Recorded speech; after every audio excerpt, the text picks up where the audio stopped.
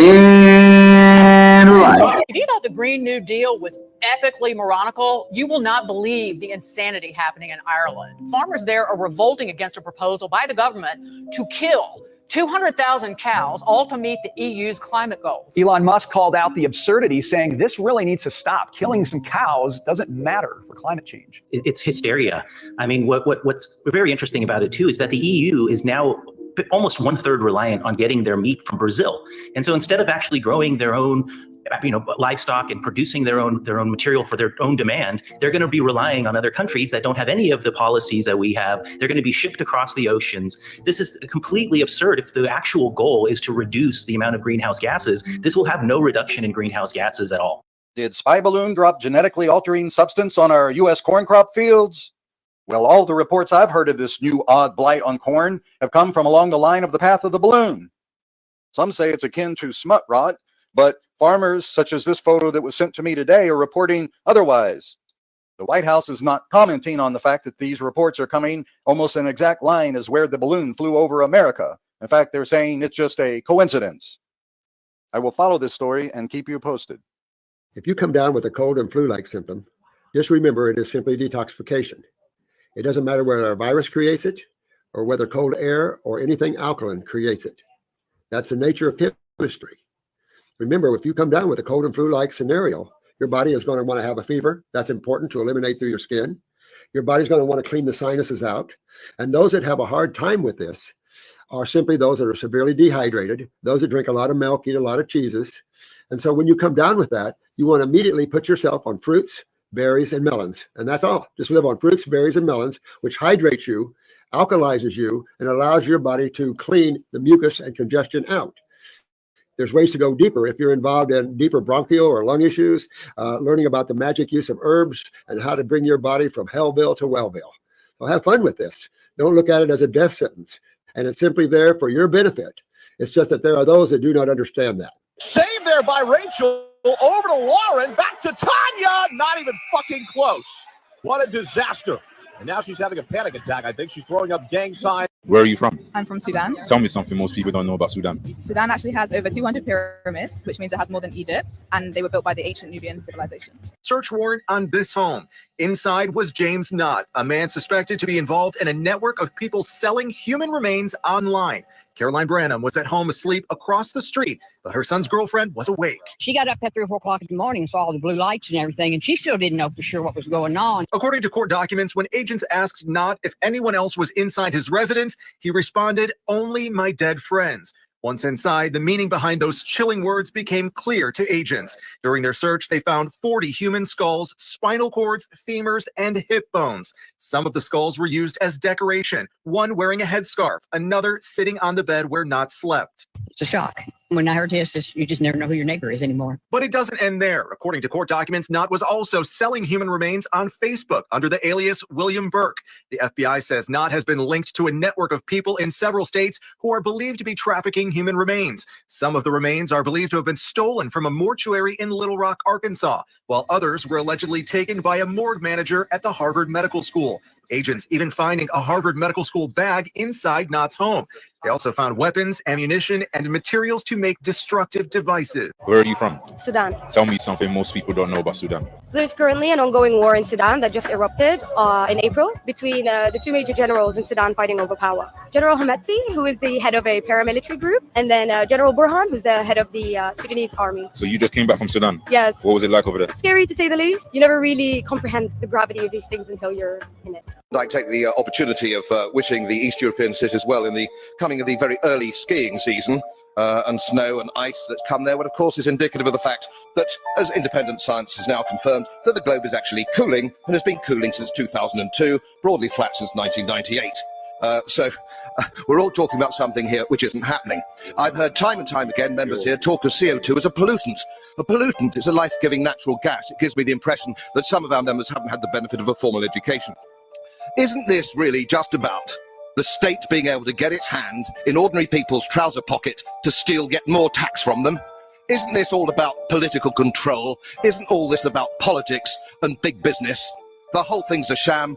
this bogus hypothesis, this ridiculous nonsense that man-made CO2 is causing global warming. Enough, please, before we damage irrevocably the global economy. Where are you from? Nigeria. Tell me something most people don't know about Nigeria. The richest man in Africa is from Nigeria, Aliko Dangote, and we're ranked amongst the highest IQs in the world. Where are you from? Nigeria. Tell me something most people don't know about Nigeria. Jollof rice did not originate in Nigeria. It's from Senegal. But what country has the best jollof though? Yeah, Nigeria for sure. Where are you from? Nigeria. Tell me something most people don't know about Nigeria. They have a really rich mythology on par with that of Greek mythology. I know about Shango. What about you? There's Mami Wata, which, she's a mermaid and she's the goddess of the sea. And depending on who you talk to, she's depicted in different ways. She's a cool figure. Ever wonder why Sleepy Joe was pushing for electric vehicles super hard over the last few years with seemingly no cause? And I guess he was doing it in the name of climate change, but I'm about to squash that really quickly. This is BHR Partners. They're an equity investment fund management company based out of Shanghai, China. They are controlled by the Bank of China Limited, and they have a partnership with none other than Hunter Biden. They deal with mergers, acquisitions, investment, and reforms of state-owned enterprise. As of 2017, their assets under management was about 12 billion yen. Not too shabby. And here are their founders up here. Oh, wait a second. Devin Archer, we know that name. How do we know that name? And here is where it all comes together. Hunter Biden helped facilitate the purchase of one of the world's richest cobalt mines for $3.8 billion in the Congo through this Chinese company. The competition between China and the U.S. in securing cobalt, a raw material used in electric vehicles. No way. You're telling me that he was using his presidential political influence to get you and I to buy electric vehicles to get his family filthy, stinking rich, and it had nothing to do with climate change at all? What? No. Let's take a look at some of these articles, shall we? The New York Times, the Washington Examiner, the New York Post. Where are you from? Ghana. Tell me something most people don't know about Ghana. Portuguese were the first ever country to come into Ghana to colonize. And that was in 1471. They were called Gold Coast before being called Ghana because there was a lot of gold in the country. And we were actually different colonies before we came into one. This dad doesn't seem too happy. Straight forever. It's going to be permanent. It's kind of like a. Why would you do that? It's just permanent. Just want to go in. Wow, straight hair? Yeah. Just relax, babe. You're making her hair straight. Do you want to explain? No. What is that stuff? It's a relaxer. It goes in the hair and it makes it straight. Yeah, I know, but I like her hair, I like her hair. It doesn't matter. It's already done anyway.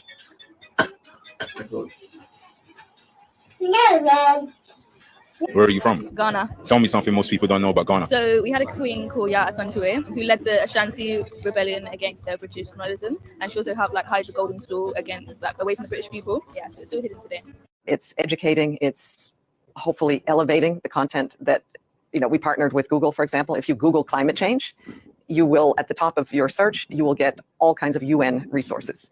We started this partnership when we were shocked to see that when we Googled climate change, we were getting incredibly distorted information right at the top. So we're becoming much more proactive.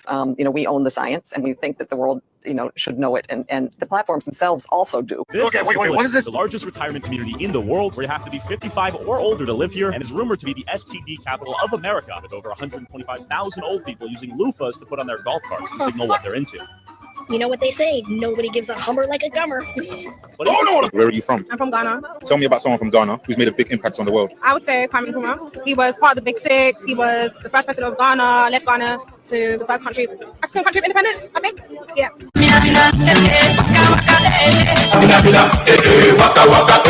Waka Waka it's a dear song to me. It came to me in the most unexpected way. I was taking a few days off in my farm in Uruguay, and I walked from the barn to the house. And on that walk, boom, it came to me. I got the lyrics and the music. I arrived to the house. I was like, I got it. I know this is it. Where are you from? Mauritius. Tell me something most people don't know about Mauritius. So Sega is our music, Mauritian music. Sega was formed by slaves trying to entertain themselves. The island was formed after a volcano eruption. So this week is Lesbian Visibility Week, and as the first openly queer person to... Gas is $3.50 a fucking gallon right now. A gallon of milk is more than a gallon of gas. A pack of chicken is $20 fucking. Do you really think Americans give a flying fuck if Susan is scissoring Stephanie or not? We don't give a fuck. Why is the White House so obsessed with sex right now? All we hear is LGBT, trans, lesbians, gay. Who gives a fuck? We don't care. Nobody is infringing on your rights. Nobody is bothering you guys. You don't see fat people walking around waving little Debbie flags going, Fat People Visibility Month. Like, nobody fucking cares. Get with the real issues and stop worrying about who's fucking who. It's ridiculous. There is no 5-year-old in this world that is explicitly gay, lesbian, transgender, or even heterosexual. Small children don't think about sex and sexuality unless they have been groomed to do so by an adult. These are the facts.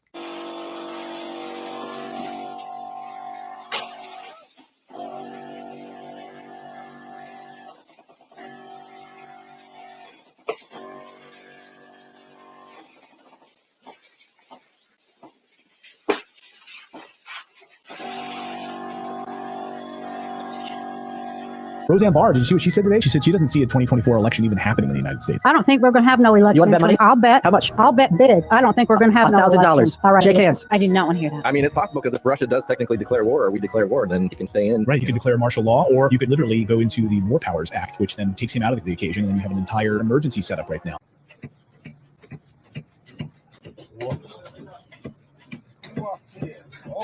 I am so shook after starting to read this book exposing the insane number of toxic chemicals, carcinogens, endocrine disruptors, PFAs that are present in the clothes that we wear every single day. I'm sure you've started to hear all about the devastating environmental impact of the fast fashion industry, not to mention the incredibly problematic and frankly disgusting labor practices of companies like Shein. But what's absolutely horrifying to me about what's being exposed in this book are the toxins that are present in uniforms, in name brand clothing that we typically would consider to be safe to wear. And then I came across this video that basically made me want to gouge my own eyes out with a fork. There are forever chemicals in the crotch region of Lululemon leggings and leggings of many other companies. These are PFAs, called forever chemicals. We know they can be absorbed through the skin, which is crazy when you think about the fact they're concentrated in the crotch region of leggings like these. These chemicals are associated with hormone disruption, with cancers, with thyroid, kidney, and liver damage in humans, and they're in our clothing. Not to be the bearer of the tinfoil hat news here, but there may be an ulterior motive behind the agenda. After all, what benefit could possibly exist from needing us to rely on pharmaceuticals, largely for cancer, that people are developing because of compounds found in our food and our skincare and our cleaning supplies, and now even the leggings that we wear to work out to avoid being sick? Just one example, but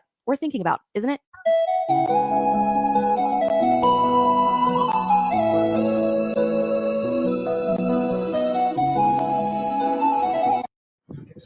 Keith Archibald hopes he can convince the children on the other side of this door to open up. These police officers aren't there to check on your guys. Officers want to get into the one-bed extended stay unit after meeting up with the children's father, Travis Doss, and their stepmother, Amanda Stamper, across the street. So when the little man listened to my voice, I said, you can look at me, it's okay.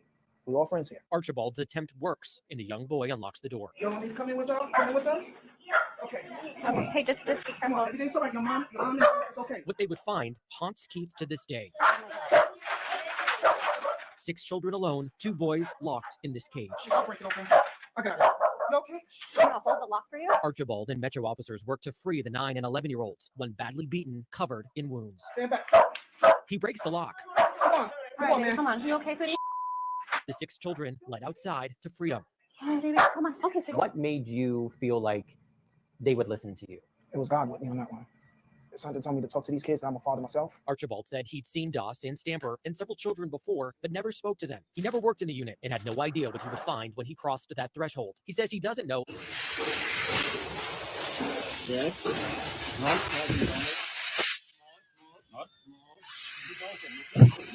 Sign me up, yo. You and your family do to cut back on plastics? We have recently switched to drinking water bottles out of water out of when we have water bottles out of plastic. Away from plastic towards paper, like drink box water bottles, sort of thing.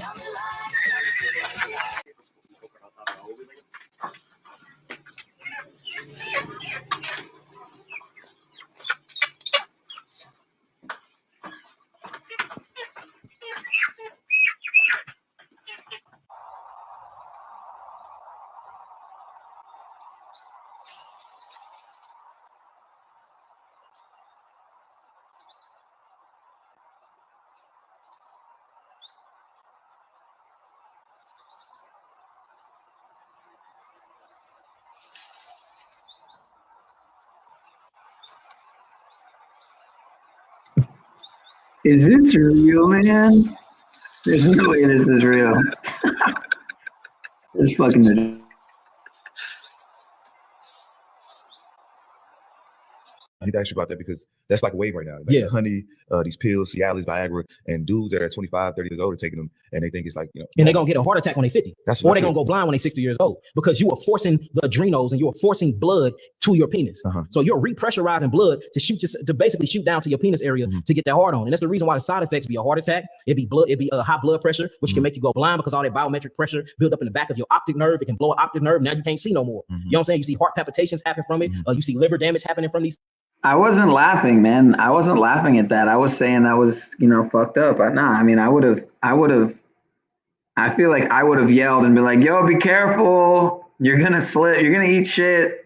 I feel like I'd have the decency, personally. But this dude, Yaki Awakened, I had one of his videos pulled up like a couple weeks back. I don't think I ever ended up getting to it, but sometimes I'll have hella tabs open and I'll never get around to touching on some of the stuff, but things. So you got to be real careful with what I would call fake stimuli, man, because it's long-term side effects that come from these things.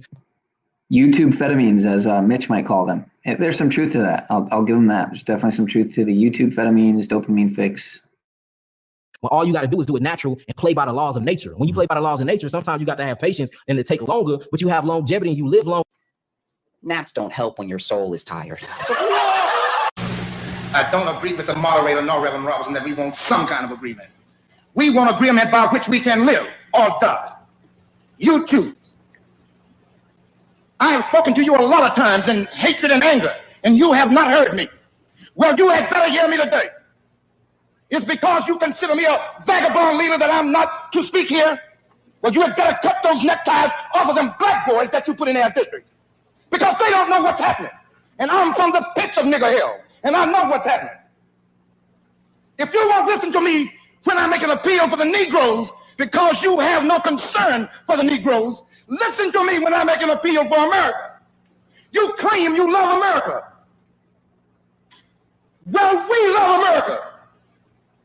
But you are driving us back and you are making a Samson out of us, and we are going to pull down the pillar. Should you try to pretend that I'm crazy because I want America to be saved? Riots that goes on in this country and in this city. The city is better than Pittsburgh. And then you think we have no right to ask for something? Is it too much to ask you to grant us human dignity? Should we be put down and shot to death for this request? If so, you can aim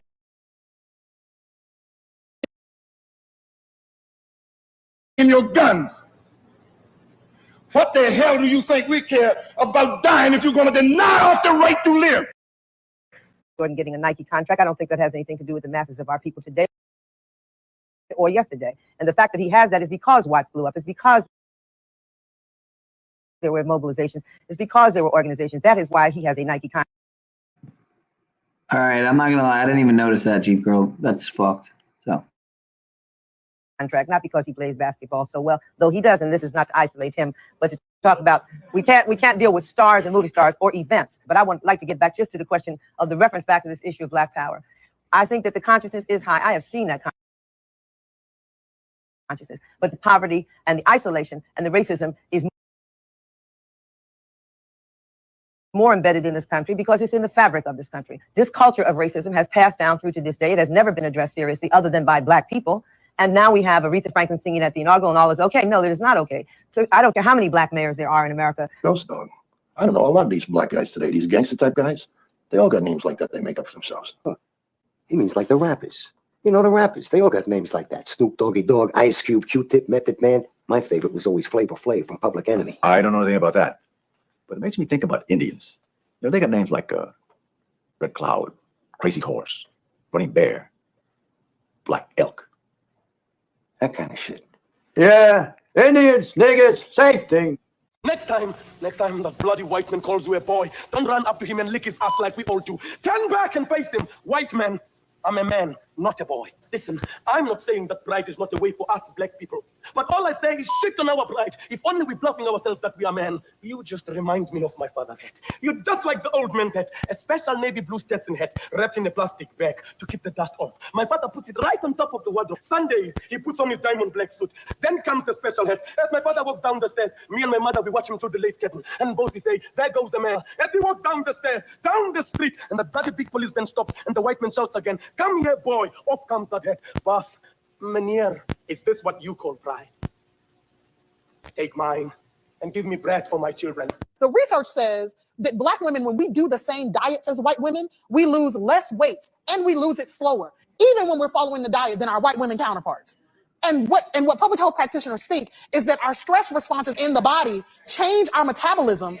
It's literally that the racism that you're experiencing and the struggle to make ends meet actually means the diet don't work for you the same. Elwyn Warhorse Gillum is the chief of the Choctaw Indian tribe.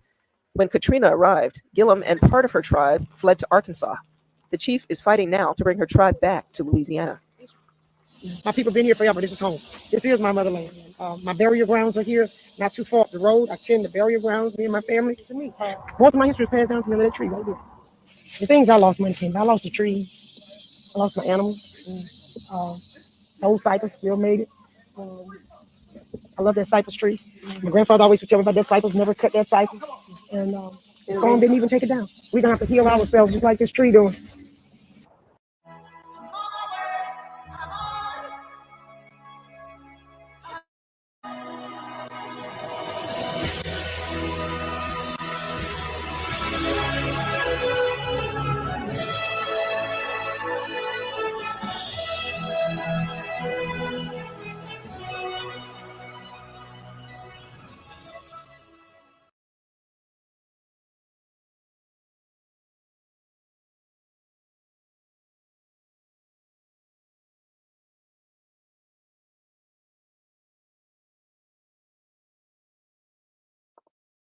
All right, so random compilation from Subtle Infinity.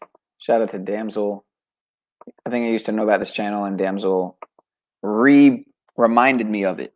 But yeah, interesting day in the shitiverse as per usual. Let me see something. Let me see something.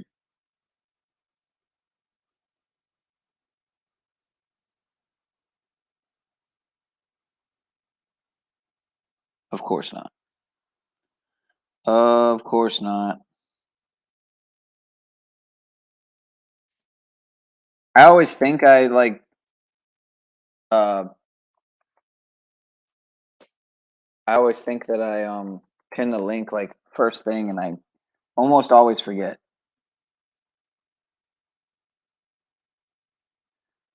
But yeah, last night was interesting. Last night was very fucking interesting. Let's see what Benton's up to. I'm curious. I was over there before. He's talking about THCO. THC, but in comparison to Delta 8 THC, the acetate or THCO form His radio announcer voice. at minimum 3 times more powerful and debatably the closest to a psychedelic experience, but while falling short of that mark based on my intellectual debate broadcast. If I may hazard a guess, I believe I was invited, but no, I'm too busy making my own content, and then now we're watching my content. Oh yeah, that's right, back to me. Thank you for reminding me. Much appreciated. I almost forgot. Very feminine what he's doing here. This, I'm floored and all this, as if now he's experiencing some emotions that we all need to, somehow play into. Well, that's your problem, partner. That's your problem. That's very feminine. But you're done for sake. So, move on, sir. Not interested. No, man, I don't think we can. Okay, well, I win then. Once again, I don't know if you win. Once again, EBT wins tonight, Kim. I don't know. And I'm really sorry. I know you probably don't care. Or whatever. Like I'm nobody. I mean, I know. I'm so. See, now we're going passive aggressive. Please validate my feelings, right? And again. Yes, I have most definitely heard of Mouthy Buddha, and I bet I wonder what would happen if I looked up a Mouthy Buddha. Let's see. I wouldn't be surprised if nothing comes up, if nothing opens.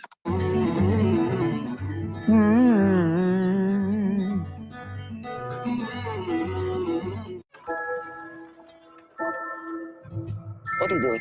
I'm running away. To where? Up there. In which clips there? In green one. Daniele, you're holding all of us up. Where's Violet? She went for a walk. You let her go on her own? She'll be fine.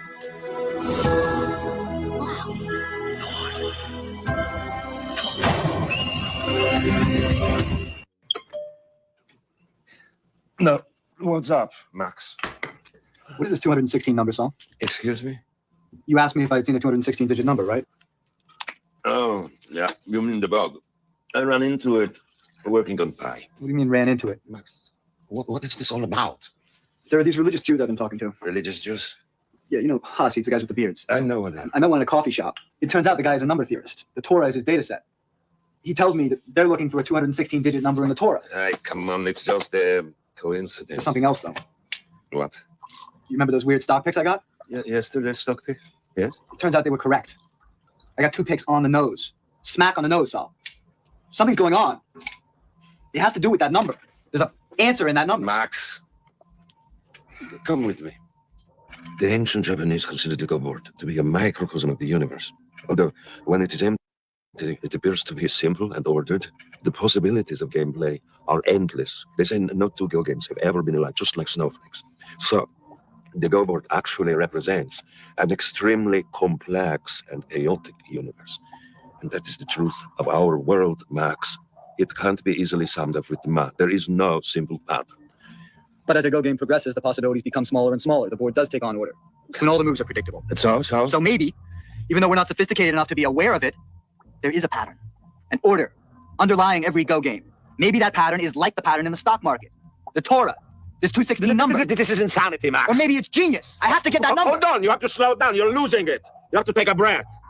Listen to yourself. You're connecting a computer bug I had with a computer bug you might have had and some religious hogwash. You want to find the number 216 in the world, you will be able to find it everywhere. 216 steps from your street corner to your front door. 216 seconds you spend riding on the elevator. When your mind becomes obsessed with anything, you will filter everything else out and find that thing everywhere. 320, 450, 22, whatever. You've chosen 216 and you will find it everywhere in nature.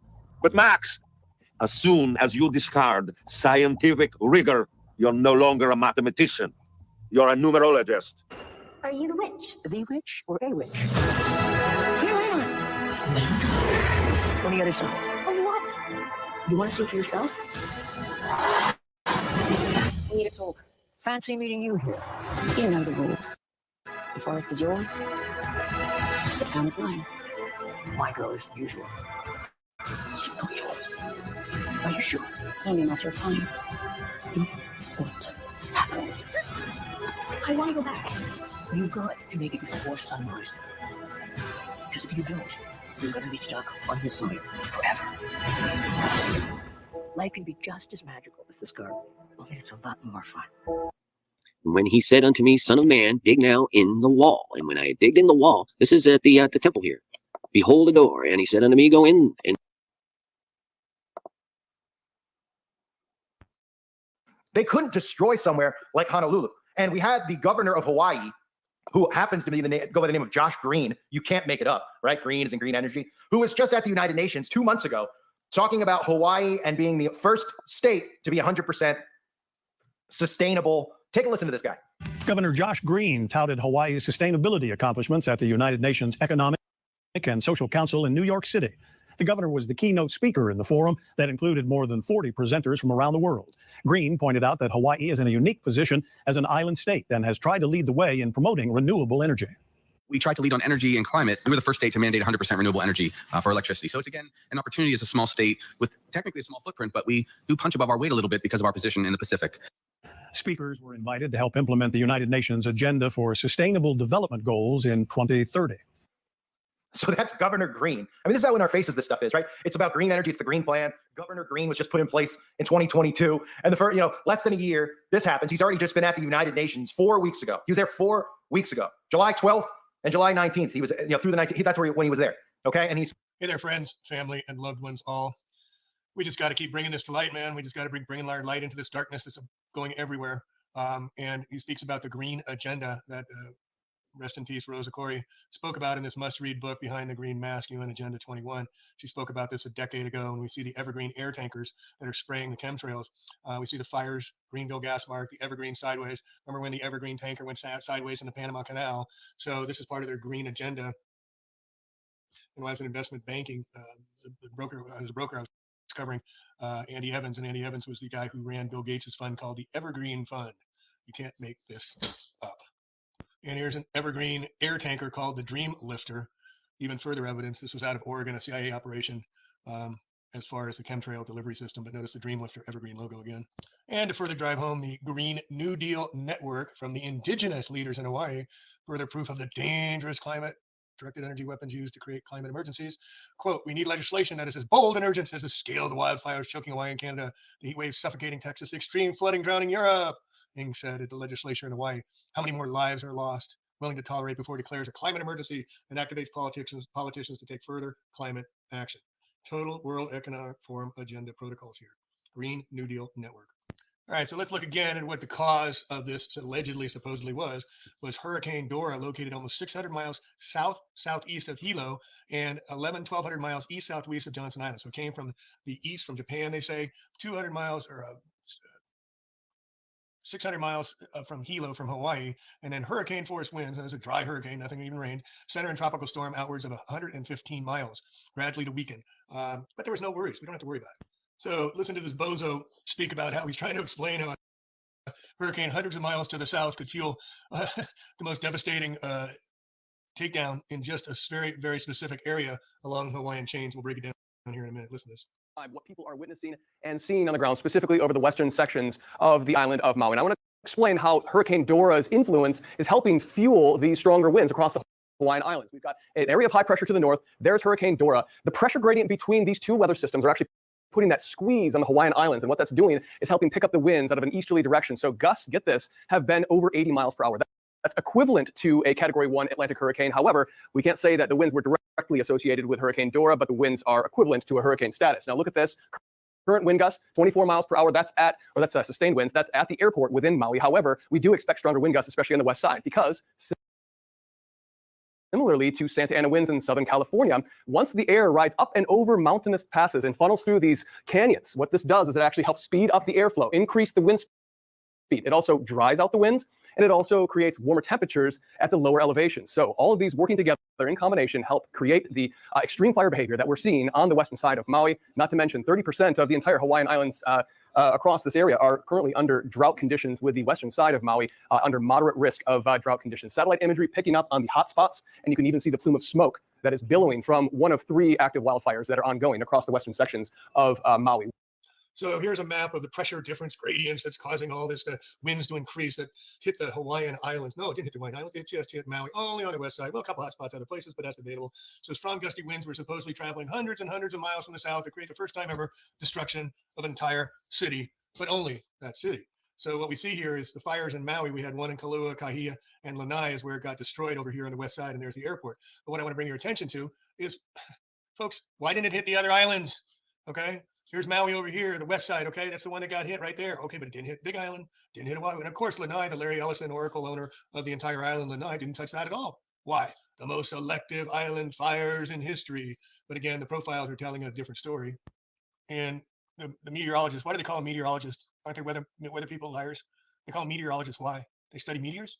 So anyway, Hurricane Dora generated moving across Pacific Island hundreds of miles south of the Hawaiian Islands. Heavy wind gusts of 60 miles per hour. Here's the knocking out power lines. So again, they're going to be saying, oh, the dry fuel knocking out the power lines. But again, they came out and said, this is the update on August 7th, right before, that Dora is maintaining a steady westward path.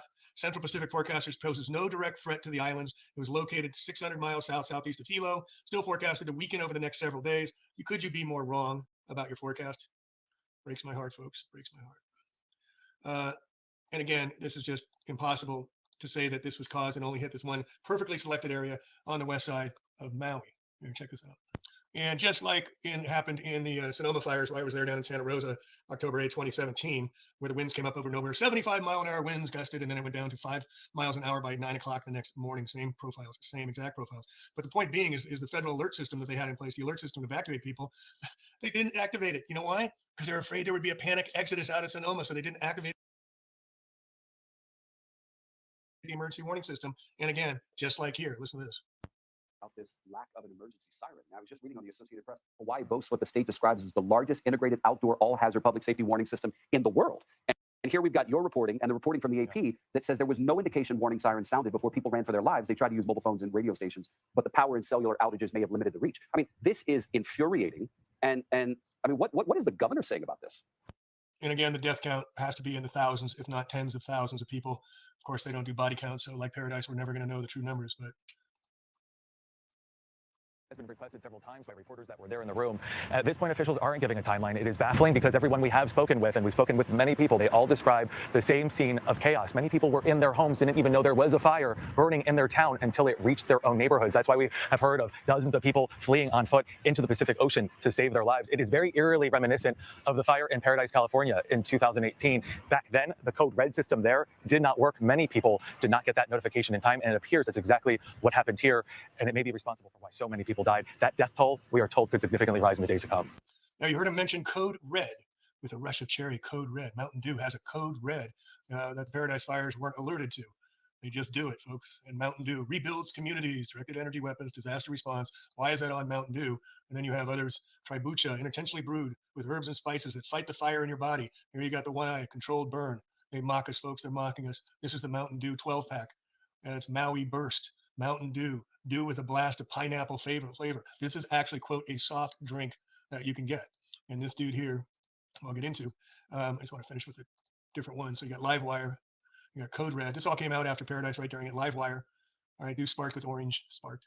Pitch Black with a blast of Blake. And look at all the energy right around it. They're just mocking us. Revolution, Voltage, Supernova, Mountain Dew, directed energy weapons. And then this is after the Paradise fires, 2 days. Usually the rains come. And this is the interesting thing about the Hawaii directed energy weapon attacks was they didn't have the following rains up. In fact, the hurricane was a, quote, dry hurricane, only winds. So here, check this out. This is from the Paradise fires, November 8th, 2018. This is 2 days later, forecast, or 3 days later, Saturday, 4 a.m. weather forecast. This is what their numbers they love to do.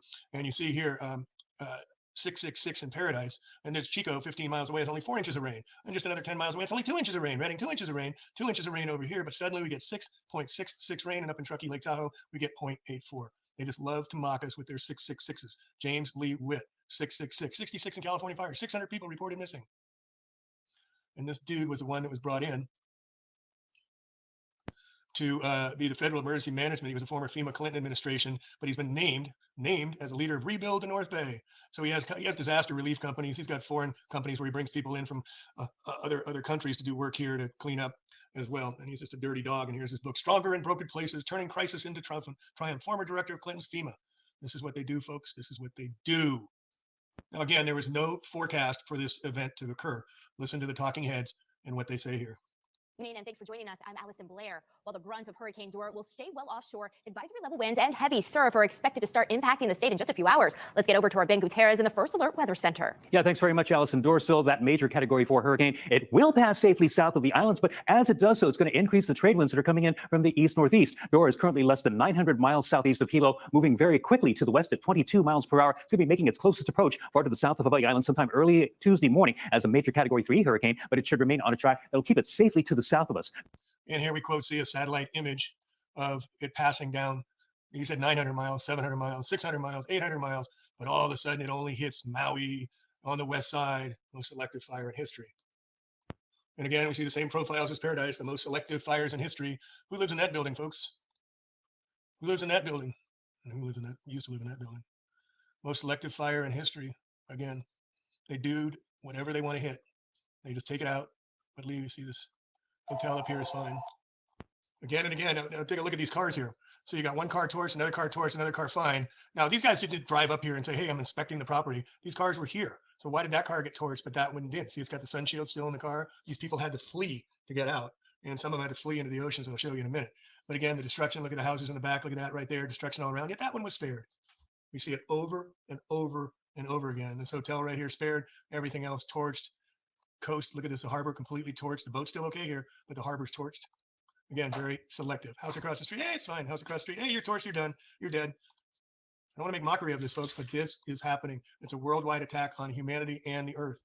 And I showed the previous, animals are getting torched as well. Look at that building standing surrounded by all the, how does a wildfire driven by winds? Look at the rainbow there. And then in the background here, we see this completely torched, yet these homes are fine. Same profiles over and over. And you can see down here, these are fine, these are torched, these are torched, these are fine. This is torch, this is fine. Church, hey, the church, we got to save the church. Over and over and over. Again, who owns that house, folks? And here we're getting first-person accounts from inside. Listen to what this gentleman has to say. Kicked in the door to Bubba Gump's to get out of it because I was getting pounded. And then Bubba Gump started on fire, and I'm running down Front Street, and the wall, there's like 80 people, and the ocean was on fire. The firefighter told me because the first layer of ash causes it to seal. And then the next layer of ash was all the embers. So the tide line was on fire and had to jump through the water and come up through the fire. And 80 people, they were on the wall. Everybody started jumping in. Coast Guard was out there grabbing people. I was like, no, I'm good. I was born in the water. I'm hot. And they're grabbing people. I swam. I knew my phone was only good for like 15 seconds being submerged. And then swam for like a half mile more. It was like nothing you've ever seen. This was bad that the people in their cars that were dead and from asphyxiation and the fire blew out the car, and you just saw the numbers of the dead are so wrong. People. Can you even begin to imagine? And then look at this bicycle right here with the tire gone against the walls. People pulled over and had to jump over the walls into the ocean to save their lives. The story about. All right, wait, hold up. Are you seeing what I'm seeing right now? What is this? Is this real? For real? Is this real? Silent weapons for quiet wars.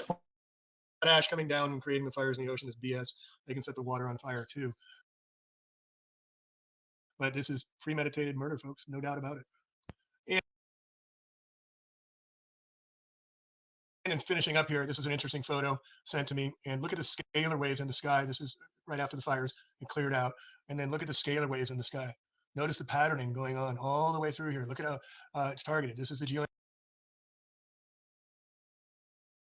geoengineering they used to create the plasma weather to initiate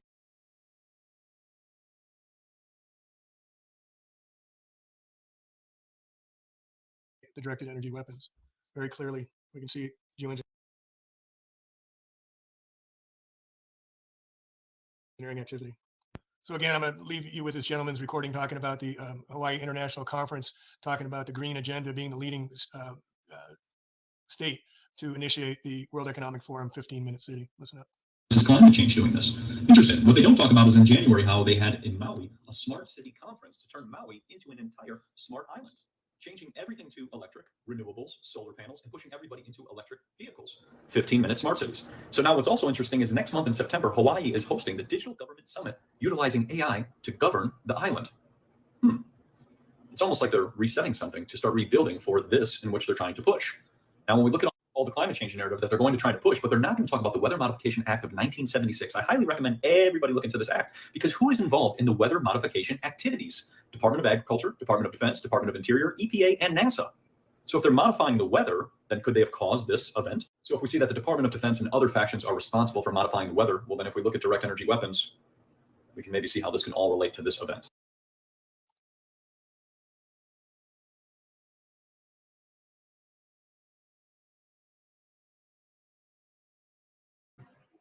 Wow, well, the optics are pretty scary on that. Fuck, man. Wow. Now, what's also interesting is next month in September, Hawaii is hosting the Digital Government Summit, utilizing AI to govern the island. It's almost like they're resetting something to start rebuilding for this in which they're trying to push. Now, when we look at all the climate change narrative that they're going to try to push, but they're not going to talk about the Weather Modification Act of 1976. I highly recommend everybody look into this act, because who is involved in the weather modification activities? Department of Agriculture, Department of Defense, Department of Interior, EPA, and NASA. So if they're modifying the weather, then could they have caused this event? So if we see that the Department of Defense and other factions are responsible for modifying the weather, well, then if we look at direct energy weapons, we can maybe see how this can all relate to this event.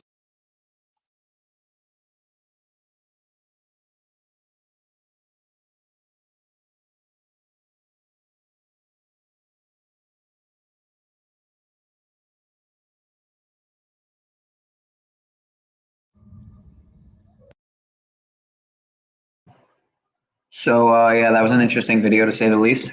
Fucking pretty wild. Looks like they're gonna maybe use Hawaii as like this jumping off, well, not jumping off point really, but it actually makes me think of the movie or the show. It was like a kid's show.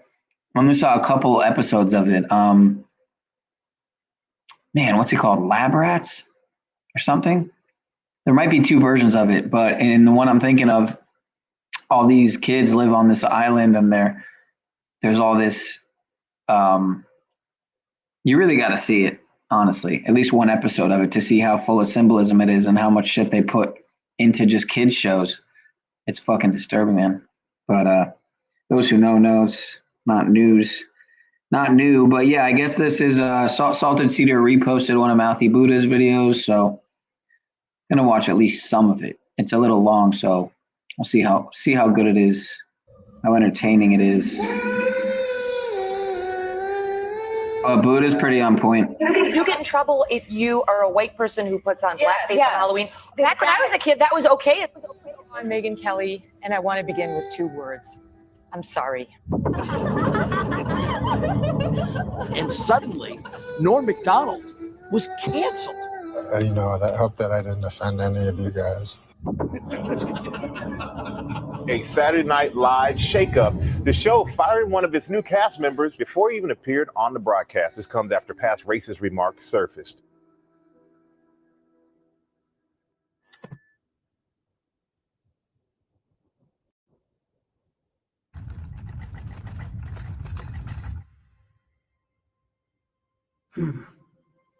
Everything is going terribly wrong, which is shocking, considering how much progress has been made.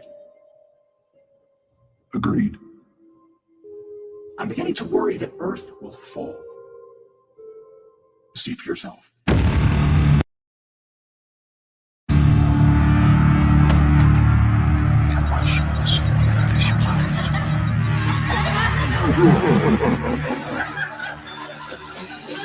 Oh man. Shh. This is America. Don't catch you slipping now. Don't catch you slipping now. This is America. This is America. Don't catch you slipping now.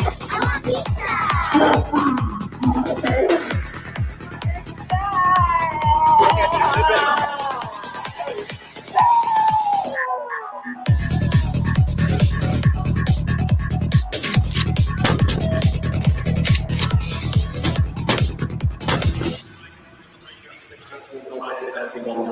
We got to start eating babies. It's too much CO2. We need to eat the babies. It's too much CO2. We need to eat the babies.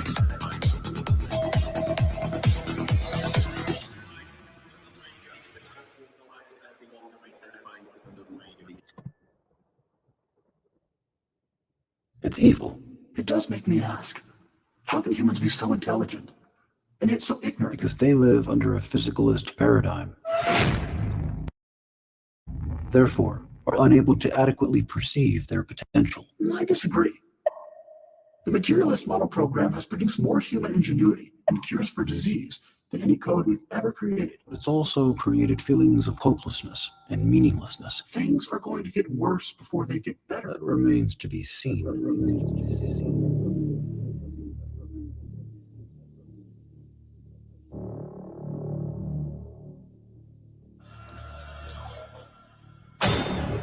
Right now, many of us are either witnessing or participating in a new social media hive mind that influences how we think, feel, and behave.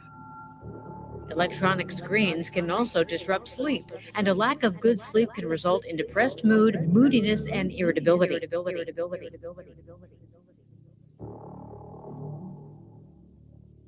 We now know that apps like Twitter, Facebook, and Instagram can make us depressed and anxious, in part because of how they can change the brain, turning active participants in society into passive observers.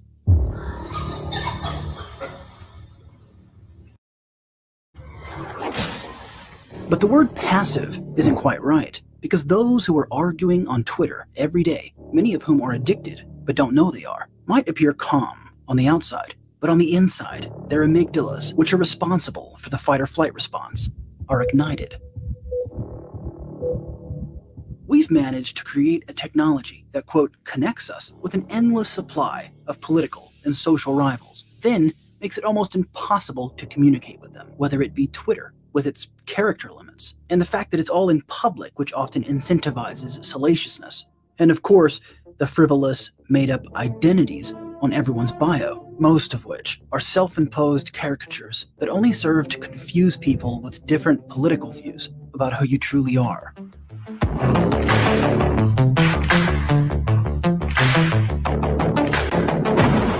Twitter causes social decay. It disconnects us from truly engaging with other humans and empowers mobs to feel as though their ramblings are creating justice in the world.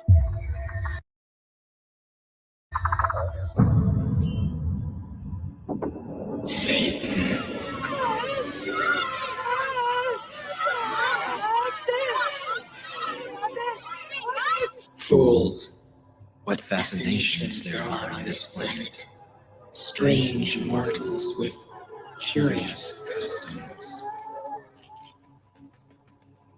Life itself is only a vision, a dream. Nothing exists save empty space and you are but a thought.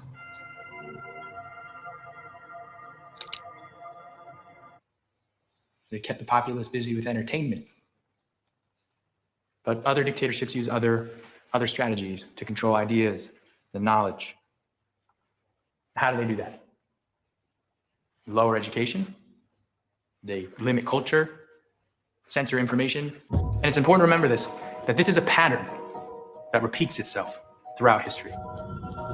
Of course, we've always been tribal.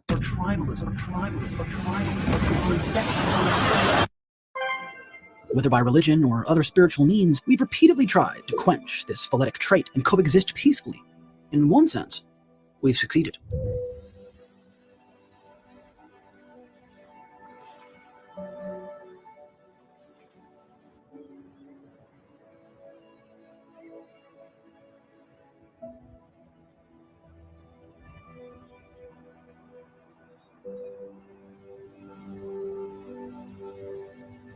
Extreme poverty has fallen by half since 1990. Literacy rates are the highest they've ever been. So is education, leisure time in developed countries, and the health of newborns. Child labor and mortality rates are the lowest ever, alongside teen births and smoking. And in the US, violent crime continues to decline, including school shootings, which are the lowest they've been since the early 1990s. We obviously still have problems, but with all these improvements, why do many of us still perceive the world as getting progressively worse? Or maybe I could ask it like this. Among all these improvements, why are we suddenly committing suicide at a nearly unprecedented rate, especially the youngest among us? What are we so scared of? Oh, Dad, won't you spare me over another? There's no single cause for suffering, but media, whether social or mainstream, negatively skews our perception of reality, both inadvertently and purposefully. And as the parent of 2 young children, I'm particularly concerned about screen use and its effect on our children. Studies clearly show that we're seeing record levels of anxiety and depression coincident with smartphone adoption and social media use.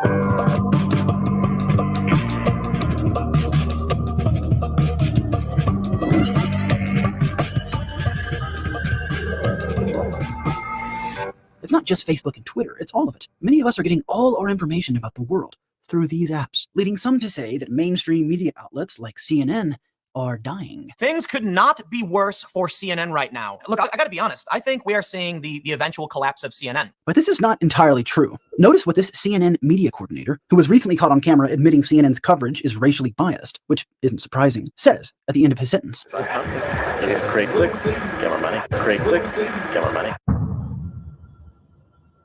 He's not talking about television viewers, but getting, quote, clicks.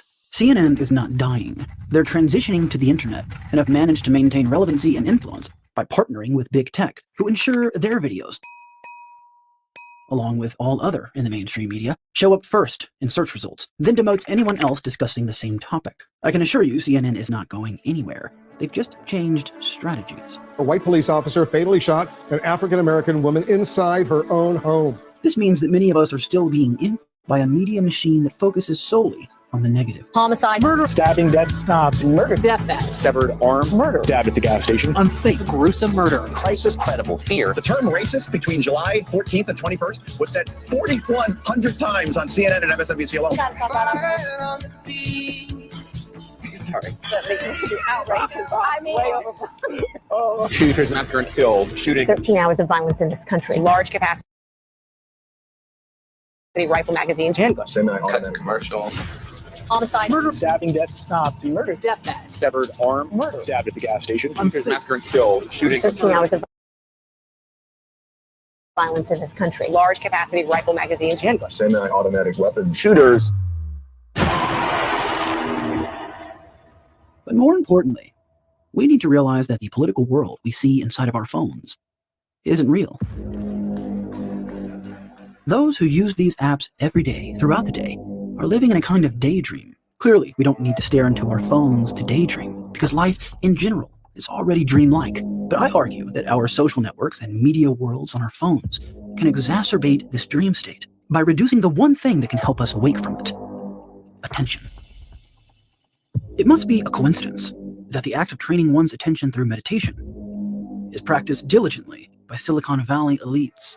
It's not a conspiracy. Big tech knows they've created apps that decrease attention spans, while at the same time they're using little to no social media and improving their own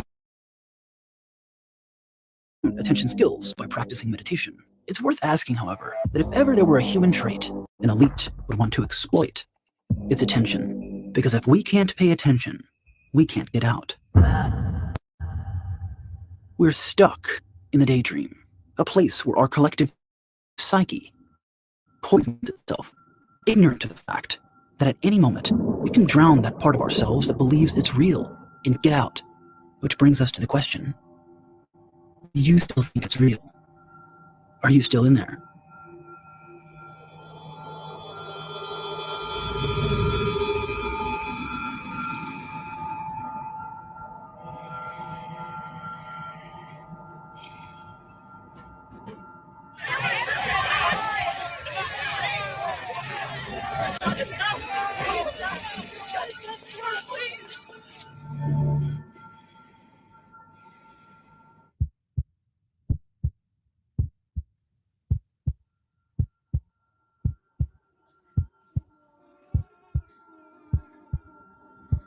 And it's important to remember this, that this is a pattern that repeats itself throughout history.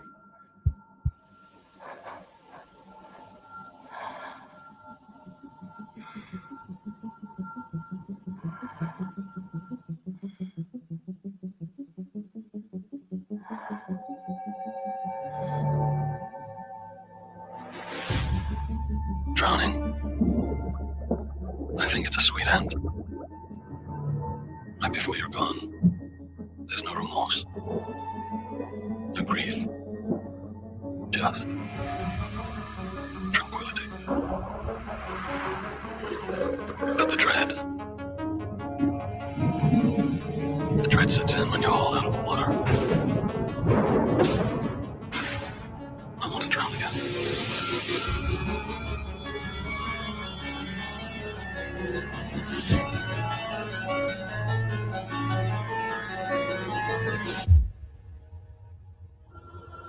Contrary to the pessimists, I do think there's hope. If we can manage to control our lower egoic impulses, I think it's possible that the same collective power inside the outrage machine can be utilized for good. We already see semblances of this occurring online. Hey guys, it's me, Tech. So it's probably my last video. YouTuber Republic Attack, who makes exceptional Lego creations, one day uploaded some very bad news to his subscribers. Then I just found also broken windows and doors. And finally, I saw also destroyed Legos just down the stairs.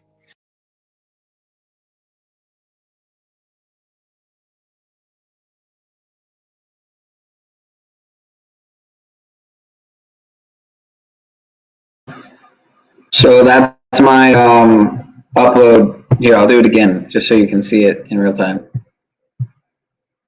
But I don't know what to do from there. Like, I don't know where to adjust it.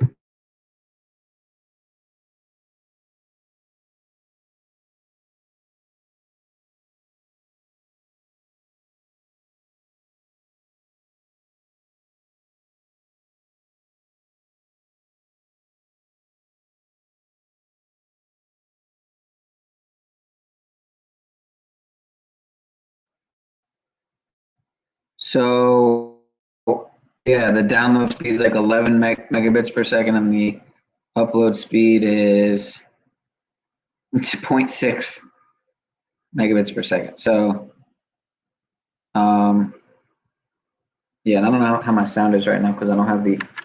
Hold on. All right. Yeah, so I don't know what to do from there. You're saying speeds.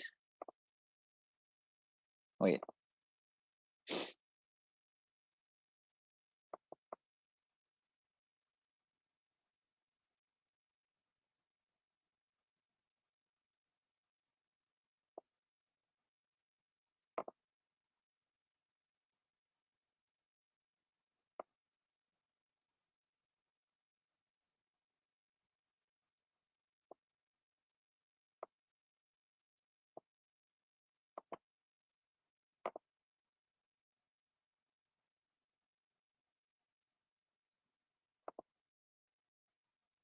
Yeah, I don't know. No, I'm not on hotspot. I'm on Wi-Fi. It's Wi-Fi. It's just shitty. I guess it's just shitty. Someone Man. burglarized his home, stealing and destroying high-end, expensive Lego projects he'd spent years building. And my creation yeah. was here, gone, totally destroyed. His video jumped to millions of views, and in the comments section, more and more decided to band together and start a GoFundMe. They shared his story on their social media. And one by one, the $5 here and a $20 there, they ended up raising over $18,000. I'm not doing this kind of video on my channel, but like it's really an exceptional situation, and wow, I just don't have the words to express myself on this, but I just want to say that I am really thankful for all the very kind gesture. Hello everyone, this is me, Perfect Protect, doing a new video in my new Imperial facility. So I would love to really make you a video tour, because if I have that many Legos in this room, that's thanks to you. If I have this new cute 8080, that's also thanks to you, to the donator, to the donation, so thank you again for that. We enjoy doing things like this. Helping others comes from the same place that forgiveness comes from. The more of us who mobilize these positive traits within ourselves, the better our lives and therefore social networks will operate. It's true that, quote, cancel culture is the new thing right now. And it's true that there are some who don't see it as a problem and want it to continue. They have their own path. But I think that most of us want to live in a more forgiving world. We've simply forgotten, or may not even know, that forgiveness frees the forgiver. Came out in support of Shane Gillis. This is a guy who they found in his past anti-Asian remarks, but you backed him up. Watching his work, I thought that he was a still figuring it out comedian who told some offensive jokes. And that to me was not something that someone should lose their job over. And so we should use this as an opportunity to become a little bit more understanding and forgiving. We can also take a page out of the book from this young man, whose older brother was killed in his own apartment by a police officer who allegedly mistook the apartment for her own. I want the best for you, because I know that's exactly what both of them would want you to do. And the best would be give your life to Christ. I don't know if this is possible, but can I give her a hug, please? Please? Yes.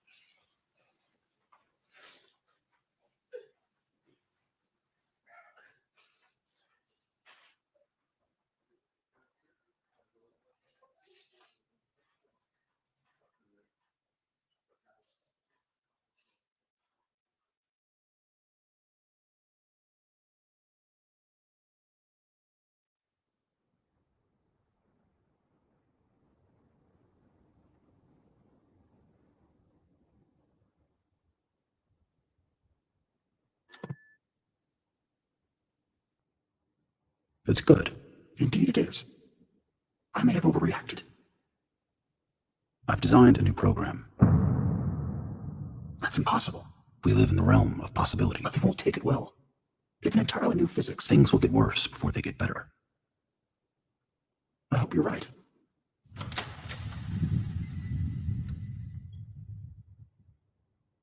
Let's begin. What happened?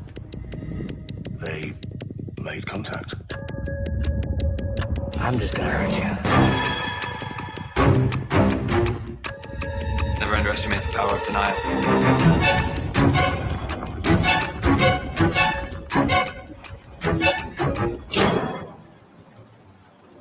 There is someone walking behind you. Turn around, look at me. There is someone watching your footsteps.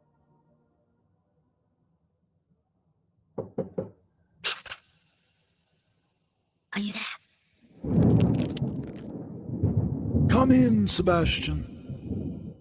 What's wrong?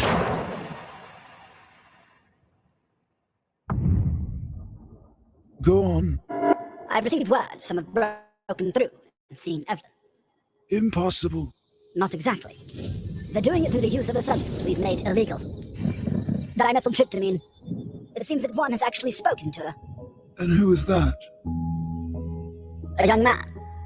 His name is Jacob. I assume you've come with evidence. Indeed. We were able to locate footage from inside his brain during his experience with the DMT. May I? Under one condition. Anything. When the video ends, he is brought to me alive. The guy I know told me he just got back from doing DMT in Mexico. He asked if I wanted to buy some.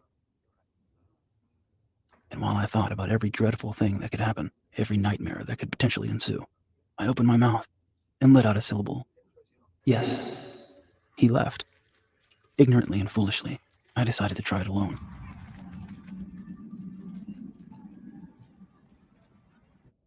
Some say DMT is a doorway or window to another dimension.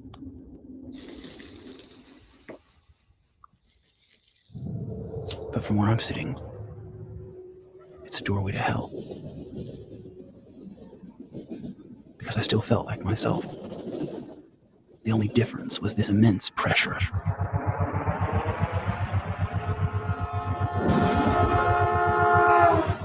And that's when I remembered. I felt like I was actually like strapped to the outside of a rocket. Subsequently, somebody said to me, "You didn't have enough." That's what I was just going to tell you. Really? Yeah, because you only took one hit. You usually take 3. You take 3, and the rocket ride leads you somewhere. I could see the pipe through the outline of my room. I grabbed it and hit it again. The smoke inside my lungs felt like hollow darkness.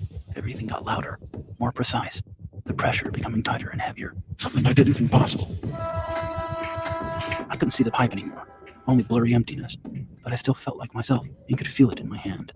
So I lit the pipe and took my final hit, letting the smoke coat my lungs. A second or two passed.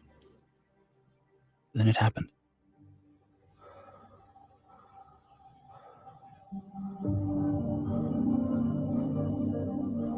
My sense of self didn't evaporate, as some say.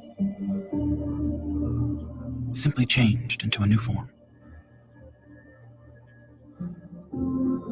Whatever I was now was inside of a vast, incalculable visual field, extending for miles.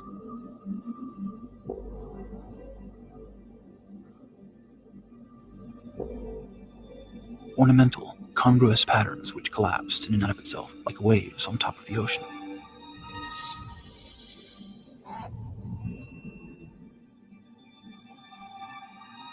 Strangely, I felt identical to them.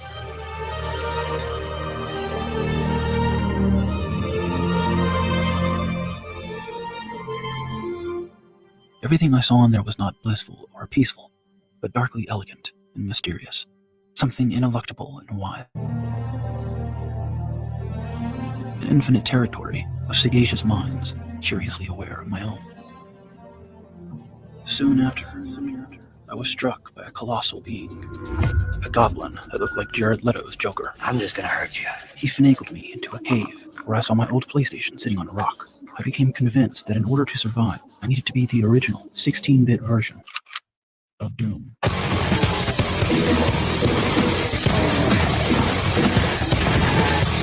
I'm just gonna hurt you. Really, really bad.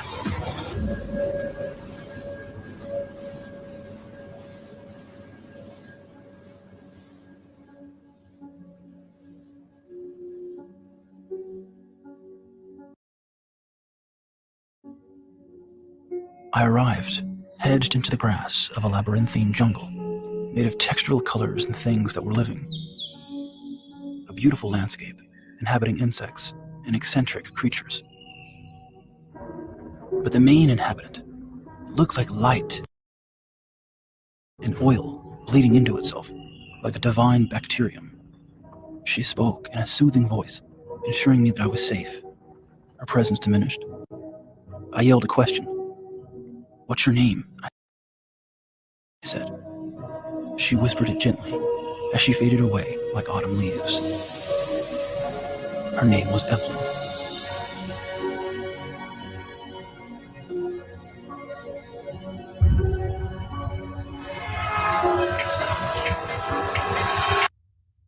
Then I woke up.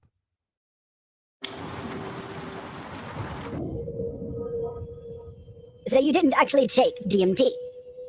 Yeah, that's right. You simply dreamt it all? Yes, I feel like I've already explained this. How is that possible? What did Evelyn look like? She looked like an eye. What else? Well, she also changed into a human figure inside a geometric structure of some kind. Tell me, Jacob, do you know who I am? Yes. You're the Shadow. You're Neville. You seem to have found a very important doorway, one that leads to a very important person. Of the others who have seen her, none have heard her speak. Tell me, what did she say? She told me secrets. Go on. Well, I can't tell you. Life is a precious thing, Jacob. It's up to people like me to ensure things don't go topsy-turvy. You say you know who I am. If that's true, then you shouldn't be surprised when I tell you something. And what's that? Evelyn is not a woman. What are you saying? Dear boy, I'm sorry to inform you. But Evelyn is I.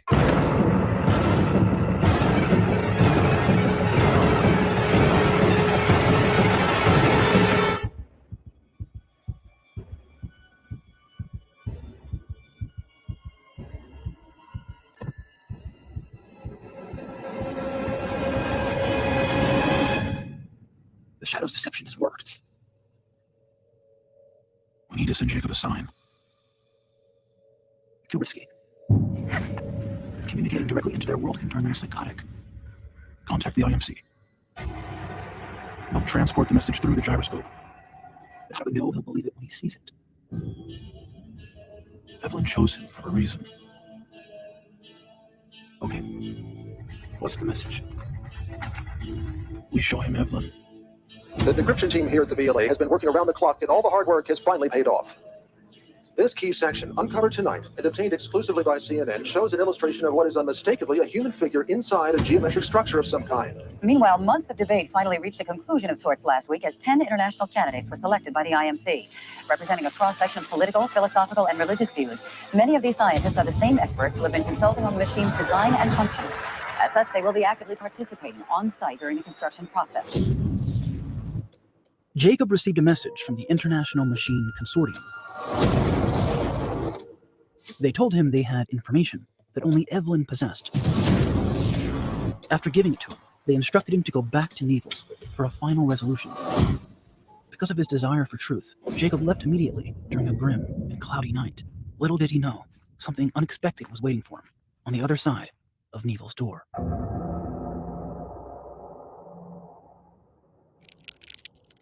Yes, Jacob.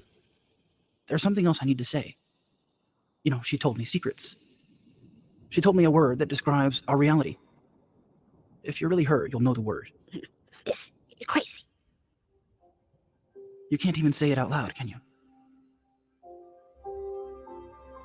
That's the day I realized that there was this entire life behind things. And this incredibly benevolent force that wanted me to know that there was no reason to be afraid. Ever. Enough of that. Wait. I told you. You've forgotten already. What? The new physics.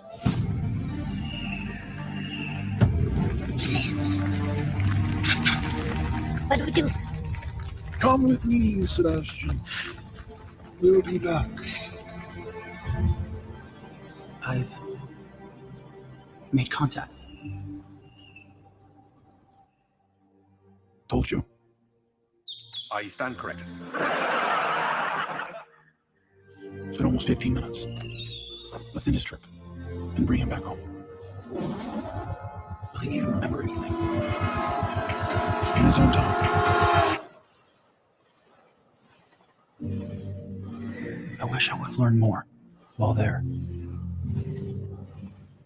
It was all too fast, too destabilizing. And after a while, I could feel hints from my old life show up again. Eventually, the hints became all-consuming, and the transformation I had withered away like Evelyn's autumn leaves.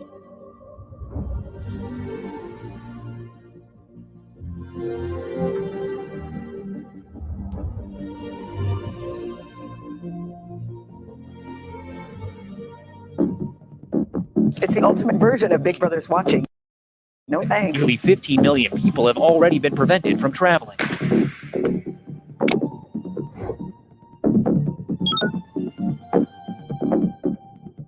China's version factors in everything from jaywalking to smoking on trains to buying too many video games.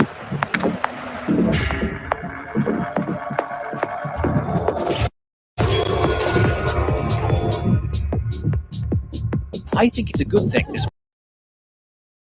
woman said. It makes people more honest.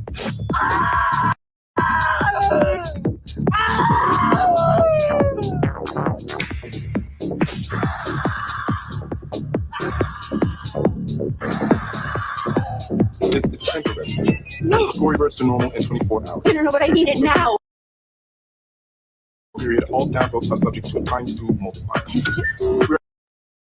Recommend you avoid negative feedback at this time. I'm double damaged. Please, remove yourself from the airport immediately. I try to convince people to slow down. Slow down AI. Stop. To regulate AI. This was futile. I tried for years. China's cities are already flush with cameras. Around 200 million of them. What's changing is they're getting smarter.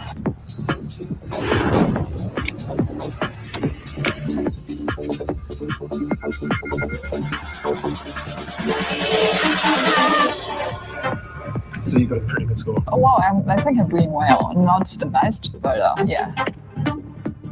The official outline boasts it will allow the trustworthy to roam freely under heaven, while making it hard for the discredited to take a single step. Lit my communist. The government here says it is trying to purify society. A person can be banned from buying plane and train tickets, real estate, cars, and even high-speed internet.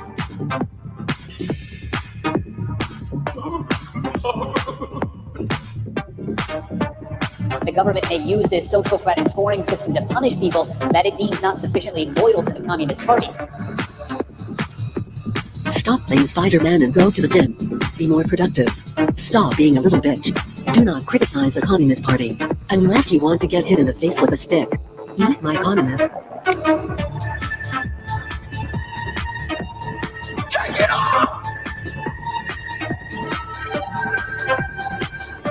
We're not going to take away your video game privileges. Yeah, oh yeah, oh yeah. Now you can play 30 minutes of the new Spider-Man on your PS4. There is much more to this story than meets the eye. But first, allow me the courtesy of a rather exuberant entrance. Pardon me.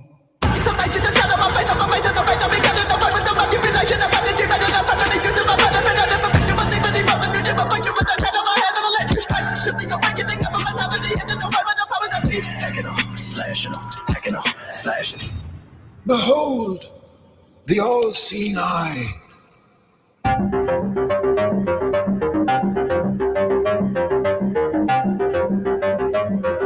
I represent the database which logs your life, categorizing you into a basket of goodies and baddies. We see you pumping gas, texting, ordering through your favorite drive-thru, browsing the mall, and when you leave, we're the ones who notice you've forgotten where you parked your car. But most of all, we see your face.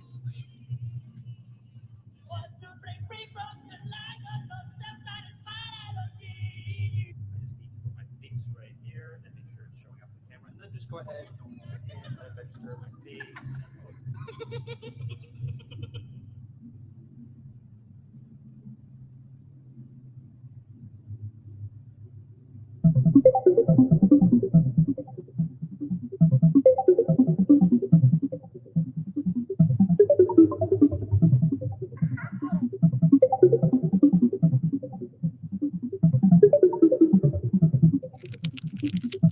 Felix Kraus, a professional iOS coder and creator of Fastlane tools, revealed that once you give an app access to your camera, it can access both the front and back camera, and so long as the app is open, it can take pictures and videos without telling you, all without indicating that your phone is recording. Okay. Have you ever used your phone while taking a poo? Think about that. Reflect on that. But ultimately, this question is irrelevant, as your stool sample is not what we're interested in. We're interested in your faith. In China, artificial intelligent face recognition technology allows us to quantify how trustworthy you are. One way to gauge trust is to see whether or not you're foolish enough to criticize the government. For example, this is Leo Hu, a journalist who tweeted some naughty things, was court ordered to apologize, and was then told afterwards his apology was insincere. I can't buy property. My child can't go to private school, he says. You feel like you're being controlled by the list all the time. This man is a traitor, a scum not worthy of licking our boots. Wu Fei, on the other hand, is a true patriot, as he has finally created a tangible use for Google Glass, inventing a more sophisticated lookalike for the Beijing police, making it easier for them to identify untrustworthy actors like the traitor Leo Hu. And when Wu Fei was asked if he knew how the government was utilizing his technology, he pled ignorance like daddy's good little boy. I have no idea. Really? Yes. Do you trust the government the way they're using your technology? Sorry, I can't answer this. You can't answer that? This is the outside our scope of questions. China's surveillance state has implemented deep learning technology into their surveillance systems, which is a machine learning method allowing the camera to make intelligent decisions on its own and improve upon itself unsupervised. Minus what is likely a lack of sentience, deep learning is the ability to turn, in this case, cameras, into something eerily similar to a brain. Analysts say China plans to install 450 million new CCT cameras by 2020, all with existing deep learning technology, which begs the question, who's watching who here?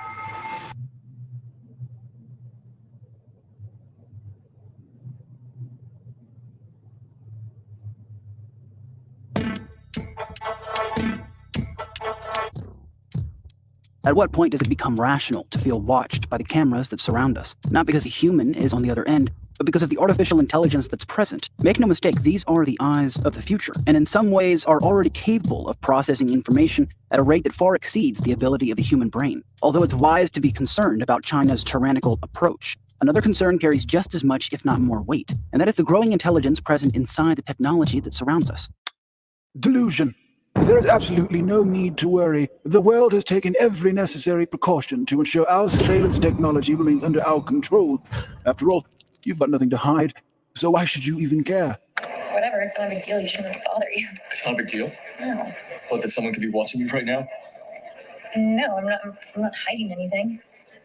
Oh, that's such a bullshit lie. What is? I have nothing to hide. I don't. Everyone does. Okay, well then what do I have to hide? An anonymous videographer surveillance cameraman challenges this argument by walking up to strangers and pointing a camera at them. What are you doing? I was taking a video. Why are you taking video without asking us? What? Shouldn't you ask us first before you take a video? Look at it this way. You ever go to the grocery store? No. You know, there's like surveillance cameras everywhere. Yeah. It's not a big deal. What's revealed are consistent reactions of agitation Hold on a second. If you're trying to find out, make me happy. and aggression. Get this out way, man. What happened? His point is that we don't seem to care that we're being analyzed by surveillance cameras until it becomes apparent. That's an invasion of my privacy and my time. Aren't there cameras in there? Tell me I'm your baby. Oh, I'm gonna call the police. And you never leave me. You fucking problem. Tell me You want to get hit? What are you doing? that you'll kiss me forever. Whisper that you love me. You. That you never leave me. Annoying. Be mine for always. I'll be yours forever. It's very likely not just the camera that's inspiring these defensive reactions, but the fact that a person is behind it. The truth is, many of us don't care or even feel like we're being observed by surveillance cameras because we intuitively know they aren't conscious. And since we're almost always ignorant of the mind who may be watching us inside of a database somewhere, it can become difficult to reason oneself into a fuss. But how much surveillance is too much? Because whether you feel like you're being watched doesn't matter because you are, as demonstrated earlier by those so blissfully ignorant they felt comfortable enough to dig down below, then smell the residue. So it should be obvious that living underneath the eye of so many cameras is not without its consequence, even when the person behind the camera doesn't come from the government.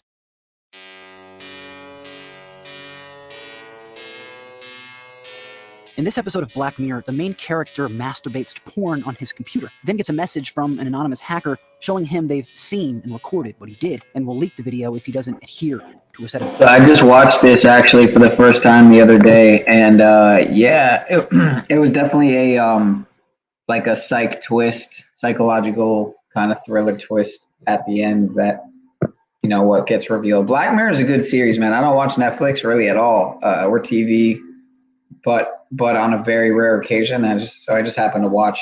I actually watched two Black Mirror episodes in the last couple weeks, like one this week and one probably last week. But yeah. Anyway, they have him meet up with others who have been recorded doing similar things, leading to him robbing a bank. Give me money. And eventually having to kill someone in a fight to the death. You'll never understand how much watching other people's pain gets me on. Hearing their screams and knowing that I have the power of a gun. But even after he was finished with the demands, the hackers still leaked the video to his family and friends, with it actually turning out to be child pornography. They have access to send emails on your behalf, delete your emails. They have the ability to see who you meet with, where and when. They have the ability to change your contact details and to tap into your calls and access any other corporate service. According to lead security data scientist Brian Wallace, hackers have already started to weaponize artificial intelligence. A future of criminal activity targeting vulnerable populations with rapid-fire hacks, self-propagating malware, local blackouts, blackmail, and so on is coming, and in some areas, already here. So what are we to make of all this? Do we do as Mark Zuckerberg, James Comey, and Edward Snowden do, and cover our phone and computer cameras with tape? Do we urge regulation to our local and federal governments? Do we do nothing because it's already too late? You can decide for yourself on how best to answer those questions. Regardless, as time has gone by, the very, very beginning of a relationship between us humans and AI has taken hold, and the way different governments handle this critical responsibility will have serious implications for the entire world. May we get it right and continue to cautiously witness this new and growing brain as it peers out to all of us.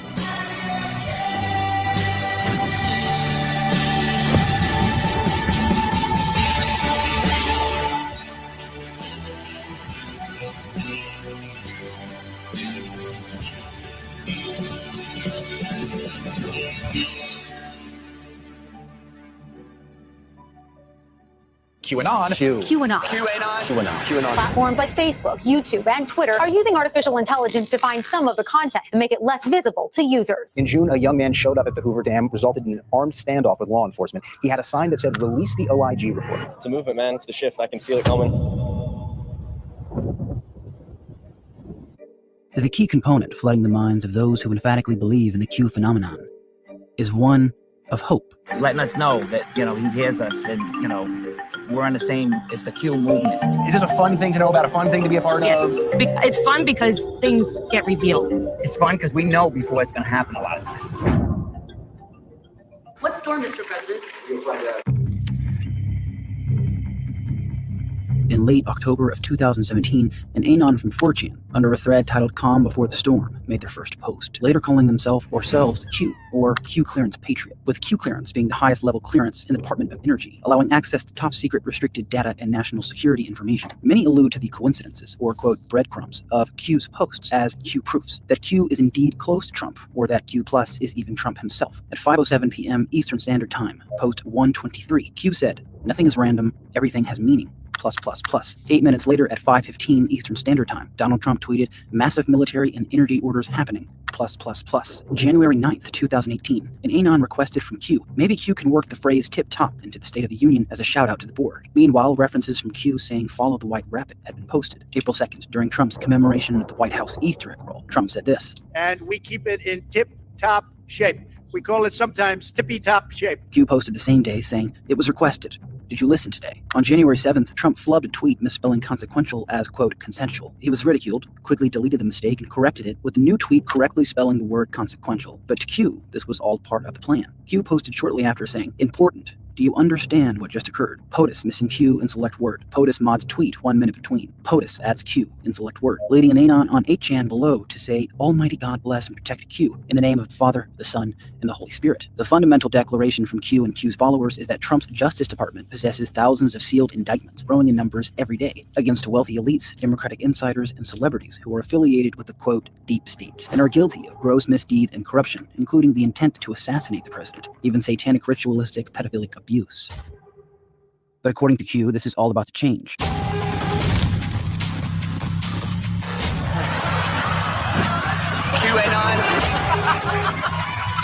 I don't know why that's funny. I mean, do you have any in-person briefings?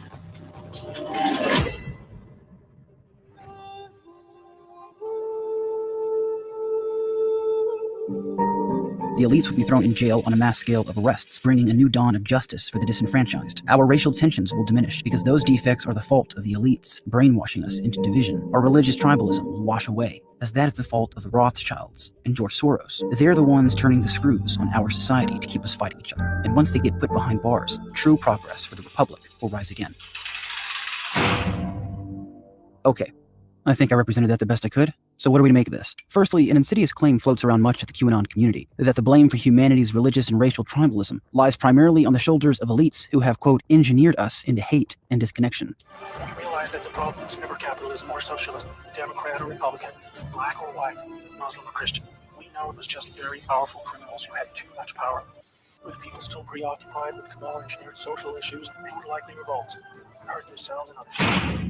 This is a very simplistic, outside-in way to break down the most complicated parts of human nature, and has elements of a kind of boomer hope porn. It's false, and it wrongly aims the arrow of responsibility and change away from us. Although aspects of race do have their roots in social constructions, others are primarily biological, with in-group identity playing a role in how humans see themselves and relate to others. The American project is to find a way for different populations to coexist peacefully, and relinquish the reflex to use our race-based identities against each other under the guise of politics. This is only attainable if more of us place our focus on self-ownership and personal responsibility rather than outward blame. And this attitude is thwarted so long as we continue to place the primary source of our conflict away from our own minds and onto elites. While it's true the media and politicians can exploit and exacerbate in-group identity, the media and politicians are only able to do that because of our already existing tribalistic attitudes. The ability for different ethnic groups in America to focus more on their similarities is indeed hindered by a media empire that perpetuates fear and isolation, both left and right. But we are the ones watching it. We are the ones who are drawn to vicariously enjoying the violence and division on the screen. We feel good when our side made the other side look bad, as that reinforces our lower-natured connection to our ape-like ancestors. Have you ever thought that elites aren't this anomalous product built of evil, but an extension of ourselves? We are a population fueled by our lower nature. It makes sense that liars and thieves would rise to the top. If Q's correct, and a mass event of arrests are about to occur, which many already are, but the bulk of indictments currently happening under Mueller seem to run counter to the narrative put forward by Q, we will still have all our work cut out for us. And if your response is, well, at least the corruption and lies will stop, you don't understand that a population needs no elites to corrupt and to lie. These are problems available for us to fix. And although we do live in a system that makes it more difficult to fix, they do not and cannot make it impossible.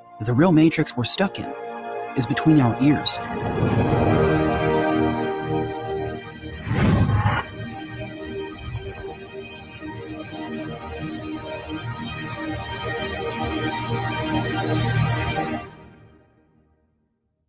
What about Q's validity? Is he, or she, or they really who they say they are? No one can say for certain, as they can't know. But Q's posts and the growing phenomena surrounding it do mire some dimensions of the Bader-Meinhof phenomenon and the consilience principle. The Bader-Meinhof phenomenon is the notion that once the mind notices something new, they begin to notice it much more often, in ways that can seem, at least to the observer, beyond mere coincidence. And the consilience principle is the scientific principle that independent, unrelated sources can converge to strong conclusions. For instance, what you're seeing now are different images that are not related to each other. Some are videos I have made, some are different movie clips from the cinema, the rest are totally random.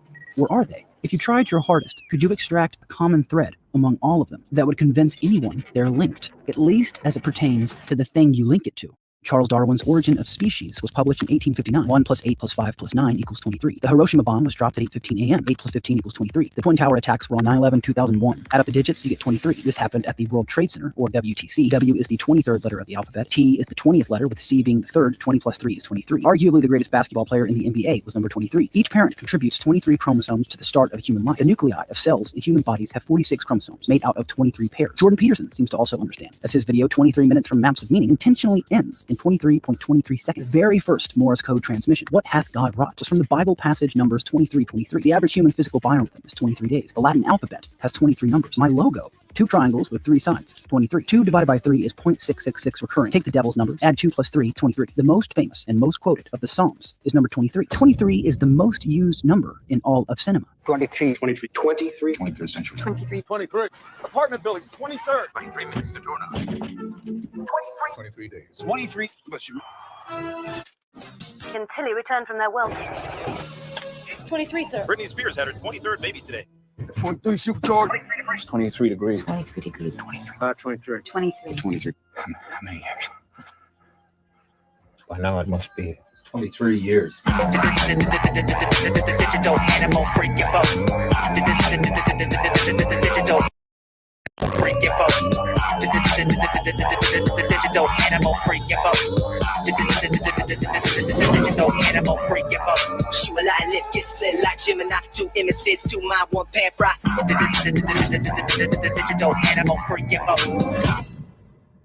Whoever Q is totally unverifiable. What's true here is that many followers of Q are interpreting his poetic posts through a lens of consilience, the Bader-Meinhof phenomenon, and confirmation bias. This does not mean that Q is completely illegitimate. It means that to the average person, this is a picture of Trump and his team. To a Q follower, this is a carefully choreographed stage to line up each person's thumb in the shape of a Q, therefore validating Q's authenticity and shouting out to the board. A Q follower posted this picture to Twitter, and a follower below noticed part of the URL listed DOITQ, quote, do it Q, showing to them that Trump's team created the URL in another attempt to send a message. Combine this with a closer examination of the newspaper below Trump, with a headline talking about high-level arrests in Saudi Arabia, a country which Q says is the third side of the, quote, cabal. You have yourself some serious firepower for belief that all these seemingly independent and unrelated sources have converged into a strong conclusion that Q is real and everything is going according to plan.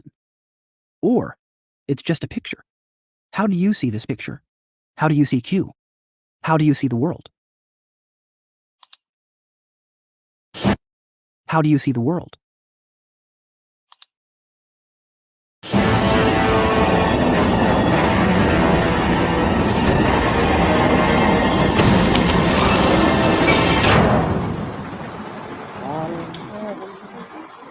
And my heart beats so that I can hardly breathe, and I think you find the happiness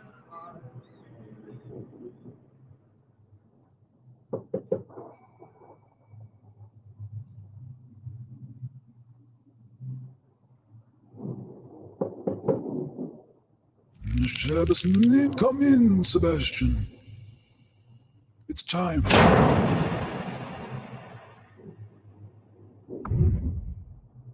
Do you have the key? I'm sorry, Master. I was ill-prepared. What do you mean? Have you personally had any experience with interdimensional beings? Well, let me tell you, I have. Doing DMT. The question is whether that something was actually in my imagination or that something was something that takes place in another dimension. Baby, please answer me. I'm scared. I just saw a spaceship. Oh my god, I'm so scared. Like a triangle. It was a triangle. Oh my god. What is that? I don't know. Jeannie, do you see this thing change? It's changing formation. The elves are biological androids, the Greys. You read Ezekiel like 3 burning wheels land. Reportedly, we've got some big giant mission. The fucking frogs gay, they're interdimensional demons, fuck. They turned into freaking frogs gay! How did I fucking know? How did I fucking... I thought we had taken care of Mr. Jones. We tried. However, it appears our senses were not as strong as we initially thought. But it's our primary secret. Still safe. It is, Master. It certainly is.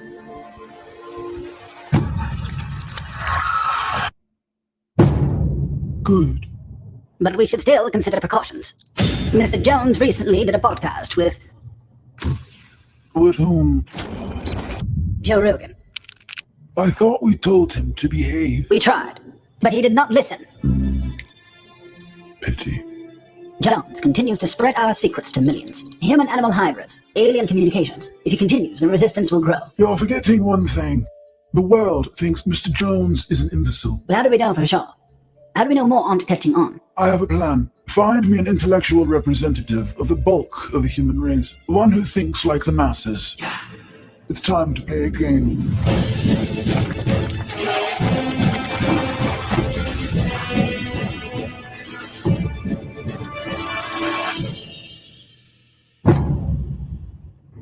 Are you ready? Yes. Before we begin, what is the one thing that makes you most optimistic about the future of the world?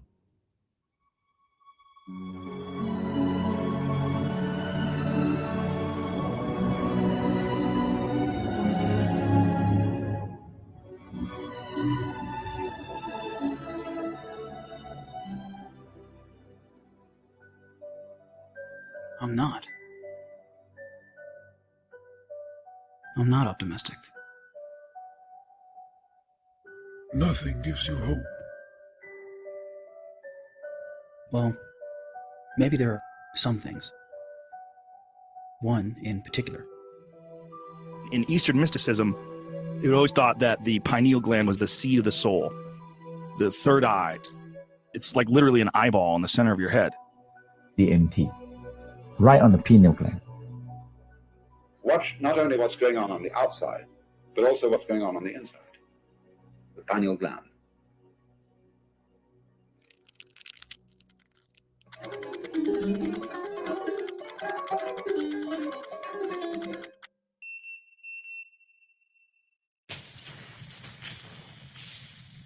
Play the clip. The globalists don't believe in Satanism. They believe they're contacting interdimensional aliens through the drug use. They're going to merge with the machines, blast off into hyperdimensional space, and that's why they're so crazy. That's why they want to get rid of us. That's why they're smiling and giddy and acting so nuts. That's why they're eating the fucking babies with the Cragina drone. They believe they are in contact with these entities that are being directed by them. And the entities are telling them eternal life, total power, total control, everything you could ever want. Just kill everyone. Set up a world government. Build this design we're telling you. Build what we're telling you. Build this. Build this. Let us through. Build the Hadron Collider. Open the dimensions. Let us in. We're going to really help you. We're friendly little guys. True or false? Is what true? The claim. What claim? The interdimensional thing? Precisely. It's false. Good man. You may open your prize. A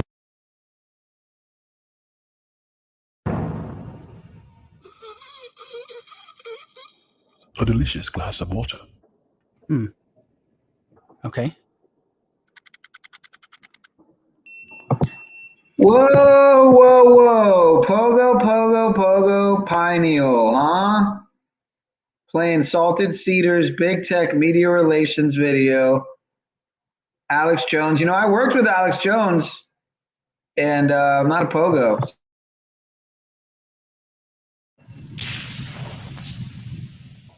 Play the clip. And I'm not saying people didn't naturally have homosexual feelings. Quite frankly, I mean, give me a break. You think I'm like shocked by it, so I'm up here bashing it because I don't like gay people? I don't like them putting chemicals in the water that turn the friggin' frogs gay. True or false? That's false, right? Claim your prize. A delicious cup of black tea. Wait. Why? Master, he's here. He seeks the key. He will never get through the door, Sebastian. What will happen if he does get in? We'll see. And now for the final question. And if you get it right, we will tell you our primary secret.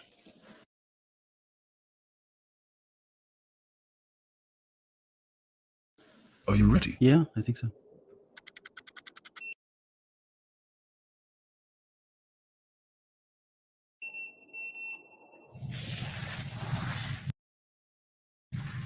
"20 years ago, they had cows that produced human milk.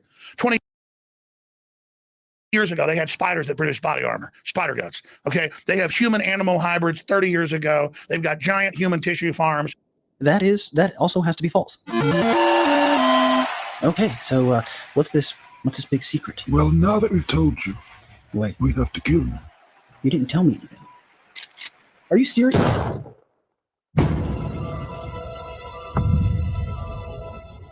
I found it. The source to humanity's next evolution. It rests here, in the pineal gland. How do we destroy it? With this. It's beautiful. It's an assortment of chemicals, one of which calcifies the pineal gland, among other things. I will spread it across the human population. This will ensure that communications will never reach the outer dimension. But how do we do that? I have a plan.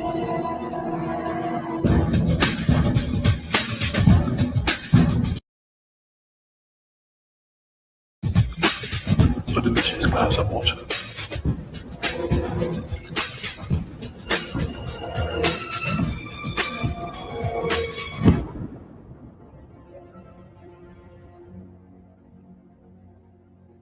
Many of these genetic males now are turning into females.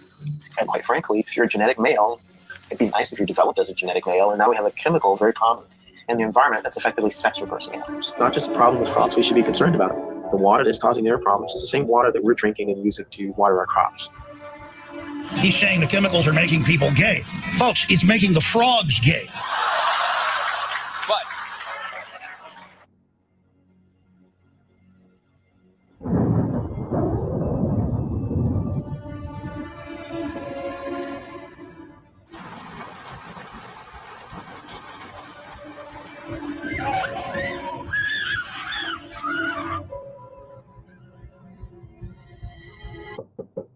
Master, I've come to warn you. The soul is here.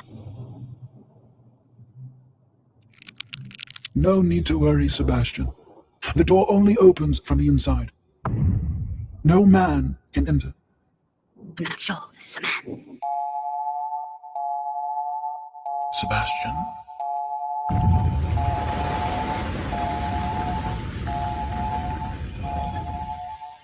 Don't worry.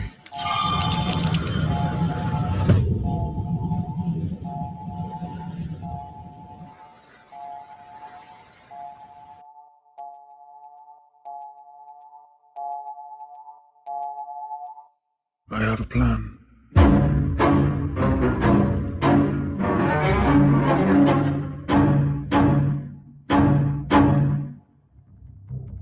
Among the endless order of things, an ill-natured theme has stayed stuck to humans since man learned to make fire.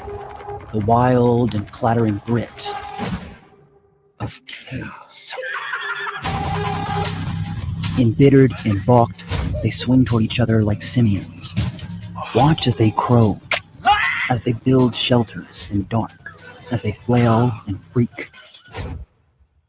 But might there be another side?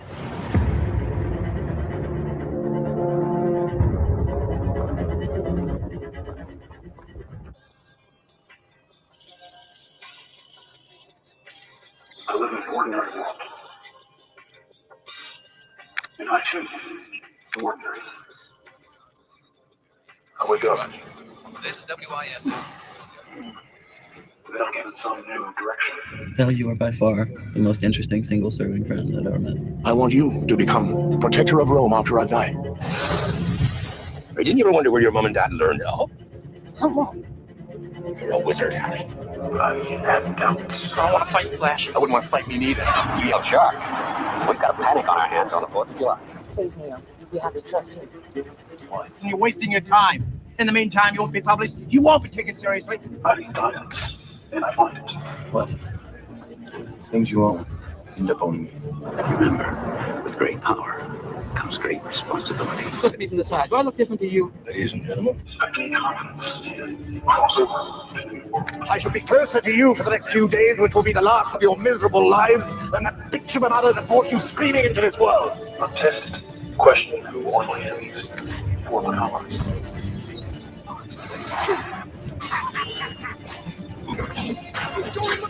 I approach the inmost cave, which lies the most dangerous obstacle up until now I've faced. And around here, we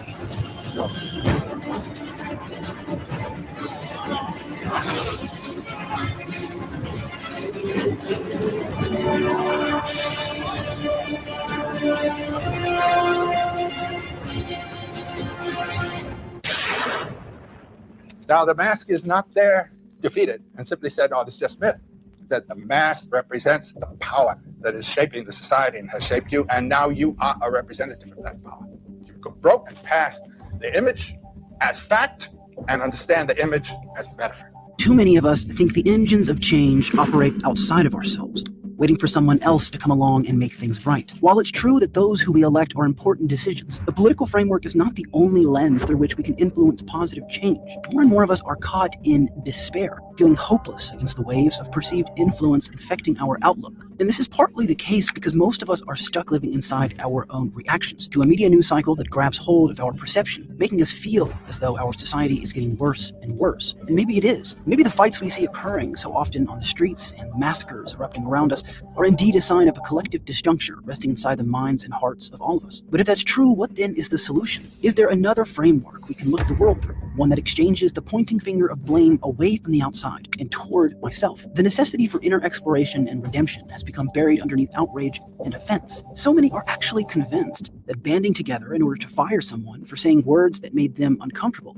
is progress, all the while blind to their own minds' immature and hostile reactions, blind to the personal benefit of forgiveness, while stripping public figures from the ability to walk the road of redemption, which would lead others to do the same. Although emotion is important, it must be constrained by wisdom. And so many of us are now all emotion and no wisdom. Economic outcomes vary, and we ought to be sympathetic to those who were born into terrible circumstances. But even they can only get out of that by following the blueprint of accountability. A path for rebirth has been written down and codified through centuries, laying the tracks for us to follow. I can ask myself, am I at the start of a new way of thinking or living? Or am I still stuck inside this ordinary world? What mentors should I keep by my side? And who should I leave behind, no matter how hard that decision may be? What obstacles stand in my way of achieving my goals? And how will I react when I fail along the way? And if I should succeed, what will I bring back to others? No matter what my circumstances, I am responsible for how I operate around them. A world of victims eats itself. A world of heroes improves upon itself. Take extreme ownership. Don't make excuses. Don't blame any other person or any other thing. Get control of your ego. Take ownership of everything in your world, the good and bad. Take ownership of your life. Lead yourself and the people in your life. Lead them all to victory. The social media companies hire consulting firms to help them figure out how to get more dopamine feedback loops so that people don't want to leave the platform. No, Senator.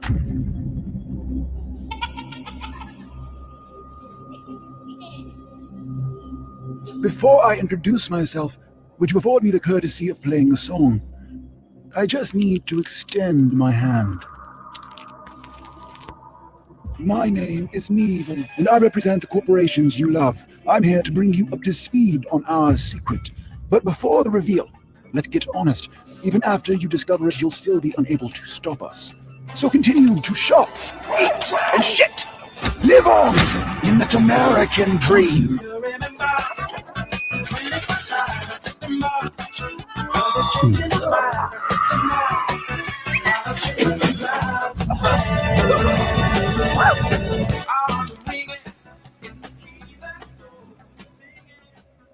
In effect, the mouse universe simulated the present situation of a continually expanding population.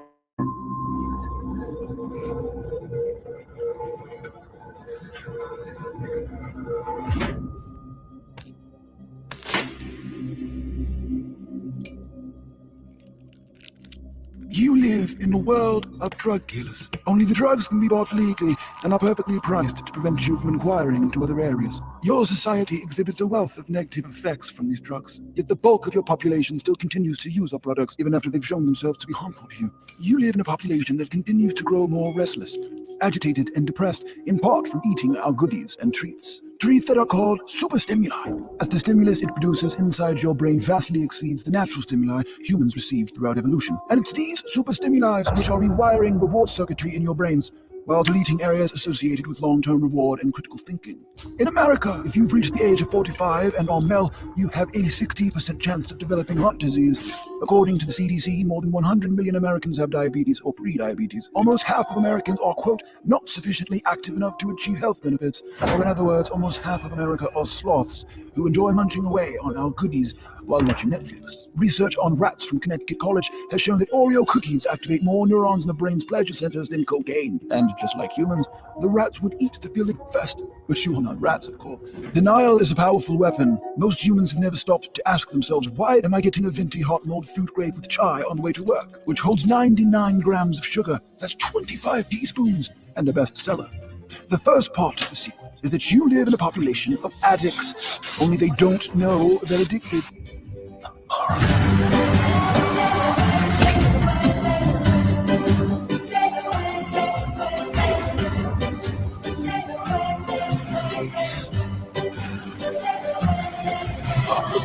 Combine this with your precious population's dependence on technology, and you have yourself a true brave new world. A 2016 global survey found that 61% of people check their phones 5 minutes after waking up. One study found that smartphone dependence showed symptoms of physical withdrawal, saying, quote, the results suggest that iPhones are capable of becoming an extension of ourselves, such that when separated, we experience a lessening of, quote, self in a negative physiological state. Have you ever lost your phone? How did it feel? Did it feel like a resource for connection was lost? Did it actually feel bad? If you are still not convinced you live in a population of addicts, reflect on the fact that I haven't even mentioned the opioid epidemic. Yo, look, I haven't had a phone in months now, and I've never felt better, other than when I didn't have a phone for 2 years at one point. I don't think, there was 2 different times, I think, that I didn't have a cell phone since I started using a cell phone, for the most part, on some level, since I was maybe, I don't know, in my mid-teenage years, I guess, like 15 probably. So for 15 years, I've been using a cell phone more on than off, but I've had 2 periods at least where I went for about 2 years at each time without a cell phone. So yeah, I don't know many people who've done that, truthfully. And now I'm going on 3 months and feels great. So just saying. But the proof really is in the pudding. You can see for yourself how emotional and physical pain is in high demand. So much so that some of you seem to be unable to take it anymore.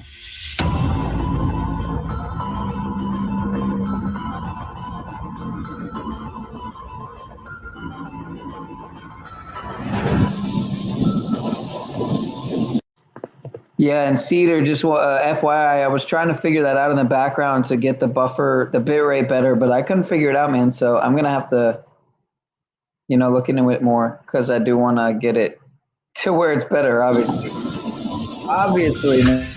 Our tools for manipulation are simple. A population of addicts, a population of consumers. And by the looks of it, we're doing a damn fine job. And what's so stinking about it? And what's so stinking about it? The final part of the secret is that you deserve to feel miserable. Look at you, so fat, so robotic, so vain. Any bit of culture you have is ruined by self-importance and egotism. Your population eats up the news as if it's primetime entertainment. There is no doubt you all are in need of a hero, someone brave enough to confront me and control me, but this will not come to pass. I am the villain you are stuck with. Besides, what hero would want to save you?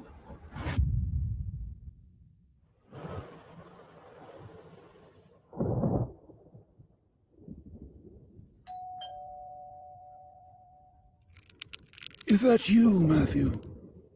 It is, Master. I need to speak with you immediately. It appears the rumors are true. Stop trying to open the door, Matthew. It only opens from the inside. Just give me the message you've come to deliver. There's a man going around saying he can save people. He says that you represent a symptom of a much deeper problem in the heart of man. And what problem is that? Connection, Master. He keeps saying that there is a solution to our society's disjuncture. Where there is dark, there is light. I have to admit, the more he speaks, the more I can helped feel Feel what, Matthew? devotion, Master. I'd feel better if you were to leave, Matthew. One last thing, Master. He says that he forgives you and hopes that one day you'll have the strength to open the door to see what's on the other side.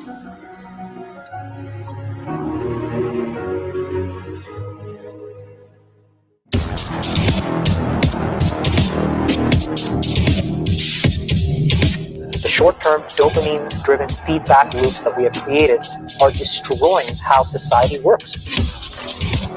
No civil discourse, no cooperation, misinformation, mistruth, and it's not an American problem. This is not about Russian ads. This is a global problem.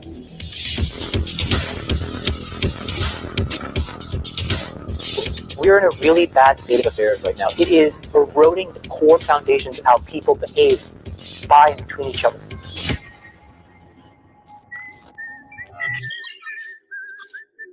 Hello? Pizza. We here at Facebook have decided to be more transparent, to let you, the user, in on what exactly our technologies are doing to the human mind. Firstly, let's begin with some evidence.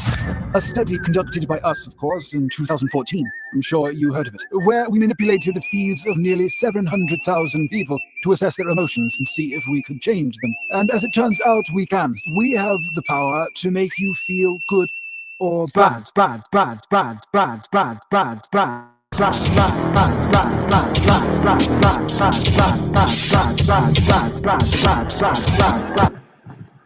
Okay, so did you remix this? Did you make this remix, Salted, or is this part of Buddhist thing? Because I'm hearing some weird editing here. It's pretty cool though.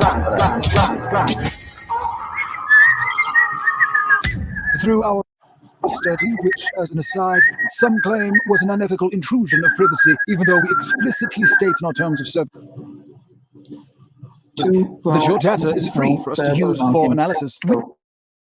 We found that emotional contagion, which is the transfer of moods through a group, can be transmitted online. This was very good news indeed, because it gives us, among other things, an easier, more strategic doorway into manipulating your mind. Take, for instance, women. Studies show that women feel most vulnerable on Mondays and feel best about themselves on Thursdays. So we concentrate very particular ads during peak vulnerability moments. But let's say a woman just posted a selfie with the hashtag beautiful. Well, all we do here is align her feed with weekend style, weekend fun, how to be a true independent woman. This is made even easier given that we track all your shopping on Google, among other things. Have you ever been shopping for something on Google, then went to your Facebook only to see an ad for the thing you were shopping for? That's us. We see what you like and cater our feeds to foster the best emotions needed for our advertisers. Some have claimed, however, that we keep tabs on your internet data even after signing out of Facebook, but I can assure you, our cookie system is very complicated, but in no way can we see what you're doing. Trust me. And now a quick message from Mouthy Buddha. In my life, one of the most important factors for happiness, or just general contentment, is attention. It's in those moments when we're absolutely engaged with what we're doing where life means something. Whether it's surfing the wave, or driving the car, listening to a song, or writing, or you're at a rock concert. Now, it's possible for the mind to ruin all of those things, but the thing that ruins it is when we're not paying attention. Attention is the root of contentment. And social media is ruining our attention spans. Well, that's if we use too much of it. It's shortening our attention spans. And I'm not talking about ADD or ADHD, because even those people, if they find something they enjoy, can focus effectively. I'm talking about anyone, all of us. If we use social media too much, are more restless, irritable, and discontent because of these technologies we use every day. And what's most fucked up is that the people who made these technologies know it. They knew it before they even made them. They know what they're doing, and they openly admit it. It's a social validation feedback loop. I mean, it's exactly the kind of thing that a hacker like myself would come up with, because you're exploiting a vulnerability in human psychology. The inventors understood this consciously, and we did it anyway.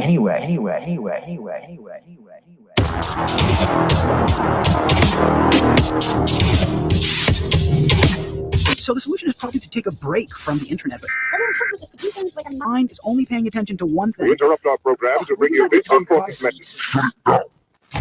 Now, let's end this with some truth. You know I watch what you do online. You know I manipulate your mind, but you still won't stop unless, of course, you use Twitter, which, if you haven't already figured out, is like crack and my competitor. But an inattentive mind is still good for the economy, and a good economy is good for me. So one way or another, and for many years to come. I promise you. The rest belongs to me. That is unless, of course, you discover the secret. One that no one, especially not I, can give to you. These boys are now fertilizing daffodils. But if you listen real close, you can hear them whisper their legacy to you. Go on, lean in. Listen. You hear it?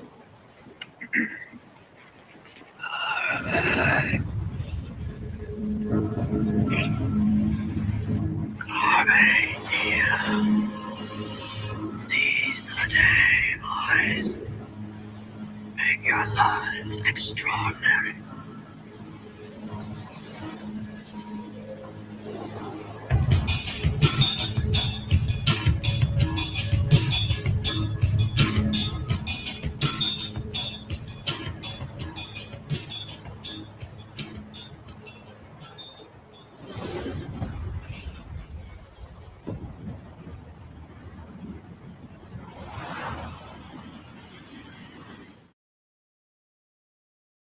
I'm car accident injury attorney Jared Blakely from Blakely Law Firm, and I'd like to speak to you today about an important issue, car safety for our pets. These are my dogs, Cujo and Lady, and I'm going to demonstrate how I keep them safe in my car. So the way I do it is booster seat, strapped safely to the car seat, dog in his harness, strapped in to the booster seat. Remember, always keep your pets restrained in the back seat and never leave them in the car unattended. If you're injured in a car accident, call 1-800-602-5000.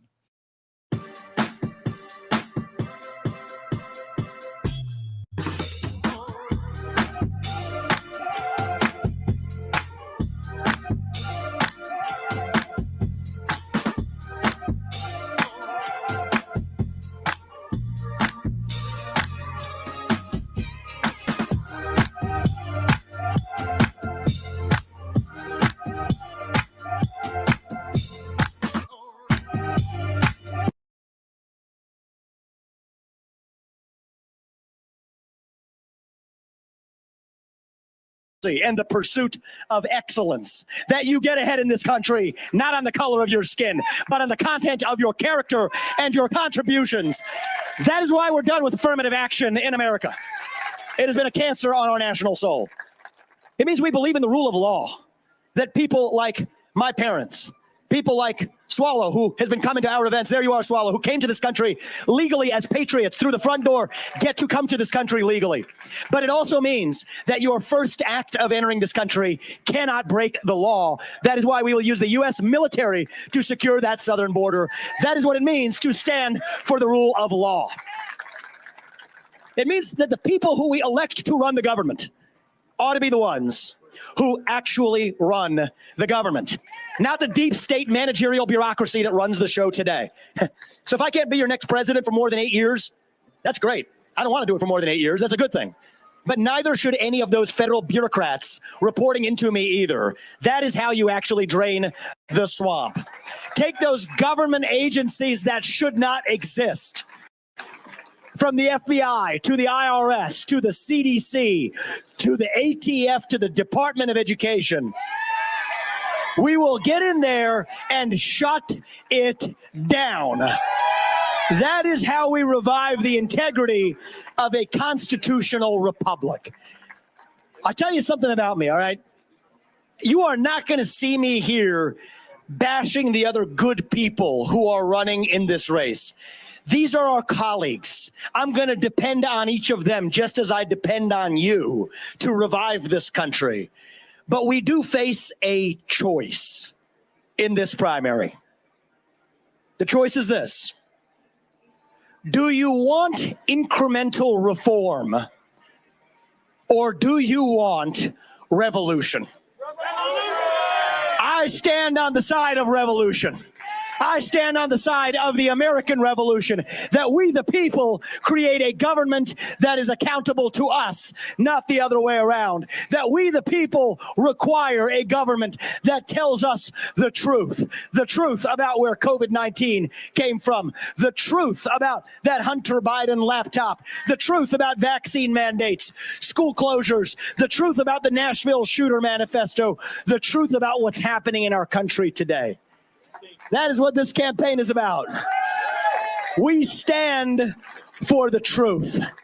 I speak that truth without apology.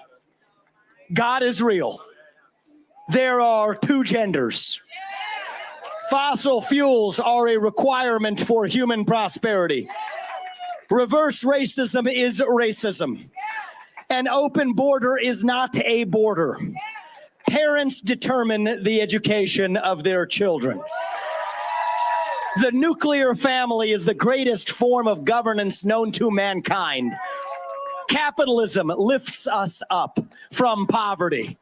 There are 3 branches of government, not 4. And the U.S. Constitution, it is the strongest guarantor of freedom in human history. That is the truth. We stand up for the truth. We fight for the truth. And I'll say this in closing before we open this up, all right, for questions.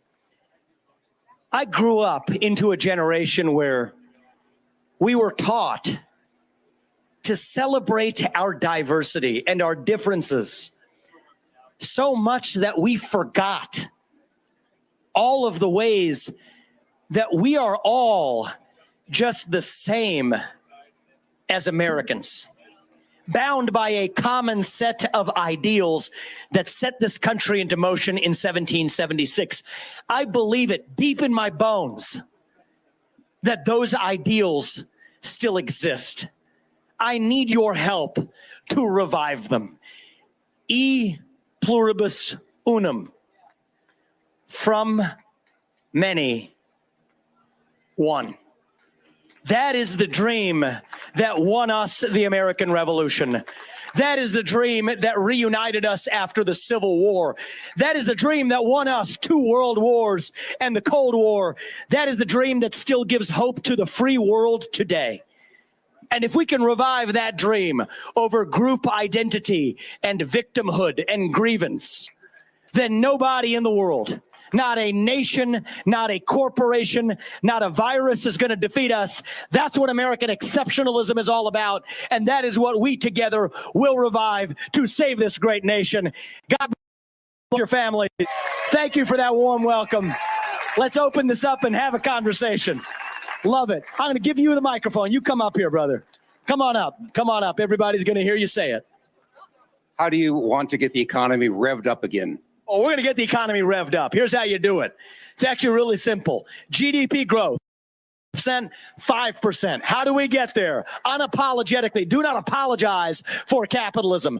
Do not apologize for excellence. Drill, frack, burn coal, embrace ethanol, use nuclear, unlock American energy. That's the first step. Second step, don't pay people to stay at home instead of to go to work. Put people back to work. That's who we are as Americans. Third step, reform the U.S. Federal Reserve. You don't need to play financial god. Stabilize the dollar, tie it to gold, silver, nickel, agricultural commodities.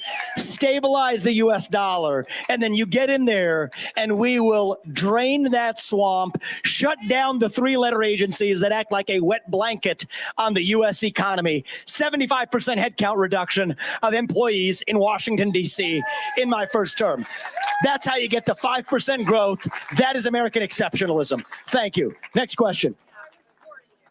Hi, Vivek. Thanks for coming to Iowa. First of all, I love seeing you on the All In podcast. You were fantastic. Thank you for doing that. The voice, so amazing. So your wife's a doctor. You're at the Iowa State Fair. What foods are you allowed to eat here? Get up here. Get up here. So funny story. I was like stuffing my face with some funnel cake last night. I tried to find my cell phone. By the time I turn around, the second half of it's gone. And here's the person who made that happen. To be clear, I ate it. But, you know, we love the eggs. That was so good. That stick was good. And I just had the most delicious thin mint ice cream that I've ever had. And apparently there's some Girl Scouts who are serving it. So double whammies. Most importantly, you can get Thin Mints out of season right now. So huge hit. That strawberry ice cream is keeping me real fit right now. That's what's going on. Please. Please. Yes. I mean that we are one nation under a single God. I believe there is a higher power. I believe there is one true God. I believe we were a nation built under God. I believe that we are all equal because we are all made in the image of God. That is where our equality comes from. It doesn't come from some nebulous secular value. It comes from the fact that we are equal in the eyes of each other, as Reagan said it too, because we are equal in the eyes of God. That is what unites us. And you think about this. I don't care if you're black or white or Democrat or Republican or blue or green or anything. I could care less. If we remember that one thing,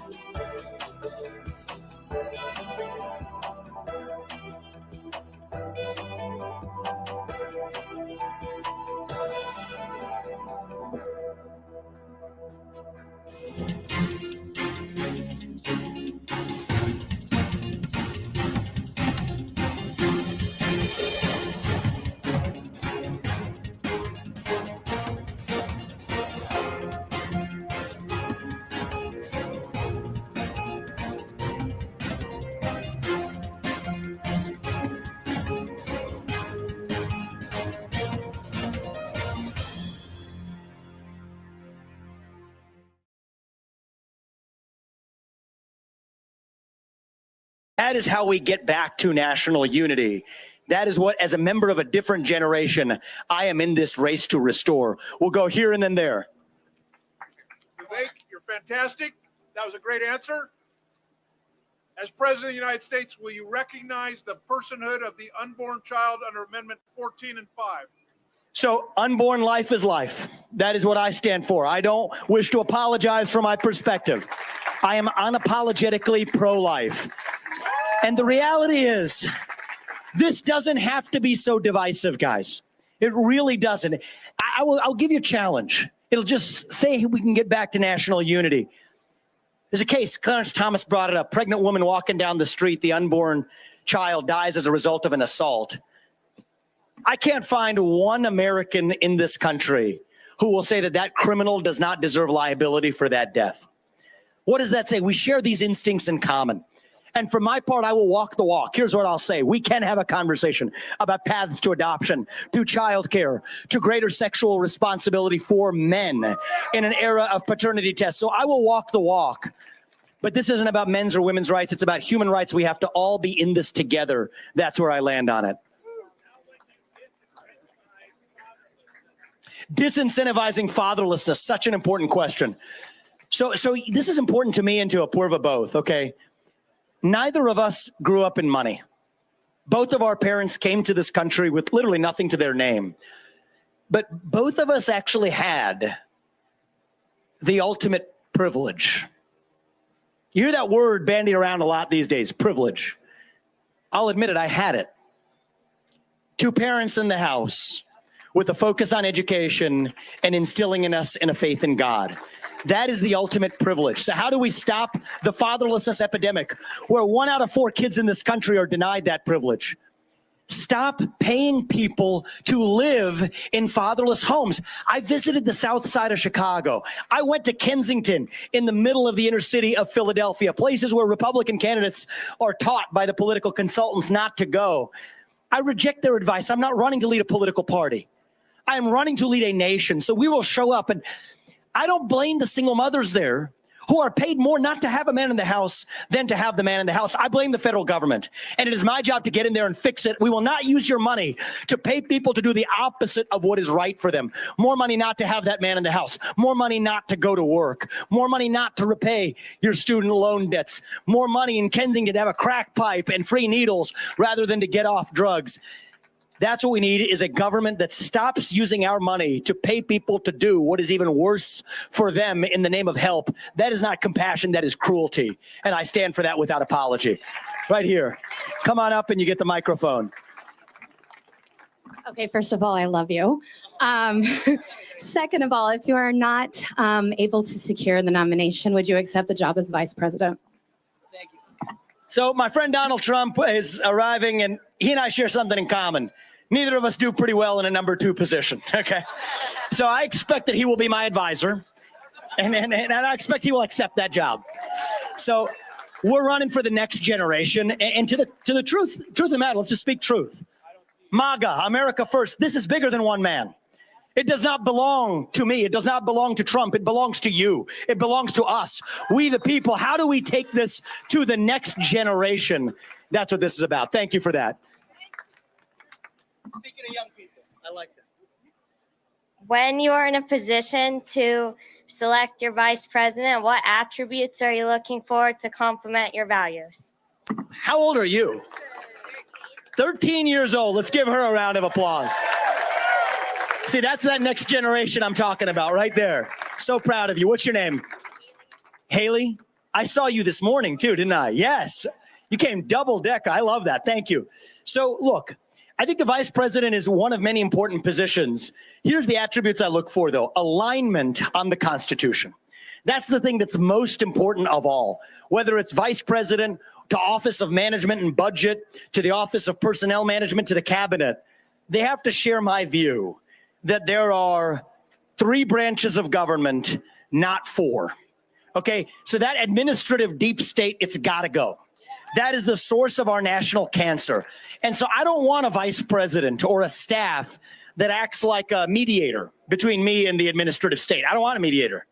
I want a bulldog who is going to see through a vision that revives the integrity of our republic. It's not a Democrat or Republican issue. It is the fact that we want the people who we elect to actually be accountable to us, to we the people. And I require a vice president who is loyal not to me, but to that vision. I appreciate that, Haley. Back there. Go ahead. Loud.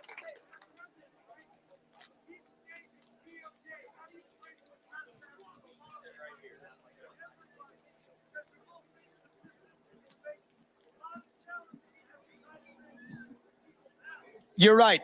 So this is the answer. This is a debate we face. Thank you for projecting. That's powerful. So the question is, how do you deal with the deep state, particularly the federal police state, which does not apply one standard of justice? It has 2 standards of justice. That's a reality. We do, unfortunately, have 2 standards of justice in this country. One for Antifa and BLM, one for concerned parents who show up at school board meetings called domestic terrorists, right? So how do we solve it? So when you have a bureaucracy that should not exist, that is a formula for corruption. That is why I have said for this.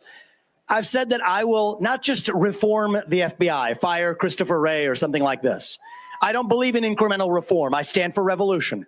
We will shut down the FBI.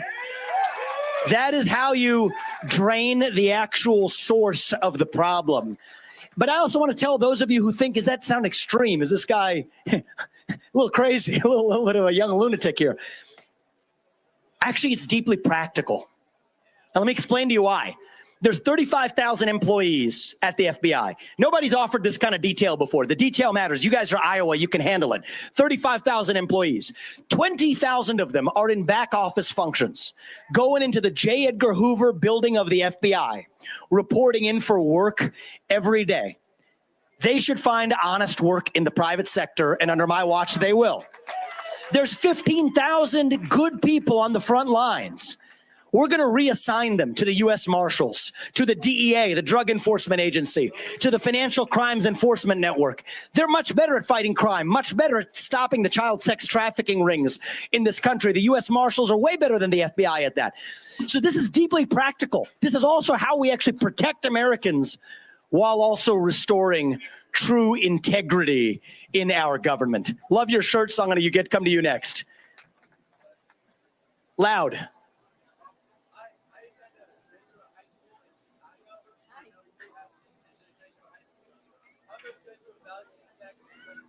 Love that. So what Jesuit high school do you go to? Loyola?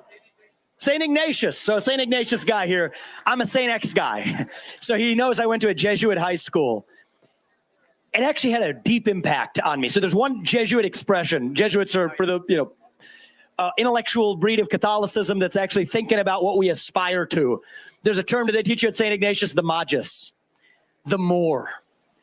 So the magis refers to the idea that we seek more of ourselves, that we expect more of the people closest to us and of ourselves to push each other, our classmates in high school, to new heights we would not have reached. We call that the magis. St. X's slogan was men for others.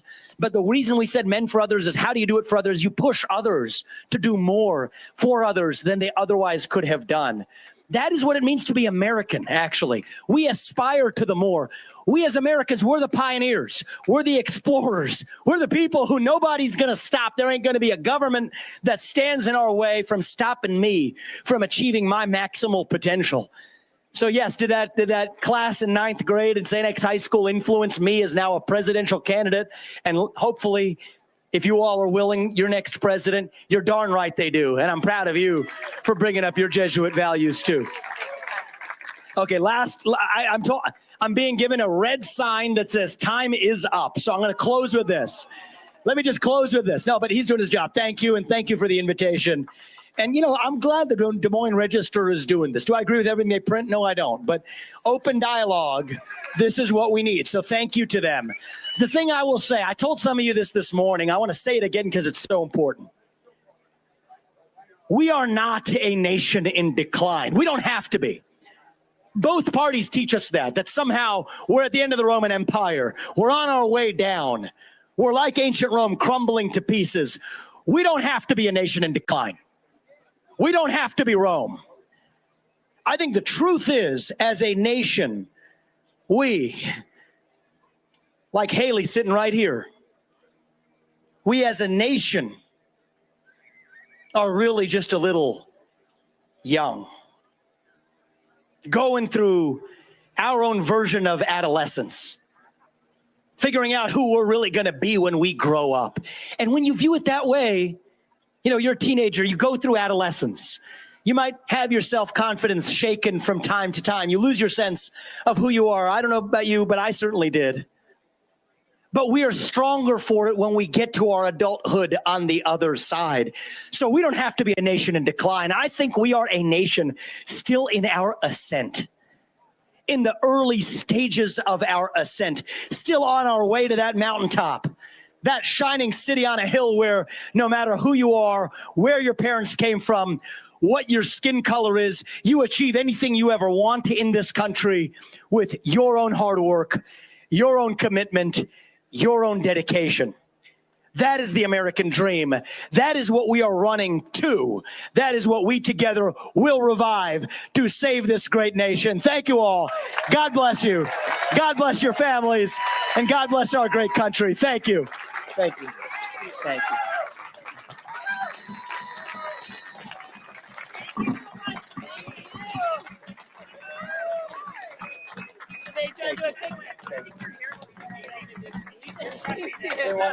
Oh, I'm sorry.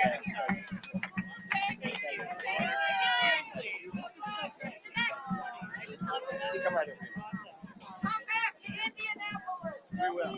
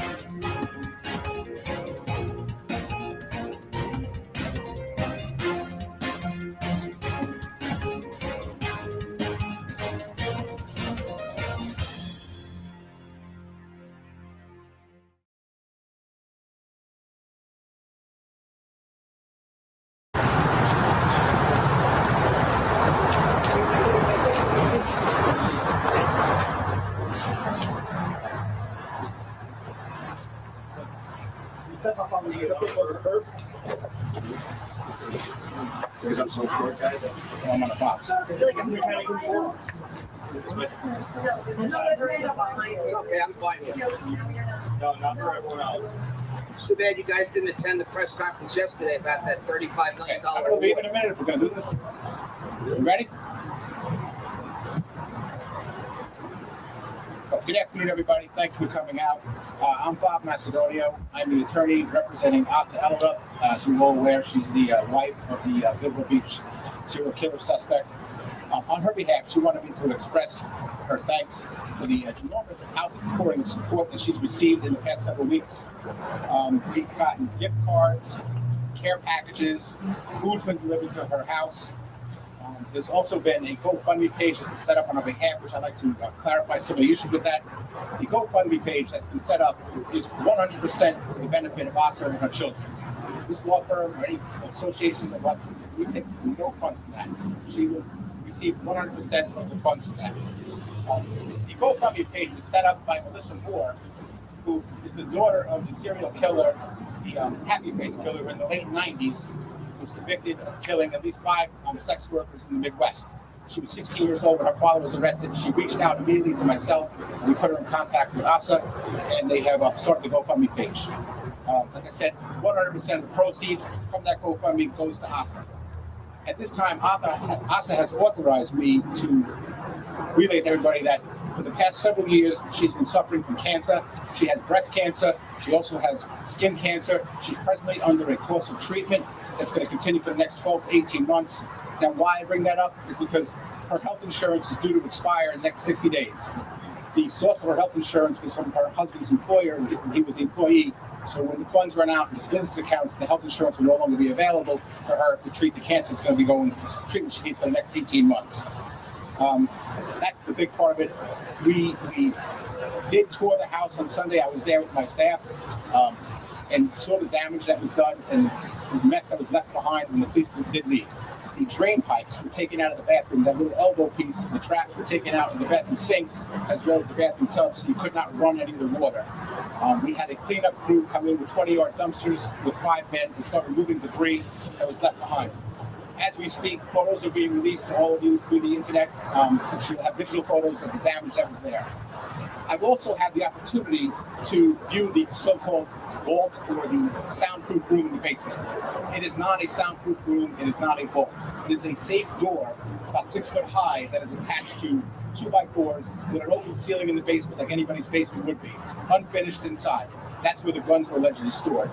I also had the opportunity to view this doll that was made mention of by the prosecution or the police department. It's a collectible doll, and again, at some point in time, we have a photo of that Asa has collected for many, many years. It was in a wooden glass case that was there. Again, Asa would like me to express her thanks for the support she's received. She's going through a very difficult time emotionally. She's recovering each day, not only dealing with cancer, but this newfound life that she has to come to terms with to protect herself and her children. The attorney for the children is here, Mr. Vespatev. I'd like to say a few words. Thank you all very much for coming.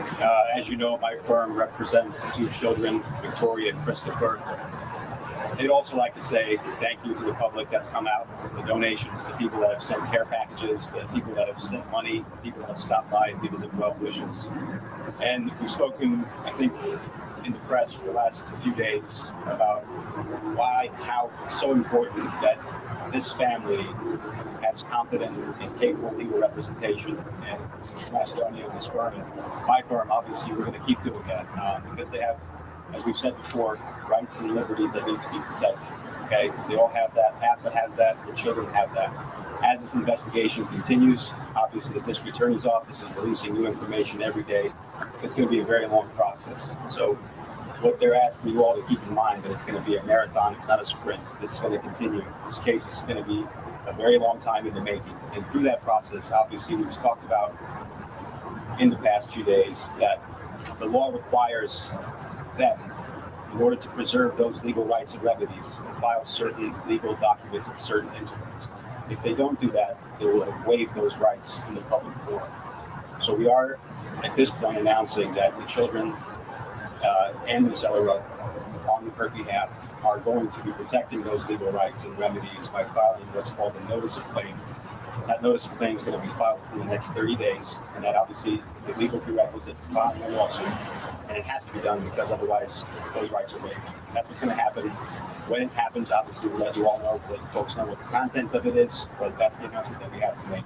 In closing, I'd like to echo my colleagues' statements.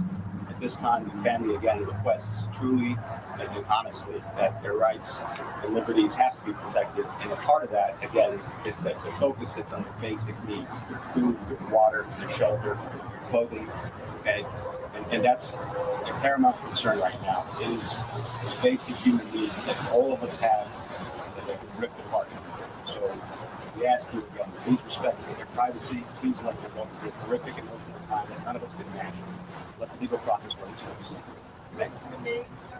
Bess, B-E-S-S, last name is Mitzad, M-I-T-E-D. That's a big step.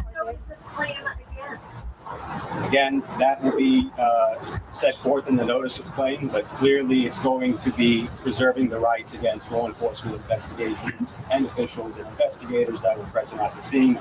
That's standard. Again, I wouldn't ask that you read into it too much, but that notice of claim is going to So it sounds like they're suing the government for the damage done to the house. It's a legal prerequisite to filing a lawsuit, which they have to file in order to preserve their rights.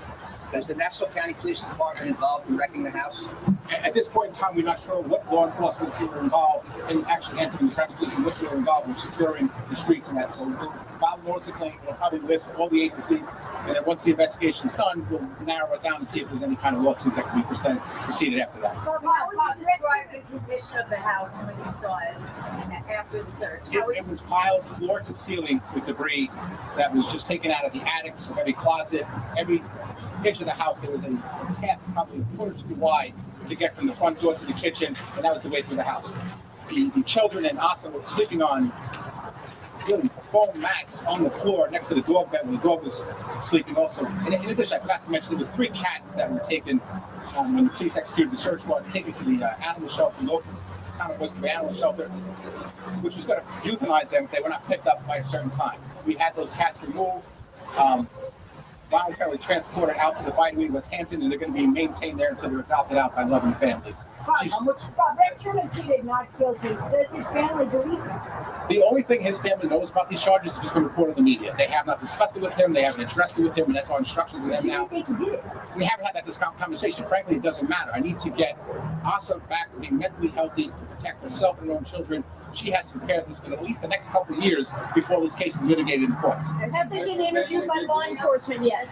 She has not visited him in the jail. Have they been interviewed by law enforcement yet? No, they have not. We have not been contacted. She voluntarily gave DNA according to a court document along with her children. Did they consult with you about that? That was prior to our representation. If it happened, we have not been consulted or contacted by law enforcement. Let me reiterate. Asa or the children are not suspects in this. I think the DA's office and law enforcement has made that clear. They've stated on several occasions they were at the jurisdiction when these alleged crimes took place. So she is not a suspect. She's not been questioned. She's not been accused of anything or being an accomplice of any part associated with whatever her husband's accused of. Macedonia, in light of the fact that Suffolk County has proven to frame people, do you think there's any possibility that Rex Harmon has been framed? So I'm not even going to address it. I'm not the law enforcement. I trusted them to do their job diligently, professionally. So But you just admitted they're lying. Mr. Macedonia, how do you explain your client not having any knowledge of what was going on? Okay, you're assuming that all the allegations are true. So if the subsequent question is true, he lived a complete double life.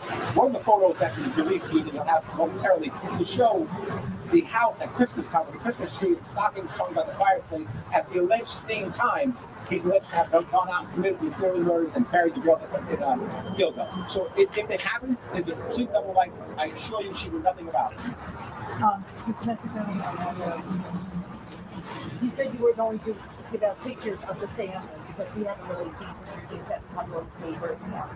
Are you submitting some pictures to us today? They have been released already. You should have your agency should all have them. They were sent out.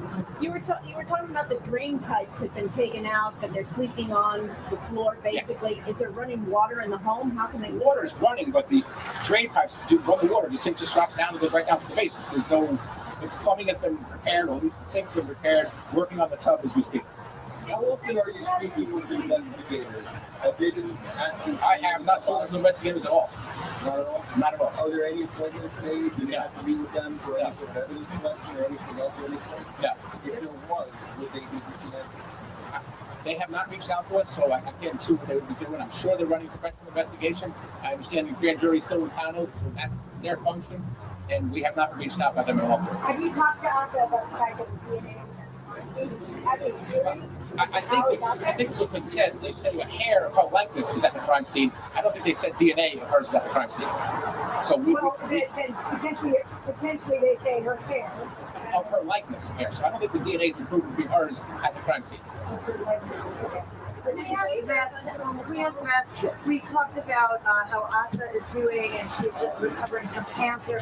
Can you talk a little bit about how Victoria and Christopher are handling all of this? Sure. Before that, I just want to piggyback off something Mr. Macedonio just said. And this goes back maybe 2 days, but this DNA order that was cut, okay, that's a very standard order in any kind of criminal prosecution. This was a order that was going to be granted no matter what, okay? Anytime you have a case involving DNA evidence, people swap is quite standard. The state of, the laws of the state of New York are that you can be required, subject to your constitutional limitations, to provide what's called non-testimonial evidence, hair, materials, DNA. So that order was completely pro forma. I understand it was reported in the media as this groundbreaking, earth-shaking moment in the case, but it's not. It gets cut in every case, and if it wasn't ordered, it would have been immediately created in the field of collision. So back to your question. Obviously, Christopher and Victoria, how are they handling they're, as we've said before, every moment that they spend in this waking, surreal nightmare, they have to keep reevaluating where they are, okay?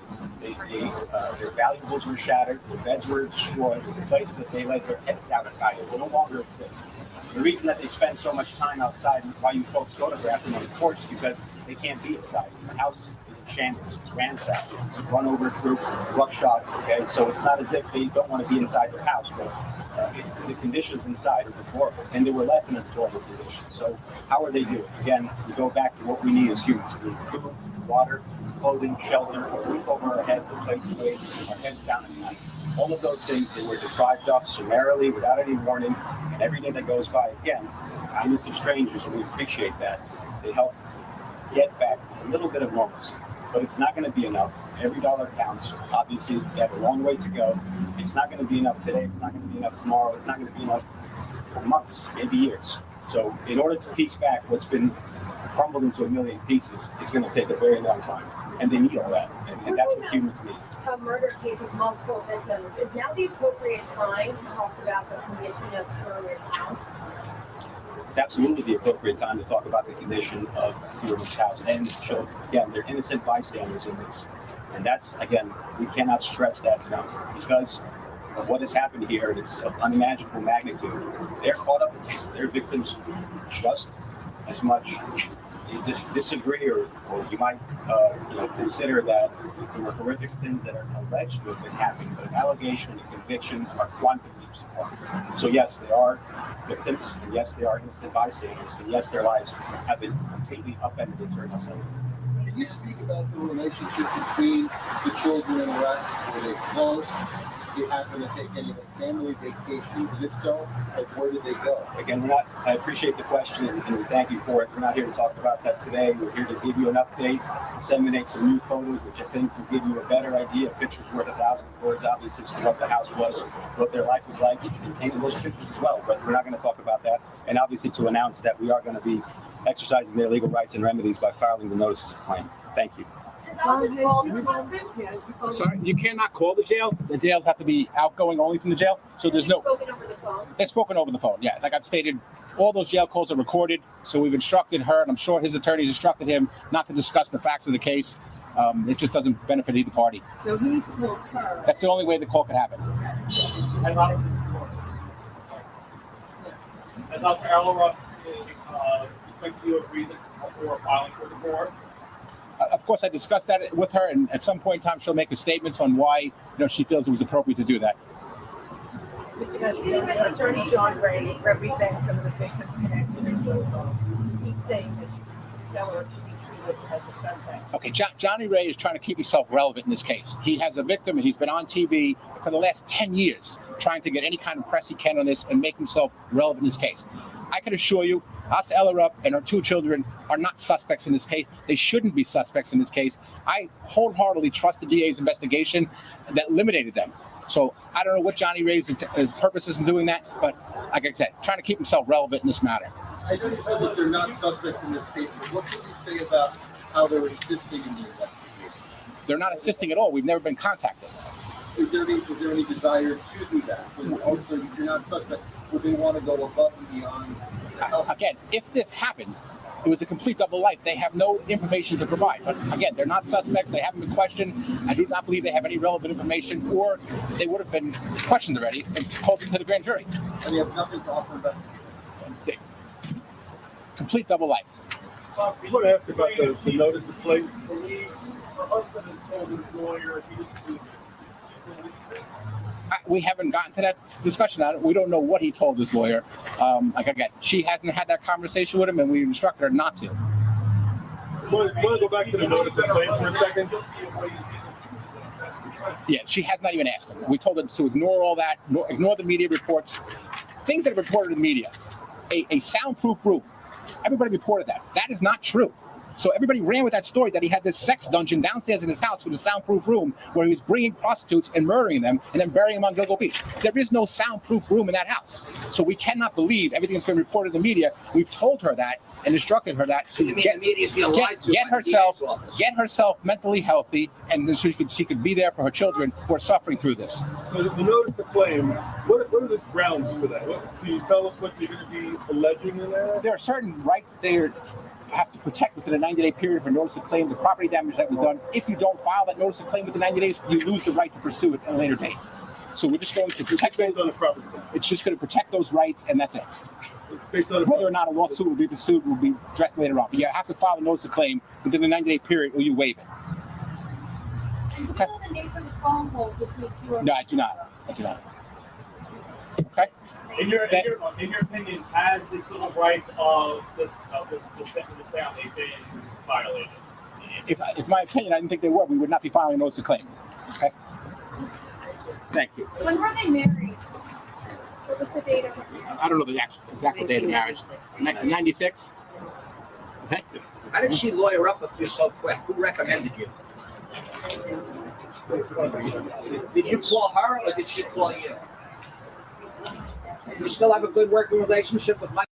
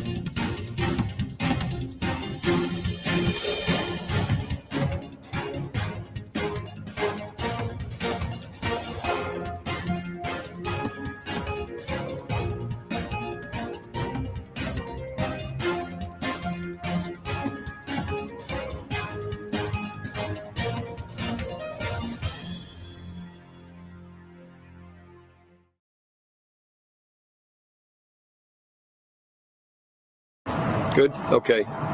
Good afternoon. I'm John Ray, and I'm the lawyer for several of the victims' families of the Gilgo Beach, Oak Beach killer or killers.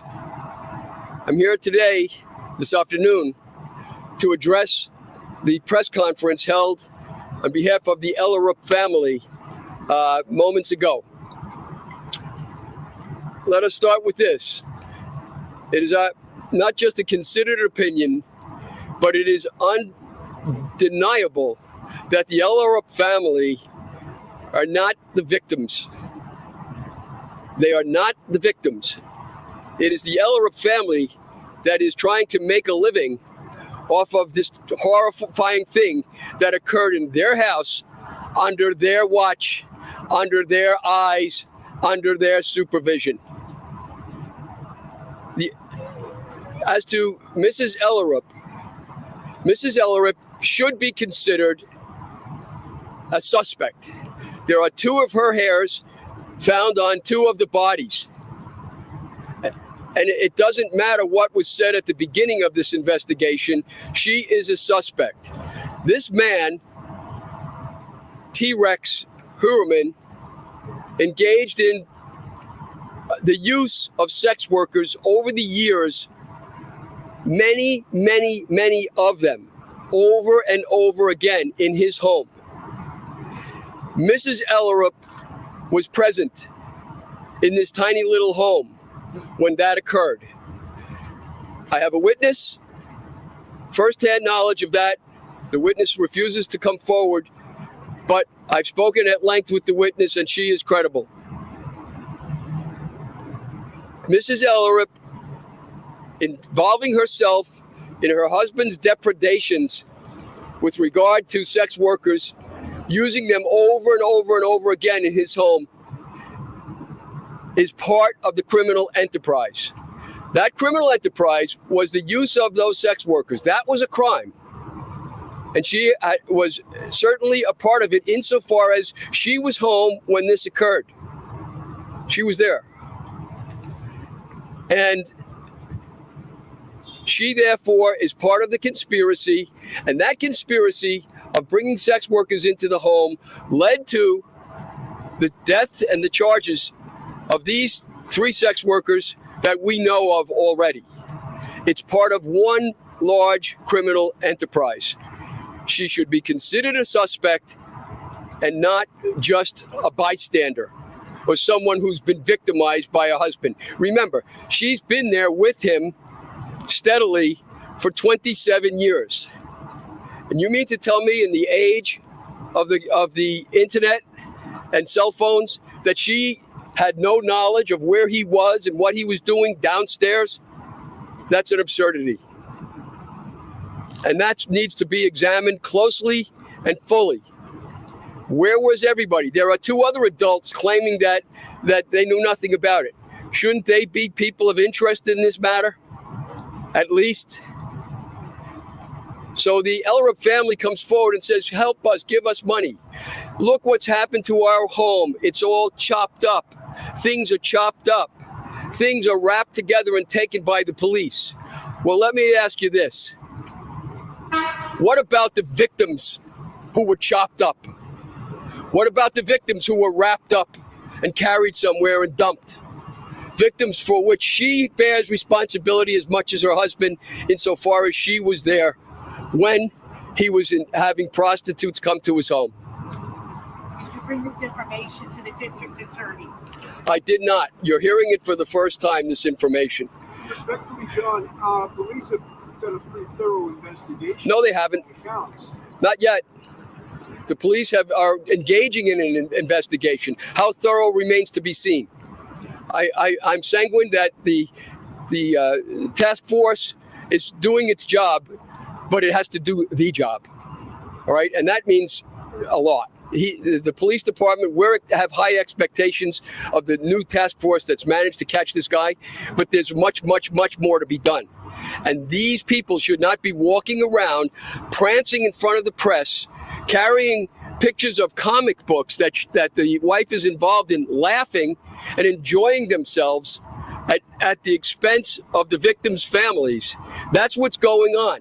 These people, the Ellerups, if you listen to them carefully, you'll notice they never said a single thing in sympathy for any of the victims. How could that be under these circumstances? The guilty flee when none pursue, says the Bible. These people are like that. They are very much involved in this criminal enterprise. And that you cannot deny or avoid. The police need to look at that very carefully. I'm perfectly willing to cooperate with the police on that score with the information that I now have. So we'll see where it goes. But I'm here just to say these people should not be raising money at the expense of the public and putting it in their pockets. Remember something else. Mr. Huerman and Mrs. Huerman have plenty of assets. They have assets in several states. They have their home. They have the storage places that they own. They have plenty of assets. Why in God's name would anybody give these people money when they've been harboring the criminal in their bosom for 27 years? And they didn't notice? Mr. Ray, one of the first things that the lawyer brought up this afternoon, one of the first things he said is that she is suffering from breast cancer. She's been fighting it for several years. Her health insurance is about to run out. Her husband is no longer working, so she can't get any health insurance through his company. What do you say to them, making that one of the first points that they brought up? There are plenty of assets in the Huerman family. They can take those assets and use them for whatever health insurance they need. And that the health insurance just doesn't get canceled. There's COBRA. All right. There's plenty of other ways to get health insurance. That's just nonsense. They have assets. That's the key, isn't it? And to think about it, right now, Mr. Huerman is being represented at our expense, public expense, when he has assets. Who ever heard of that? When you go to the 18A, 18B panel under the judiciary law, you're supposed to be indigent in order to get counsel. He's got assigned counsel. He's sailing through while he's got assets all over the place. That should not be allowed, and I hope that the administrator of the 18A, 18B panel will take that into account, go to the judge, and say to the judge the right thing, which is take him off and let him go hire his own lawyer. And that's what she should do as well. So this is all completely nonsense. How is your witness in a position to see what you say she is? I have a witness, as I said. I cannot reveal. I've been duty bound not to reveal the identity at this point. I don't want to give any information other than what I'm going to do with the authorities. But there is a witness, and a credible one. And there are others as well, but they haven't come forward. Plenty of others. All of the sex workers who serviced this guy in his house for years. So that's inescapable. Now, there are, before I go on, I'll take on any other questions, and then I'll talk about the actual victims' families and what they want to say. So anybody have any other questions? Johnny, are you saying if they're complicit in this crime? I am saying that Mrs. Ellerup, by being complicit in her husband's solicitation of prostitutes into his home where he was serviced by them, and she knew it, and she was there, she is an accomplice to that. Being an accomplice to that, which led to the deaths of these women, she's an accomplice. That's called a criminal conspiracy.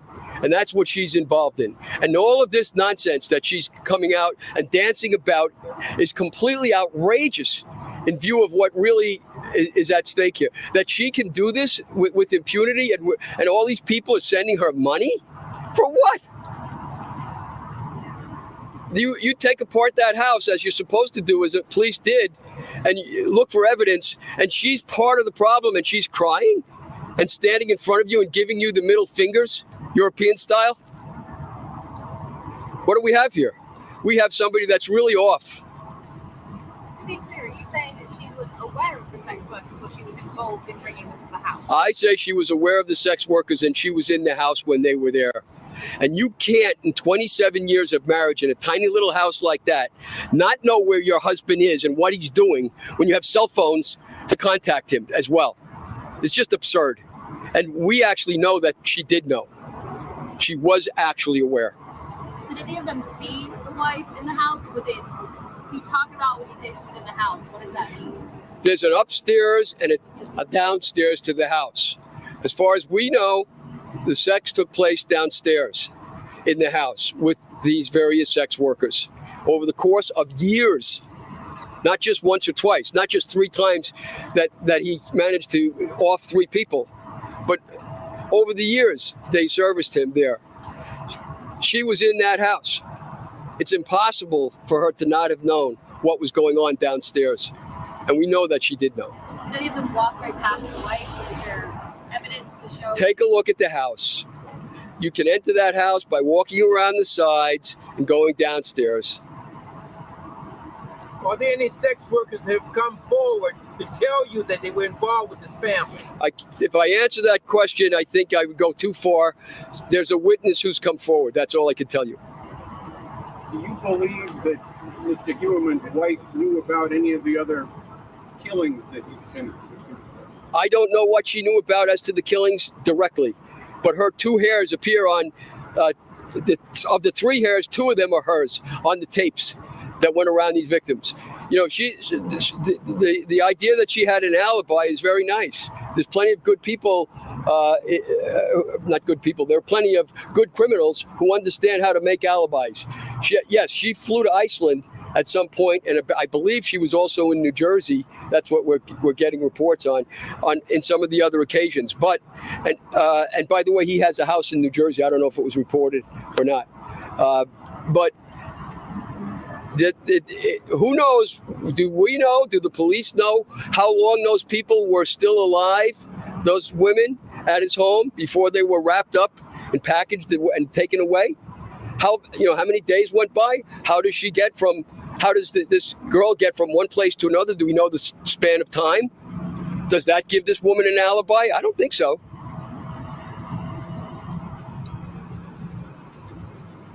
Thank you.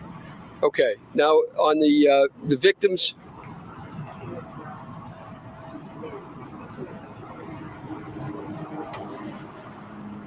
Cherie Gilbert and one of the victims of one of the other families is willing to speak to you today. The woman I'm about to read her statement. She is afraid to come forward. She's scared stiff of the family of the killer. And she's very, very upset by what's happened. So she asked me instead to read her story, her statement for her, and I will do that right now. To be clear, this is the witness. No, this is not the witness. This is one of the victim's family members. Okay. That's your victim. Shannon Gilbert. Then Shannon Gilbert will come and talk after this. Okay. All right. This is her statement. It's disturbing to me to see how this family has remained in the spotlight since the arrest. You'd think after so many years of waiting for justice for these victims, so many years of waiting for answers, that they, the victims who were killed, would finally have their day of being in the spotlight of justice. Everyone has been so quick to jump to aid this family, hailing them as angels. Yet it was so easy for the public to persecute the family members of these victims by insulting their names for years, insinuating that these victims were not loved, acting like the families could have known more than they let on. The damage to the house tells me that a good job was done by the police and that they took their time to ensure that they searched everything that they could to provide more answers. It's been said that some of their belongings were in pieces. And quite honestly, what does that matter? What about how many pieces Karen, Valerie, Jessica were found in? And that's her statement. Now, I have also Cherie Gilbert, who is the daughter of Mary Gilbert, the mother of Shannon. She's the sister of Shannon Gilbert. So which victim?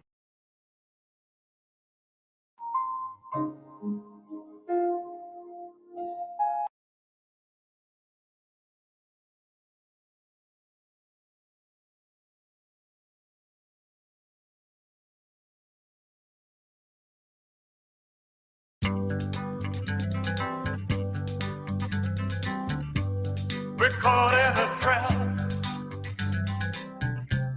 I can't walk out because I love you too much, baby.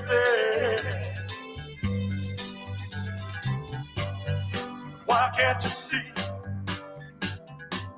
what you're doing to me? when you don't believe a word I say. We can't go on together with suspicious minds, and we can build our dreams on suspicious minds. So if an old friend I know comes by to say hello, would I still see suspicion in your eyes? But here we go again, asking where I've been. You can't see the tears are real, I'm crying. We can't go on together with suspicious minds, and we can't build our dreams on suspicious minds. Oh, let our love survive, or dry the tears from your eyes. Let's don't let a good thing die. When, honey, you know I have never lied to you. Yeah. We're caught in a trap. I can't walk out because I love you too much, baby.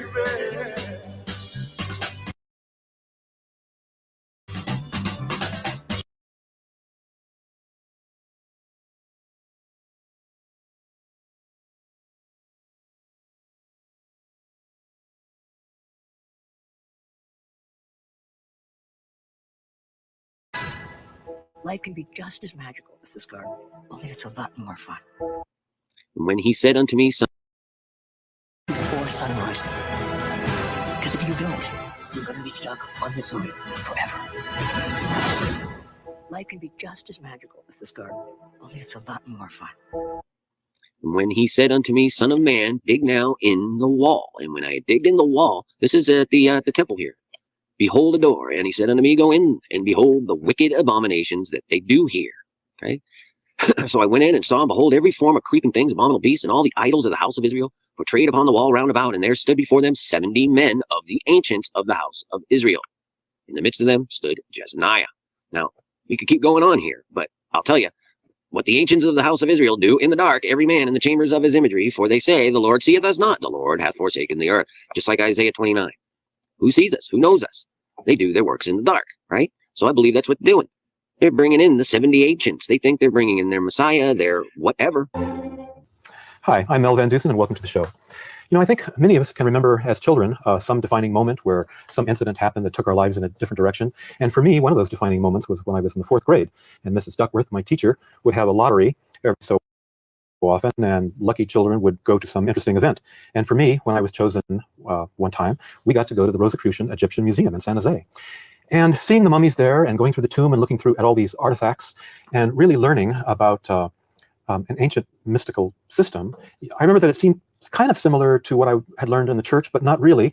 But anyway, that was the beginning of a process for me whereby I looked for the commonality in the various religions and philosophies. And today, we have with us here, who better to explain this, but the president and the Grand Master of the Rosicrucians, Julie Scott. Julie, welcome to the show. Thank you, Mel. Yeah. Julie, how would you describe the Rosicrucian order to someone who had never heard of it? The Rosicrucian Order is a philosophical and educational organization. It's not a religion, and members are all around the world, men and women who study natural laws in order to live in harmony with them. And what do you mean by natural laws? Well, natural laws are things such as cycles or understanding the growth patterns or understanding how things work in nature so that we can apply it in our own lives. I imagine when people look at Rosicrucian Park, I think the museum is the only museum in the world with Egyptian-style architecture. It is, yeah. They look at all these strange images and they wonder, what in the world is going on in there? So what is the greatest misunderstanding that people have about the Rosicrucian order? Well, typically, I think people misunderstand and believe that the Rosicrucian Order is a religion, which it is not. We encourage Rosicrucians to participate in whatever religion they choose to or not. And I think people also misunderstand anything that's called mysterious or mystical because it may seem a little bit spooky or unusual, when really, again, these are just natural laws that people can understand and then apply in their lives. I checked out your website, and there's a Rosicrucian timeline. And help me to understand this, but on the timeline there is Atlantis, dynastic Egypt, the Essenes, the Orphic Mysteries, the Pythagorean School, Eleusis, the Isis Mysteries, Kabbalah, Mithraic Mysteries, Hermeticism, Gnosticism, Neoplatonism, Alchemy, the Templars, and the Sophia tradition. What is the common thread that holds all these different traditions together as it comes down to us today as the Rosicrucian Order? Well, this is a tradition that's been perpetuated over the millennia. And it started thousands of years ago when people had a much closer relationship with nature and understood things in a different way than we do now. And people gave their lives to perpetuate this wisdom. Sometimes these various traditions that you just mentioned had to go underground in order to protect themselves.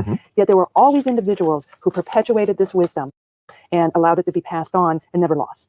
Give us an example of an ancient mystery religion and how that helped the people at the time. Well, these are in various traditions. There's the ancient Egyptian traditions. Give us an example of that. Well, there were initiations that took place in ancient Egypt. And these presented objective lessons of laws that showed that we're really connected with each other, and even more than that, that we have a connection with the divine. The Greeks did the same thing in the Eleusinian mysteries and at the tradition at Delphi. Now, I don't want to suggest that anyone knows exactly what took place in their initiations. These ancient traditions usually required that the participants promised not to share the secrets of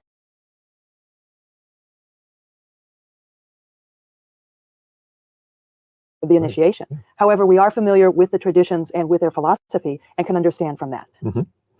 How do you understand the word divine? You used that word before. What does that word mean to you? Well, the divine is that spark that exists within us, that is a piece or an aspect of whatever the great mystery of the universe is. For many millennia, the authority has ruled in the kingdom of heaven with absolute. For many millennia, he named himself the Creator, the Father, the Almighty. He is none of those, but just an angel, like ourselves. And he rules with a dark angel by his side. We, who fought for truth, were cast out of the kingdom. Since then, we have lived between the worlds, watching and waiting for vengeance. A spark of hope is alive among humankind. A bold leader is rallying warriors. He may be mortal, but his ambitions transcend his kind. A serpent has been summoned. A new Eve emerges. The time for a new rebellion is coming. If you look in this synagogue and count all the chairs, both in the audience section and in the inner circle here, this little semicircle, you have 111 seats in total. And once I got that figure, it was obvious to me. And I was literally just led right to where I had seen these things before. And this is all related to the Kabbalah. Okay? You have your Kabbalah tree, your 10-10-10, and your 1-1-1, and the knowledge of learning and gaining throughout your life, essentially. Kabbalah is very, very ancient and very, very Jewish, and you can learn all about it. They're eager to teach you about it. Again, I'll leave all these links. What is Kabbalah? It is the soul of Judaism. This is what they say, and I'll leave links for everything. But the Kabbalah also has other uses. And, you know, the ones who attend the synagogue, essentially, they're probably 98% well-meaning, God-loving. They sincerely seek the Lord God of Abraham, Isaac, and Jacob, but they're being deceived, okay? And that little tiny percentage, they're the ones that are doing the deceiving, and they're the ones that are working for Satan. And hardly any of them even know it, but some of them do. And they work off of the Kabbalah tree. Now, there are many versions. The tarot emanates from the Kabbalah tree. Okay, you need to look into this stuff if you're so inclined. Really, Sfat is the city of Kabbalah, and when we're living in Sfat, we're actually in tune to that deeper essence of reality. Kabbalah is the existential truth of reality, the building blocks of creations. So our physical senses, our physical beings only see the external layers of reality. But living in Sfat, we really are living from that place that everything has a soul. Everything is an expression of one unified field of godly energy. And through learning Kabbalah, and specifically learning in Spot, we're really able to peel away those levels of concealment to really see the reality and see the truth of reality for what it is. It's a very big blessing to be here, and there are very many righteous women here in South Sudan who are learning, really learning mystical Torah and learning Kabbalah. Right. Well, also and beautiful because, we know throughout history that it was always like in Kabbalah, the men were only able to study it when they turned 40, and you have a very special man as a husband who has always embraced your divine feminine and sharing this knowledge. You both have grown together, and you do so much with LiveKabbalah.com and the school that you're able to provide. Tell us about that and kind of, what you have, in store for the next year. So I think in general, the world has really shifted in terms of learning Kabbalah. But you said it used to be something that only men would learn, and maybe at the age of 40. But actually, the Lubavitcher Rebbe actually said in the year 1992 that through our work in these 5,000 years of exile, we've actually, and bringing godly consciousness into the world, and through learning Torah, which is God's infinite wisdom, and performing his commandments, his mitzvot, which is God's infinite will for the world, we've actually elevated the actual fabric of creation. And therefore, what I see in Live Kabbalah is that the entire world is much more receptive to these teachings right now, specifically in this juncture of cosmic history. And Arizal said that now is the time we have to spread these teachings to the masses because it connects us to the Eitz HaChaim, the tree of life, and we see how much darkness there is in the world and how much we need these teachings. Right. Especially now because we know in this kind of this process, all the sages have said the Messianic process is extreme polarization, darkness, confusion. The only way the light could come in, you have a dark room, all you got to do is light a match and there's light, even if it's not the light of the studio, for example. So why is also this such an important cosmic time in history? It's a critical juncture in the world, and we're seeing it in Israel every day. There's a lot of tension, but we also know there's a lot of light. Absolutely. And I think it's so important as women to really connect to these teachings with the power that we have of women. As the Arizal says, that right before Mashiach, there's the rise of the feminine energies in the world. And it said that through righteous women, women were redeemed from Egypt, and through righteous women, we're going to be redeemed in the future redemption. And the Arizal also says that this generation, we are reincarnations of the souls that came out of Egypt. So it's so vital in our generation, specifically as women, to be learning this mystical dimension of the Torah. Wow. 11. You chose to resist.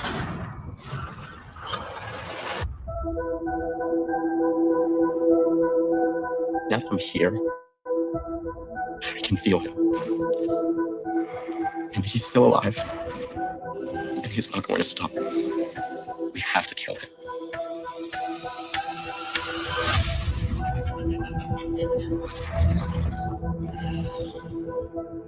When I was in there, I saw something. The mind flayer is opening more gates. It is time for you to join me. Darkness is 5-star general. Shouldn't have done that. He hurt me. Will, I want you to join me.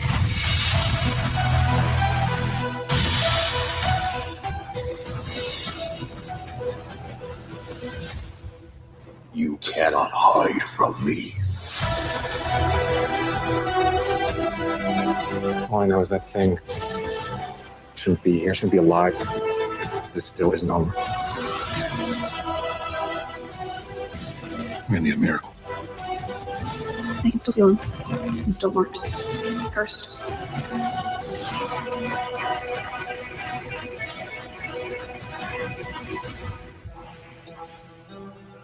The two pillars, Jachin and Boaz, outside of the temple, which I believe is what was being referred to in Ezekiel as the abominations at the gate of the altar. I just don't see how God could approve of them. And he tells Ezekiel to go into and see the abominations that they do. And just for this video, because I just can't contain and show all of it to you, but the 111 should just tell you that they're totally Kabbalists. And the way that these chairs are situated is very, very telling, because if you look on the inner section here, there are 2 rows of 4 chairs at the very, very center of the synagogue here, right up towards the front, which is right here. You see these 2 rows of 4 chairs? Those plus the idol, because that's what I'm calling it. I'm calling that an abomination. They've gone in here more or less in secret, doing it right in front of us, though, because that's what they do. And they've created an abomination almost directly below where the holies of holies, the literal presence of God, would be. I've decided to start learning about Kabbalah, and it's blowing my mind. The more you learn, the more you don't know. Kabbalah, a mystical interpretation of the Torah that's thousands of years old. If you really want to get the depth of it, you're going to have to commit to your own intense spiritual journey. I'm open to more spirituality in my life, but nothing has really nourished my soul the way I had hoped. My unlikely path to Kabbalah began here, at a New York Rangers game. I started talking with a friend. He suggested I get in touch with a rabbi he knows. I view the study of Kabbalah before one is truly versed in at least the basics, the foundations of Judaism, as rushing to the dessert before one has even partaken of the main meal. This is all new to me, to our kids, to Miriam, especially the rituals. We feel a bit like visitors from another planet. The whole point of Kabbalah teaches you whatever comes your way, there's a reason for it. The real Kabbalists wouldn't even even have like a non-Jewish person involved. Well, my father is Jewish, and his name is Jesus. How do you balance a normal life with a deeper spiritual commitment?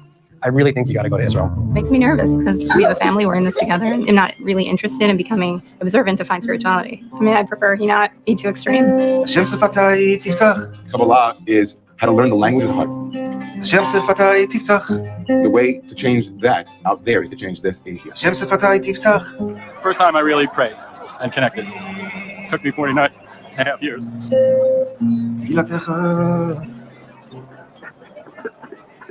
And there's 8 chairs and the 1, 9. That's what's known as the Council of 9. And if you don't believe that that's true, I just don't know what to tell you. But I mean, simple wiki. If you do any digging into this, you'll find the real nitty-gritty details, but the Council of 9 is very real. It was to punish mankind, Zeus, and 8 other deities gathered to form the Council of 9. It's all here. And I will assuredly will link everything that I have, okay? And once again, to illustrate how they put it right in your face. Check this out. Everybody has seen this. Everyone has seen the avocados from Mexico. So very funny, very comical, hilarious commercial. This is the level that they go because it's so outrageous. Who would ever think that they're going to actually show you the truth in a stupid avocado commercial while they're mocking the living daylights out of you? It's just ridiculous. 9. Okay? I'm just saying, this is how they work. And let's not forget, at the very same time that they were basically consecrating this thing, they were burning incense in a fashion that they have not done in 2,000 years, people. Specifically, Kabbalah is actually feminine in its essence.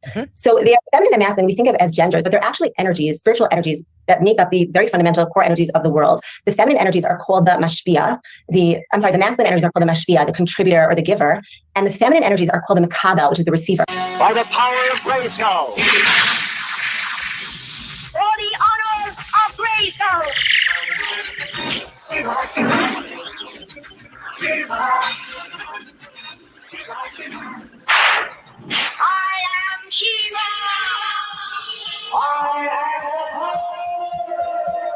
This looks like double trouble.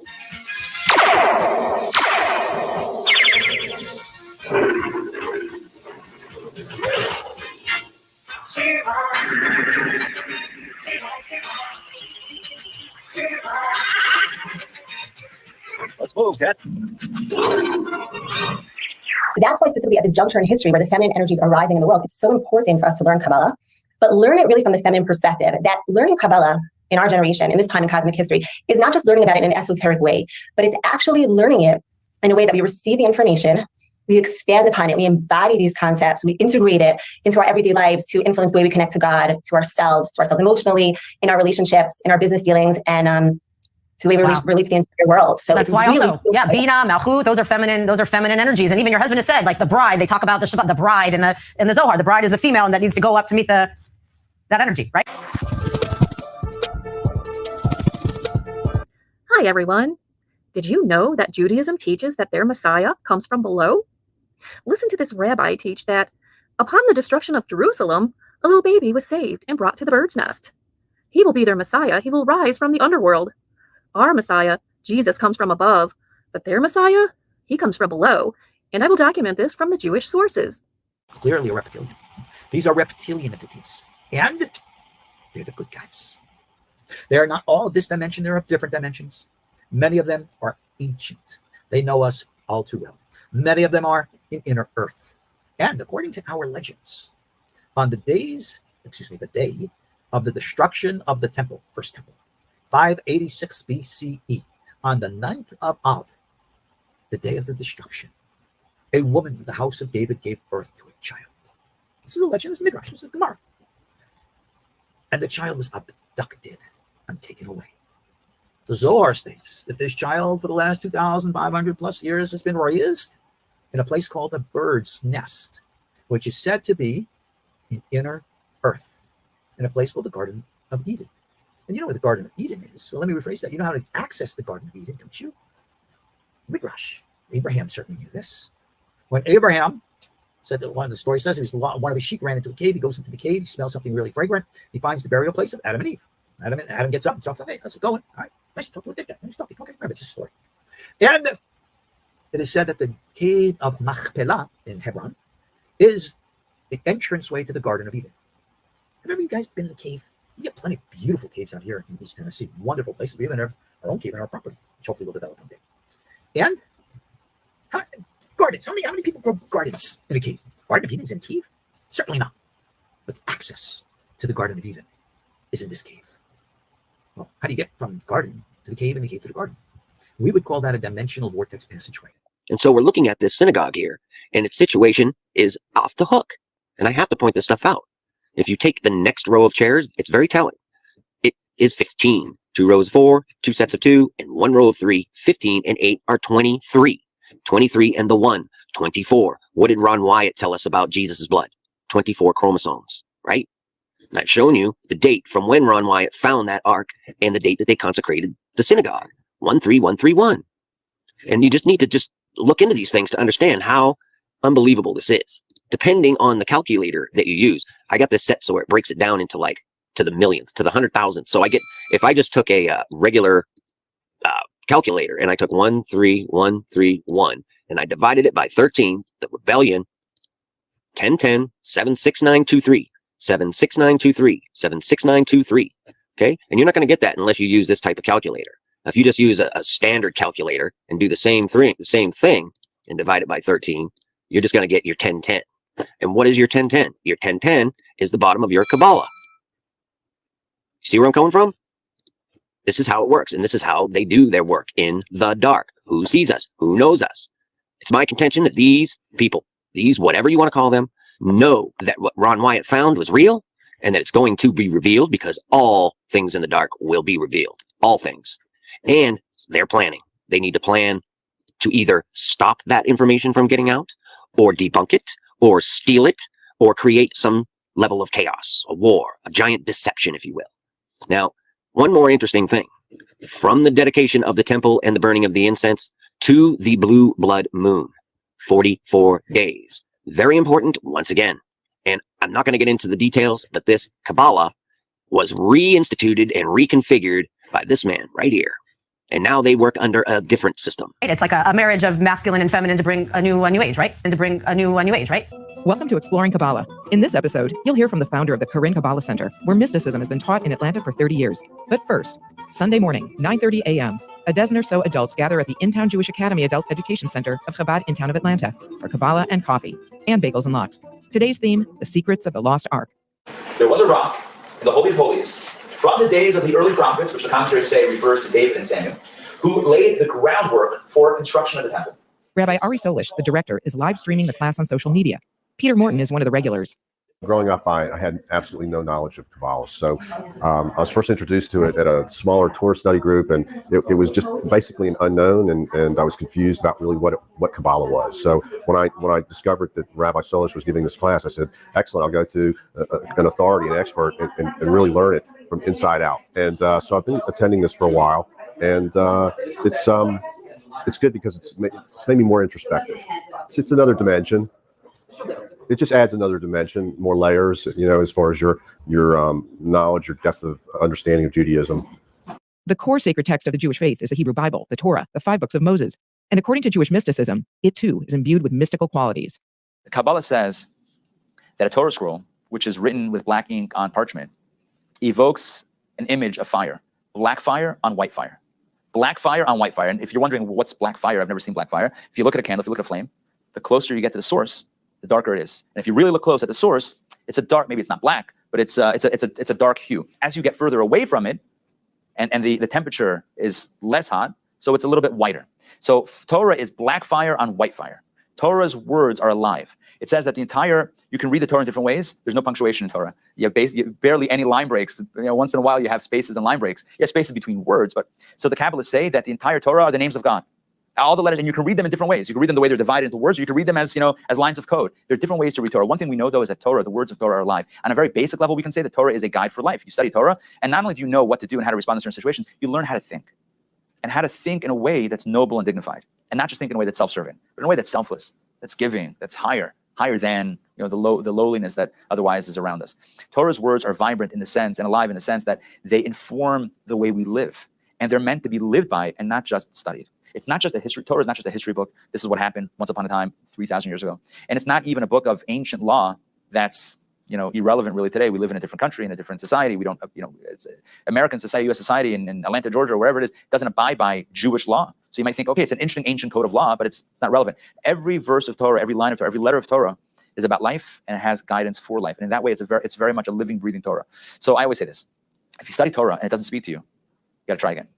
Try again. Keep on studying until it speaks to you, until it changes something about how you see the world or how you live your life, because it has so much meaning in it. It's like that fire that is moving and vibrant and vital and life-giving. And the text, perhaps because of its vibrancy, is to be grappled with, a reflection of the biblical story of Jacob wrestling with, well, that's the question.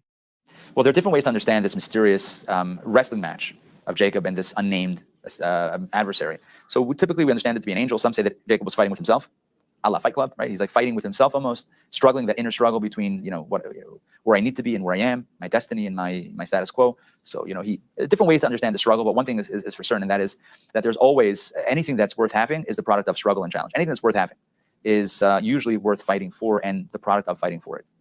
So Jacob wrestling with the angel can mean wrestling with the forces around us to try to hold us back, wrestling within ourselves to bring out the best within ourselves and not succumb to those self-defeating voices, whether it's sadness or melancholy or cynicism or self-doubt, whatever it is. It's not succumbing to those voices. It's fighting to keep on going, or it's grappling with Scripture itself, and it's saying, I don't accept what the words are saying on the surface. I don't accept that this is just an ancient story of Abraham and Sarah in a tent in the desert. I believe that this is a message for me. It's Torah Chaim. It's a Torah of life, and I believe that there's a life lesson that I will learn from this if I just rip off the cover, so to speak. If I just uncover the truth, I can see what lies inside. Kabbalah does a lot of that. Kabbalah says that every verse, every word in Torah is a lesson in life. It's a holy, Scripture is holy, the Torah is holy, but more than just abstractly being the word of God, it's the word of the living God for us to live by.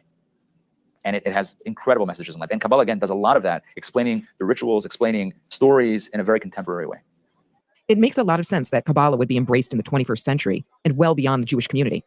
Kabbalah is the most profound wisdom about the universe and about ourselves. So it's not surprising that people searching for meaning will be attracted to this. Now, why Hollywood? I don't know. I mean, I could speculate that perhaps in a place of heavy materialism, the soul cries out for something a little bit deeper, and there's nothing deeper than Kabbalah. So it makes sense that Kabbalah is popular there amongst those circles. Is it blasphemy? So here's the thing. Assuming that authentic Kabbalah is being taught, so then it's authentic Kabbalah. I think the challenge lies into how do you strip Kabbalah from Judaism? I don't know. I'm not personally familiar with what the teachings that are taught in other centers or whatever. I don't know. Here we teach from the original text. We don't create our own text. Typically, we just. I feel like my role here is to be a conduit, is to tell you what it says in the books. This is what it says. This is the way I understand it, and now you can apply it and grow with it.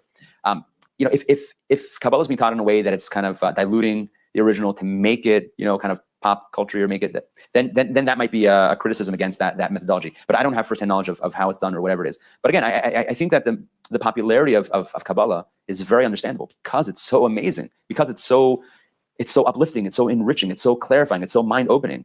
It makes sense that people are attracted to it. And the language of mysticism in Kabbalah, the Jewish tradition, may also be reflected in mystical traditions of other spiritual paths. If something is true, you're going to find it in multiple places. In other words, if something is essentially true, it's going to come up. It's like almost like scientific proof, right? If you test something under multiple conditions and it still is true, then you know that's most likely to be a true reality or a true phenomenon. So the same thing is true to a large extent with mystical teachings. You will find similar mystical traditions in other circles, in other societies, in other religious contexts. Because if it's true, it's going to be in multiple places. That's the reality of it. Now, I think there's a lot of commonality in the Eastern traditions as well. So Buddhism and other traditions. One teaching that I've heard is that, and the Bible does say this, it says that Abraham, toward the end of his life, he had additional children, and he sent them off to the East, and he gave them gifts. And the commentators say, what gifts did he give them? What, he gave them money? He gave them, Chanukah Geld. Like, what did he give them? So it says that he gave them gifts of wisdom. And so some have said that, what does it mean? That the Eastern philosophies and methodologies, that wisdom ultimately stems from Abraham. And Abraham, of course, according to many, is the author of Sefer Yetzirah, the book of formation. So there's a lot of Kabbalistic commonality that exists. Now, that's not to say that all spiritual traditions are synonymous. They're not, but you will find crossover and points that you kind of come up within different traditions. One of the world's newest and fastest growing religions. However, many people still have never heard of Baha'i religion. Millions of people around the world have converted to it because of its message of unity and community. Our in-depth reporter, Anthony Hill, set out to take a look at this religion, and he spoke with Baha'is right here in the Bay Area about tenets of the religion and what makes it so inclusive. The Baha'i religion was founded in 1844 in Persia, which is present-day Iran. Followers believe in the oneness of all world religions, and since its founding, it spread to nearly every corner of the planet, including right here in the Bay Area. In Palm Harbor, some in the Manfred family haven't eaten all day long. That's because, like many religions, Baha'is have a season when they fast, from March 2nd to the 21st, and from sunup to sundown. Baha'is over the age of 15 don't eat or drink. We get up, say a prayer, eat a big breakfast, and then we push through the day until sunset, and then say another prayer and eat. To me, it's important because it makes me examine what I may be doing or intaking that might be excessive. We'll catch up with the Manfred family later. I wanted to find out more about this growing religion, so I went to Plant City, where Dr. John Hatcher lives. He's a professor emeritus from the University of South Florida, and he's written several books about the Baha'i religion. We believe there is one God and really one religion, the religion of God, but it's been revealed in successive and progressive stages throughout the history of humankind. He says Baha'is embrace the world's largest religions, such as Islam, Judaism, Buddhism, and Christianity. They believe that God revealed himself to humanity in different parts of the world at different times through the prophets of those religions to bring teachings that address the needs and conditions of humanity. Dr. Hatcher teaches virtual classes about the history and virtues of the religion every other Wednesday and posts them on YouTube. Hello, I'm Professor John Hatcher, and I appreciate your coming to this site. And you won't find any sermons or clergy in a Baha'i place of worship. It's just a place where people come to reflect and pray in their own way.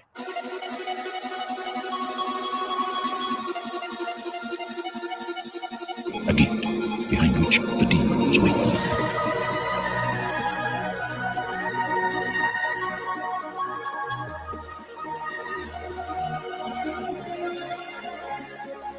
A gate. Crazy.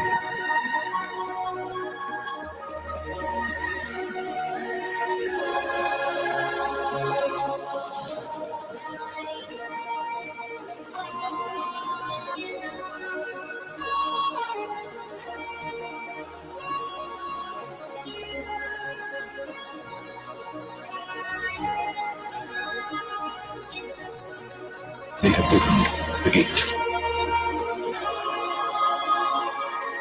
One of the core tenets of the religion is unity through community, regardless of race, religion, or nationality. The elimination of prejudice, independent investigation of faith, equality between men and women. Leslie Farrell has been a Baha'i for 22 years. Well, my roommate in college was a Baha'i. She didn't ever say anything, though. She had a prayer book that said Baha'i prayers, and I asked her, well, what is that? And then she just told me about it, and I thought, that sounds like the religion that I have that I didn't know existed. Meanwhile, back in Palm Harbor at the Manfred's house, the sun has finally set, and the family, along with some of their non-Baha'i friends, are ready to break their fast, but not before a quick prayer. In the name of him who hath been promised in the books of God, the all-knowing, the all-informed. The days of fasting have arrived, wherein those servants who circle around thy throne have attained to thy presence have fasted. On the menu, chicken, fish, macaroni and cheese, and fruit. Yeah. AJ Manfred turned 16 recently, and he says he made the decision to join the religion because of how inclusive it is. Just because it's so open-minded, and I feel like me, myself, I'm an open-minded person, and I really like to keep everybody included and really just diverse, and that's what it stands for. So it's a really important one to me. AJ's friend, Clayton, is not Baha'i, but he says he always feels welcomed in that community. I always feel included when I go to the Baha'i meetings or just when we meet up and just have fun. You know, I feel really welcomed. Even though I'm not Baha'i, I still do feel welcomed and I still feel there. There are more than 6 million Baha'is living around the world and about 177,000 in the United States. Definitely still considered a small religion, but there are 4 places of worship right here in the Bay Area. In Tampa Bay, I'm in-depth reporter Anthony Hill, ABC Action News. Specifically, when we actually learn these teachings and we receive them, and we integrate them. And that's what we do in Live Kabbalah. It's actually called Live Kabbalah because it's not just receiving the teachings and just in a passive way, but it's actually living with it, integrating it. And that brings so much light in this darkness, so vital in this time, as the Arizal says. It really connects us to the tree of life, the Eitz HaChaim, so vital in this dark world. And and it's so powerful. Shining, in ancient times, they called Kabbalah mysticism. But if you tried to explain the computer just even 200 years ago, or the fax machine or the internet, they'd call it mysticism. So Kabbalah spoke about concepts that were literally not just centuries, but even millennia ahead of time. So for example, the Zohar, 2,000 years ago, which is 1,500 years before Columbus, the Zohar spoke about a round earth. To quote, the whole world rolls around like a ball, so that some people are above and some are below. The Zohar said 2,000 years ago that true reality exists in 10 dimensions. Can you imagine? We just learned about dimensions in this century, that there's other dimensions we can't see. So Kabbalah said true reality exists actually in 10 dimensions. Now, why is that important? They said, if you look around with your 5 senses, we only detect 1% of true reality. The remaining 99% is hidden, says Kabbalah, in these other dimensions.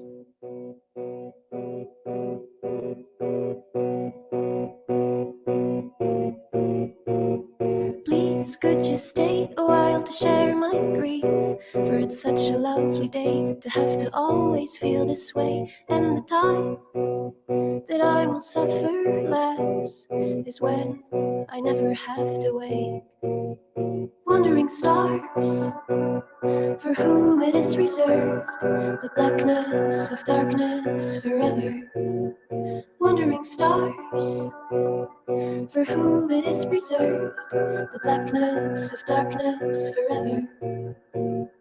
Those who have seen the need is sign of dread, like a husk from which all that was now has fled, and the masks that the monsters wear to feed upon their prey. Wandering stars, for whom it is reserved the blackness of darkness forever. Wandering stars, for whom it is reserved the blackness of darkness forever.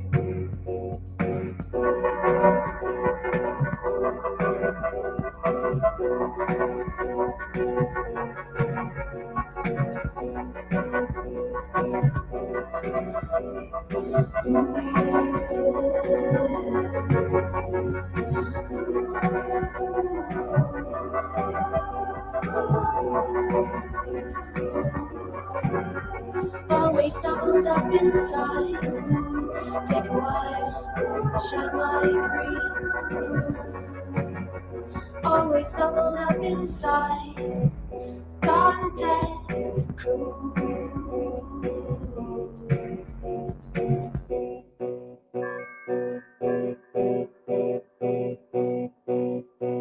That song is a version of Wandering Star by Portishead, back from the 90s. It's a great song, but it's actually quoting from the book of Jude, as I'm sure some of you recognize.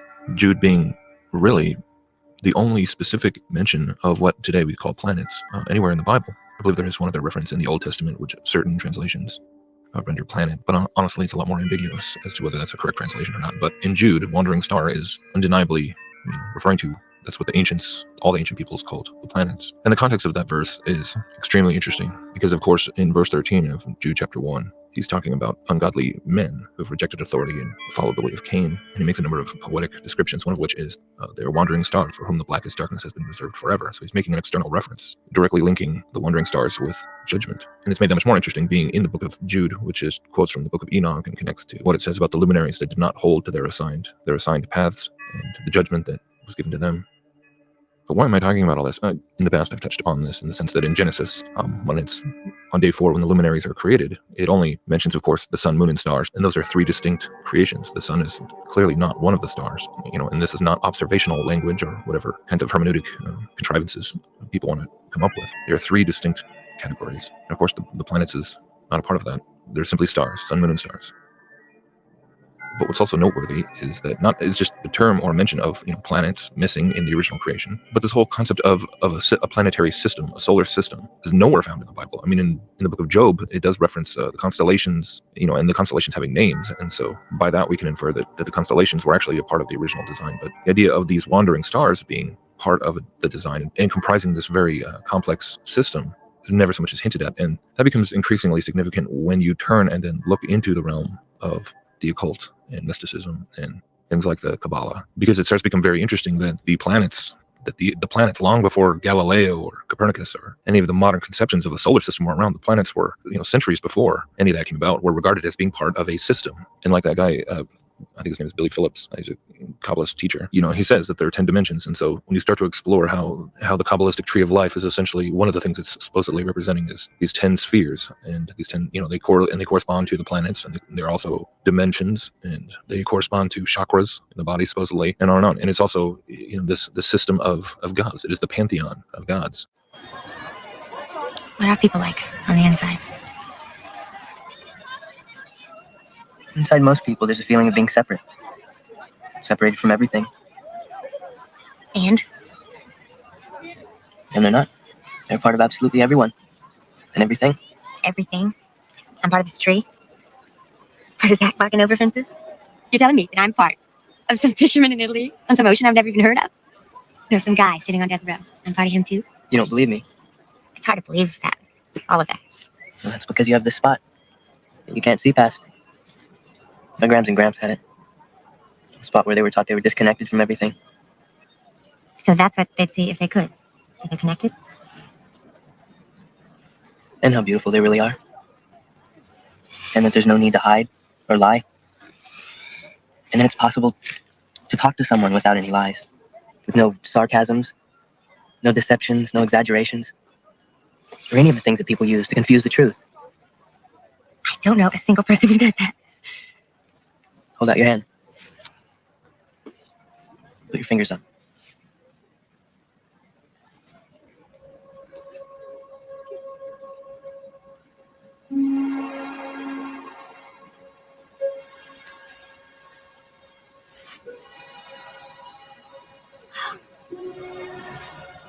Is that your heartbeat? And yours?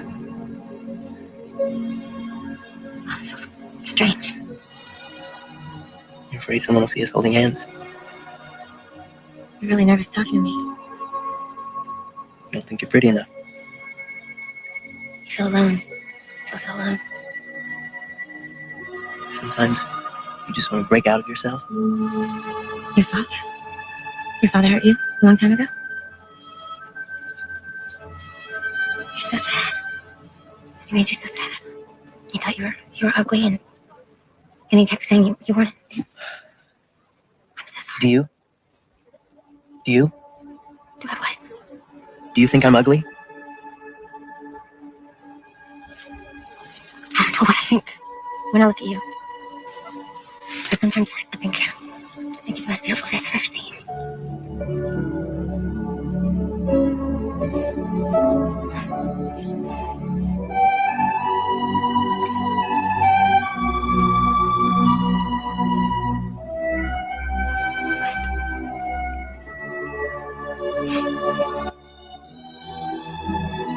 Which appear in every pagan mythology, every pagan pantheon, in some form or another. And there's endless variations depending on the Chinese system, or the Babylonian system, or the Egyptian system, or the Norse mythology, so the Aztec and the Maya. All these, slightly different deities, slightly different, but they all incorporate the planets. And the more you delve into this, the more you see how central it is to all occult cosmologies, all occult belief systems. While the only reference in the Bible is really this one in Jude, and it is one associated with judgment and rebellion and the fallen angels. And I've actually been listening to a number of lectures given by Manly P. Hall, the famed occultist. He talks a lot about the solar system and planetary bodies, and the ancient connection to the ancient gods and Kabbalah and everything. He knew all the different. Manly P. Hall was, in many ways, was the original progenitor of astrotheology in the 20th century, combining Gnosticism and all the different occult traditions and shamanic traditions. And basically, what Manly P. Hall explains is that, according to the ancients, and by ancients he means the ancient pagan mystery schools, understanding the planets, the pantheon as a system. The significance is that it very much just functioned like a ladder.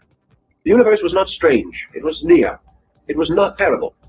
It was tremendous, but not fear-inspiring. It was vast, but this very vastness challenged man to grow, rather than to surround him with fear. And so enlightened peoples began to reach out in friendliness to the stars. They did not populate the firmament with evil beings, but with great good powers. And they sensed these good powers as forever protective and paternal. They sensed these powers as contributing continuously to the well-being of every creature that existed. And by the time Egyptian civilization had arisen, we see this universe in which we live strangely charted, mysteriously organized into planes and levels and spheres and departments. There were worlds within worlds, wheels within wheels, as in the story of Ezekiel's vision. Man saw the universe as a vast structure of evolving life and saw himself moving through this structure.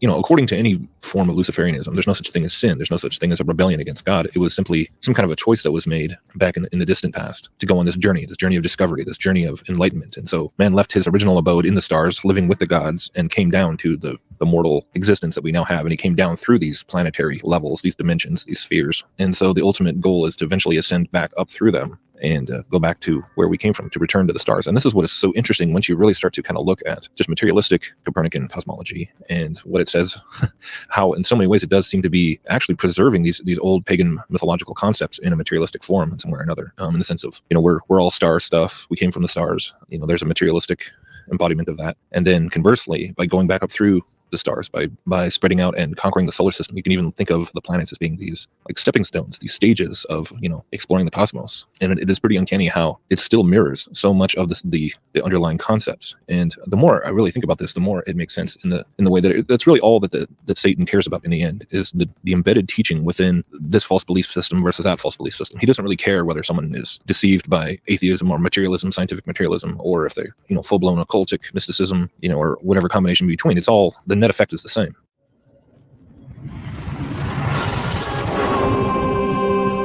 Who are you?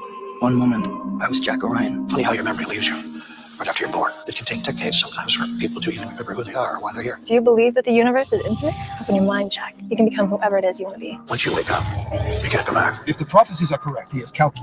And if he is Kalki, you must terminate him. Jack, wake up. How can I become as good as you? This will help.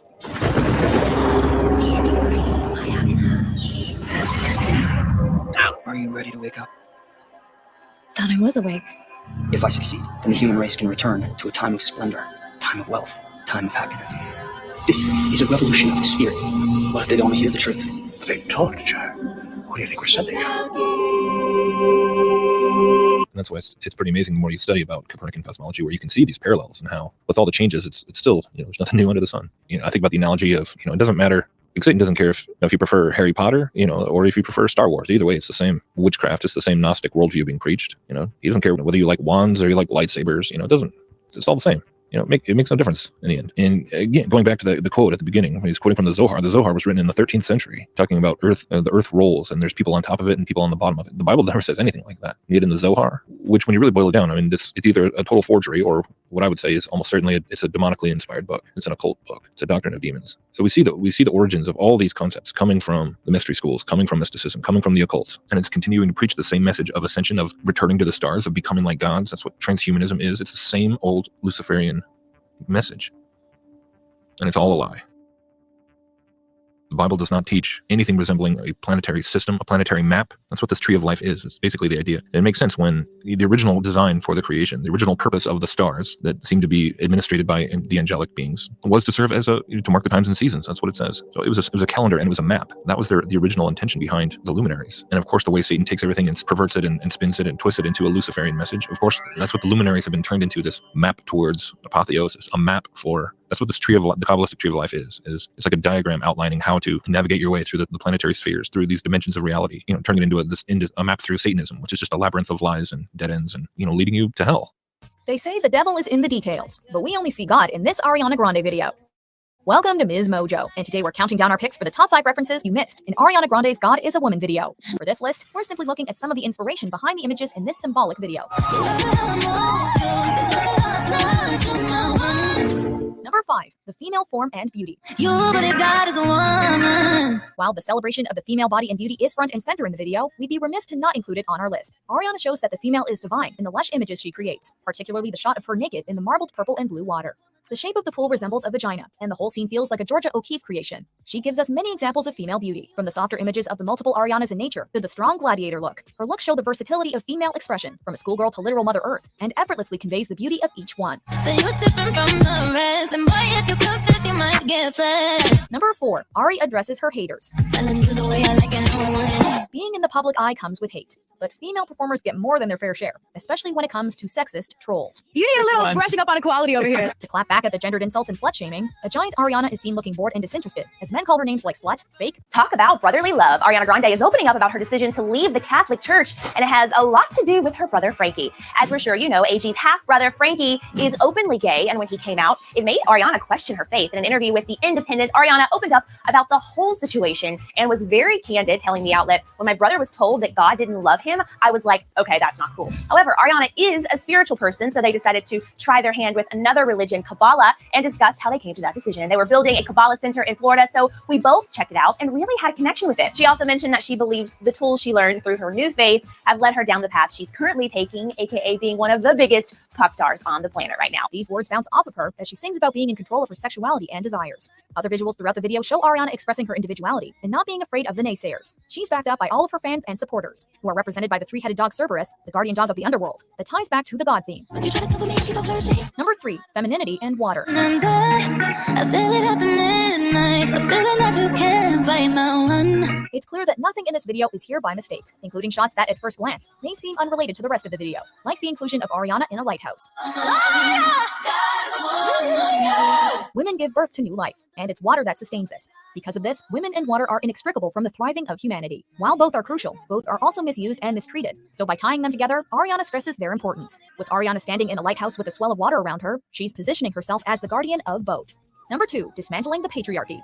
The future is definitely female, but there's still a lot to be done until we get to that point. To help smash the patriarchy, Ariana literally takes the law of the land in her own hands. You see in the video, she's seen holding what looks like a mallet in the Pantheon, but it's actually a large gavel. That gavel is a stand-in for the law, many that uphold the patriarchy in both minor and major ways. By grabbing ownership of the law, she has the power to break the glass ceiling for womankind. Although we weren't able to shatter that highest, hardest glass ceiling this time, thanks to you, it's got about 18 million cracks in it.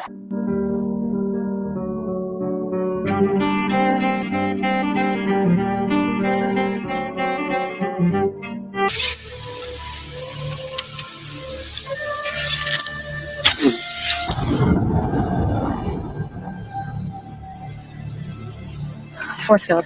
It's a dome right at the edge of the arena. Which she does when she throws the mallet. It may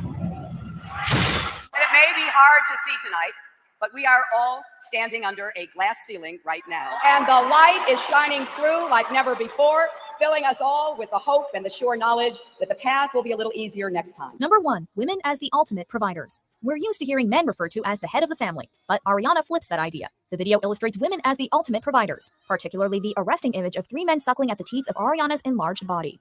The image harkens back to the Roman myth of Romulus and Remus, who are often portrayed in art as suckling at the breast of a she-wolf. Ariana embodies the symbol of women providing all life, since we'd literally be nowhere without them. She furthers these ideas with the womb imagery and the recreation of Michelangelo's Sistine Chapel at the end of the video. You believe God is a woman. Ariana said that since joining the church, quote, my life has unfolded in a really beautiful way, and I think that it has a lot to do with the tools I've learned through Kabbalah. I really do. Bringing it back to her brother Frankie, Ariana said that he is the main reason she even got into singing, because since he's 10 years older than her, she really idolized him. So when Frankie got into musical theater, Ariana followed suit. Well, that seemed to work out pretty well for her. I'm a theoretical physicist, and I like to say that I walk in the footsteps of giants like Albert Einstein and Niels Bohr. I'm not a philosopher. However, I am rather dazzled by the fact that many of the basic mysteries that we find in string theory and the theory of everything seem to be mirrored in the Zohar and in the Kabbalah. As a scholar, the most amazing thing of all is the degree to which modern astrophysics sounds like a Kabbalistic text.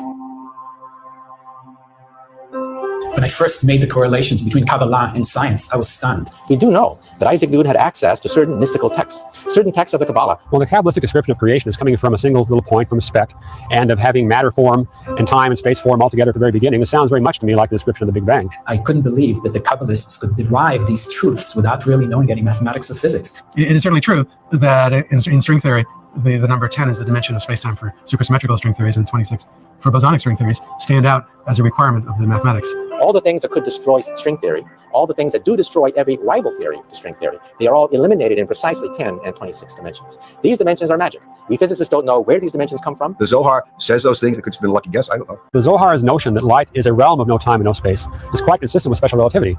What's been stopping it so far are, number 1, the lack of a good concept. And I think the Kabbalah is offering that now in the context of modern science. And 2, a reticence on the part of both scientists and people in religion to mix the two. It's rather amazing, this uncanny reflection of some of the most advanced cosmology coming from our satellites, coming from our atom smashers, coming from our blackboards, that are mirrored in the Zohar and ancient Kabbalistic texts. Stars, the hosts of heaven, God's creation, the ones, each star has its name, as it says in the scripture. God says, I have named them all. These are the eyes. These are the eyes on the wheels. Our stars.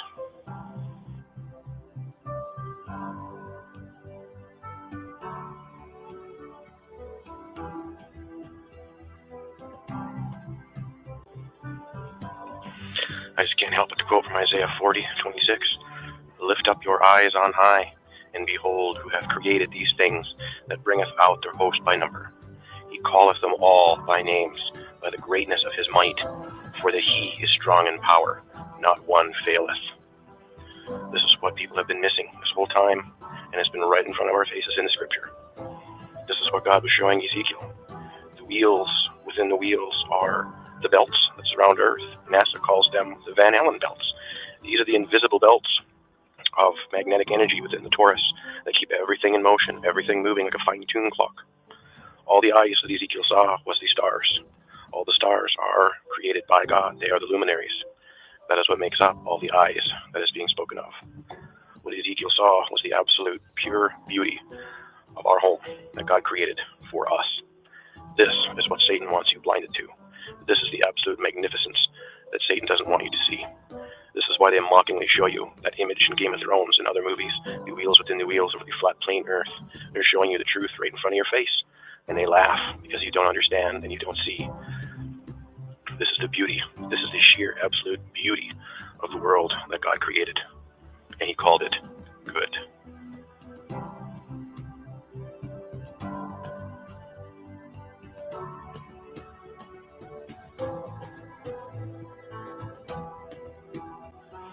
Now that you have eyes to see and ears to hear, now let me tell you this.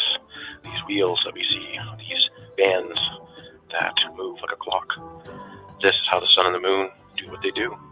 This explains their movements. It's all about magnetic energy. It's all about the magnetic fields. This is how they are frictionless and how they move in perfect unison.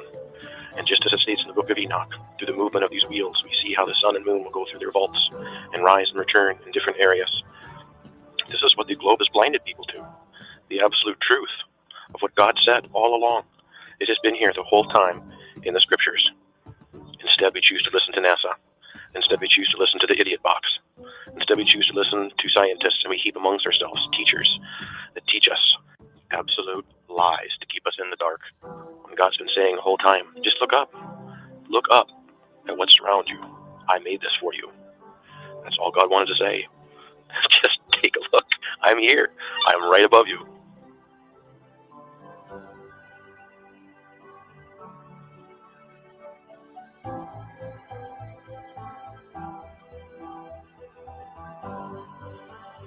You can take comfort knowing that when you step outside and gaze up into that starry wonder of God's creation, just know that our Father in heaven is sitting up there right now, staring down at all of us, watching our every move.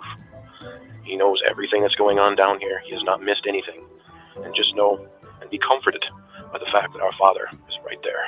And he's been there this whole time.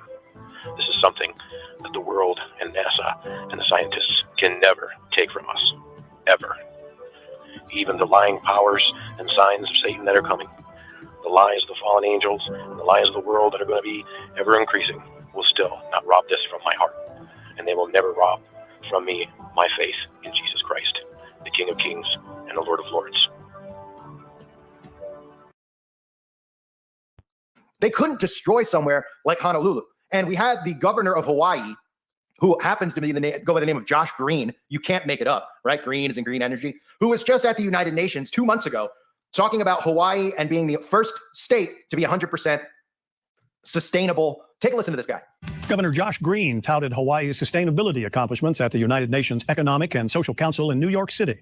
The governor was the keynote speaker in the forum that included more than 40 presenters from around the world. Green pointed out that Hawaii is in a unique position as an island state and has tried to lead the way in promoting renewable energy. We tried to lead on energy and climate. We were the first state to mandate 100% renewable energy for electricity. So it's, again, an opportunity as a small state with technically a small footprint, but we do punch above our weight a little bit because of our position in the Pacific. Speakers were invited to help implement the United Nations Agenda for Sustainable Development Goals in 2030. So that's Governor Green. I mean, this is how in our faces this stuff is, right? It's about green energy. It's the Green Plan. Governor Green was just put in place in 2022. And the first, less than a year, this happens. He's already just been at the United Nations 4 weeks ago. He was there 4 weeks ago, July 12th and July 19th. He was, through the 19th. That's when he was there. Okay. And he's. Hey there, friends, family, and loved ones all. We just got to keep bringing this to light, man. We just got to bringing our light into this darkness that's going everywhere. And he speaks about the green agenda that, rest in peace, Rosa Koire spoke about in this must-read book, Behind the Green Mask, UN Agenda 21. She spoke about this a decade ago, and we see the evergreen air tankers that are spraying the chemtrails. We see the fires, Greenville gas mark, the evergreen sideways. Remember when the evergreen tanker went sideways in the Panama Canal? So this is part of their green agenda. And when I was in investment banking, the broker, I was covering Andy Evans, and Andy Evans was the guy who ran Bill Gates' fund called the Evergreen Fund. You can't make this up. And here's an evergreen air tanker called the Dream Lifter. even further evidence. This was out of Oregon, a CIA operation, as far as the chemtrail delivery system, but notice the Dreamlifter evergreen logo again. And to further drive home the Green New Deal network from the indigenous leaders in Hawaii, further proof of the dangerous climate directed energy weapons used to create climate emergencies. Quote, we need legislation that is as bold and urgent as the scale of the wildfires choking Hawaii and Canada, the heat waves suffocating Texas, extreme flooding drowning Europe, Ng said at the legislature in Hawaii. How many more lives are lost? Willing to tolerate before it declares a climate emergency and activates politicians to take further climate action. Total World Economic Forum agenda protocols here. Green New Deal Network. All right, so let's look again at what the cause of this supposedly was Hurricane Dora, located almost 600 miles southeast of Hilo and 1,200 miles east-southwest of Johnson Island. So it came from the east, from Japan, they say, 200 miles or 600 miles from Hilo, from Hawaii, and then hurricane force winds. It was a dry hurricane, nothing even rained. Center and tropical storm outwards of 115 miles, gradually to weaken. But there was no worries. We don't have to worry about it. So listen to this bozo speak about how he's trying to explain how a hurricane hundreds of miles to the south could fuel the most devastating takedown in just a very, very specific area along the Hawaiian chains. We'll break it down here in a minute. Listen to this.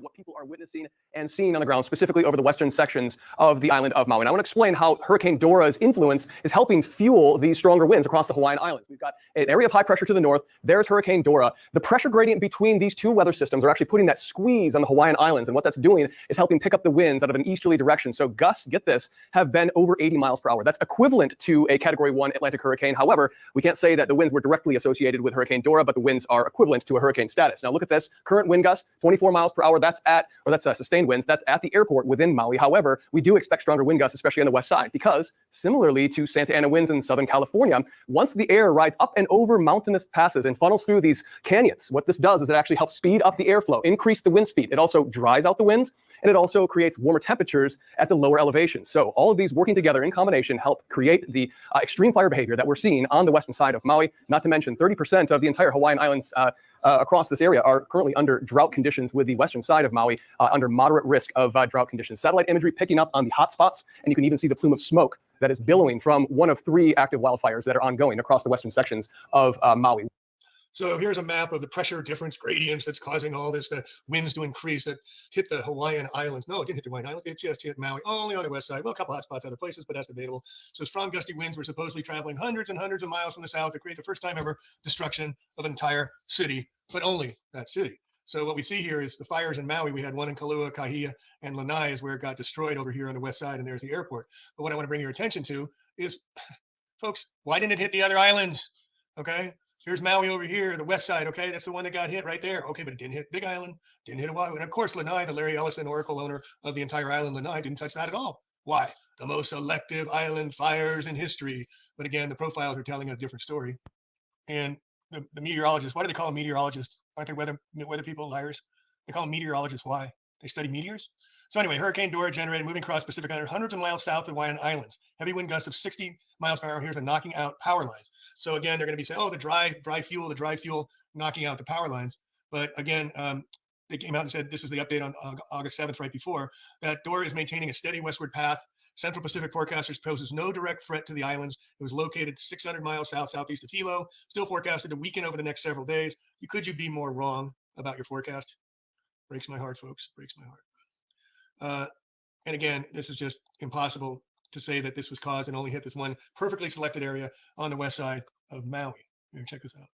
And just like happened in the Sonoma fire down in Santa Rosa, October 8, 2017, where the winds came up over nowhere, 75-mile-an-hour winds gusted, and then it went down to 5 miles an hour by 9 o'clock the next morning. Same profiles, same exact profiles. But the point being is the federal alert system that they had in place, the alert system to evacuate people, they didn't activate it. You know why? Because they're afraid there would be a panic exodus out of Sonoma, so they didn't activate the emergency warning system. And again, just like here, listen to this. About this lack of an emergency siren. And I was just reading on the Associated Press, Hawaii boasts what the state describes as the largest integrated outdoor all-hazard public safety warning system in the world. And here we've got your reporting and the reporting from the AP that says there was no indication warning sirens sounded before people ran for their lives. They tried to use mobile phones and radio stations, but the power and cellular outages may have limited the reach. I mean, this is infuriating. And I mean, what is the governor saying about this? And again, the death count has to be in the thousands, if not tens of thousands of people. Of course, they don't do body count, so like Paradise, we're never going to know the true numbers, but has been requested several times by reporters that were there in the room. At this point, officials aren't giving a timeline. It is baffling because everyone we have spoken with, and we've spoken with many people, they all describe the same scene of chaos. Many people were in their homes, didn't even know there was a fire burning in their town until it reached their own neighborhoods. That's why we have heard of dozens of people fleeing on foot into the Pacific Ocean to save their lives. It is very eerily reminiscent of the fire in Paradise, California in 2018. Back then, the code red system there did not work. Many people did not get that notification in time, and it appears that's exactly what happened here, and it may be responsible for why so many people died. That death toll, we are told, could significantly rise in the days to come. Now, you heard him mention code red with a rush of cherry. Code red. Mountain Dew has a code red that Paradise fires weren't alerted to. They just do it, folks. And Mountain Dew rebuilds communities, directed energy weapons, disaster response. Why is that on Mountain Dew? And then you have others, Tribucha, intentionally brewed with herbs and spices that fight the fire in your body. Here you got the one eye, controlled burn. They mock us, folks. They're mocking us. This is the Mountain Dew 12-pack. It's Maui Burst, Mountain Dew, Dew with a blast of pineapple flavor. This is actually, quote, a soft drink that you can get. And this dude here, I'll get into. I just want to finish with a different one. So you got Livewire, you got Code Red. This all came out after Paradise right during it. Livewire. All right, Dew sparked with orange, sparked. Pitch Black with a blast of Blake. And look at all the energy right around it. They're just mocking us. Revolution, Voltage, Supernova, Mountain Dew, directed energy weapons. And then this is after the Paradise fires, 2 days. Usually the rains come. And this is the interesting thing about the Hawaii directed energy weapon attacks was they didn't have the following rains up. In fact, the hurricane was a, quote, dry hurricane, only winds. So here, check this out. This is from the Paradise fires, November 8th, 2018. This is 2 days later, forecast, or 3 days later, Saturday, 4 a.m. weather forecast. This is what their numbers they love to do. And you see here, 666 in Paradise, and there's Chico 15 miles away, it's only 4 inches of rain, and just another 10 miles away, it's only 2 inches of rain. Redding, 2 inches of rain, 2 inches of rain over here, but suddenly we get 6.66 rain, and up in Truckee, Lake Tahoe, we get 0.84. They just love to mock us with their 666s. James Lee Witt, 666, 66 in California fire, 600 people reported missing. And this dude was the one that was brought in to be the Federal Emergency Management. He was a former FEMA Clinton administration, but he's been named as a leader of Rebuild the North Bay. So he has disaster relief companies. He's got foreign companies where he brings people in from other countries to do work here to clean up as well. And he's just a dirty dog. And here's his book, Stronger in Broken Places, Turning Crisis into Triumph. Former director of Clinton's FEMA. This is what they do, folks. This is what they do. Now, again, there was no forecast for this event to occur. Listen to the talking heads and what they say here. Good evening, and thanks for joining us. I'm Allison Blair. While the brunt of Hurricane Dora will stay well offshore, advisory level winds and heavy surf are expected to start impacting the state in just a few hours. Let's get over to our Ben Gutierrez in the First Alert Weather Center. Yeah, thanks very much, Allison. Dora still that major Category 4 hurricane. It will pass safely south of the islands, but as it does so, it's going to increase the trade winds that are coming in from the east-northeast. Dora is currently less than 900 miles southeast of Hilo, moving very quickly to the west at 22 miles per hour. It's going to be making its closest approach far to the south of Hawaii Island sometime early Tuesday morning as a major Category 3 hurricane, but it should remain on a track that will keep it safely to the south of us. And here we quote see a satellite image of it passing down. You said 900 miles, 700 miles, 600 miles, 800 miles, but all of a sudden it only hits Maui on the west side, most selective fire in history. And again, we see the same profiles as Paradise, the most selective fires in history. Who lives in that building, folks? Who lives in that building? And who lives in that? Used to live in that building. Most selective fire in history. Again, they do whatever they want to hit. They just take it out, but leave. See this hotel up here is fine. Again and again, now take a look at these cars here. So you got one car torched, another car torched, another car fine. Now these guys didn't drive up here and say, hey, I'm inspecting the property. These cars were here. So why did that car get torched, but that one didn't? See, it's got the sun shield still in the car. These people had to flee to get out. And some of them had to flee into the oceans. I'll show you in a minute. But again, the destruction, look at the houses in the back. Look at that right there, destruction all around. Yet that one was spared. We see it over and over and over again. This hotel right here spared, everything else torched. Coast, look at this, the harbor completely torched. The boat's still okay here, but the harbor's torched. Again, very selective. House across the street, hey, it's fine. House across the street, hey, you're torched, you're done, you're dead. I don't want to make mockery of this, folks, but this is happening. It's a worldwide attack on humanity and the earth. And I showed the previous, animals are getting torched as well. Look at that building standing surrounded by all the, how does a wildfire driven by winds? Look at the rainbow there. And then in the background here, we see this completely torched, yet these homes are fine. Same profiles over and over. And you can see down here, these are fine, these are torched, these are torched, these are fine. This is torch, this is fine. Church, hey, the church, we got to save the church. Over and over and over. Again, who owns that house, folks? And here we're getting first-person accounts from inside. Listen to what this gentleman has to say. Kicked in the door to Bubba Gump's to get out of it because I was getting pounded. And then Bubba Gump started on fire, and I'm running down Front Street, and the wall There's like 80 people, and the ocean was on fire. The firefighter told me because the first layer of ash causes the seal, and then the next layer of ash was all the embers. So the tide line was on fire and had to jump through the water and come up through the fire. And 80 people, they were on the wall. Everybody started jumping in. Coast Guard was out there grabbing people. You know, saying, no, I'm good. I was born in the water. I'm hot. And they're grabbing people, and I swam. I knew my phone was only good for like 15 seconds being submerged, and then swam for like a half mile north. It was like nothing you've ever seen. This was bad that the people in their cars that were dead and from asphyxiation and the fire blew out the car, and you just saw the numbers of the dead are so wrong. People. Can you even begin to imagine? And then look at this bicycle right here with the tire gone against the walls. People pulled over and had to jump over the walls into the ocean to save their lives. The story about ash coming down and creating the fires in the ocean is BS. They can set the water on fire too. But this is premeditated murder, folks. No doubt about it. And in finishing up here, this is an interesting photo sent to me. And look at the scalar waves in the sky. This is right after the fires it cleared out. And then look at the scalar waves in the sky. Notice the patterning going on all the way through here. Look at how it's targeted. This is the geoengineering they used to create the plasma weather to initiate the directed energy weapons. Very clearly, we can see geoengineering activity. So again, I'm going to leave you with this gentleman's recording talking about the Hawaii International Conference, talking about the green agenda being the leading state to initiate the World Economic Forum 15-minute city. Listen up. This is climate change doing this. Interesting. What they don't talk about is in January how they had in Maui a smart city conference to turn Maui into an entire smart island, changing everything to electric, renewables, solar panels, and pushing everybody into electric vehicles. 15-minute smart cities. So now what's also interesting is next month in September, Hawaii is hosting the Digital Government Summit, utilizing AI to govern the island. It's almost like they're resetting something to start rebuilding for this in which they're trying to push. Now, when we look at all the climate change narrative that they're going to try to push, but they're not going to talk about the Weather Modification Act of 1976. I highly recommend everybody look into this act, because who is involved in the weather modification activities? Department of Agriculture, Department of Defense, Department of Interior, EPA, and NASA. So if they're modifying the weather, then could they have caused this event? So if we see that the Department of Defense and other factions are responsible for modifying the weather, well, then if we look at direct energy weapons, we can maybe see how this can all relate to this event.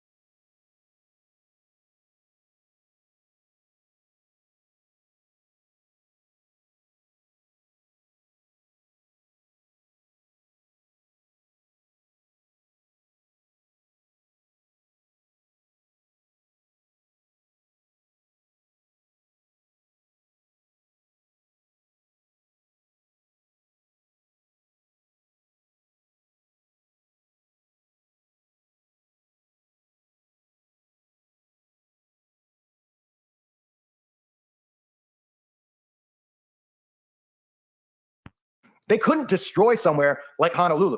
And we had the governor of Hawaii, who happens to be go by the name of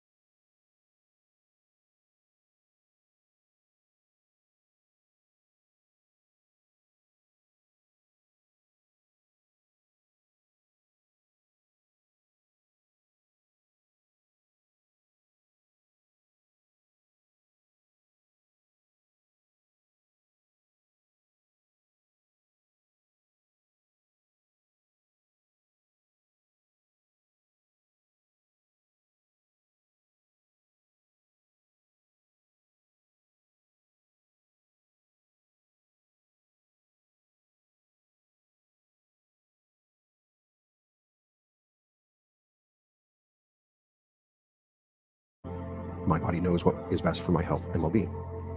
My body knows what's best for my health and well-being. My body knows what's best for my health and well-being. I attract the perfect people at the right time. I attract the perfect people at the right time. I attract the perfect people at the right time. I deserve green and calm, for I know that God will always reveal to me the perfect solution to all my needs. I now let go of everything. I enter into the realization of peace, harmony, and joy. God is all, over all, through all, and all in all. I lead the triumphant life because I know that divine love guides, directs, sustains, and heals me. The immaculate presence of God is at the very center of my being. It is made manifest now in every atom of my body. So the fun thing with the serpent is, how does a serpent talk? And not only that, but why is the serpent's punishment to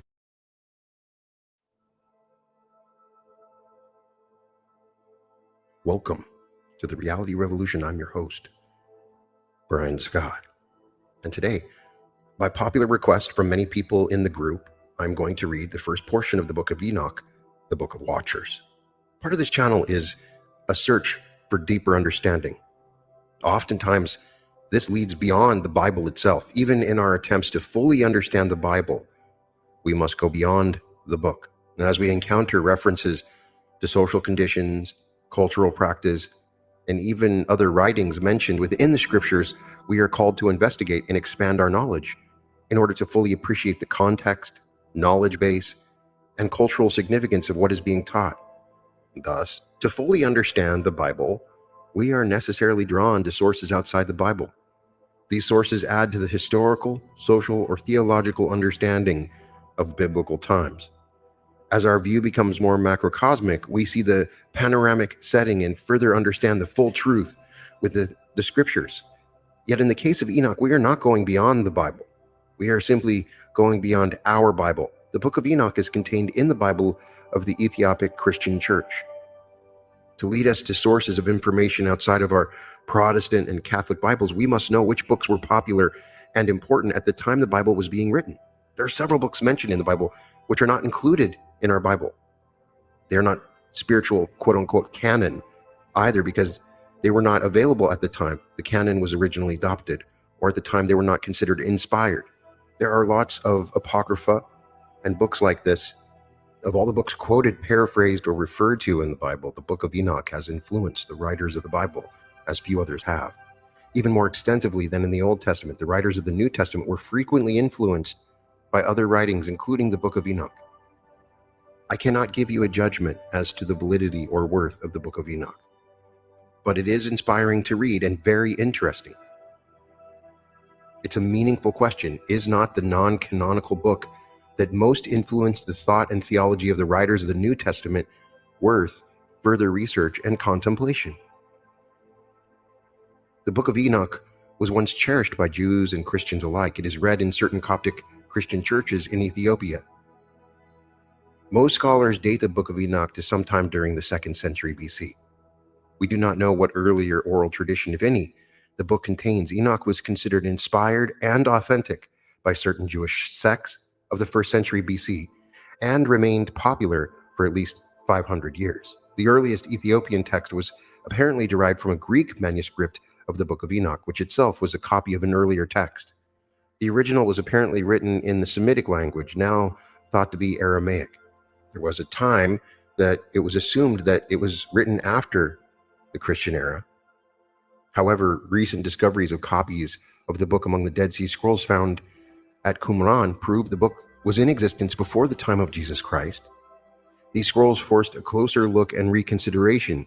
It became obvious that the New Testament did not influence the Book of Enoch. On the contrary, the Book of Enoch influenced the New Testament. The 1st century Christians accepted the Book of Enoch as inspired, if not authentic. They relied on it to understand the origin and purpose of many things, from angels to wind, sun, and stars. In fact, many of the key concepts used by Jesus Christ himself seem directly connected to terms and ideas in the Book of Enoch. The theories regarding the authenticity of Enoch vary widely. Some believe Enoch is midrash, that is, an elaboration on a biblical story. In this case, it is suggested that Enoch expands Genesis chapter 6. Another more controversial theory has Enoch predating the Genesis story. Like the Book of Enoch, Genesis seems to have several authors with stories intertwined. We've talked about this with the J.E.N.P. manuscripts in our discussion on Neville Goddard. At best, I have found that the Book of Enoch was considered scripture in the Epistle of Barnabas, and by many of the early church fathers such as Athenagoras, Clement of Alexandria, Irenaeus, and Tertullian, who wrote that the Book of Enoch had been rejected by the Jews because it purportedly contained prophecies pertaining to Christ. Those that are interested in magic will find Enoch absolutely critical reading, because a lot of times you'll see references in magic spells and magic discussions that come directly from Enoch. And because of that, there is a Christian sect that sees the Book of Enoch as evil and is very much against it. As I suppose there are going to be people in the comments saying that this is a book that's inspired by the Antichrist. The first part of the Book of Enoch describes the fall of the Watchers, the angels who fathered the angel-human hybrids called Nephilim. The remainder of the book describes Enoch's revelations and his visits to heaven in the form of travels, visions, and dreams. The book consists of 5 distinct major sections. First, the Book of Watchers. Second, the Book of Parables of Enoch. Third, the Astronomical Book. Fourth, the Book of Dream Visions. And fifth, the Epistle of Enoch. Most scholars believe that these 5 sections were originally independent works. So we are going to read the first section. And it's just fun to listen to. It's fun to read, and it's super fascinating. And if you have not read the Book of Enoch, you're going to be in for a surprise. Even if you don't necessarily believe in this stuff, it is very interesting and exciting literature. What we know about Enoch is he was the great-grandfather of Noah. Enoch contains unique material on the origins of supernatural demons and giants, why some angels fell from heaven, an explanation of why the Great Flood was morally necessary, and prophetic exposition of the 1,000-year reign of the Messiah. The Book of Enoch, Section 1, the Book of the Watchers. Chapter 1. The words of the blessing of Enoch, with which he blessed the elect and righteous, who will be living in the day of tribulation, when all the wicked and godless are to be removed. And he took up his parable and spoke. Enoch, a righteous man, whose eyes were opened by God, saw the vision of the Holy One in the heavens, which the angels showed me. And from them I heard everything, and from them I understood as I saw. But not for this generation, but for a remote one which is to come. Concerning the elect I spoke, and took up my parable concerning them. The Holy Great One will come out from his dwelling, and the eternal God will tread upon the earth, even on Mount Sinai, and appear from his camp, and appear in the strength of his might from the heaven of heavens. And all will be smitten with fear, and the watchers will quake, and great fear and trembling will seize them unto the ends of the earth. And the high mountains will be shaken, and the high hills will be made low, and will melt like wax before the flame. And the earth will be wholly rent in sunder, and all that is upon the earth will perish. And there will be a judgment upon all men. But with the righteous he will make peace, and will protect the elect, and mercy will be upon them. And they will all belong to God, and they will be prospered. And they will all be blessed, and he will help them all, and light will appear unto them, and he will make peace with them.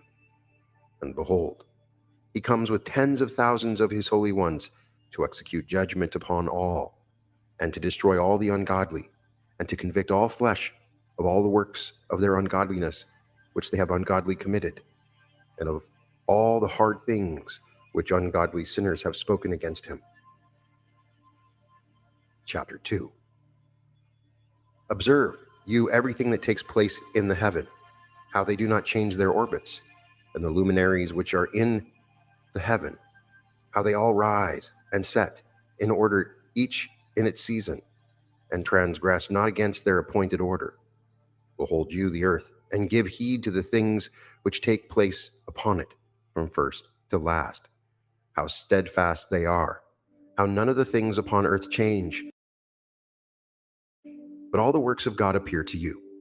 Behold, the summer and winter, how the whole earth is filled with water, and clouds and dew and rain lie upon it. Chapter 3. Observe and see how in the winter all the trees seem as though they had withered, and shed all their leaves, except 14 trees, which do not lose their foliage, but retain the old foliage from 2 to 3 years until the new comes. Chapter 4. And again, observe you the days of summer, how the sun is above the earth, over against it. And you seek shade and shelter by reason of the heat of the sun. And the earth also burns with growing heat, and so you cannot tread on the earth or on a rock by reason of its heat. Chapter 5. Observe you how the trees cover themselves with green leaves and bear fruit. For what reason give you heed, and know with regard to all his works, and recognize how he that lives forever has made them so. And all his works go on like this from year to year forever, and all the tasks which they accomplish for him, and their tasks change not, but according as God has ordained, so it is done. And behold, how the sea and the rivers in like manner accomplish and change not their tasks from his commandments. But you have not been steadfast, nor done the commandments of the Lord, but you have turned away and spoken proud and hard words with your impure mouths against his greatness. O you hard-hearted, you will find no peace. Therefore will you execrate your days, and the years of your life will perish, and the years of your destruction will be multiplied. In eternal execration you will find no mercy. In those days you will make your names an eternal execration unto all the righteous, and by you will all who curse, and all the sinners and godless will imprecate by you, and for you, the godless, there will be a curse, and all the righteous will rejoice, and there will be forgiveness of sins, and every mercy and peace and forbearance. There will be salvation unto them, a goodly light, and for all of you sinners, there will be no salvation, but on you will abide a curse. But for the elect there will be light and joy and peace, and they will inherit the earth. And then there will be bestowed upon the elect wisdom, and they will all live and never again sin, either through ungodliness or through pride. But they who are wise will be humble. They will not again transgress, nor will they sin all the days of their life, nor will they die of the divine anger or wrath. But they will complete the number of the days of their life, and their lives will be increased in peace. And the years of their joy will be multiplied in eternal gladness and peace all the days of their life. Chapter 6. And it came to pass when the children of men had multiplied, that in those days were born unto them beautiful and comely daughters. And the angels, the children of the heavens, saw and lusted after them, and said to one another, Come, Let us choose us wives from among the children of the men, and beget us children. And Semjaza, who was their leader, said unto them, I fear you will not indeed agree to do this deed, and I alone will have to pay the penalty of a great sin. And they all answered him and said, Let us all swear an oath, and all bind ourselves by mutual imprecations, not to abandon this plan, but to do this thing. Then swore they all together, and bound themselves by mutual imprecations upon it.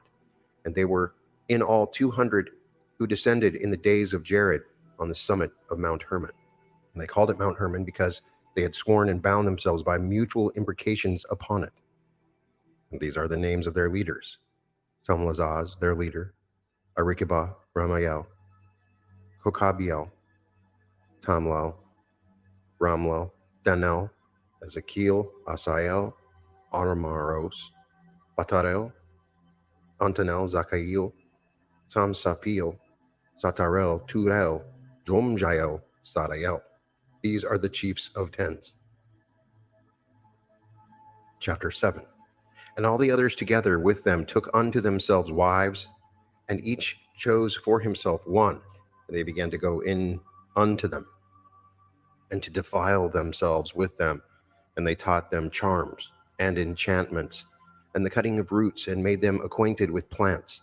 And they became pregnant, and they bare great giants, whose height was 3,000 ells, who consumed all the acquisitions of men.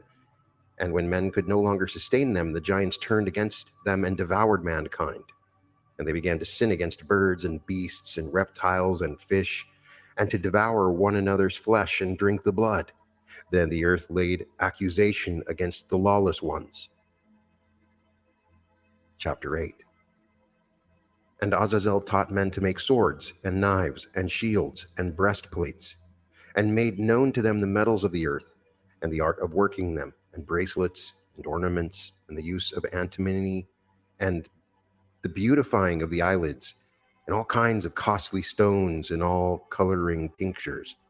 And there arose much godlessness, and they committed fornication, and they were led astray, and became corrupt in all their ways. Semjaza taught enchantments and root cuttings, Armoros the resolving of enchantments, Barakijal taught astrology, Kokabel the constellations, Ezekiel the knowledge of the clouds, Arakael the signs of the earth, Shamshael the signs of the sun, and Sarael the course of the moon. And as men perished, they cried, and their cry went up to heaven. Chapter 9.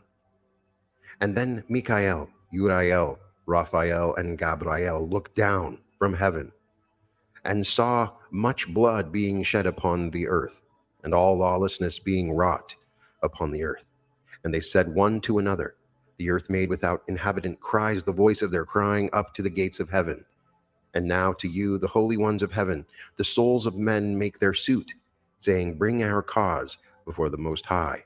And they said to the Lord of the ages, Lord of lords, God of gods, King of kings, and God of the ages. The throne of your glory stands unto all the generations of the ages, and your name holy and glorious and blessed unto all the ages. You have made all things, and have the power over all things, and all things are naked and open in your sight. And you see all things, and nothing can hide itself from you. You see what Azazel has done, who has taught all unrighteousness on earth, and revealed the eternal secrets which were preserved in heaven, which men were striving to learn. And Semjaza, to whom you have given authority to bear rule over his associates, and they have gone to the daughters of men upon the earth, and have slept with the women, and have defiled themselves, and revealed to them all kinds of sins. And the women have borne giants, and the whole earth has thereby been filled with blood and unrighteousness. And now behold, the souls of those who have died are crying, and make their suit to the gates of heaven, and their lamentations have ascended, and cannot cease because of the lawless deeds which are wrought on the earth. And you know all things before they come to pass. See these things, and you do suffer them, and you do not say to us what we are to do to them in regard to these. Chapter 10.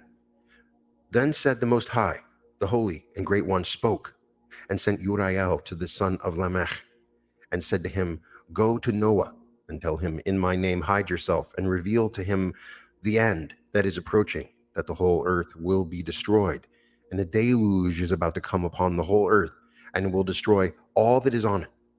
And now instruct him that he may escape, and his seed may be preserved for all the generations of the world.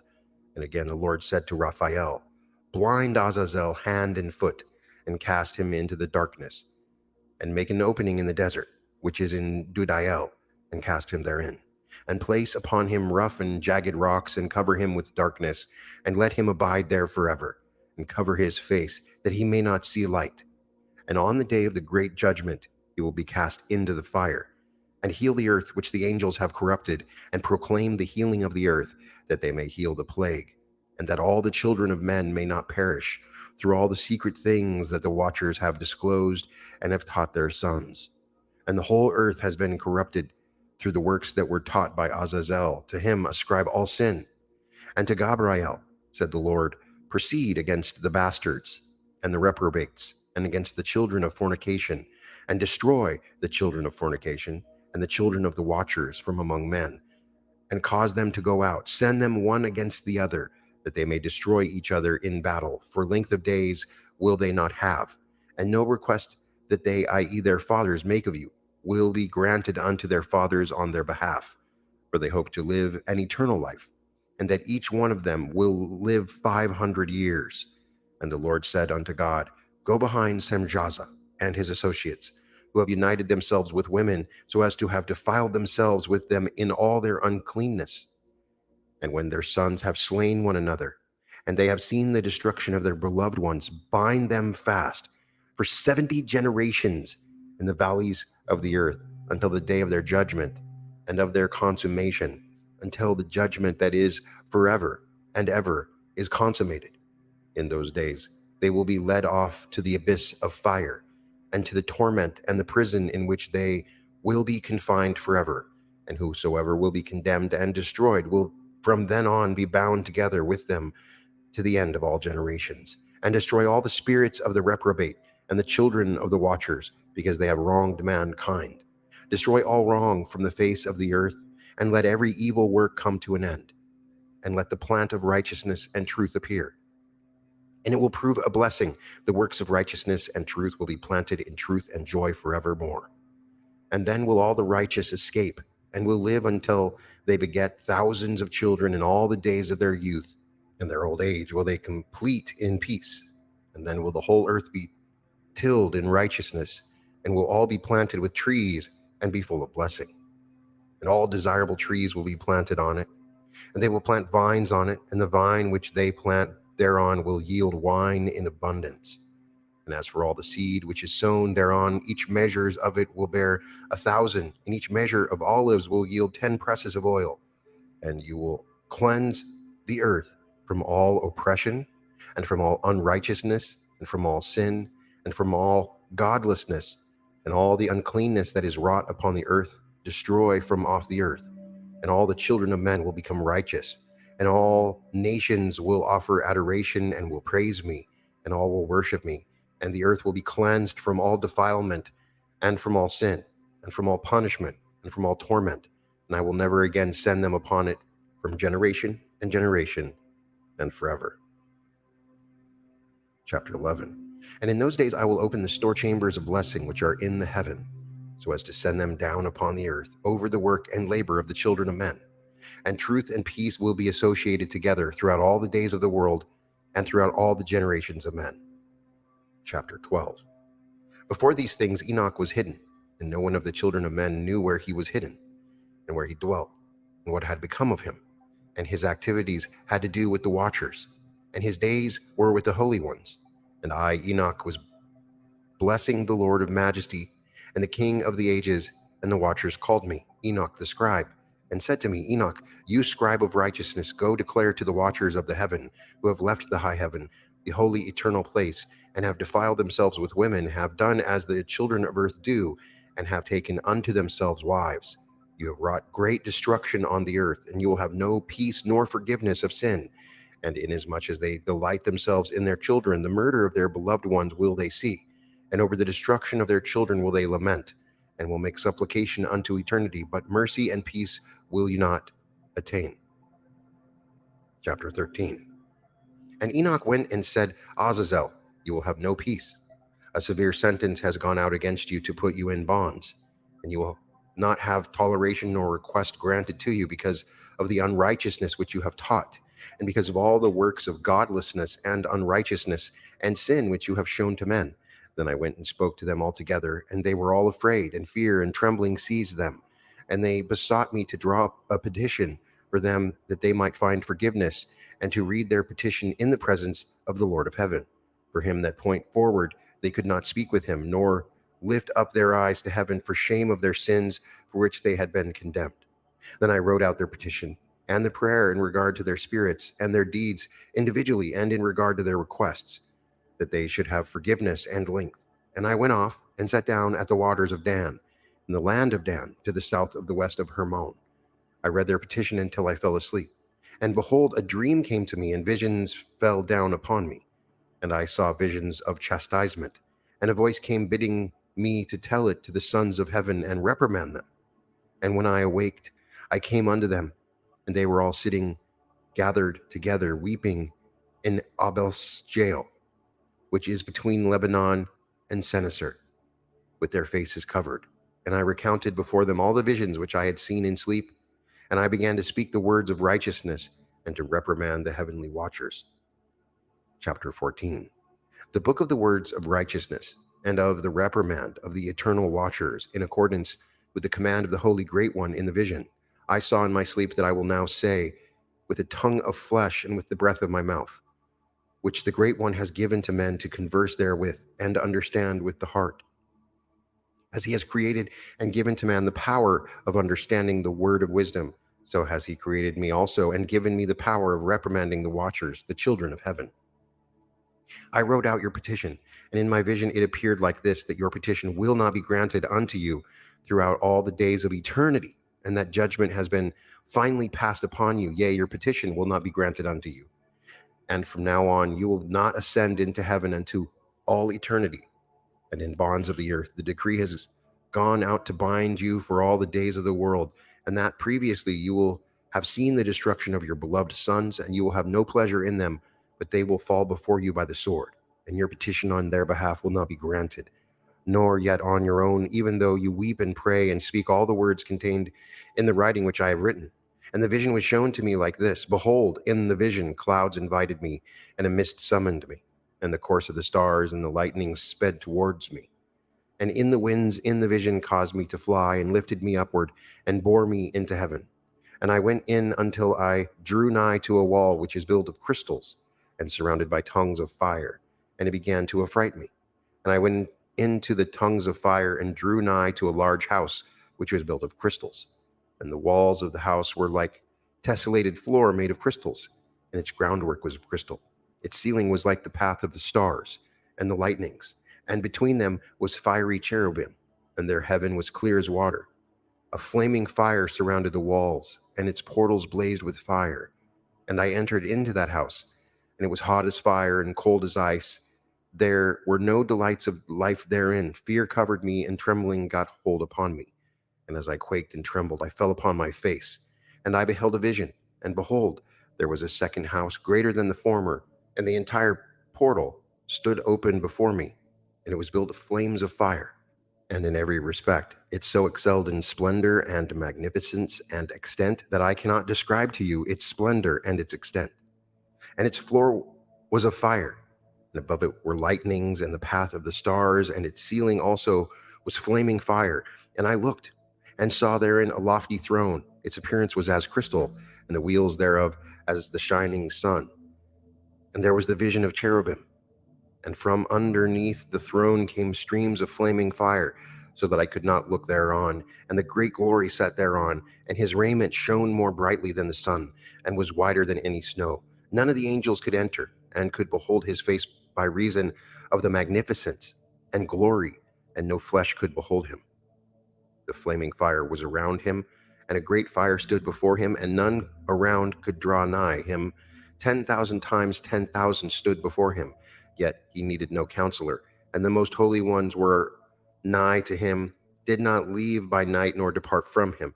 And until then I had been prostrate on my face, trembling, and the Lord called me with his own mouth and said to me, Come here, Enoch, and hear my word. And one of the holy ones came to me and waked me. And he made me rise up and approach the door, and I bowed my face downwards. Chapter 15. And he answered and said to me, and I heard his voice, Fear not, Enoch, you righteous man and scribe of righteousness, approach here and hear my voice. And go, say to the watchers of heaven, who have sent you to intercede for them. You should intercede for men, and not men for you. Why have you left the high, holy, and eternal heaven, and lain with women, and defiled yourselves with the daughters of men, and taken to yourselves wives, and done like the children of earth, and begotten giants as your sons? And though you are holy, spiritual, living the eternal life, you have defiled yourselves with the blood of women, and have begotten children with the blood of flesh. And as the children of men have lusted after flesh and blood, as those also who die and perish. Therefore have I given them wives also, they might impregnate them, and beget children by them, that nothing might be wanting to them on earth. But you were formerly spiritual, and living the eternal life, and immortal for all generations of the world. And therefore I have not appointed wives for you. For as for the spiritual ones of the heaven, in heaven is their dwelling. And now the giants, who are produced from the spirits and flesh, will be called evil spirits upon the earth, and on the earth will be their dwelling. Evil spirits have proceeded from their bodies, because they are born from men, and from the holy watchers is their beginning and primal origin. They will be evil spirits on earth, and evil spirits will they be called. As for the spirits of heaven, in heaven will be their dwelling. But as for the spirits of the earth, which were born upon the earth will be their dwelling. And the spirits of the giants afflict, oppress, destroy, attack, do battle, and work destruction on the earth, and cause trouble. They take no food, but nevertheless hunger and thirst, and cause offenses. And these spirits will rise up against the children of men and against the women, because they have proceeded from them. Chapter 16.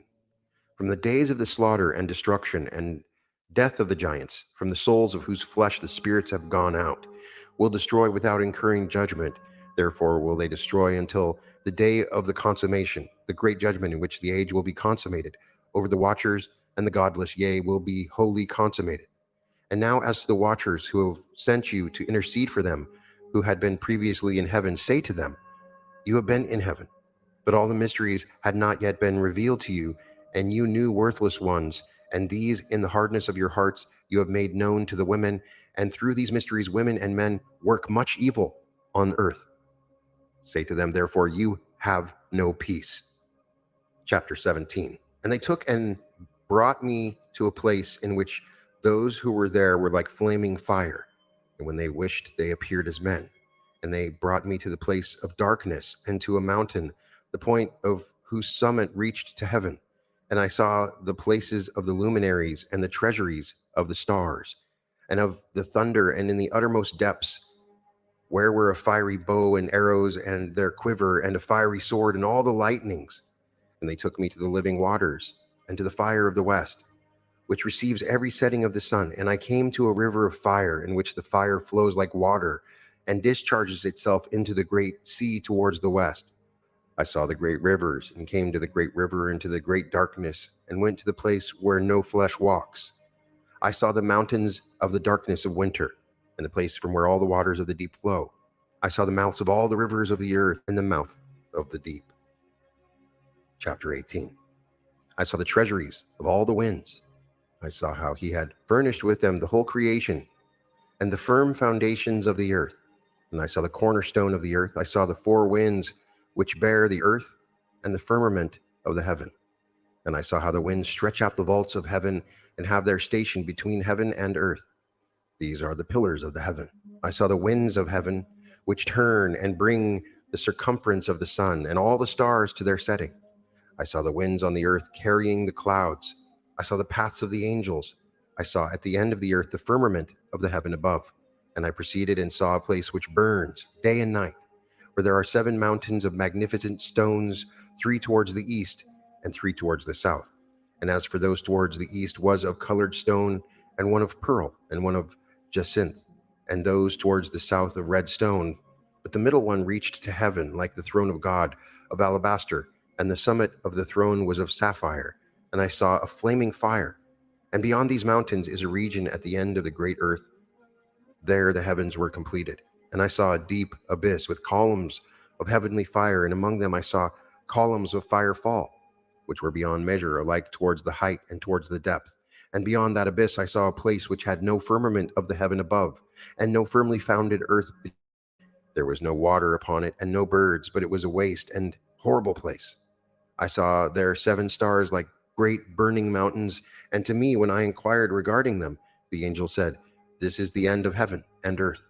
This has become a prison for the stars and the host of heaven. And the stars which roll over the fire are they which have transgressed the commandments of the Lord in the beginning of their rising, because they did not come out at their appointed times. And he was angry with them and bound them until the time when their guilt should be consummated, even for 10,000 years." Chapter 19. And Uriel said to me, "Here will stand the angels who have connected themselves with women, and their spirits assuming many different forms of mankind, and will lead them astray into sacrificing to demons as gods. Here they will stand until the day of the great judgment, in which they will be judged, until they are made an end of. And the women also of the angels who went astray will become sirens. And I, Enoch, alone saw the vision, the ends of all things, and no man will see as I have seen." Chapter 20. And these are the names of the holy angels who watch: Uriel, one of the holy angels who is over the world and over Tartarus; Raphael, one of the holy angels who is over the spirits of men; Raguel, one of the holy angels who takes vengeance on the world of the luminaries; Michael, one of the holy angels, to wit, he that is set over the best part of mankind and over chaos; Sorachael, one of the holy angels who is set over the spirits who sin in the spirit; Gabriel, one of the holy angels who is over paradise and the serpents and the cherubim; Remiel, one of the holy angels whom God set over those who rise. Chapter 21. And I proceeded to where things were chaotic, and I saw there something horrible. I saw neither a heaven above nor a firmly founded earth, but a place chaotic and horrible. And there I saw 7 stars of the heaven bound together in it, like great mountains, and burning with fire. Then I said, "For what sin are they bound, and on what account have they been cast in here?" Then said Uriel, one of the holy angels who was with me, and was chief over them, and said, "Enoch, why do you ask, and why are you eager for the truth? These are of the number of the stars of heaven, which have transgressed the commandment of the Lord, and are bound here until 10,000 years. The time entailed by their sins are consummated." And from there I went to another place, which was still more horrible than the former, and I saw a horrible thing: a great fire there, which burnt and blazed, and the place was cleft as far as the abyss, being full of great descending columns of fire. Neither its extent or magnitude could I see, nor could I conjecture. Then I said, "How fearful is the place, and how terrible to look upon!" Then Uriel answered me, one of the holy angels who was with me, and said unto me, "Enoch, why have you such fear and affright?" And I answered, "Because of this fearful place, and because of the spectacle of the pain." And he said unto me, "This place is the prison of the angels, and here they will be imprisoned forever." Chapter 22. And then I went to another place, the mountain of hard rock, and there was in it 4 hollow places, deep and wide and very smooth. How smooth are the hollow places, and deep and dark to look at! Then Raphael answered, one of the holy angels who was with me, and said unto me, "These hollow places have been created for this very purpose, that the spirits of the souls of the dead should assemble therein, yea, that all the souls of the children of men should assemble here. And these places have been made to receive them until the day of their judgment, and until their appointed period, till the period appointed, until the great judgment comes upon them. I saw the spirit of a dead man walking suit, and his voice went out to heaven and made suit. And I asked Raphael the angel who was with me, and I said unto him, "The spirit which makes suit, whose is it, whose voice goes out and makes suit to heaven?" And he answered me, saying, "This is the spirit which went out from Abel, whom his brother Cain slew, and he makes his suit against him until his seed is destroyed from the face of the earth, and his seed is annihilated from among the seed of men." Then I asked regarding it, and regarding all the hollow places, why is one separated from the other? And he answered me and said unto me, "These 3 have been made that the spirits of the dead might be separated, and such a division has been made for the spirits of the righteous, in which there is the bright spring of water, and such has been made for sinners when they die and are buried in the earth, and judgment has not been executed on them in their lifetime. Here their spirits will be set apart in this great pain until the great day of judgment and punishment and torment of those who curse forever, and retribution for their spirits. There he will bind them forever. And such a division has been made for the spirits of those who make their suit, who make disclosures concerning their destruction when they were slain in the days of sinners. Such has been made for the spirits of men who were not righteous, but sinners, who were complete in transgression, and of the transgressors they will be companions, but their spirits will not be slain in the day of judgments, nor will they be raised from there. Then I blessed the Lord of glory and said, Blessed be my Lord, the Lord of righteousness, who rules forever. Chapter 23. From there I went to another place to the west, of the ends of the earth, and I saw a burning fire which ran without resting, and paused not from its course day or night, but ran regularly. And I asked, saying, What is this which rests not? Then Rogwal, one of the holy angels who was with me, answered me and said unto me, This course of fire which you have seen is the fire in the west, which persecutes all the luminaries of heaven. Chapter 24.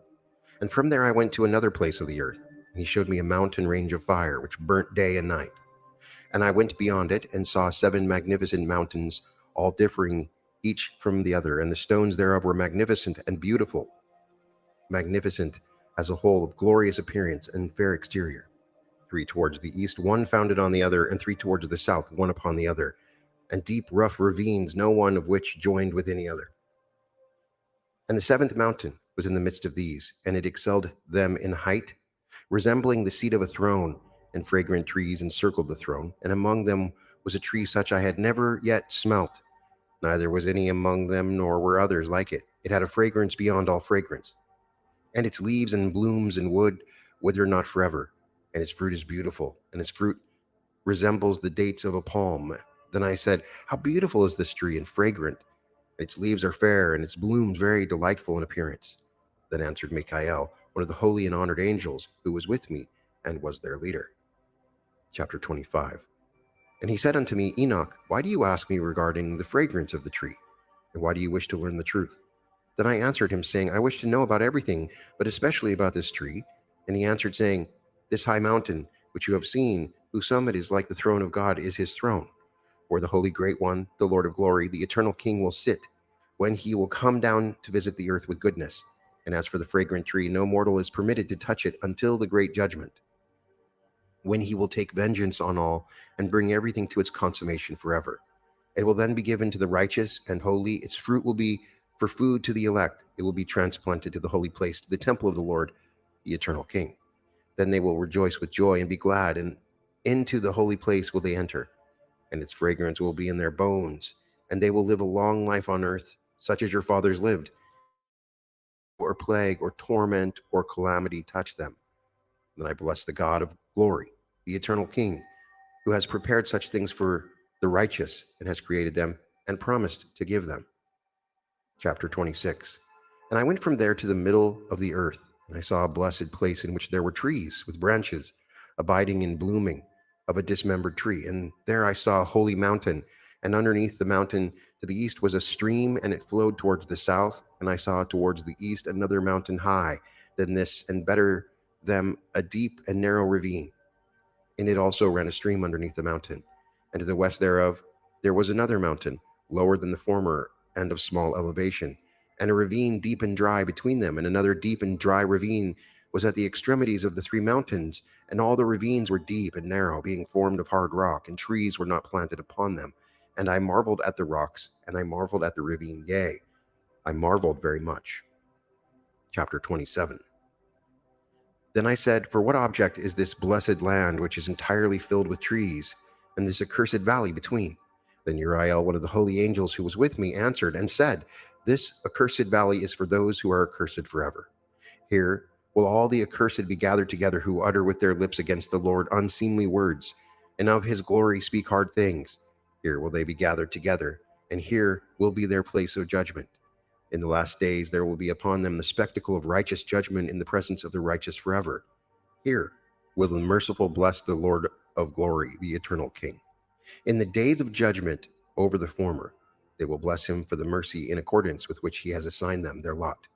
Then I blessed the Lord of glory, and set out his glory, and lauded him gloriously. Chapter 28.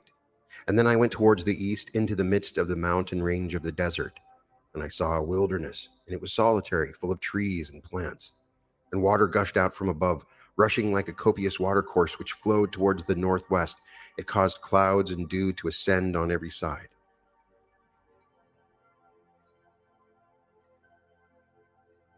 Chapter 29. And then I went to another place in the desert, and approached to the east of this mountain range, and there I saw aromatic trees exhaling the fragrance of frankincense and myrrh, and the trees also were similar to the almond tree. Chapter 30. And beyond these I went afar to the east, and I saw another place, a valley full of water, and therein there was a tree, the color of fragrant trees such as the mastic. And on the sides of those valleys I saw fragrant cinnamon, and beyond these I proceeded to the east.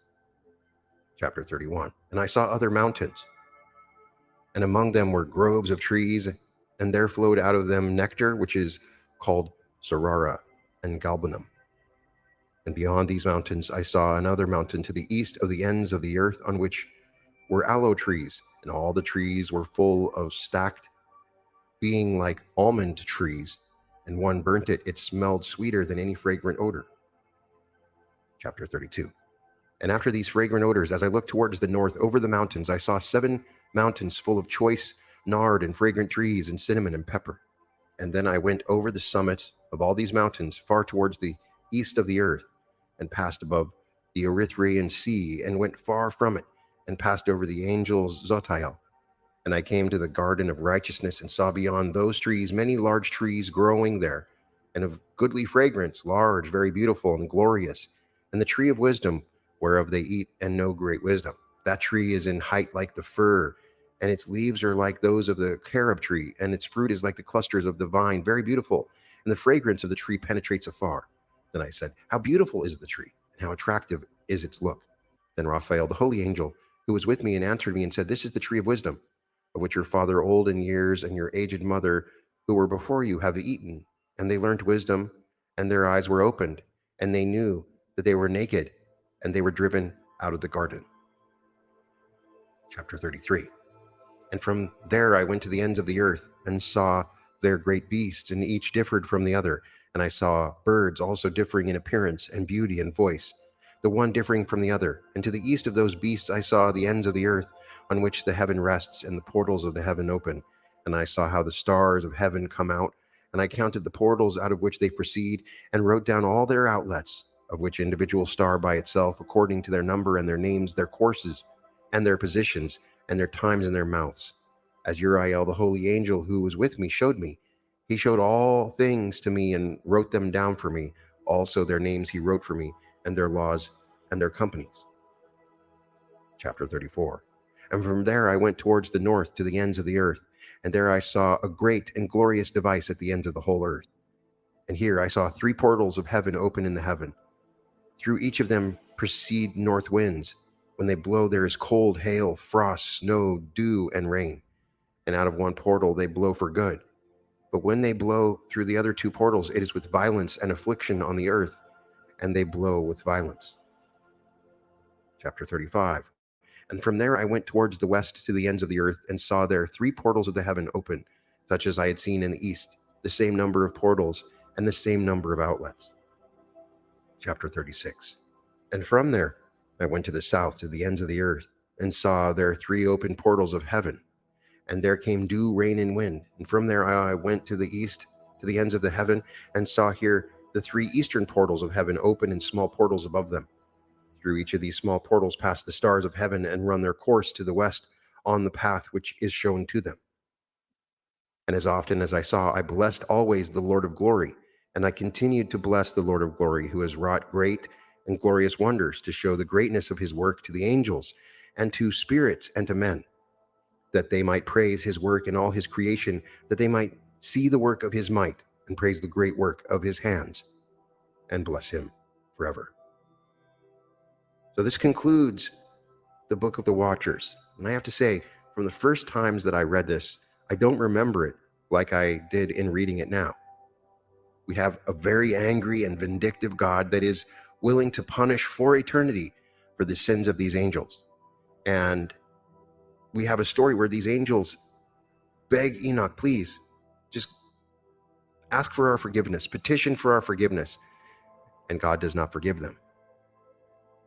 It's interesting. He treats the earth sort of like a flat earth. So flat earthers probably love the Enoch. And the way that he talks about stars clearly shows a misunderstanding, perhaps, treating the stars as if they're small and not what they actually are. I don't know what to make of this. I think it's important historically to understand the source of some of these. And maybe this was created to further expand on an understanding of the great question, why would God destroy the earth? I'm sure that that question haunted many people of that day. And for there to be a story that sort of explains it, which is referenced in the Bible, the story of the giants, of the Nephilim, we have an expansion of that story. But I can tell you that when I am reading this, my higher self is pointing out all the little things that don't make sense. And so I think that part of this is inspired, that we cannot completely deny it, but part of this doesn't make sense. Perhaps there is some sort of symbolic analysis that could be done in the classic Neville way. When they asked Neville about this book, he said, it's quite beautiful, but I do not consider it to be an essential work of reading the Bible. So I'm more interested in your comments than what my analysis is, because I need to learn more about this. Obviously, I don't know. So what do you know about this mysterious book and its meanings? If this episode does well, and by request, I will read future sections of this book. We'll wait and see how you guys respond to it, as this is a little bit unusual for the channel. In any case, you can find all episodes of The Reality Revolution at therealityrevolution.com, and welcome to The Reality Revolution.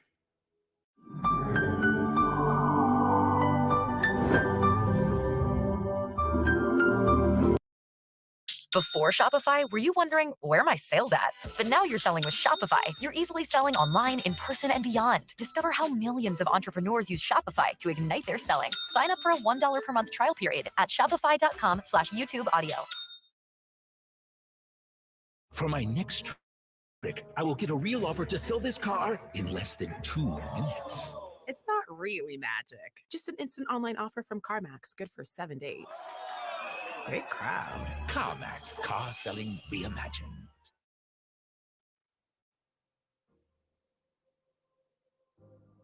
Welcome to The Reality Revolution. Today, we're going to read a powerful teaching by Anthony Norvell from his book, Think Yourself Rich.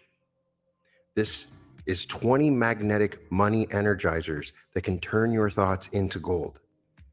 This particular chapter goes over some really powerful affirmations, and in the process explaining how these affirmations can energize your mind and attract incredible abundance and prosperity into your life.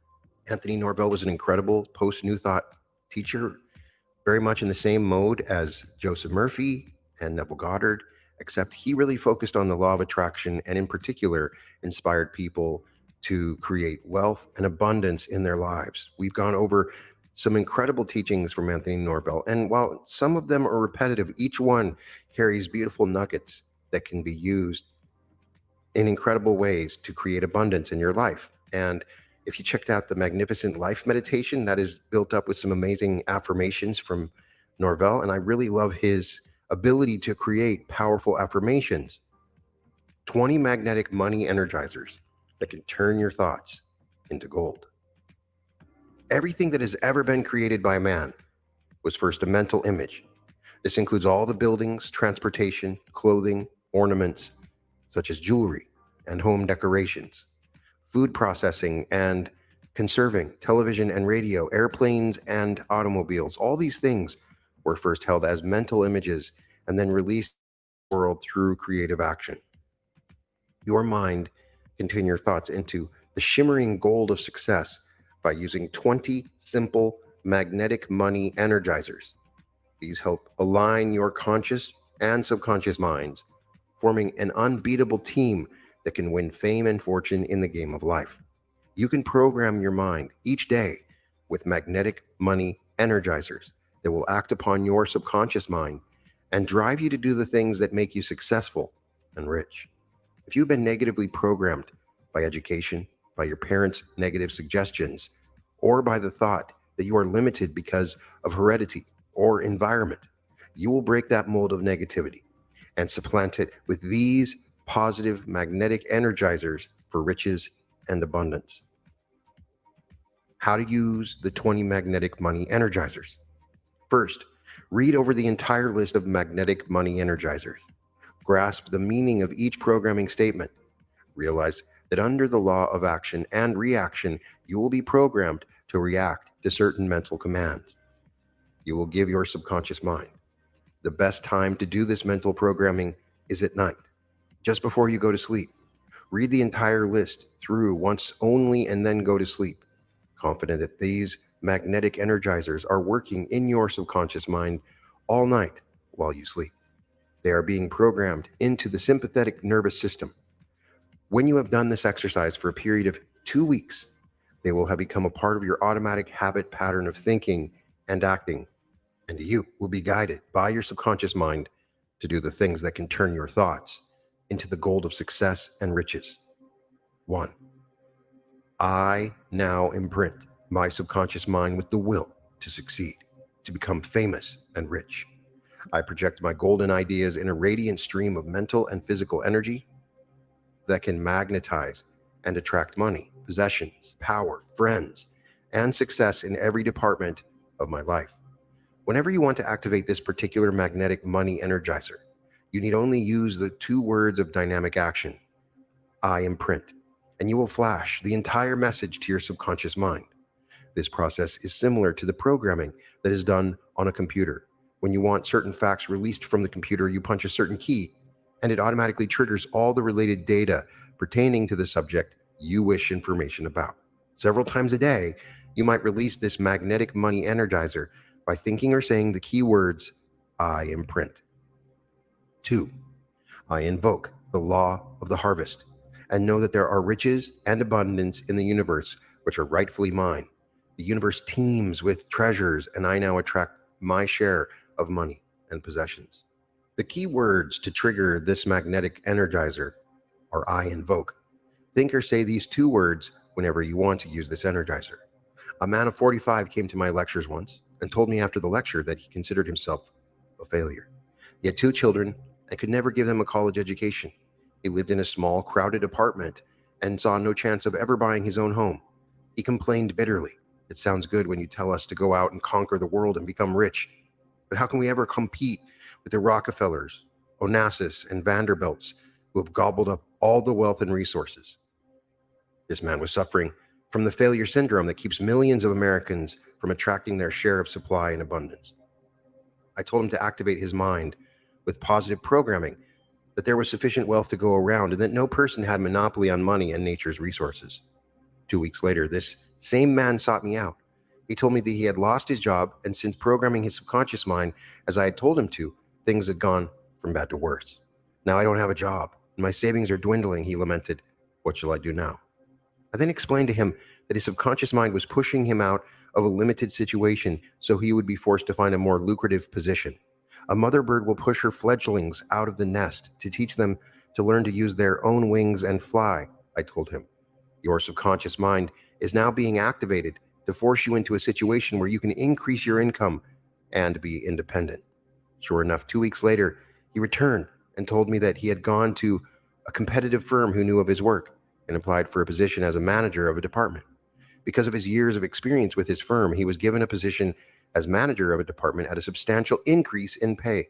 He grinned as he told me this and said, I guess my subconscious mind knew it had to push me out of that old rut to give me a chance to try my wings at something new.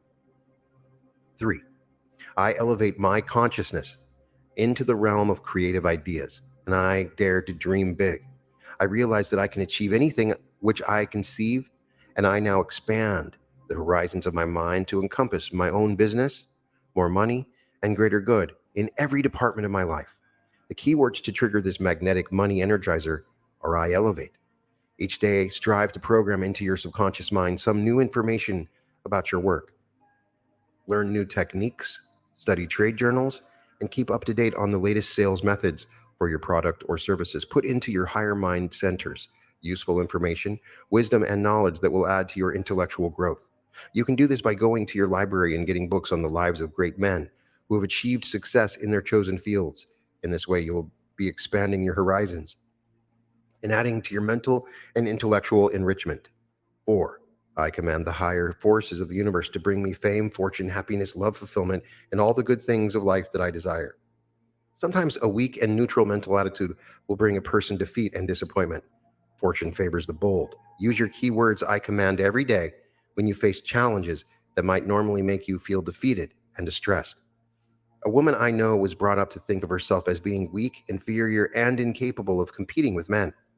She was told that women were created from the rib of Adam and that they were to occupy an inferior position in life. When I met her in our work, she was a timid, shy person of 35 and had never married. She worked as a secretary in a big manufacturing concern and supported her crippled mother. I had to recycle this woman's mental programming from earliest childhood to rid her of all her inferior concepts. Then I gave her this regimen for training her subconscious mind, told her to make demands on life and people and not to accept second best. It took 2 months of hard work to undo the results of 35 years of negative programming, but at the end of that time, the change in this woman was remarkable. She began to dress differently, wearing more colors, and she fixed her hair in a long bob that gracefully framed her face, giving an illusion of great beauty and femininity. She actually began to change from the first week of her programming. At the end of the 2 months period of training and programming her subconscious mind, she became so confident that she quit her old job, where she was underpaid, and applied for a new position as an executive secretary to a very big man in an insurance company. She got the job at a big increase in salary, but the programming did not stop there. She'd been given magnetizing statements to attract love and marriage, and soon she was being dated by a salesman she had met. One day, Mr. Wright came along, and she told me later she knew instantly this was the man who would one day be her husband. A year later, this young lady was married happily and is now on her way to the fulfillment of her great destiny. 5. I recognize the cosmic law of imagination that shapes and creates all things from a star to a snowflake. I release the mental images through my subconscious mind of what I wish to project to the outer world, creating for me and mine riches and abundance. Use the keywords I recognize to program this entire magnetic money energizer into your subconscious mind. Each day, exercise your imagination and see how many new things you can dream up. Visualize the type of home you want to live in. See the new car in your garage. Imagine what it would be like to win the lottery for $100,000 and experience the thrill you would actually receive from such an experience. 6. I build the $1 million consciousness within my subconscious mind here and now, realizing that each day I use $1 million worth of good without being aware of it. I am conscious of public parks. They are my estates. I use the buses and subways. They are my limousines and cost many millions. I turn on my TV set and have at my command several $1 million programs that I can view free. I listen to radio, and $1 million Stokowski symphony thrills me without cost.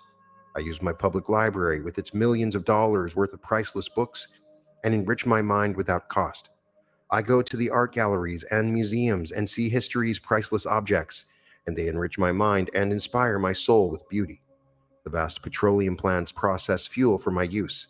The food processing plants and the farmers are busy by the millions planting, harvesting, and producing meat, eggs, vegetables, coffee, sugar, and butter for my body's health and nourishment. I am living like a millionaire. I possess the universe and all therein. To build this $1 million consciousness, you simply use the keywords I build when you want to trigger the awareness of the riches you already do possess. This helps magnetize your mind centers with opulence and abundance. You never feel poor or deprived again. 7. I align my higher mind with great creative thoughts from the minds of geniuses throughout history. I take on their qualities and talents as I emulate their patterns of thought and action. If you have a desire to become rich through invention, study the lives of those who have invented and discovered great things. These might include Benjamin Franklin, Edison, John McCormick, or Leonardo da Vinci, whose creative genius first visualized a flying machine, the Wright brothers who perfected da Vinci's idea and made it practical. If you want to become rich through composing songs, study the lives and works of geniuses in the field of classical and modern music. If you wish to make your fortune through writing great stories, study the works of the authors you most admire. If you wish to become a businessman, and make a fortune in industry and finance. Learn the secrets used by the great industrialists of our modern age. If you wish to achieve fame and fortune in state, city, or government politics, study the lives of our great statesmen and learn their secrets of success. If you want to make your mark as a lawyer, doctor, engineer, architect, or educator, look up books in the library on the lives and accomplishments of great men and women in your chosen field, and let their philosophies and achievements be an inspiration in your own career. To trigger this magnetic energizer in your subconscious mind, simply use the keywords I align or I emulate. 8. I acculturate my mind to higher intellectual levels, knowing that as my mind is enriched, it will project a sense of value to the outer events of my life and bring me riches and abundance. To be worth more to the world and to receive greater rewards and riches, add to your knowledge about the world in which you live. Knowledge is power.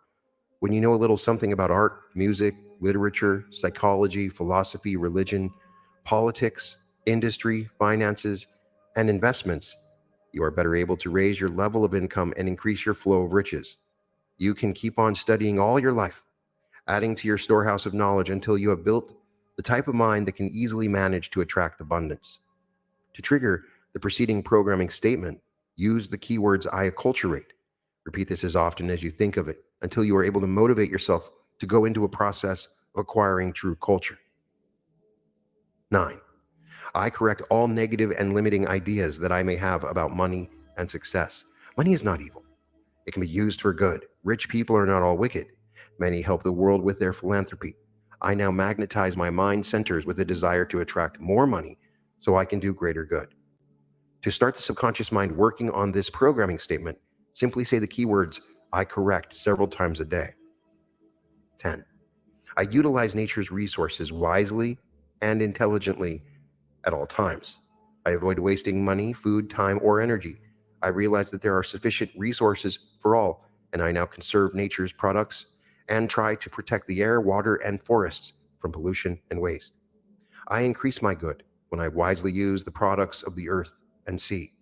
Today we hear a great deal about ecology and pollution, and we know that man is destroying nature's delicate balance and impoverishing the earth by his carelessness in the use of nature's resources. In your daily life, to enrich yourself, conserve your good. Don't waste food. Don't throw away goods when there is still use in them. Use the law of conservation and utilize everything you can in a careful and intelligent way. To motivate this positive programming statement, simply say the key words I utilize several times each day. 11. I release the positive emotions each day that can charge my subconscious mind with energizing power to drive me in the direction of fame and fortune. I express the emotion of faith, and it gives me confidence in myself. I project the emotion of expectation, and I expect my good. I charge my mind with the emotion of intense desire for money and possessions, and I attract these things. I radiate joy in my personality, and I attract friends who help me achieve my goal. I dwell in the positive emotion of love and bless everyone I meet. You can release this subconscious programming statement by simply saying the keywords I release several times a day. 12. I change the limitations set on me by birth, heredity, education, and environment. What others have done, I also can do. I can become as rich as others have become. This positive magnetic energizer will remove the fear from your mind that you may not be worthy of riches or fame because of the lowly circumstances of your birth. Many millionaires in America did not have a college education. They programmed themselves to believe they could be successful by using their minds to acquire adequate knowledge about their work to achieve great success. To release this powerful energizer in your subconscious mind, simply say the keywords I change several times each day. A man who is a junk dealer, who had very little education beyond grammar school, made up his mind he would be a millionaire before he was 30. He began exporting a scrap metal to foreign countries before the Second World War. Then, in the same ships he used his scrap metal, he began to import products from the foreign countries, until he had built a business over 10 years that grossed him $7 million a year. He now lives in a mansion in San Francisco, has a chauffeur-driven limousine, and hobnobs with the socially elite. His money has removed all barriers created by his early environment and lack of education. 13. I inspire my mind to high levels of idealism, truth, and honesty. Knowing that money is a responsibility, I shall do good with my money, helping those who need assistance and evolving the world to higher levels of civilization. You can release the power of this money energizer by repeating the keywords I inspire whenever you want to invoke the principles of idealism, truth, and honesty in your life. I have found upon research that most wealthy people accumulated their fortunes by hard work, and they were generally honest and high-principled. Most of the men who have made great fortunes have generously endowed charitable organizations or foundations, which have continued to help the public long after the donors were dead. 14. I express faith in myself, my talents, my country, and my God. Knowing that with faith I can achieve all things, I magnetize my mind with the magic power of belief, and this spiritual contagion now spreads to every person I meet, causing them to believe in me and my works. To release this magnetic energizer, use the keywords I express or I believe. Repeat it several times daily until you have programmed the entire statement of faith in your subconscious mind. It will then work automatically to give you that extra push in the direction of success, which can assure you that you will achieve riches and happiness. 15. I radiate enthusiasm and joy in my work and my achievements. I know that my mind and body are given extra energy from my subconscious mind when I live in a success atmosphere. I enthusiastically greet each day and recognize it as an opportunity to achieve greatness, fame, and fortune. Enthusiasm for your daily work helps you overcome boredom and indifference. Be sure you are in work you enjoy, and then greet each day with the keywords I radiate, and you will program a very powerful magnetic money energizer that will create the chemistry conducive to riches and success. A scientist who won the Nobel Prize once said that he owed his success to the fact that he had an assistant who awakened him every morning at 7 with the enthusiastic remark, "Wake up. There's great work to be done today." This gave him the spark that ignited his genius for that entire day. The 5 other magnetic money energizers I shall give in brief form, and you may use them whenever you feel you need to stimulate your subconscious mind with new creative energy for achieving fame and fortune. 16. I dream the big and impossible dream. That my dream can come true. As man once dreamed he would one day walk on the moon and grow things that caused him to fly, so too I now grow wings of the spirit, and I reach the highest goals. 17. I recognize my inherent divinity and greatness. I have inherited the universe and all therein by divine right, and I strive to be worthy of this largesse. 18. I dare attempt to scale undreamed heights to give the world beauty, joy, good, peace, and love, and in so doing enrich the world as well as myself. 19. I bless my good and multiply it under the divine law of abundance, and know that as I give out, so too shall it be returned to me 100-fold. 20. I thank God for the gift of life, the gift of mind and body, attuned to his light of infinite intelligence and good. I thank him for giving me this resplendent star called Earth, upon which I ride in golden glory into infinity, joy, and spiritual treasures of peace, love, and immortality. Points to remember. 1. Your mind can turn your thoughts into the shimmering gold of success by using magnetic money energizers. 2. Negative mental programming leads to failure, poverty, and unhappiness. 3. Imprint your subconscious mind with the will to succeed, to become famous and rich. 4. A 45-year-old man programmed himself to a change of jobs at a big increase of salary when he had long thought himself a big failure. 5. Use the keywords I elevate to raise your consciousness into the realm of creative ideas and big money. 6. A woman used the keywords I command to bring her out of a 35-year cycle of failure and frustration. 7. You can build the $1 million consciousness that instantly makes you feel, think, act, and live like a millionaire. You can inherit the universe through this simple magnetic money energizer. 8. You can use a magnetic money energizer to reach undreamed of creative heights of genius and compose, write, invent, paint, or achieve business success through the inspiration of great geniuses of history. 9. You can break the mold of negative programming and correct all negative and limiting ideas about money and success, attracting as much money as you desire. 10. You can utilize the positive emotions of confidence, faith, joy, and love to give you magnetic money power to attract a fortune. 11. A man built a fortune of $7 million a year and now lives in a mansion in San Francisco because he learned how to change the limitations of heredity, education, and environment. 12. The magic of faith can energize your subconscious mind and drive you towards wealth, power, and success. 13. You can harness 5 other magnetic money energizers to scale impossible heights and achieve fame, fortune, and riches. And this concludes the chapter on 20 magnetic money energizers that you can use to turn your thoughts into gold. I've already created a meditation around these affirmations, so keep on the lookout for it. Norvell does a very good job of designing these affirmations around things that significantly block many people. Some people simply don't have that will to succeed and need to affirm it, to say, I now imprint my subconscious mind with the will to succeed, to become famous and rich. I project my golden ideas in a radiant stream of mental and physical energy that can magnetize and attract money, possessions, power, friends, and success in every department of my life. What Anthony Norvell does is teach a very important and critical affirmation technique. It works with demonstrations and affirmations. Oftentimes you can memorize an affirmation, you can repeat it several times, but then you can't simply repeat it all the time. And if you have imprinted it into your subconscious and you really know it well, you only need to repeat the first 2 words in that affirmation to pull it all up.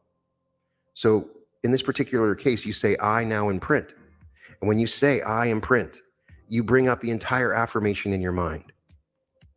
This is powerful. In most cases, we are the reason for our own lack and poverty because we believe there's not enough money in the world. We believe that we don't have the ability, that our heredity is wrong, our social standing is wrong, that we don't have creative ideas. And so by utilizing these sorts of affirmation strategies, you can change the way your mind thinks. I ask you to look at yourself and your life.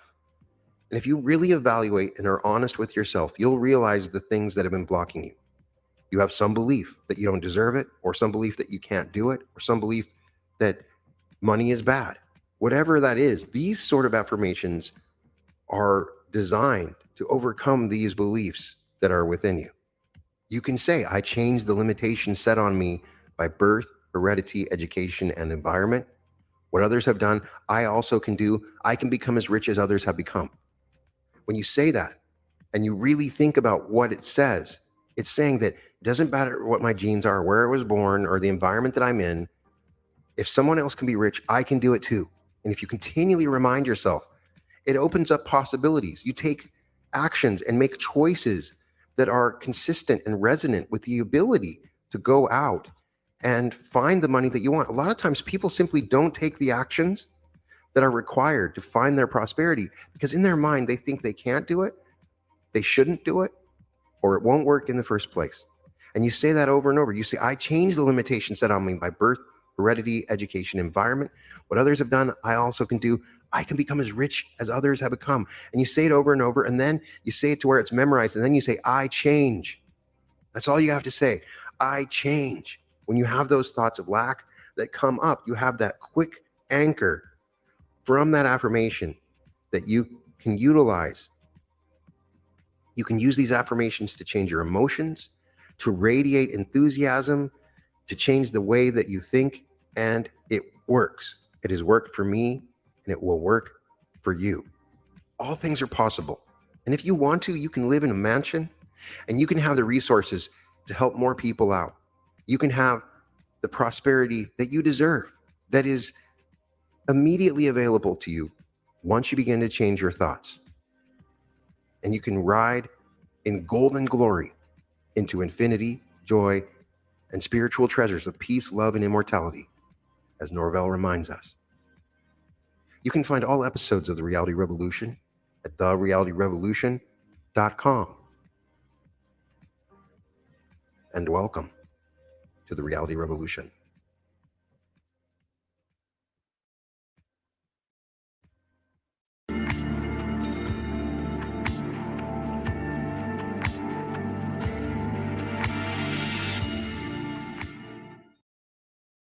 I chose Wix for my business because of its massive scope for functionality and freedom of creation. Being able to integrate and change and develop at my own pace. I forgive myself.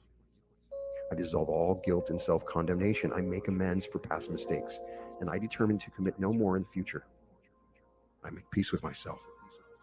I learn to love myself, and I determine to be the kind of person whom people can love. I have nothing against myself. I refuse to carry guilt. I free myself as I forgive myself. I am forgiven as I forgive. I start with myself. I act from pure motives and do my best to be my best at all times. I'm at peace with myself, my world, and everyone in it. I am a whole person now. I am free from all pesky traits of character. I must and do cleanse myself of all irritation. There's no place for it in my life. I determine to be pleasant at all times. I'm an easy person to get along with because I try to see everything from the other person's point of view. I'm never annoyed. I look at all situations objectively and I endeavor truly to understand. When minor disturbances occur, I learn to say it doesn't matter just because it doesn't matter. I'm calm, cool, and collected at all times. I'm a pleasant person now. All anger and antagonism are dissolved from my consciousness today as I adopt a kind and gentle attitude of mind. There is no place for violence in my life. I'm a gentle person with a sweet temper and disposition. I find out what is causing my eruptions and I eliminate them once and for all. Life is not taken by storm, but by the gentle and steady approach. I am calm and controlled at all times.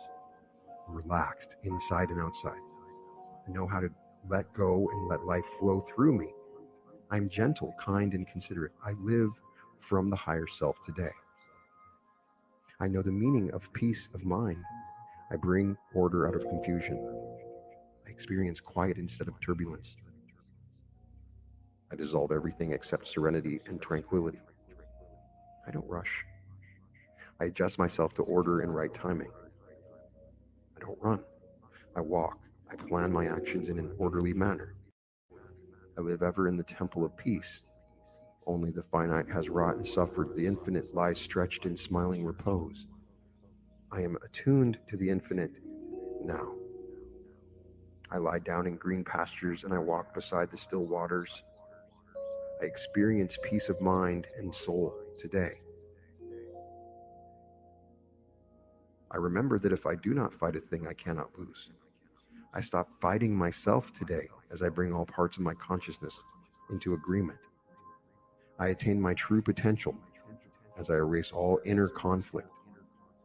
I dissolve the blockages of negative states of mind and I release all of my energy for constructive purposes. I cooperate with myself at all times. I channel all my energies towards the accomplishment of good. Argument becomes agreement. Doubt and fear become conviction and faith. I know no opposition to the free, full action of my true self. I am in agreement with life today. I will never knowingly hurt another human being. Every tendency toward cruelty is dissolved from me once and for all. I am kind. I am loving. I do everything I can to help others. I cannot hurt others without hurting myself. I do everything I can to help everyone feel better. I have empathy for every living thing. I watch every word. I speak with love. I watch every deed. I act with love. Sympathy and love flow out from me and bless everyone I meet. I am kind and loving in my heart, and my world is filled with love and kindness. I'm a kind and loving person now, and so it is. All tension and anxiety are removed from me as I relax, let go, and let happen. I know that all things things proceed from the quiet mind, and I am immersed in quiet, calm, peace, and silence. I am a disciple of the quiet way. I tap the well springs of infinite power as I learn to be still and know that God is within me. I meditate upon the serenity of nature and the order and beauty of the heavens as I become still inside and worship the wonder of life. My human will is one with the divine will. I bask in quiet. I luxuriate in silence. I experience complete serenity now. There is one power that flows through everything. There is one intelligence that indwells all things. There is one presence that embodies all things. This something is the sum total of all good. It exists in me and I exist in it. Through this conviction, I am strengthened. Through this conviction, I grow. Through this conviction, I become that which I am meant to be. Through this conviction, I bring myself into focus with the larger pattern of my life. Through this conviction, I become one with the total picture of good.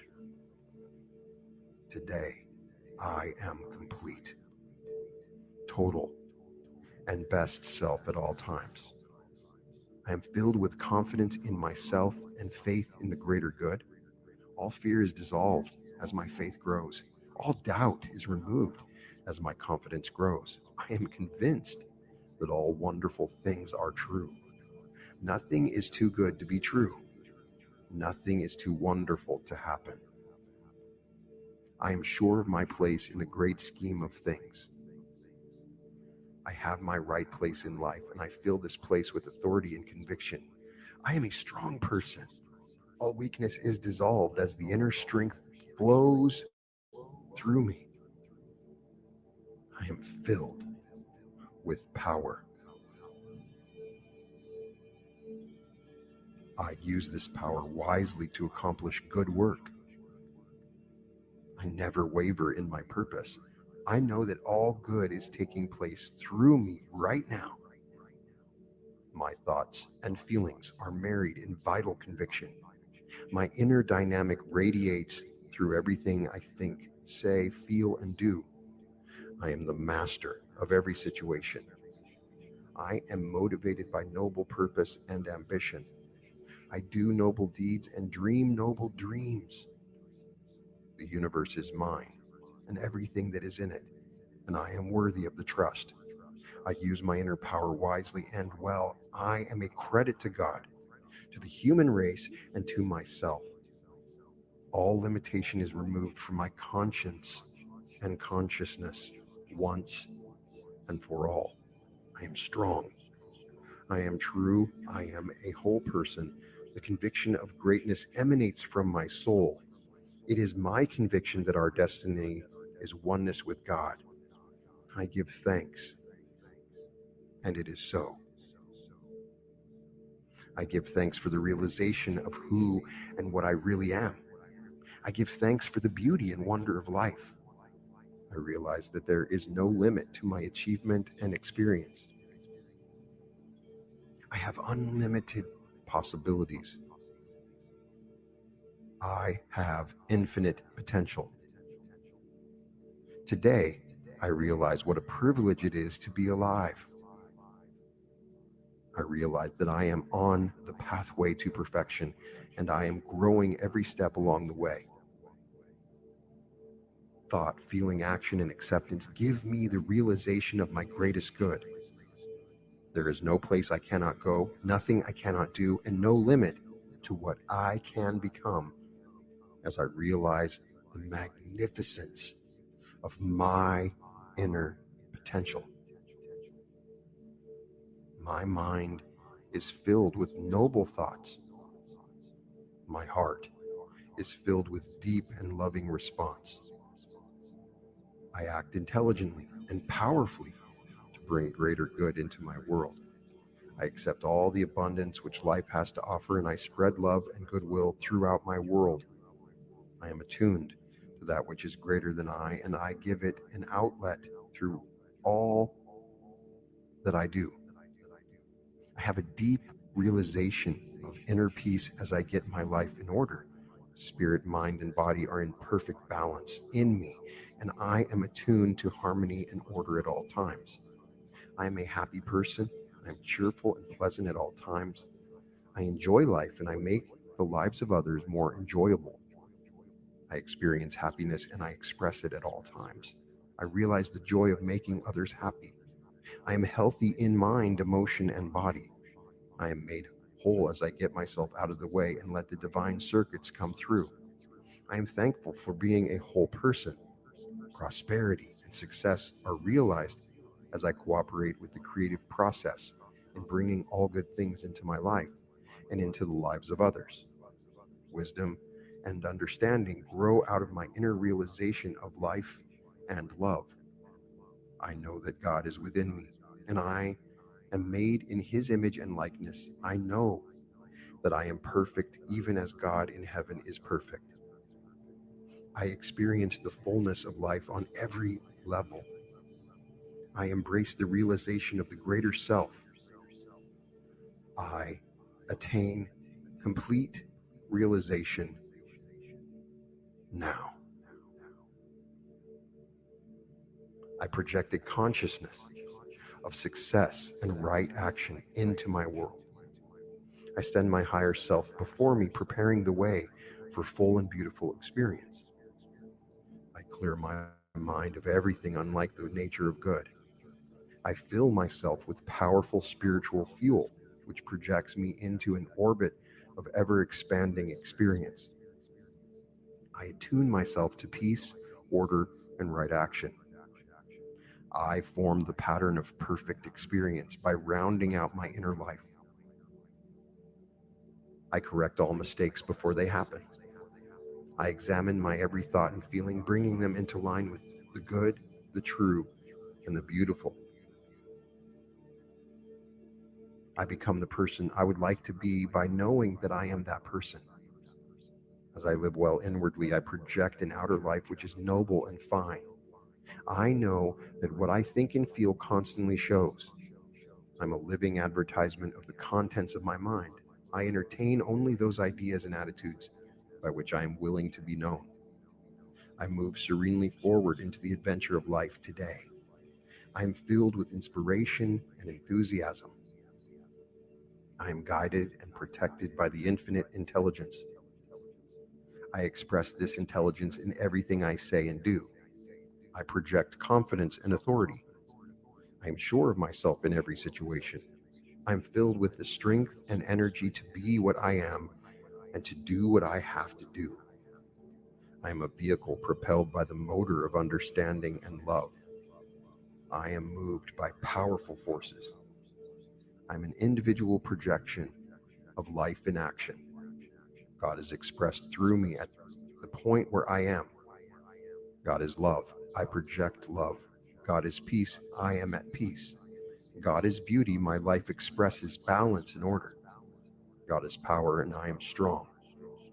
God is infinite, and I am free from all limitation. God is true. I grow in wisdom and understanding. God is one, and I am a well-integrated and unified individual. I am God in action at the level of my understanding. I project my divine heritage today.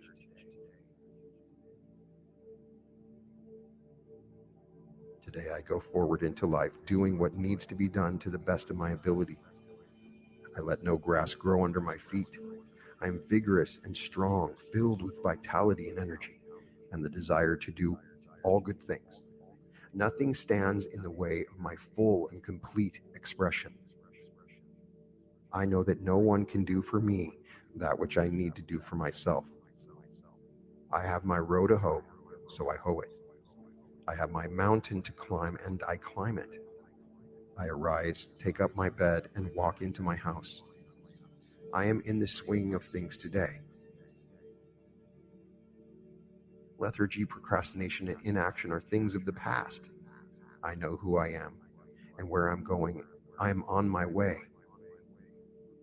I thrill to the dynamic force which is surging through my entire being. I act from the tremendous potential within me. I have a powerful head of steam, and I use it to turn the wheels of the magnificent machinery which God has given me. I go where I need to go. I do what I need to do.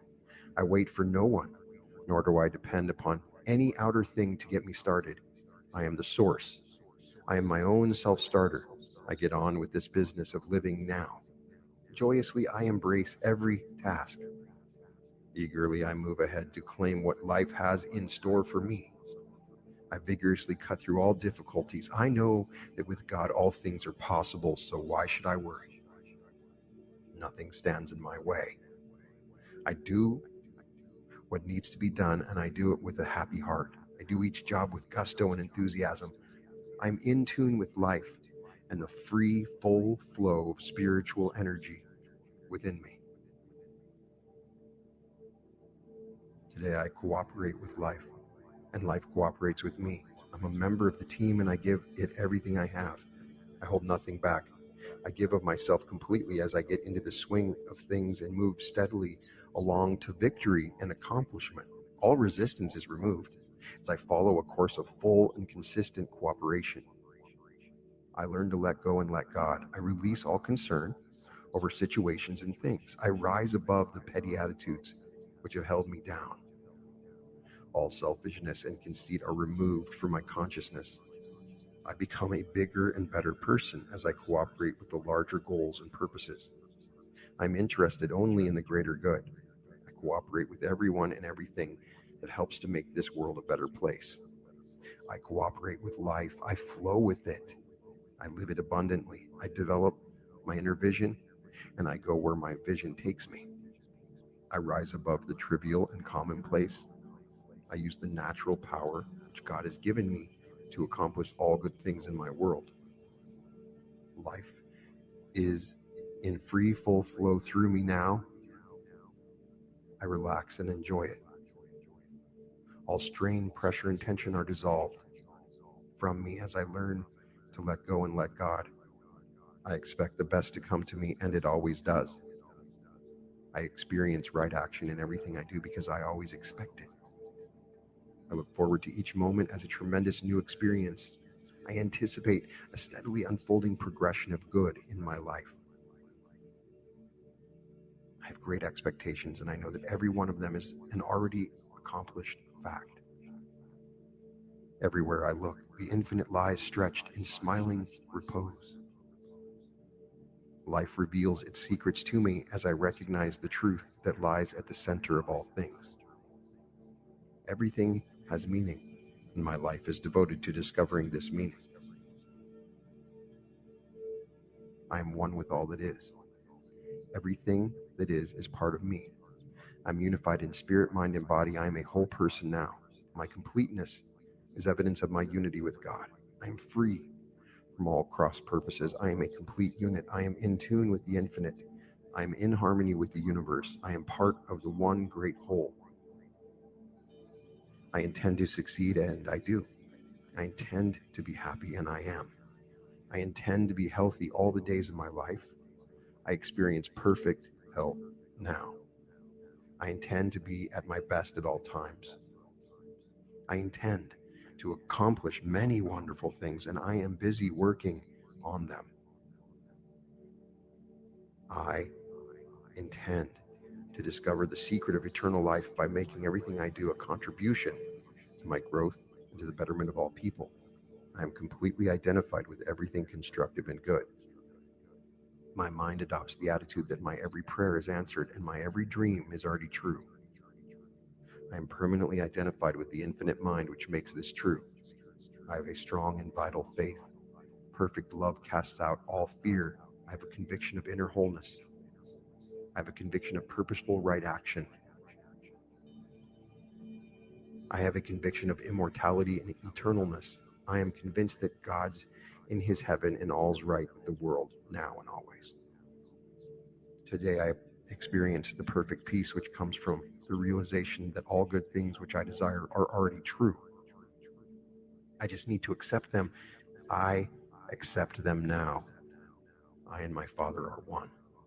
I work efficiently and well. There is meaning to all that I do. I never rest my laurels. I'm constantly discovering new ways to be a better person and to do greater things. I do joyously all that there is for me to do. I cooperate with life, and life cooperates with me. I only expect the most wonderful, amazing things to happen to me now. I expect that something wonderful is about to happen. Thank you, Father, Mother, God, for the abundance which is mine. Thank you for my life and the privilege of living it. Thank you for my unlimited potential. Thank you for my mind, heart, soul, and body. Thank you for infinite intelligence individualized in me. Thank you for the divine presence dwelling within me. Thank you for the emergence of my higher self. Thank you for the lessons of life and my ability to learn them. Thank you for my unlimited potential and the faith that I will fully express it. Thank you for my realization of the meaning and purpose of life and the capacity to live it fully. The free, full flow of life is surging through me, making me whole on every level. I am an integrated being spiritually, mentally, emotionally, physically, and in my world of activity and expression.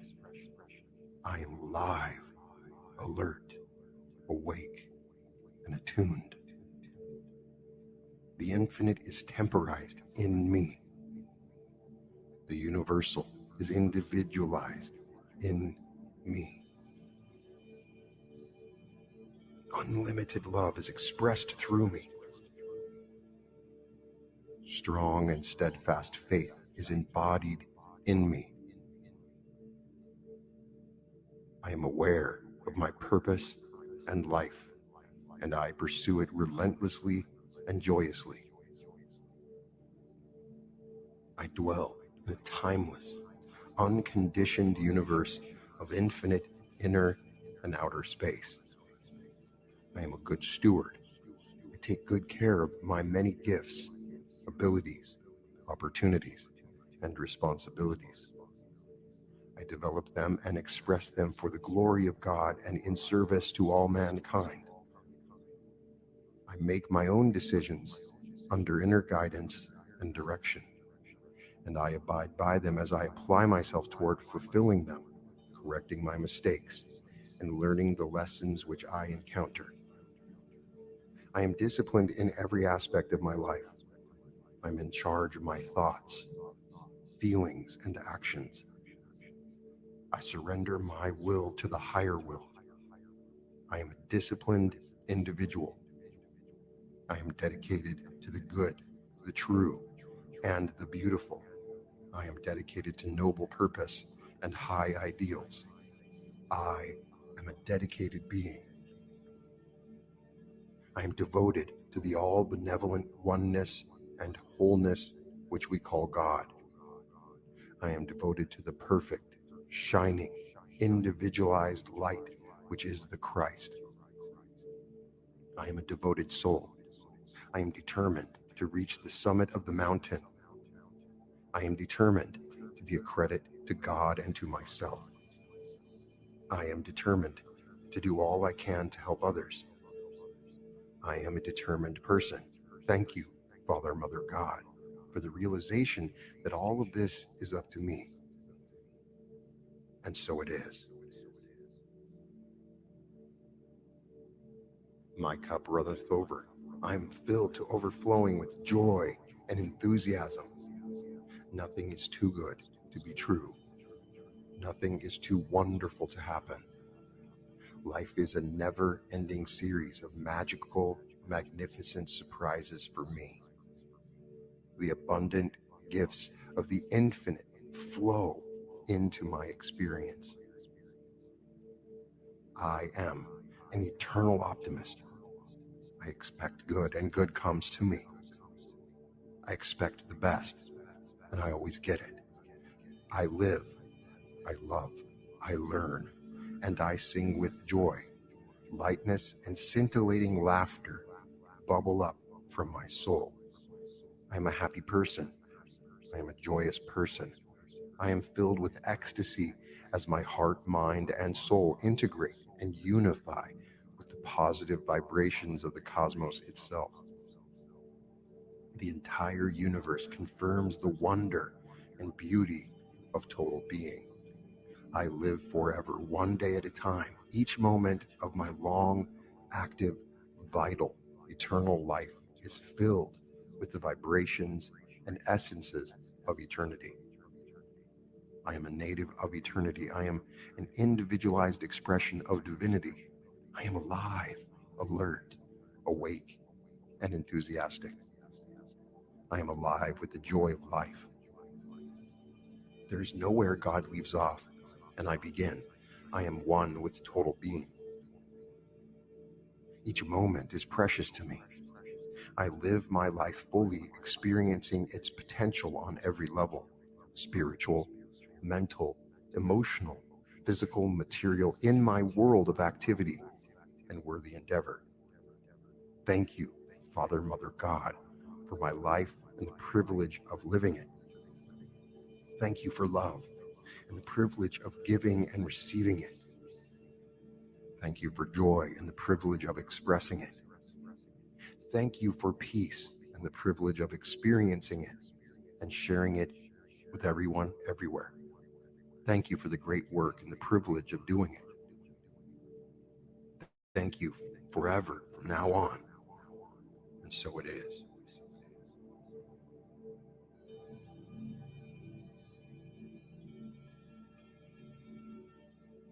I believe in myself.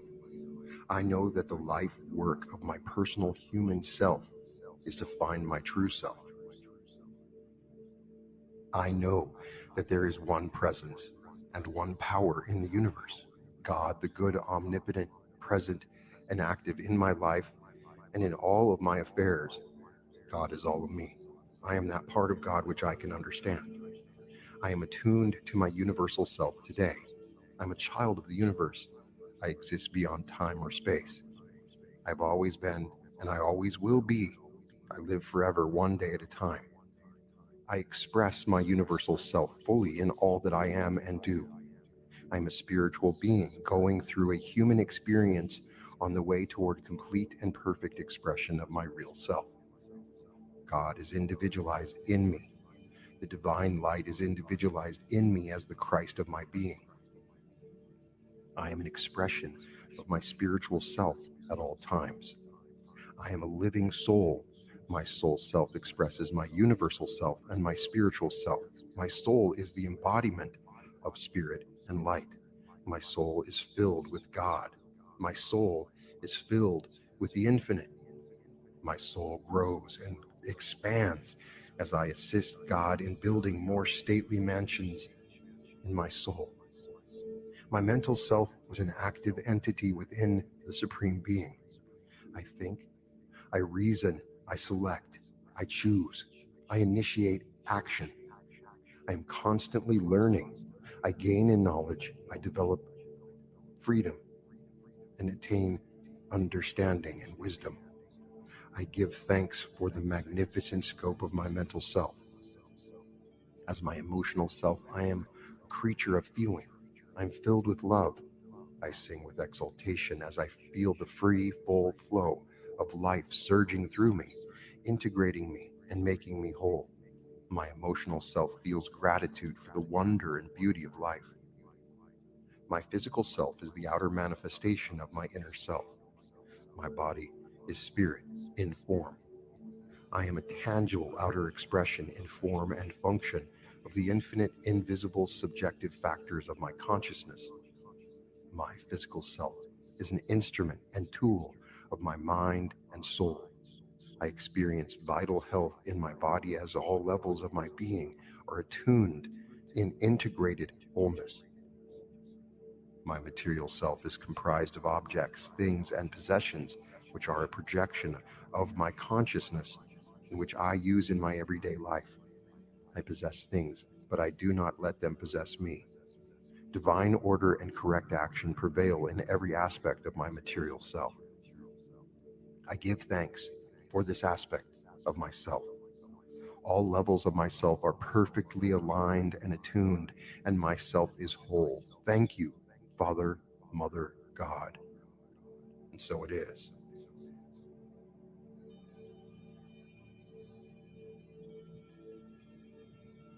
The free, full flow of life is surging through me, moving me into full and perfect expression of my real self. I am determined to make the most of myself in every way. I commit myself to doing that work which expresses me and benefits others. A mighty dynamic of energy and power flows through me, motivating me to do that which God has given me to do. I go with the flow. My decision is to devote myself to doing that which God has given me to do.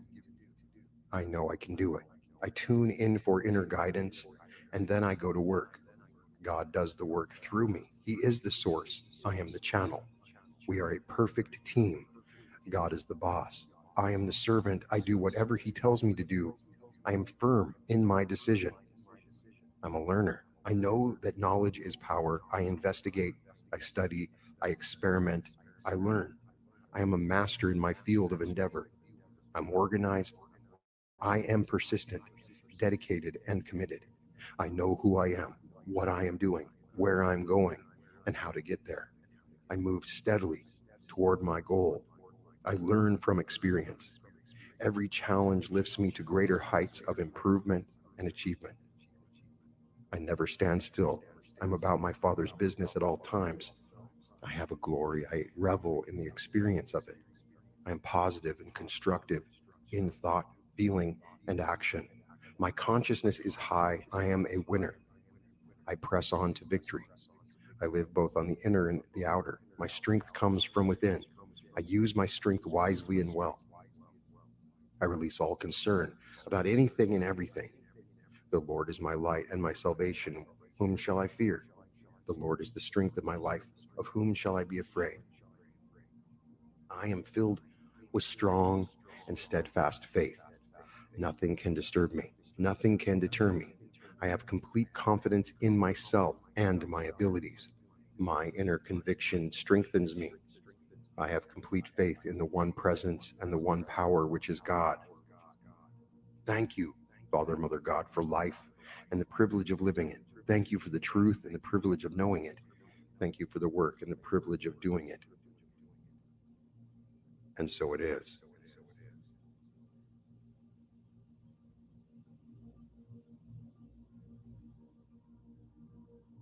The infinite has stretched beckoningly before me as I build my golden bridge of harmony, divine order, and right action in my life.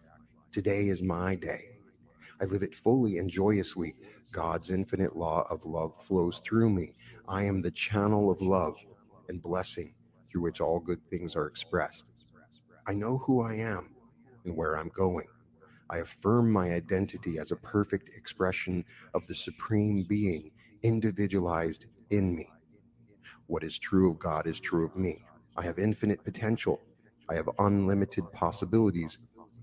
I give thanks for harmony, balance, and proper action in my life now and forever.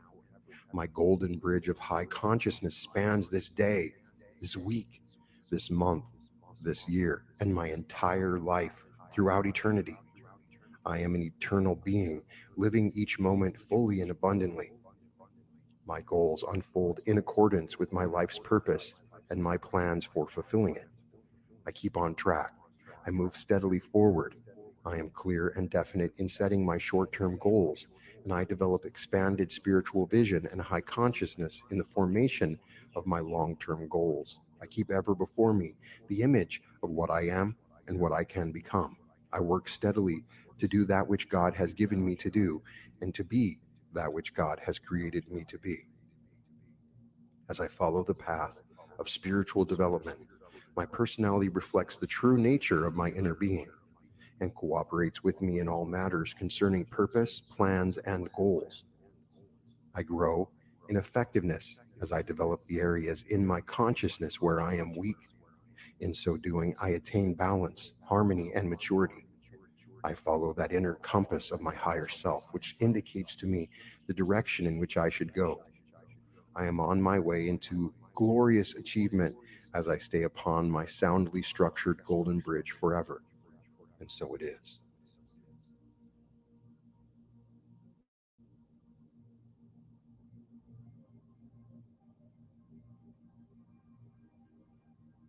I love life, and I love to live.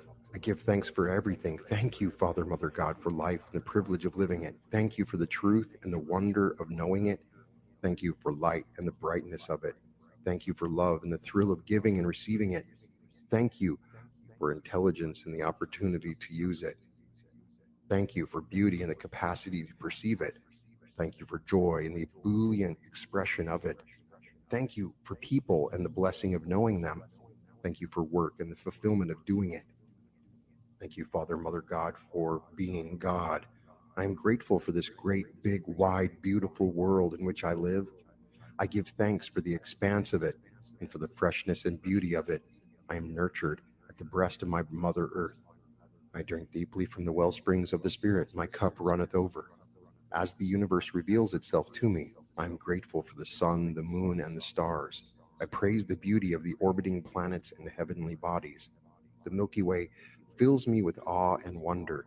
I give thanks for the constellations and the galaxies which uplift and inspire me. My soul flies free into the limitless expanses of outer space, up into the sky and beyond. I am at home in the timeless, spaceless reality of the cosmos. I give thanks for my eternal being. I'm a native of eternity. I'm a cosmic being. I am a child of the universe. I give thanks to God in whom I live and move and have my being. I am grateful for God's arms forever around me. I can do all things through Christ, which strengthens me. I give thanks for Christ in me, my hope of glory. I give thanks for the glorious panoply of pure being which surrounds and protects me. I give thanks for my expanding consciousness. I am grateful for my thoughts which change my life. I give thanks for awareness and perception. I give thanks for wisdom and understanding. I give thanks for vision and insight. I give thanks for intuition and enlightenment. I know, and I am grateful that I know. Thank you, Father, Mother, God, for the talents and abilities you have given me. Thank you for the inspiration to keep striving and growing.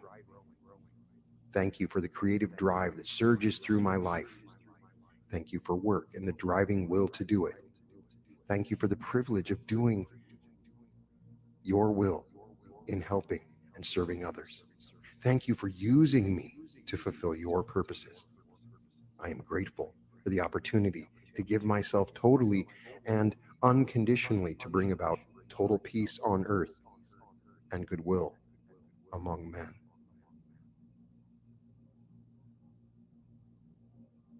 New horizons are in my view for me today as I move inward, forward, onward, and upward toward the fulfillment of my true potential. My vision extends beyond that which I see. My insight is more penetrating than my thought. My awareness is higher than my thought. My understanding is greater than what I know. My love is unconditional and all-encompassing. My consciousness embraces the wholeness of total being. The infinite expanse of the universe fills my being today. I am one with that which extends beyond the one. I am ongoing, ever-expanding activity of truth. I am an eternal being filled with the awareness and experience of perfect life. I see everything from the perspective of all and forever. I am not limited in any way. I function on a more lofty plane. I sing a new song. I sound a pure note on a higher octave. I draw a more beautiful picture. I generate a brighter light. I speak a more powerful word. I give a greater gift. I create a better world. As I move toward the new horizons that beckons me, I release myself into the rhythmic creative flow of pure spirit. I am a spiritual being. I am an integral microcosm with God, the macrocosm. I drink deeply from the well springs of everlasting life. I am joyously alive, alert, and attuned. My soul reflects the perfection of Christ and the perfection of my higher self. My soul is aligned with the divine presence, and the essence of God fills my soul with itself. I am filled with awe and reverence as I am still, and know my oneness with the One. My individual consciousness emerges from the high awareness that fills my mind with noble thoughts and my heart with loving feelings. My love is unconditional. I love God. I love life. I love myself. I love other people. I love the creative thrust of spirit that moves me ever forward, onward, and upward to new and more glorious horizons. In the name and through the living power of the Christ of the Mother, Father, God. God is the source of my supply. The infinite law of abundance flows through me.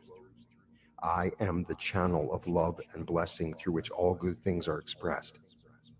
I have more than enough to meet all of my requirements. I have a lavish and dependable income consistent with integrity and mutual benefit. The Father knows what things I have need of before I ask Him. All that the Father has is mine. It is the Father's good pleasure to give me the kingdom. All the universe is giving itself to me today. The multitudinous blessings of the infinite are showered upon me. I am at the mainstream of life. There is no place where God leaves off and I begin. The law of circulation unites us in a never-ending continuum of giving and receiving. God gives to me. I receive from Him and I give to Him. I give God my life and my love. I give Him all that I am and all that I have. I hold nothing back. I participate with God in the great process of creation. I give to life and life gives to me. I am interested in everything that is. I give my attention to the great works of the Spirit that are taking place within me and through me.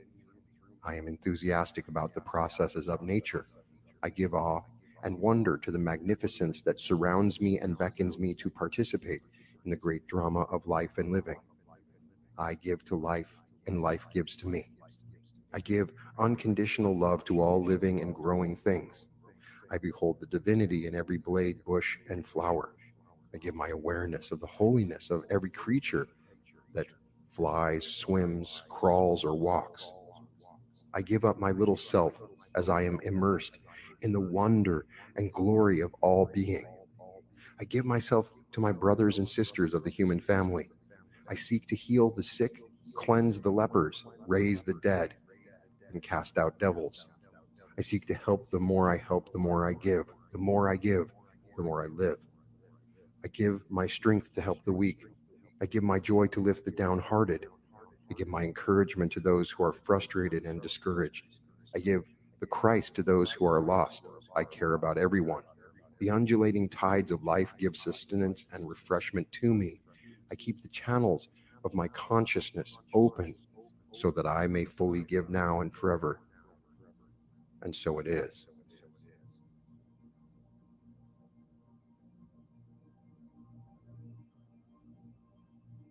The free, full flow of life is surging through me, awakening me, regenerating me, and filling me with the effervescence of pure spirit. I am completely alive on every level and in every way. I experience vital aliveness in everything I am and in everything I do. I am spiritually attuned to divine reality. I am filled with the Holy Spirit. My mind is bright, sharp, and perceptive. My entire consciousness is sparkling and clean. I am attuned to the brightness and beauty of spirit.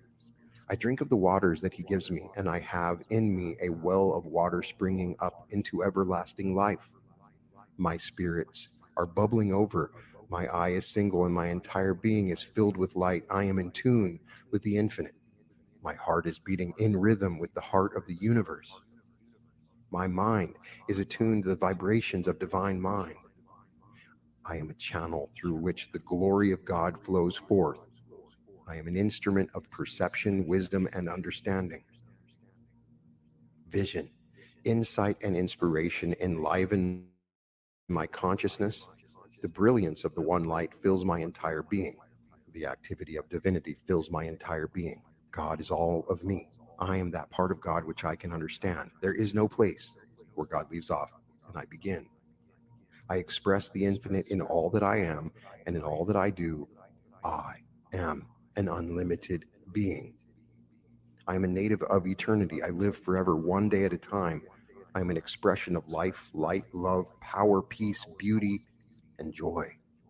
I am a perfect child of God. I am bright, beautiful, and whole, and so it is. Thank you, Father, Mother, God. I am calm, cool, and collected. There is perfect balance in my life. I know who I am, where I'm going, and how to get there. I'm in control of myself, and therefore, I am in control of the circumstances of my life. I'm completely integrated spiritually, mentally, emotionally, physically, and materially. I keep on an even keel. I'm divinely guided, guarded, and directed. I avoid extremes of all kinds. I believe in and practice moderation on every level of my life. I do not overdo anything. I keep everything under control. I balance work with play.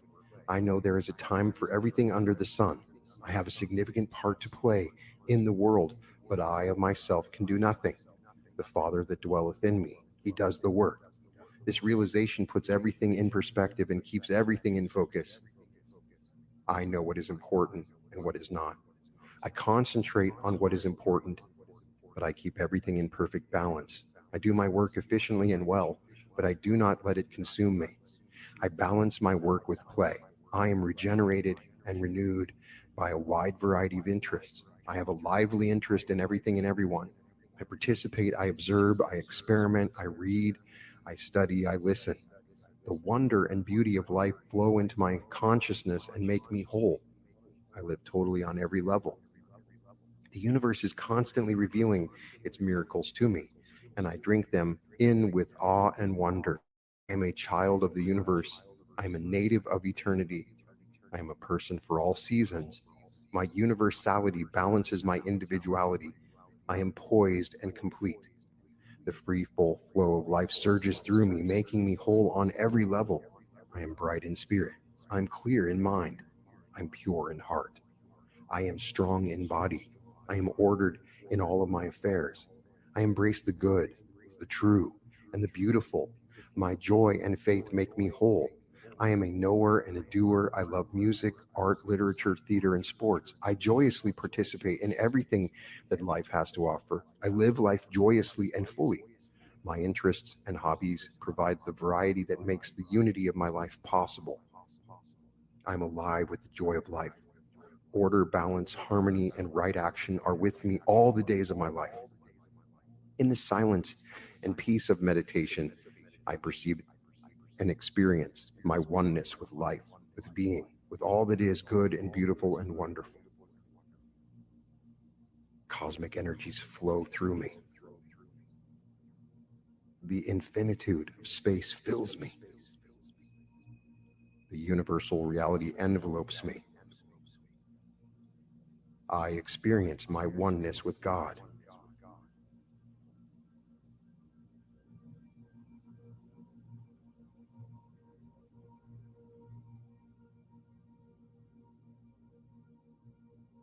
The warming, healing, blessing flow of love surges through my entire being. I experience the love of God on every level of my being, in every thought, feeling, and attitude. I am the recipient of divine love. I express unconditional love. My life is filled with love. Love creates me, heals me, inspires me, blesses me. Love sustains, maintains, and strengthens me. God's arms are around me, expressing infinite love and holding me close to the creative center of all life. There is no place where God leaves off and I begin. I am one with him, in whom I live and move and have my being. I am a perfect child of God. I am his love child. I am conceived in the mind of God. I am created in the consciousness of God. I am formed of the body of God. I receive and I give the love of God. Love fulfills my life. I love the true self of my being. The Christ of love is the light of my life. I love God, so I love myself. I love the Christ, so I love life. I live life lovingly, joyously, and abundantly. I'm filled with love. I love myself. Then I love other people. God's love is my love at all times. My soul is filled with love. My mind is filled with love. My heart is filled with love. My body is filled with love. My world of activities is a continuous expression of love in all that I am and in all that I do. Love is the law of my life. My love for life and for everyone is expressed in my work. Work is love made visible. I love my work. I do all the things to the glory of God. Through my work, I give form and expression to the universal love that permeates everything. God's love expresses through me in all that I am and in all that I do. The all-embracing love of God beckons to me across the reaches of eternity. Love is everywhere. Love is forever. I live love, learn, and grow with love. Love is all there is. I am love. Surely love is with me all the days of my life, and I dwell in the house of love forever. Thank you, Father, Mother, God of love, in the name and through the love of all.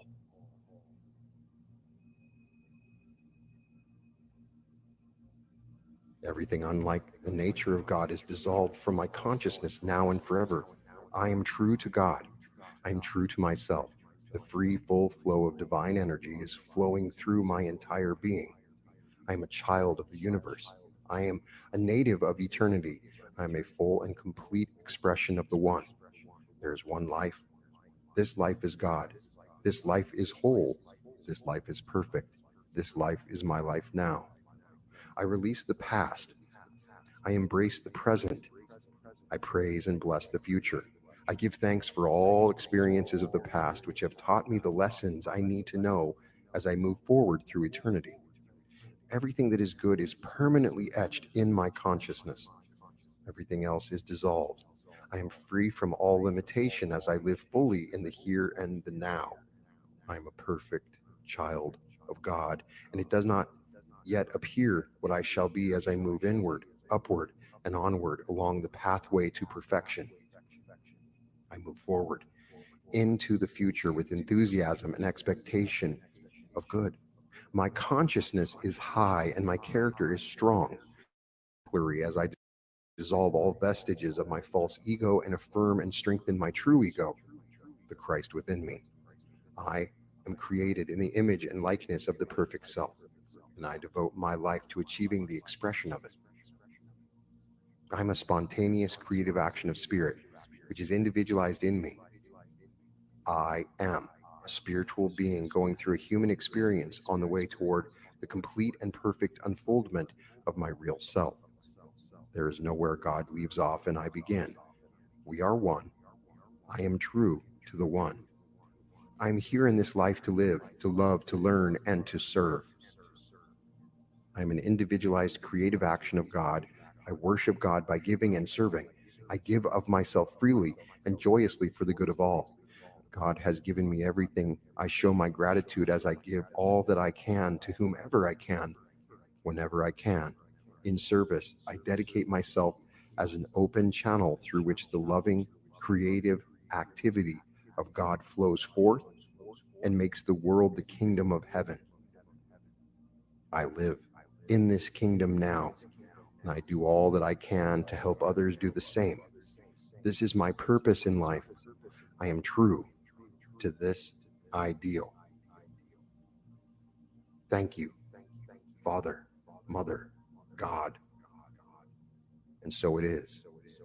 I am so happy and grateful now that large sums of money come to me easily and quickly in increasing quantities from multiple sources on a continuous basis in the best interest of all, with the free will of all, that I get to keep, give, spend, invest, and circulate joyfully.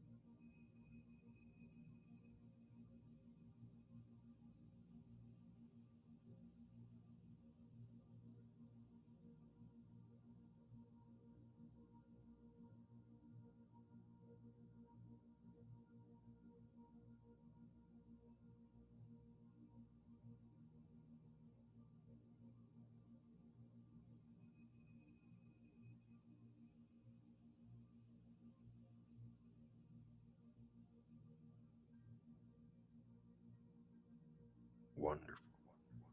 You have had the most glorious sleep, and you will have the most glorious day. And welcome to the reality revolution.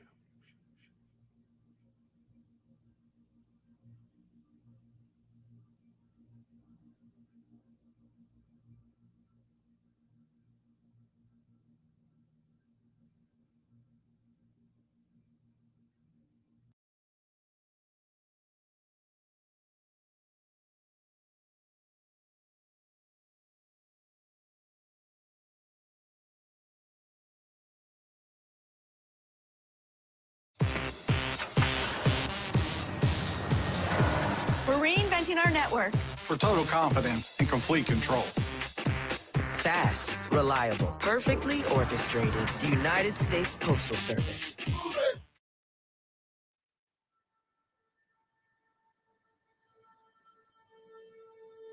Welcome to the reality revolution. Today I wanted to talk about ascension symptoms. This is something you may have heard of in the spiritual community.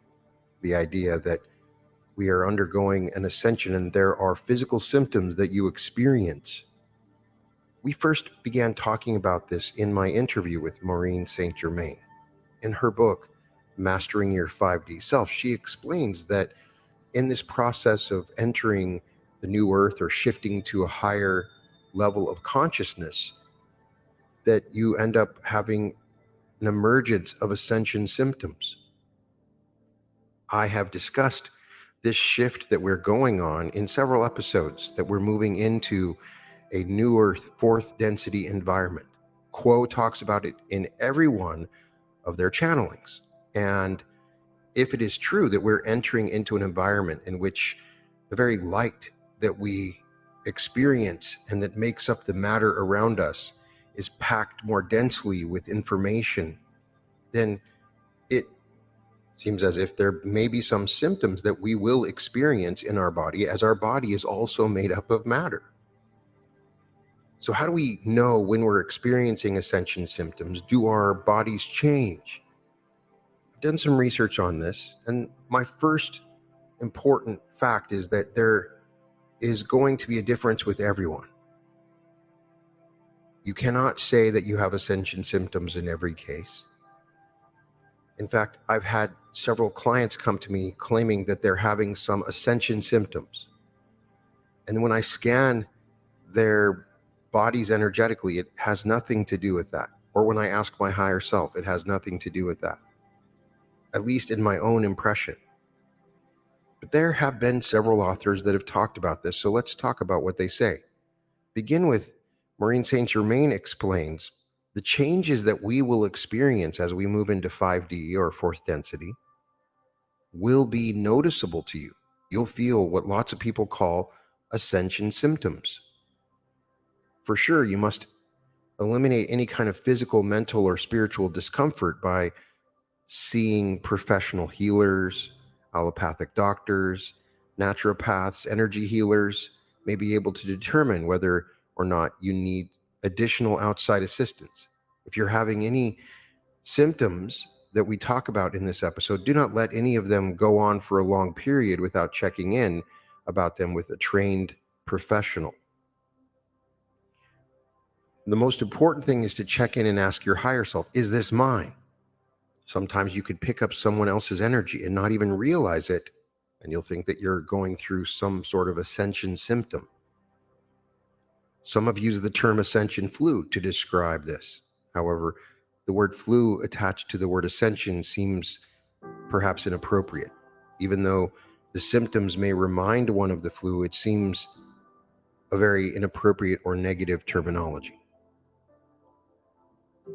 Consider ascension symptoms an opportunity for growth, as it means our bodies are evolving and transforming into higher consciousness beings. The symptoms relate to how our body is processing the experience of third density shifting into fourth density. This is similar to when you first start going to the gym. You may have sore muscles because you overworked them or you used them for the first time. Over time, your symptoms will abate as you adjust your rest, food, exercise, and meditation habits.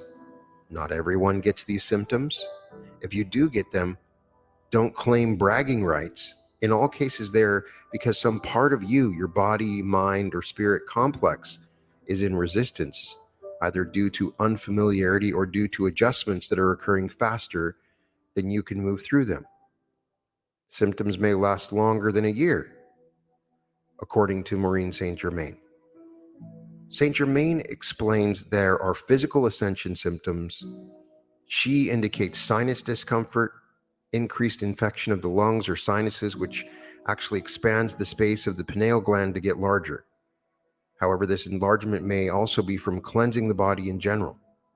Coughing may be coming from the heart chakra clearing. Body temperature fluctuations, ringing in the ears, belching, irregular heartbeat, changes in appetite or food preferences, sensitivity to noise and light, nausea and dizziness, lightheadedness and vertigo, fuzziness and dizziness, which may include motion sickness or frequent waking for urination, which may not be a sign of aging according to St. Germain.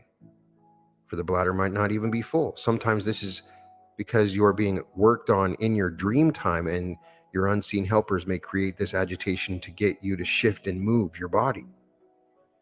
She also indicates mental ascension symptoms like seeing apparitions, swinging from ecstasy to fog and back, vivid dreams or heightened sense of clarity, short-term memory problems, anxiety, moodiness, or emotional purging, reading the minds of others and not knowing it, or increased interest in spiritual matters.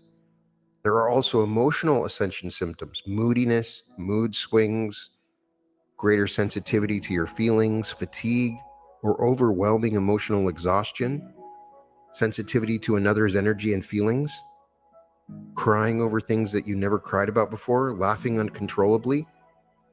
One thing I've become aware of as we access this fourth density light is we become more aware of the emotions of others. We become more empathic. And because of that, this empathy leads to these swings in emotion. There are solutions that we can talk about. There is another author, though, that also discusses ascension symptoms, Karen Bishop, in her book, The Ascension Primer. Bishop asks, have you ever been in the middle of a compelling conversation and suddenly you could not remember or access the simplest of words or names? Do you find yourself eating several times a day as your blood sugar levels feel as though they are plummeting? Have you had periods where you could not sleep all night or maybe awakened regularly between 2 and 4 a.m.? Or also had periods where you slept like a log all night and during the day you could not keep your eyelids open? Or perhaps you intermittently experience overwhelming feelings of no sense of place? Ever looked in the mirror and not know who in the world you're looking at? Have you had periods of time where you have lost all your passion, felt deflated and lethargic, could not muster up the energy to do a thing, and simply did not care anymore? If you have experienced any of these scenarios, you are most certainly not alone. For most of us, the ascension symptoms are perhaps the most universal, yet at the same time, the most baffling and frightening as well. With no frame of reference for what we are experiencing, we may even feel that we are developing some kind of mental disorder or really losing it. In fact, this is basically true. We are losing it. We are losing all the denser and lower vibrating aspects of ourselves.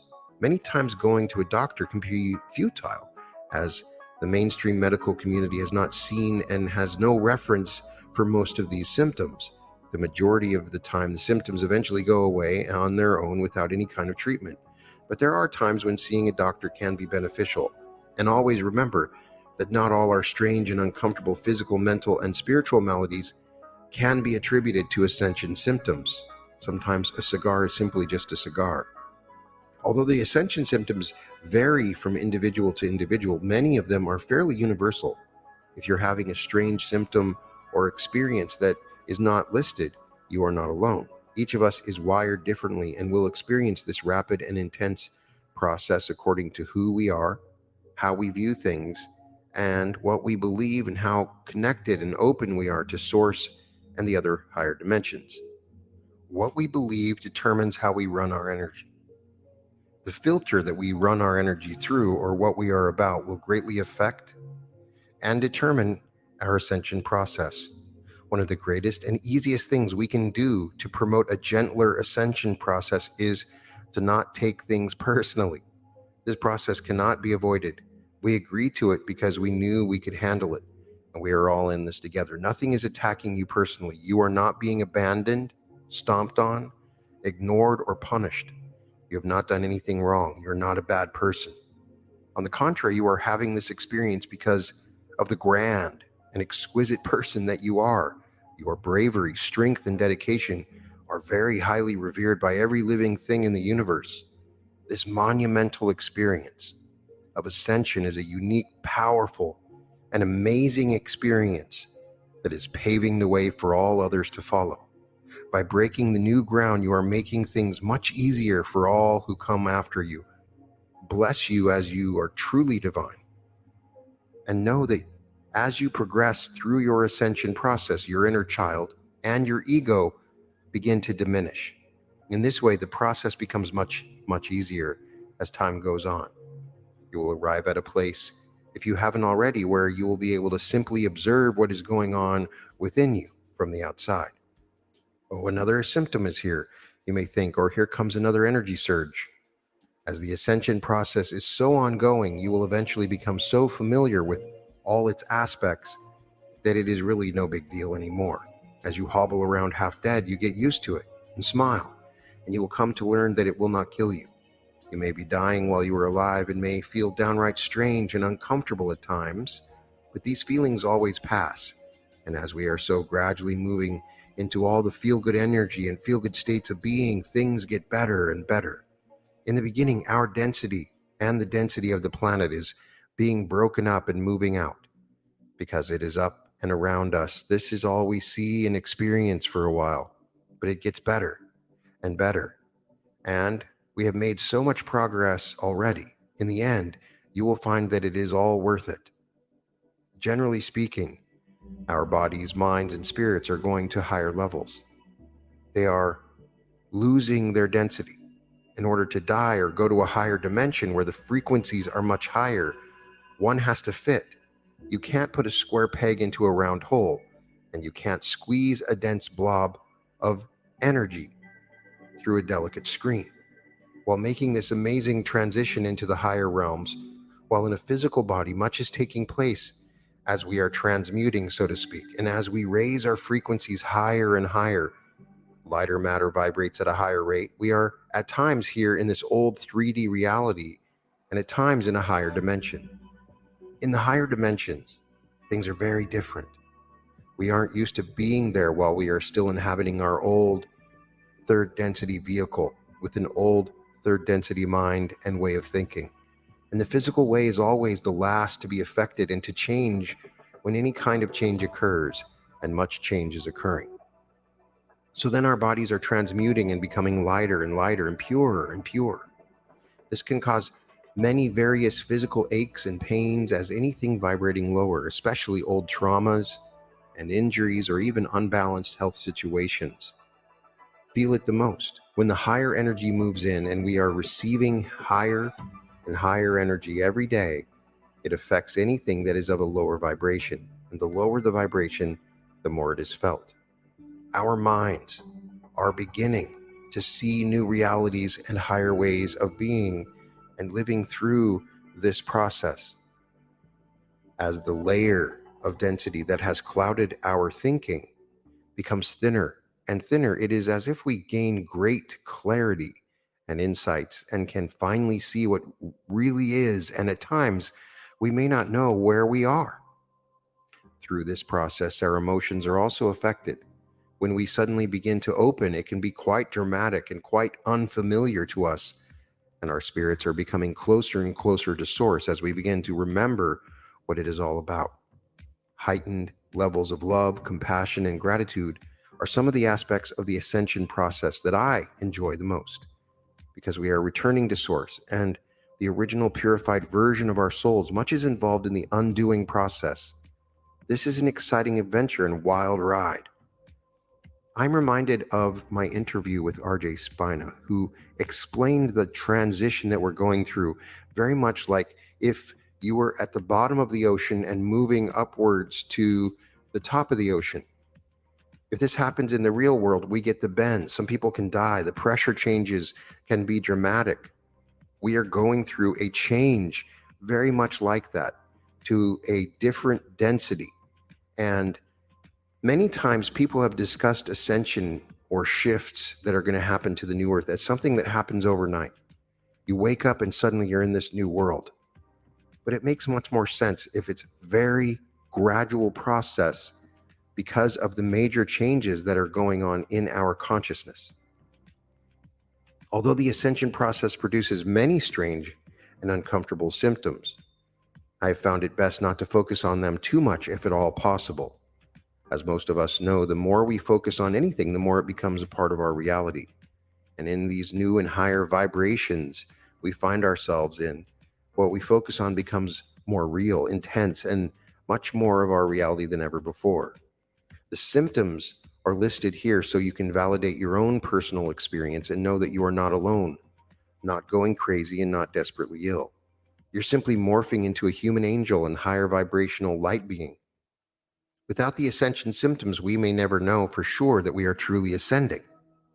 Anyone who has not had these experiences themselves could most likely never understand them, but they all have a good reason and purpose along with a higher level of vibration.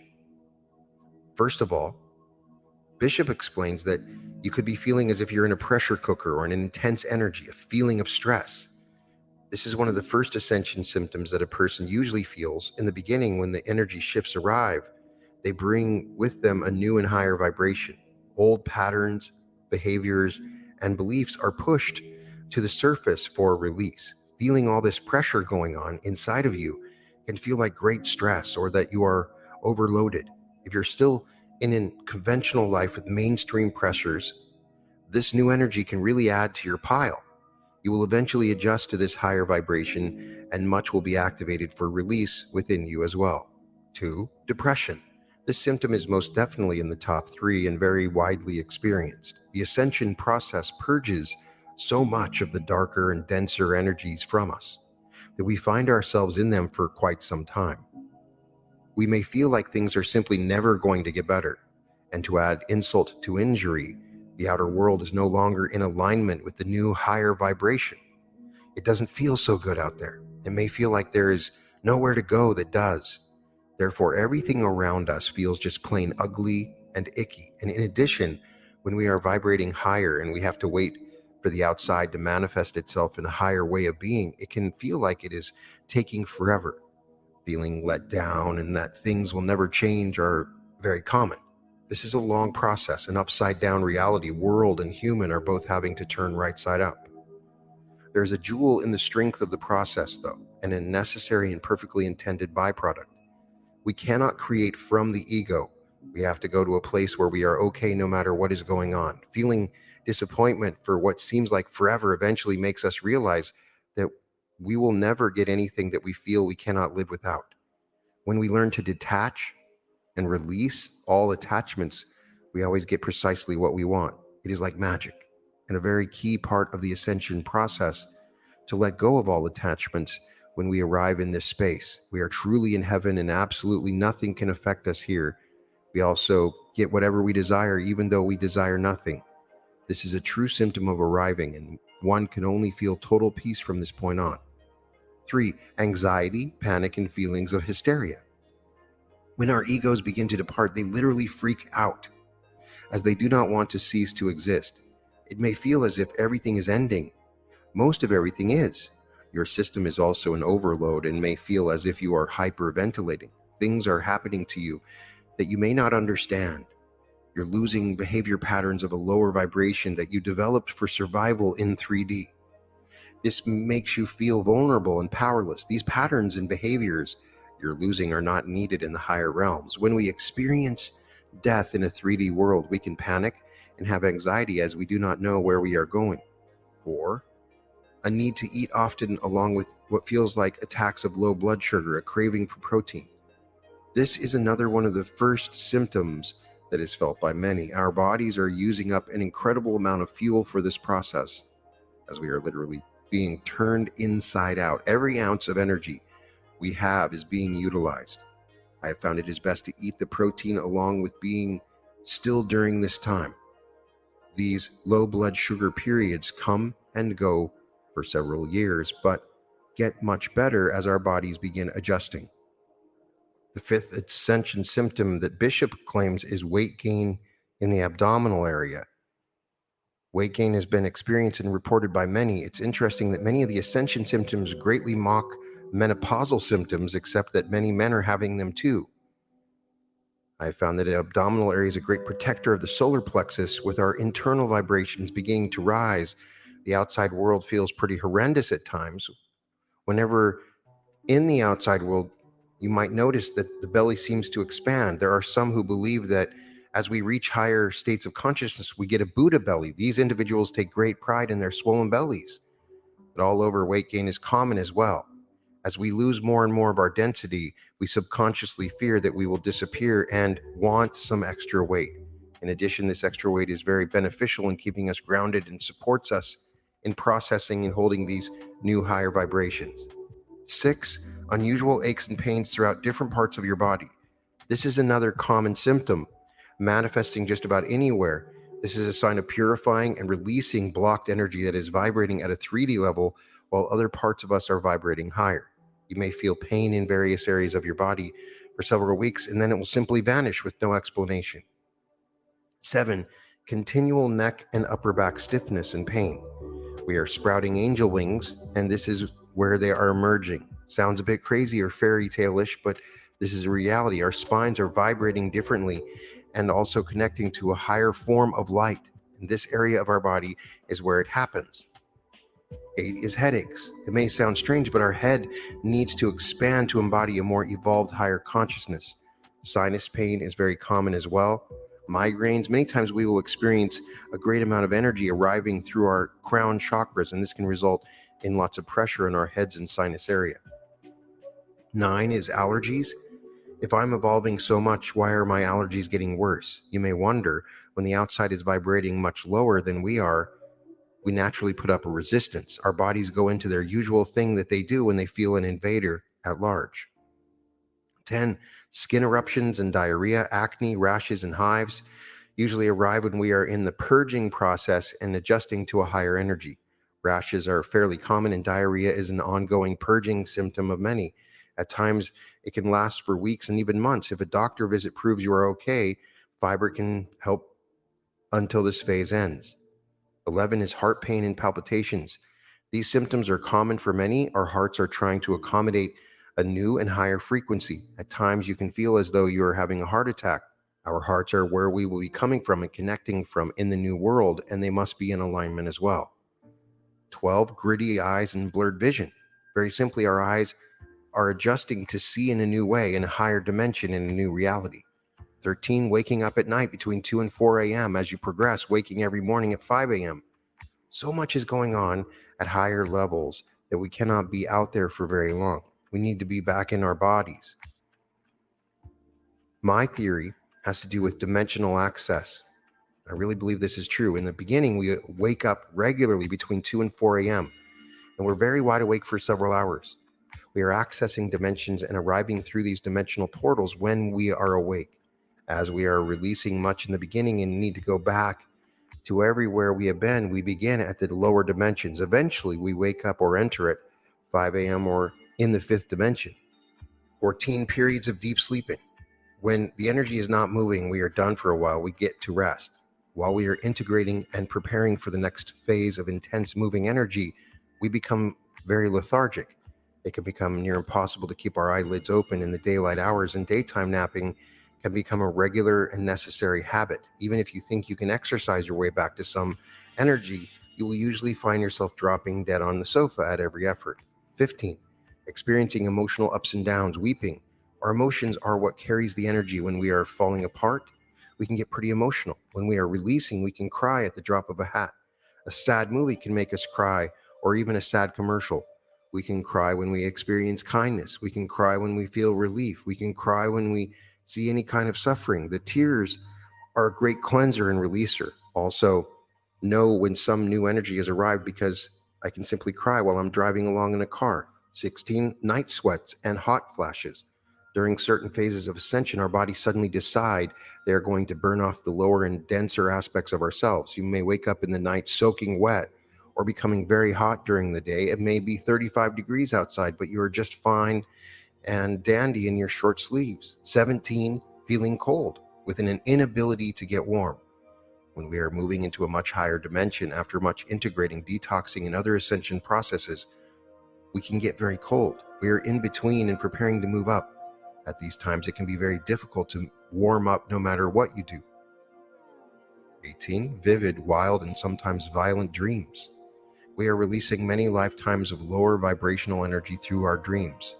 If you are one who usually receives their higher information through dreams, you most likely will do a lot of releasing at night. These dreams usually do not make sense, but if you are good at dream analysis, you can usually figure them out. These acid trip-like dreams are up and visible because they contain energy that is on its way, never to return. Through this process, we are releasing all of our past lives. 19, dizziness, loss of balance, vertigo, and spinning. This definition of Merkaba is counter-rotating fields of light surrounding the spirit body, which serve to transport the spirit body from one dimension to another. And this is precisely what is occurring. As we connect to our light bodies and begin moving into a higher dimension, we begin spinning and can experience vertigo and dizziness. If you know that this symptom indicates that something wonderful is occurring, it can feel great and actually be quite fun, like a roller coaster ride. 20, overall body pain and days of extreme fatigue. Our bodies are morphing into crystalline form in order to enable us to reside in the higher realms and to continually be able to receive the higher light. This process is an ongoing one, and it cannot happen overnight. If you feel as though you are 100 years old and barely able to walk across a room, this may be why. 21, severe bloating and indigestion. When the energy surges occur, many experience severe bloating as they are greatly expanding. This can be an ongoing process, but is intermittent.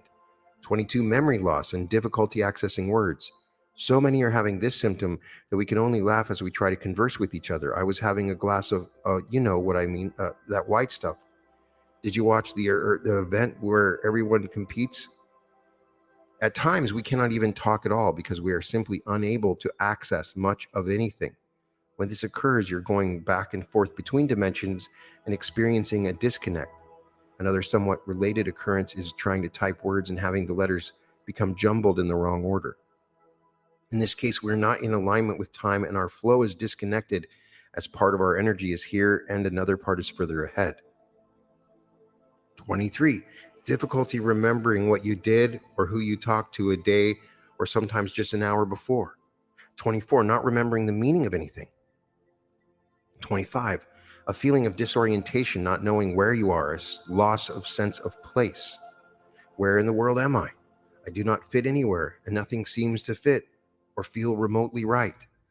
And I do not know where I belong or where I'm going or what I'm supposed to do.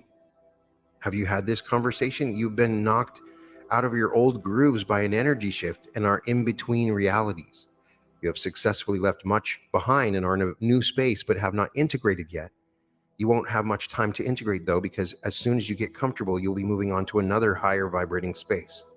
26, a loss of identity. You look in the mirror and have a strange feeling or disconnect as you no longer recognize that once familiar image. You almost feel out of body. Once this occurs, it never ends. You have released so much of your ego self that you are no longer the same person and do not have the attachment or connection to your physical vessel. As you begin to access much more of your soul or higher self, you are not in your body much. You may still use your voice to communicate and other bodily aspects, but you are slowly beginning the process of disappearing and releasing the human form. In addition, you have cleared much of your old patterns and are now embodying much more light as a simpler, more purified divine you. 27, feeling out of body. The same explanation as above. The physical body is the last to catch up. Much of us is now in a higher dimension and residing outside of our bodies, as our bodies are not there yet. They are much denser. 28, seeing and hearing things. As we can now access different dimensions fairly easily, it is common for many to see things moving out of the corner of their eyes or hear things when nothing is there. Many also experience a ringing in the ears, which is common when we are going through the tunnel and accessing a higher dimension. Depending upon how sensitive you are and how you are wired, this can become a common experience. Many are seeing orbs and vibrating blobs of color as well.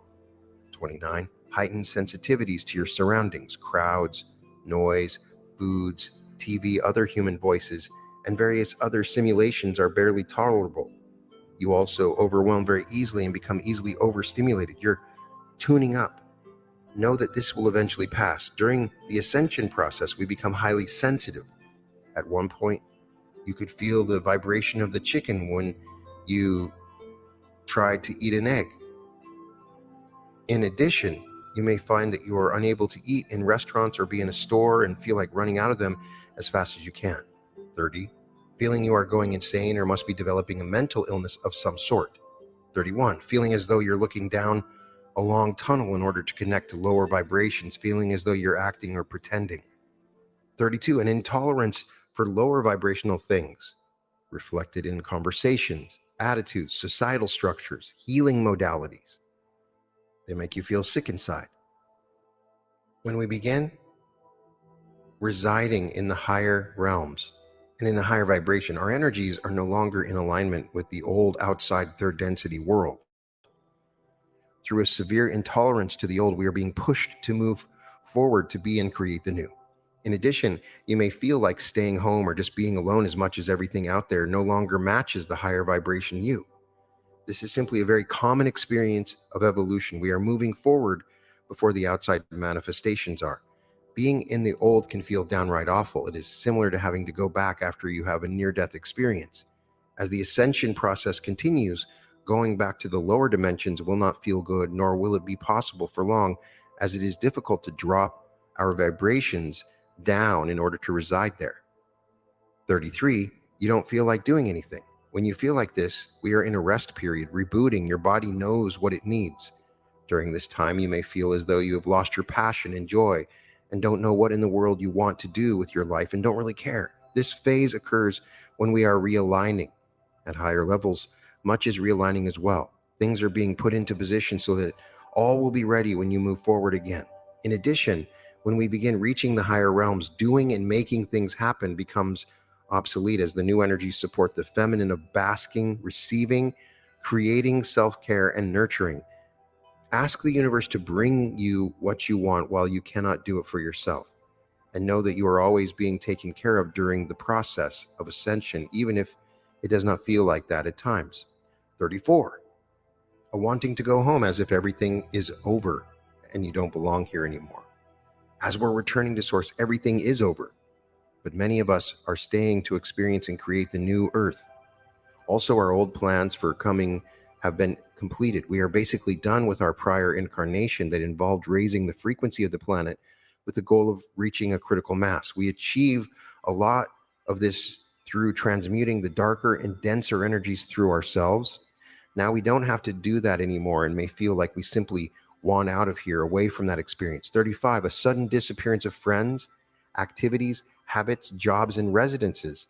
One of the most basic and prevalent experience in the higher realms involves the law of attraction. Like energies always attract like and similar energies. This relates to the dimensional hierarchies as well. We will always be matched with what we are and with what and how we are vibrating. As we go higher and higher, this phenomenon becomes much more magnified and also becomes one of the basic cores of our reality and existence. Through the ascension process, we are evolving beyond what we used to be, and therefore the people and surroundings that no longer match our vibration simply leave our space. This can sometimes occur rather dramatically, or at times through a simple desire resulting from an inability to relate to them like we used to. When an energy shift occurs, it can feel though a bomb has been dropped and everything in our world has been scattered from here to there. Eventually, we realign with the new. When the new arrives, you will feel so much better. 36, you absolutely cannot do certain things anymore. When you try to do your usual routine and activities, it feels downright awful. Same as above, you're no longer a fit, and it's time to move on to a much higher vibrating way of living, being, and creating. 37, your plans suddenly change in midstream and go in a complete different direction. When this occurs, your soul is balancing out your energy. It usually feels great in this new direction, as your soul knows more than you do. Your soul is breaking your rut choices and vibration. Our souls always know more than we do. As we experience the ascension shock at higher soul levels, we have a specific plan and timeline. If we're a bit behind, we end up experiencing our pre-plan, whether we are ready for it or not. This places us in the sudden and immediate new circumstances so that we would be poised for what we needed to do next. 38, you've created a situation that seems like a worst nightmare, many worst nightmare aspects to it. This experience is similar to above, quite the same. Your soul is guiding you to stretch aspects of yourself where you were lacking, or tone down aspects where you had an overabundance. Your energy is just balancing itself. Finding your way to peace through the situation is the test you have set up for yourself. This is your journey, and your soul would not have set up if you weren't ready. You are the one who finds your way out, and you will, looking back, have gratitude for the experience and be a different person. 39, you're alone and don't want to be. Part of ascension involves losing the fear of being alone. We all have it, a fear of being alone. But before we release all attachments and enter the higher realms, we have to come to terms and create peace with being alone.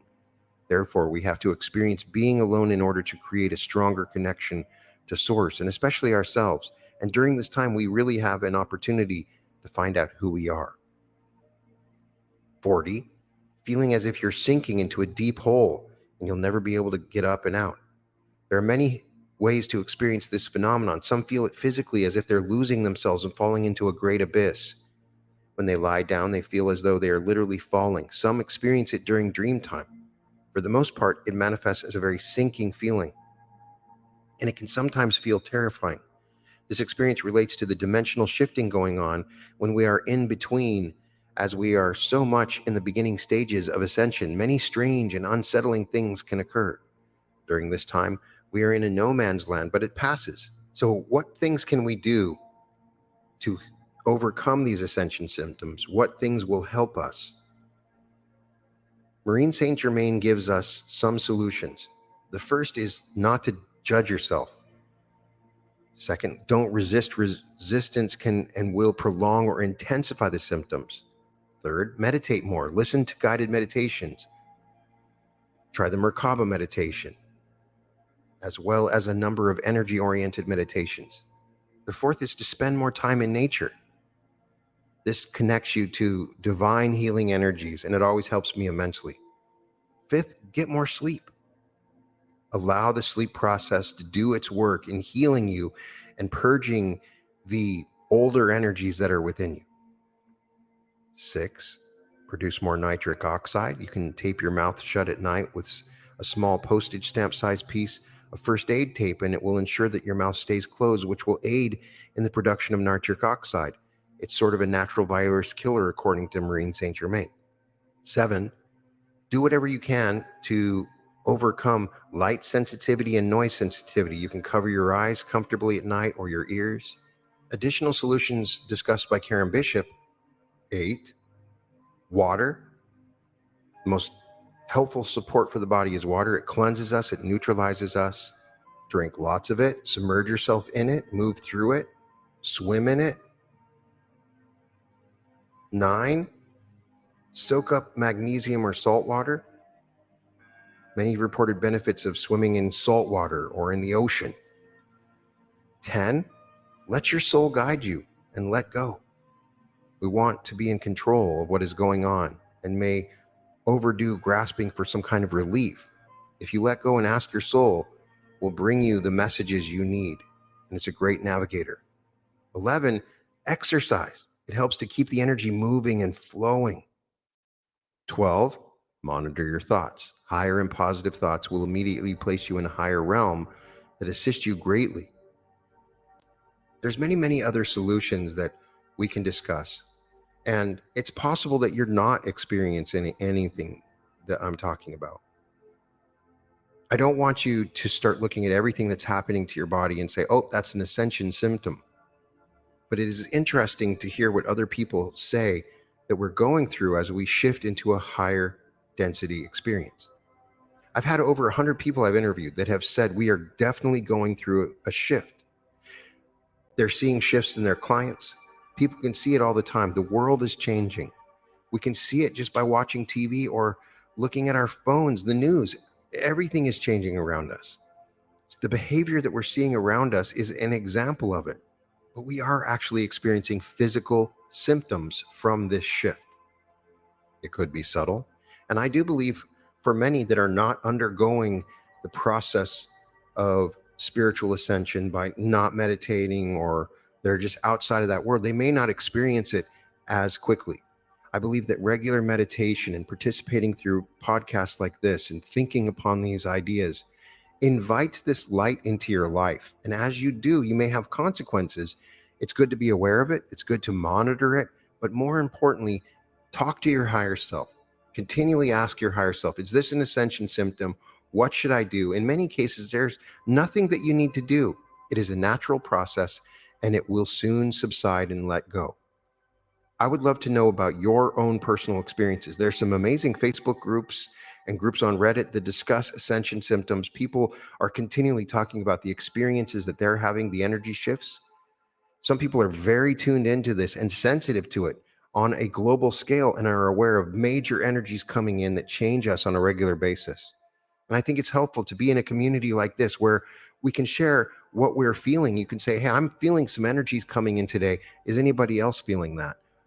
Discuss your energy symptoms, discuss your ascension symptoms. You can come into my Discord group or the Facebook group and share what you're experiencing. And in this community, we can work together to overcome it.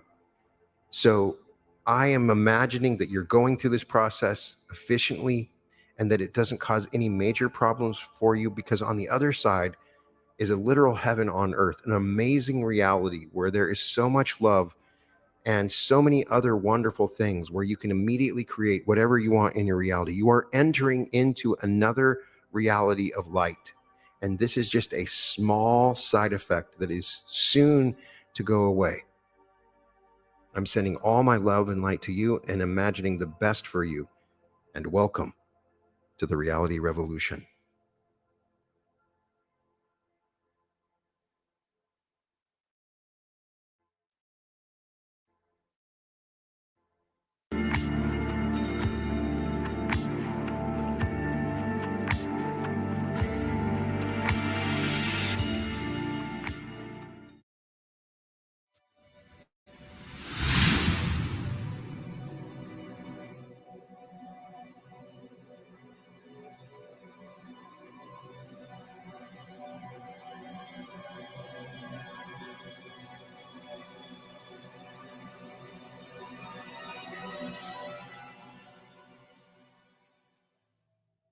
Welcome to the Reality Revolution.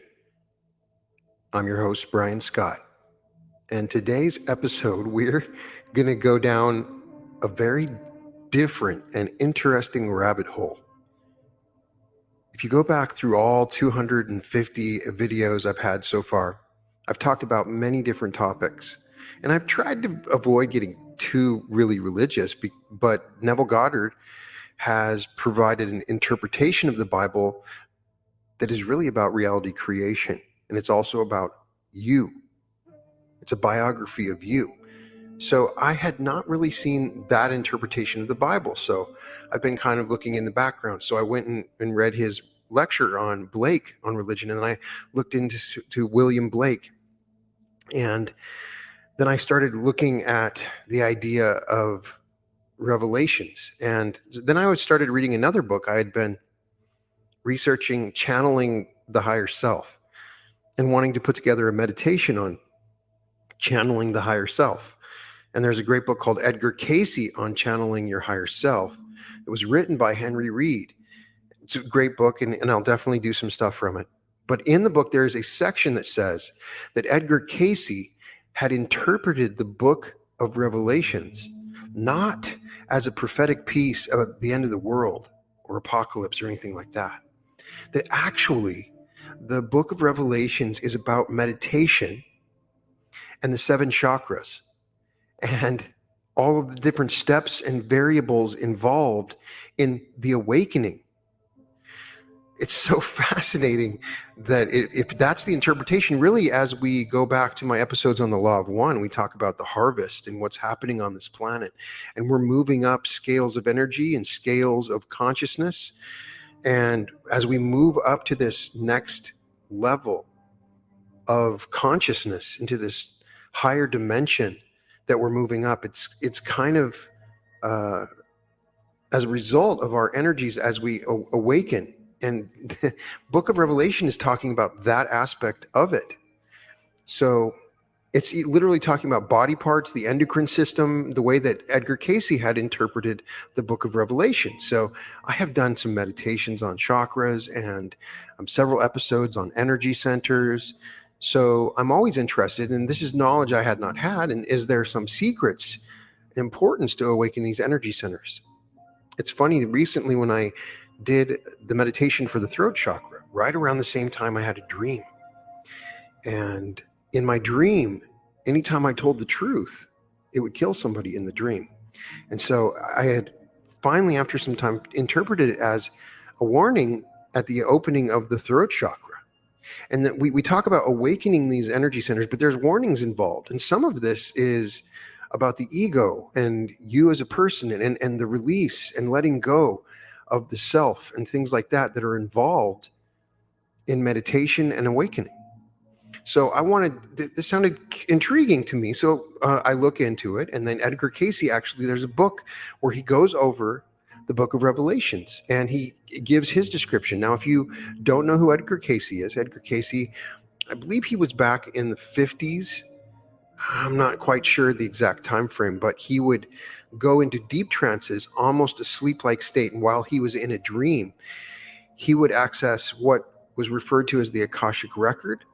In the Law of One, they were asked about Edgar Cayce, and that's what they say, that Ross says that Edgar Cayce was accessing a full record of the earth, the template of all the information. So people would come to him, he would heal people, he would give them things that they could take that could heal them. He was never wrong. And he had many different interpretations of the Bible that were much different. This interpretation that Edgar Cayce had of the Bible is consistent with Neville Goddard's idea that the Bible is not a history book about wars and people in the past.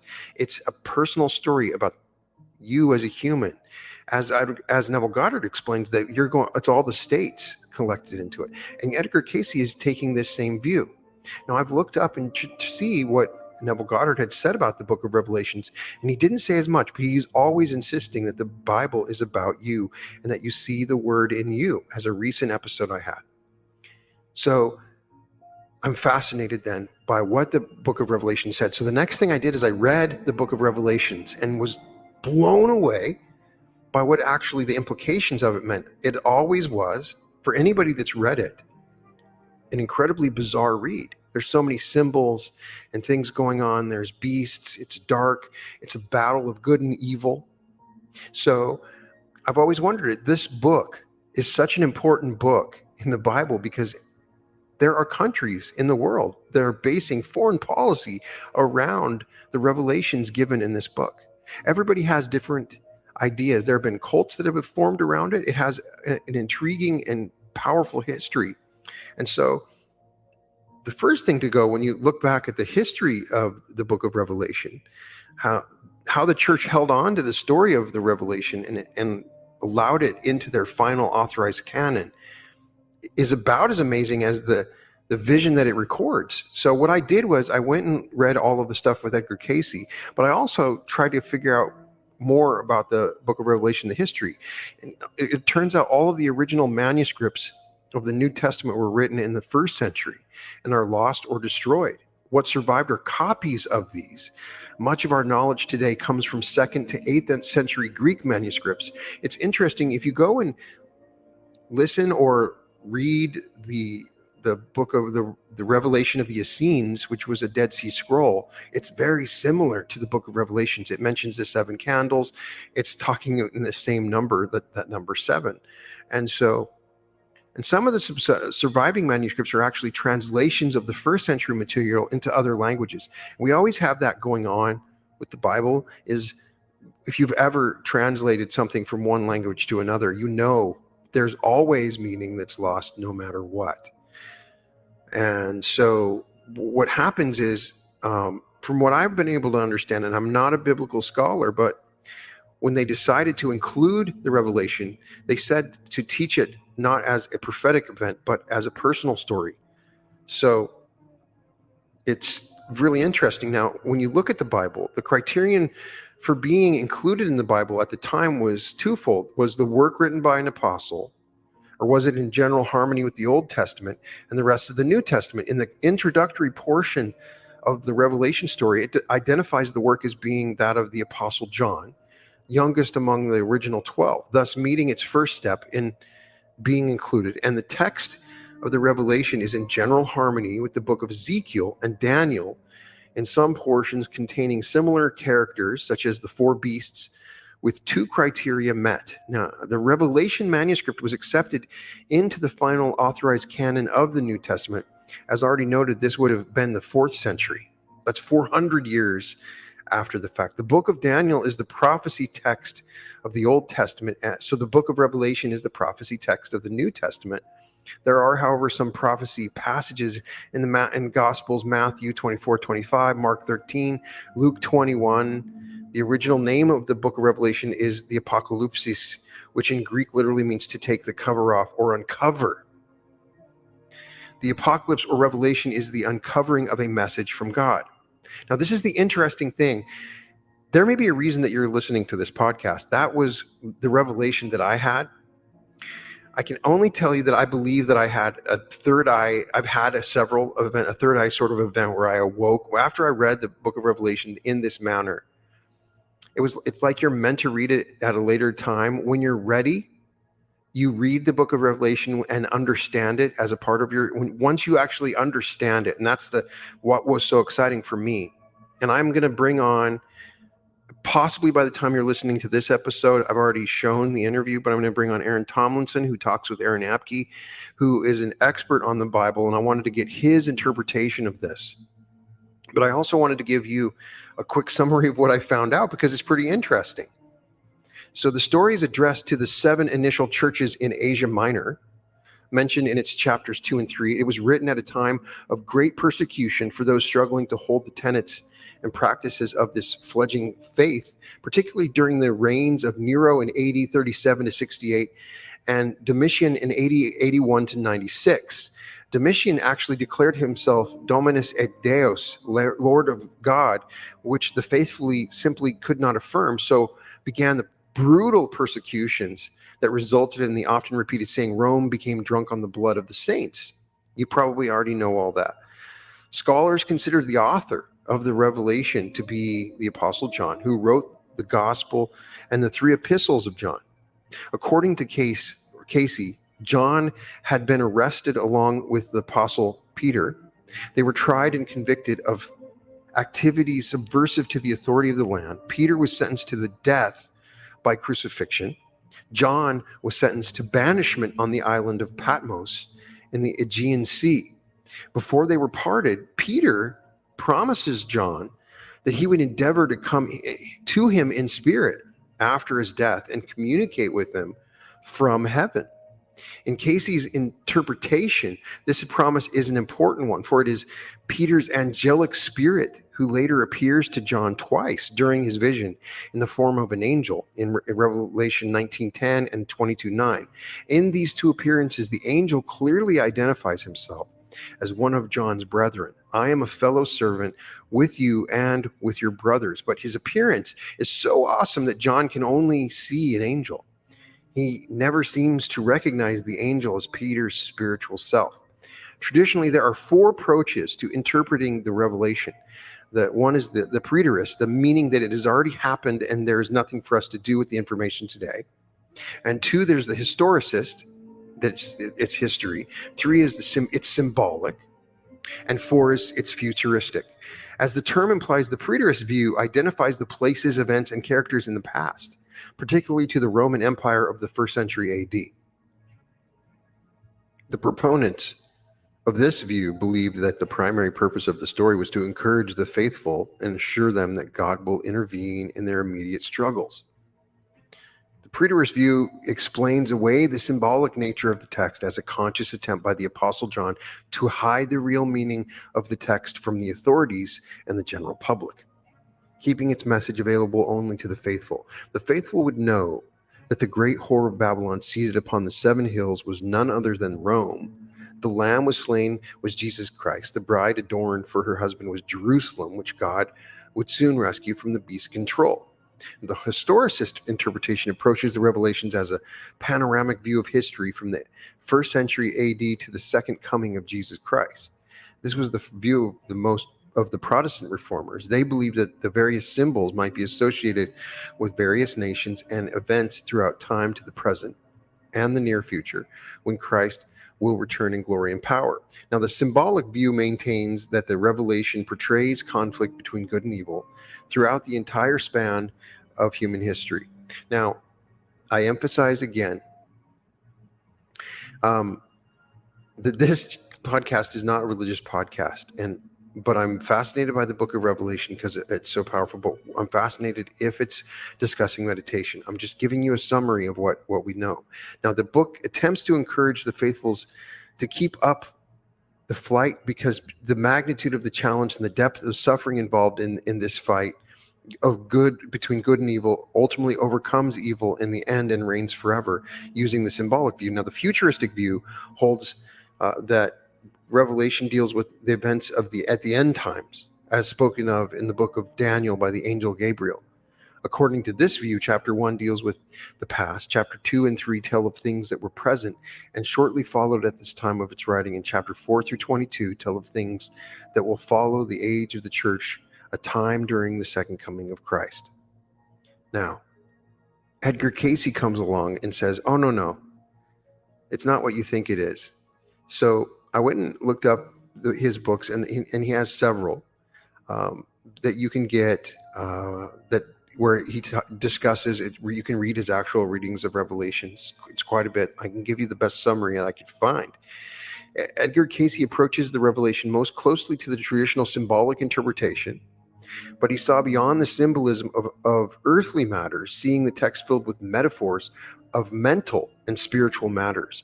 In fact, Casey teaches that the whole Bible is more than a historic record of humanity's physical journey with God and with another. It is an allegory of metaphysical activities and influences. And as an allegory, it contains hidden teachings, insights, lessons, and instructions concerning the origin, growth, and destiny of our non-physical souls. And it is both a microcosmic view in which the story is very personal to each individual soul, and a macrocosmic view in which all souls are involved as a soul group. For example, he taught that the biblical Adam did not only represent an individual soul, but an entire soul group. EC 900 to 227, and that our souls were among that group, a group called in the book of Job the morning stars. Here's that text. Then the Lord answered Job out of the whirlwind, saying, where were you when I had laid the foundations of the earth? Tell me if you have understanding. Who laid the cornerstone when the morning stars sang together and all the sons of God shouted for joy? Job 38, 1-7. Our souls were alive long before this incarnation and will live long after it, according to Casey. He also says the Bible tells the story of our soul's journey individually and as a group from our creation and in the image of God, through the fallen from grace and the loss of the garden, up through the struggles to regain that glory that was ours before the world was. The revelation, according to Casey, is a very special part of the great biblical story and should be studied as a kind of roadmap for the final spiritualization of our bodies and minds to fully reach our intended purpose for existence, eternal companionship with our Creator. The psalmist wrote, I say you are gods, sons of the Most High, all of you. Psalms 82:7. And even Jesus addressed this. Is it not written in your law, said your gods? If he called them gods to whom the word of God came, and scripture cannot be broken, do you say of him whom the Father consecrated and sent into the world, you are blaspheming? Because I said, I am the Son of God. The symbols and scenes in this last book of the Bible represent experiences and stages through which we pass in our struggle to awaken again spiritually and regain our close connection with God and the garden we once shared. Casey says that some symbols and places in the Revelation actually represent glands within our bodies and thought patterns within our minds.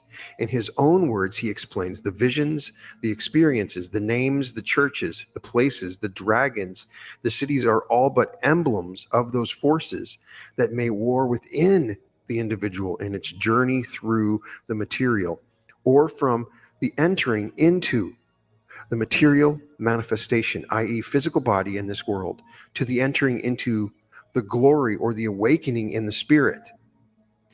This is quite a unique approach to Revelation. Most interpreters believe that it is a story about the forces in the outside world.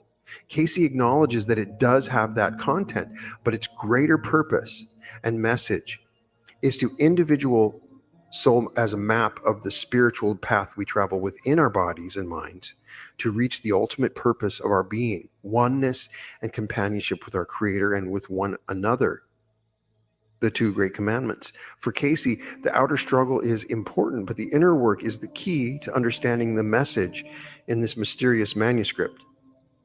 The symbols, he says, represent self. Self's body physical, self's body mental, self's body spiritual. And they are one in you, even as the Father, the Son, and the Holy Spirit is one in him. Why then was it written in such a cryptic manner? According to Casey, it was to keep its spiritual secrets for those that were or will be or may become, through their spiritual seeking, initiated into an understanding of the glories that may be theirs if they will put into work, into activity, the guidance and calling found in the text of the vision.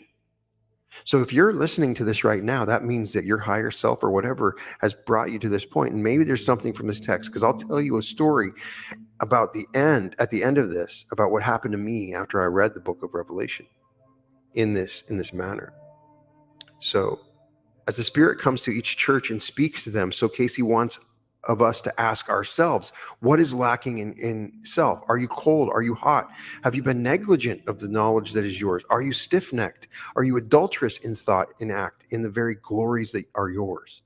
In every line of the Revelation, every activity, every symbol, we find good and evil engaged in a struggle.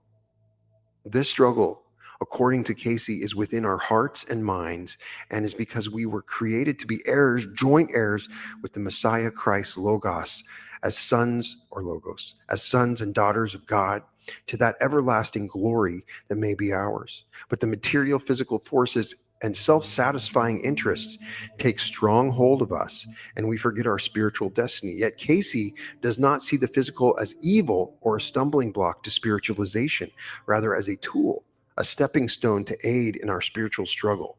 If we use it properly, as the revelation reveals, even the ancient Yoga Sutras convey this truth. The human body is not only an excellent vehicle for all physical life and three-dimensional consciousness, it is an excellent device for experiencing metaphysical life and spiritual consciousness.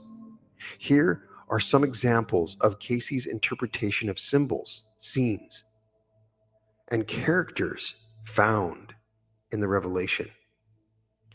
The 7 churches.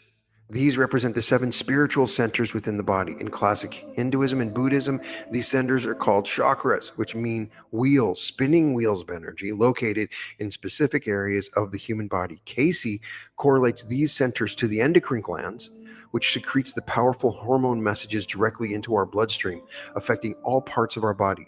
Each of these churches represent a specific spiritual center. The virtue and the fault of each church symbolize the virtue and fault of that spiritual center within us. These powerful centers affect the soul and mind, calling on it to overcome its weaknesses and do what it knows to do so that the final glory may be achieved. The initial process involving the spiritual centers within our bodies is intended to help prepare us for the spiritualization of our minds and hearts described in the subsequent chapters of Revelation. It's really interesting when you read the Law of One. Ra is explaining that we have these different rays of energy, the 7 rays, and we go from the red ray to the orange ray, to the yellow ray, to the green ray, to the blue ray. And moving up through these rays is how civilizations advanced and the energy that becomes available to us when we go into the indigo ray. It's consistent with what's being said here and clearly is a part of any species growth spiritually on any planet, and is obviously a part of what happens in the universe. So Casey says the 7 lamps of fire, which is referred to in it, these represent the helpful influences that destroy hindrances to the spiritual awakening. They are inner messengers, aids who stand between the forces of good and evil and become as powers within our human nature to overcome and allow our divine nature to more fully be expressed. This idea may be an extension of the teaching that angels watch over us. An example of this can be found in Psalm 91:11, "For he will give his angels charge over you to keep you in all your ways." It may also be the power of our inner conscience that helps us along the way. But with Casey, it may also be our inner thoughts and chemistry, what thoughts and hormones we are releasing most often. Those that fire up the carnal or earthly forces of the body, or the gentler, calmer, more uplifting ones that make our body a temple for our soul. The 4 beasts, these are the 4 fundamental physical natures, desires of our earthly human nature that must be subdued. They're also the 4 destructive influences that make for the greater desire for the carnal forces. The Revelation's description of each adds to our understanding of these forces and how we may control or at least reduce their negative qualities. These also represent urges and forces in the 4 lower, more earthly endocrine glands in our body. Casey equates the 4 lower glands with earthly forces and 3 upper glands with heavenly forces.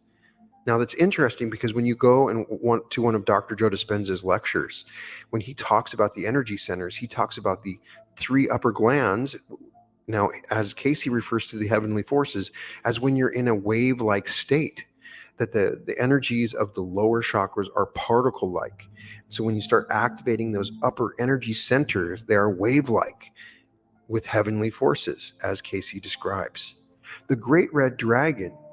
Now, this symbolizes the powerful urge within ourselves that originally so separated us from the source of life that we would fight with those very influences that would bring about the spiritual awakening we seek. The great red dragon is the serpent from the garden in Genesis, who first aided in our soul's separation, according to Casey, from God's presence, and the garden symbolic of a serpent like willfulness and reasoning within ourselves when we were heavenly teenagers with the keys to the car. Now, this influence has grown strong and powerful in the form of a great red dragon, ready to devour any new heaven-centered intentions we bring forth in our hearts and minds. Mark of the beast. Now, this strange mark, the 666, represents vows and obligations we have made to the work of the beast, and how we condemn rather than help any effort to overcome the beast's influence. Now, the beast in the book of Revelations, according to Casey, is like our selfish ego and egocentric interests. It represents the work of self alone with our Creator's influence. The mark is erased when the work of our hands and thoughts of our minds are cooperating with God rather than simply being self-driven. The beast is our lower nature at our most selfish, self-centered, self-gratifying, self-glorifying point of existence, according to Casey. Now, the new heaven and new earth, these represent, according to Casey, a new heart and mind and a new body. Throughout the Old Testament, we may have noticed the Lord makes occasional references to giving us new hearts or circumcising our hearts. Deuteronomy 10:16, Ezekiel 18:31, Jeremiah 4:4. Now, here in the final book of the Bible, we have received our new hearts.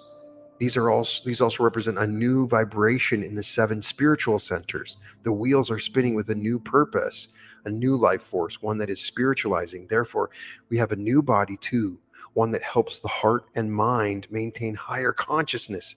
Now, I have episodes about the heart and mind. It's discussed in Reality Transurfing, how coordinating the heart and mind is the key to coordinating outer intention, or what you might refer to as God, or the outside forces of the world. And we get a new heart and mind. We enter into this once we align our spirits as defined by Casey. The water of life, which is referred to, is the transformative rejuvenative influence of the Spirit of God flowing through our purposes, which have been made pure in the blood of the Lamb, which is in Jesus Christ, to those who seek to know his ways. Ingesting this water is cleansing, making us new and reborn. But once again, it is not actual water that we are talking about. According to Casey, it is the essence of water from within us, as Jesus meant when he said that he that believes on me, the me here is spirit abiding within the man Jesus, as the scripture has said, from within him her shall flow rivers of living water. John 7:38. Now, Jesus' reference to a passage in scripture is to Isaiah, where we find a similar comment about the inner water.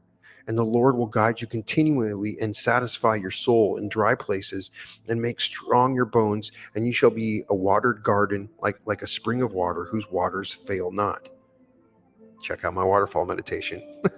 So the tree of life, this represents the sturdiness of the purpose of the individual and its sureness in the Christ, according to Casey.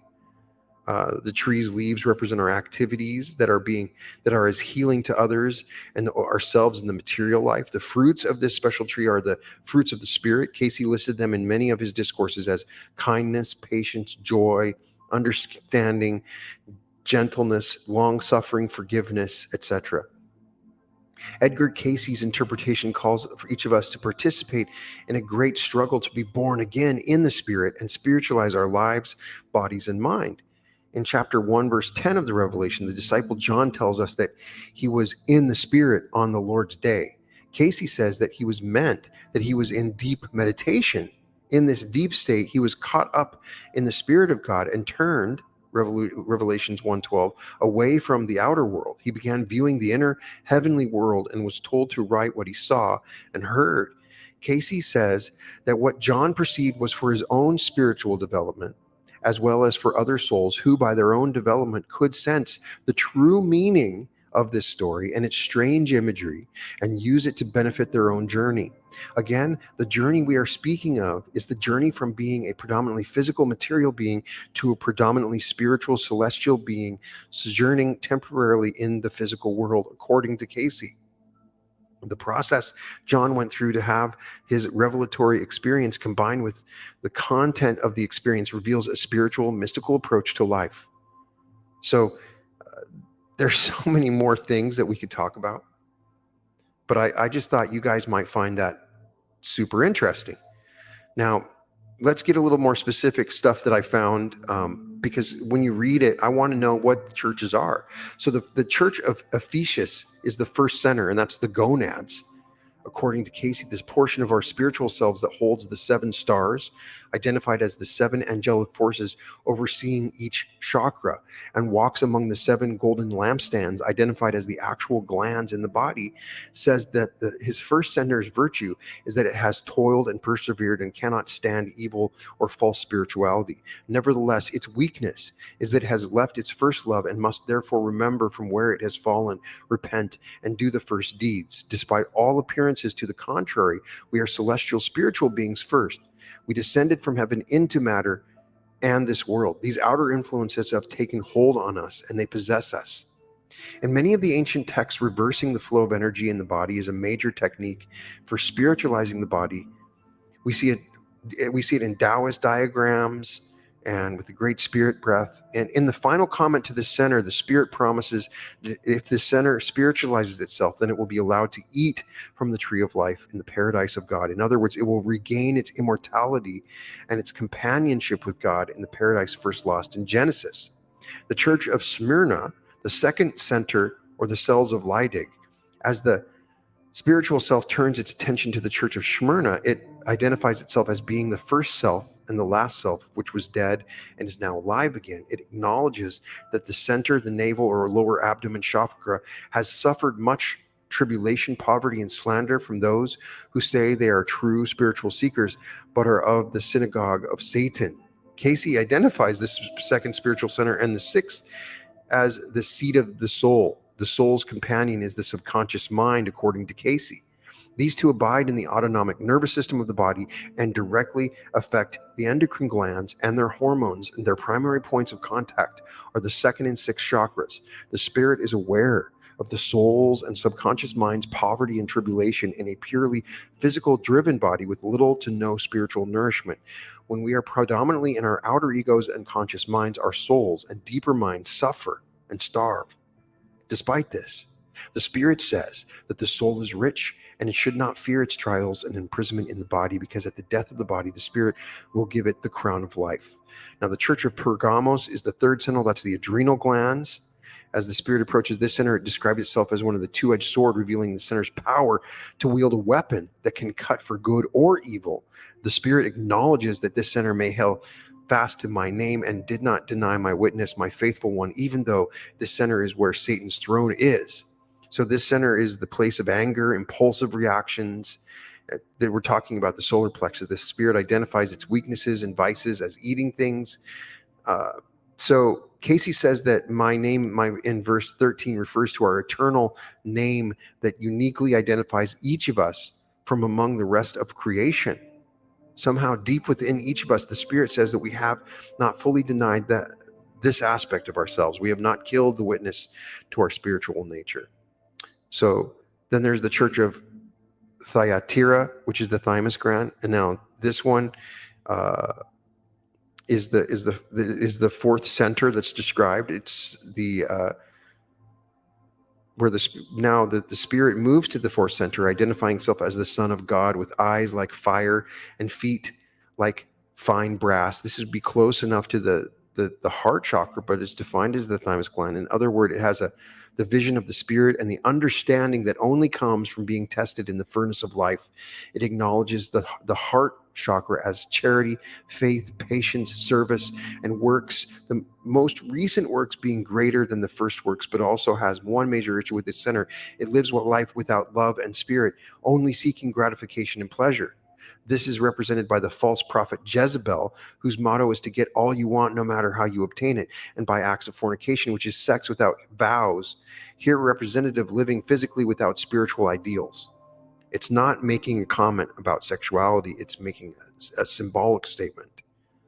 The Church of Sardis is the fifth center, that's the thyroid gland. Speech delivered by the Spirit identifies this center with the throat. And I remember reading this, and there's examples of terrible things happen when the throat chakra is open when I started to read this. Notice how much this center is identified with will and speech. Casey says that one of the major steps to full spiritual consciousness is letting our will become subordinate to God's will. He often recommended in an affirmation such as this one from the Search for God study group readings. It was recorded in capital letters. Your will, O God, be done in me through me, as you see, for the desire of my heart is that I may be the channel of blessings to others in the ways and manners you see, not my way, O Lord, but your way. This is reminiscent of Jesus' intimate prayer sessions with the Father in the Garden of Gethsemane, in which he prays three separate times for the Father to remove the cup of crucifixion from him, but only if it is the Father's will, not just his will. There's the Church of Philadelphia, which is the sixth center, and that's the pineal gland. Now, the spiritual self approaches the sixth center, located deep within the brain. It references that part of itself that is holy, true, has the key of David, opens and no one can shut, shuts and no one can open, which is to say that only the spiritual part of our being can allow the spiritual process to proceed. This is considered to be one of the most holy centers in the human body. It is the place of the Mount of God. According to Casey, if we enliven this center with the spirit and spiritual intentions, then we draw all the lower centers up to this high place and unite them with God's spirit. Now, if you've ever had a chance to do one of Dr. Joe's meditations with the breathing technique, and he pulls the energy up from the centers to the pineal gland, then you'll know what this is. If you've had your third eye opened, I have episodes on opening the pineal gland, so check that out. It truly is a spiritual and powerful, mind-blowing experience, is the best way that I can describe it. Now, this is the only center that the Spirit finds no fault with. There's nothing the center has to do except continue to hold on to its truth. Therefore, the Spirit promises to draw all the cells of the body before it and make them bow to its truth. It also promises to keep this center from the temptation that it has coming to the rest of the body. In Patanjali's arrangement, the crown chakra is the highest center in the body. The kundalini, having risen up the spine, moves through the brain to the brow, culminating at the opening of the crown. In Revelation 3:11, the Spirit actually mentions the crown in reference to this center. In Casey's arrangement, the energy flows up the spine through the brain to the pineal gland, opening this crown chakra, but then flowing to the forehead, which to Casey is the highest center, that being the pituitary gland. If we fully awaken this center, then the spiritual self promises to make us a pillar in the temple of my God. The Church of Laodicea is the pituitary gland. Now, in this particular case, the spiritual self arrives at the highest center in the body. The aspect of the spiritual self that is in the center is the Amen, the faithful and the true witness, the beginning of the creation of God, according to Casey. So then you go through and read the book of Revelation, and there's some other things like the throne, the 24 elders, the 7 spirits, the lake of glass, and the 4 beasts. So Casey describes all of that, the 7 seals, the 24 elders. And I believe now that the Spirit is addressed and awakened all 7 centers within the body to the spiritualization process. It takes the body to a new level of vibration. Now a throne is in the midst of heaven, and the higher spiritual self is seated upon this throne around the higher self. And the throne are the 24 elders, which Casey identifies as the 12 paired cranial nerves within the brain. Energy is being emitted from the brain, flashes of lightning and sound and pearls of thunder, and the 7 chakras and glands are turned toward the throne, which is 7 lamps of fire burning, the 7 spirits of God in the midst of the throne. Before the throne are the 4 beasts we saw in Ezekiel's vision, then in Daniel's vision, and now here again in John's. We find these same beasts represented in ancient Egyptian mysticism as the 4 children of Horus. Horus was the Messiah of the ancient Egyptians, rescuing the world from his uncle Set's domination. According to Casey, these beasts are the 4 destructive influences that make the greater desire for the carnal forces that arise as the beasts within self to destroy. We learn the destructive influences from Casey's comments to the first 4 churches, leaving out our first love, 2, fear, 3, anger, impulsive reactions, and spirit-killing urges, and 4, living life without spiritual purposes and ideals. All of these destructive influences are personified in Cain. Though he first sought God's love, he later did not desire it. He killed his brother impulsively. As the revelation continues, The 4 lower grounds are raised to higher vibrations, turning away from the material earthly pursuits and contributing to the spiritualization of the body. The 4 beasts gave glory and honor and thanks to him who sit on the throne. When they do this, it affects the cranial nerves. The 24 elders will fall down before him who sits on the throne, and they in turn begin to contribute to spiritualization, cast their crowns to him who sits on the throne. And then the spiritual self is able to open the seals on each of the spiritual chakras. The book with the 7 seals is the body. The only part of us that is truly worthy to do this is the part that is crucified, self-centered desire, self-sufficiently to allow God's will to fully enter, according to Casey. And there's the 7 seals and the soundings. And those are very interesting. It's what happens when the chakras are opening, the cleansing and uniting of the 7 centers. And there's the opening the first seal, the sounding the first trumpet, opening the second seal, sounding the trumpet, the red horse, war, the black horse, famine.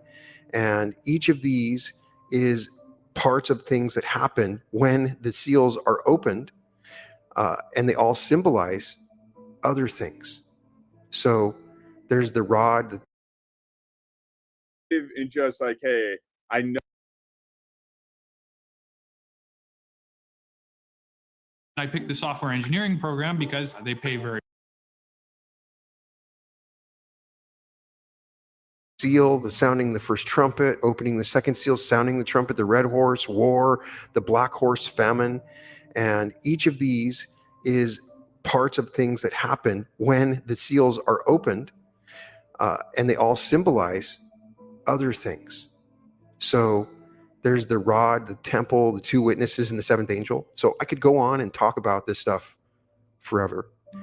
But the kingdom is within you is the prime thing that I get from this. And so when I went and read this, and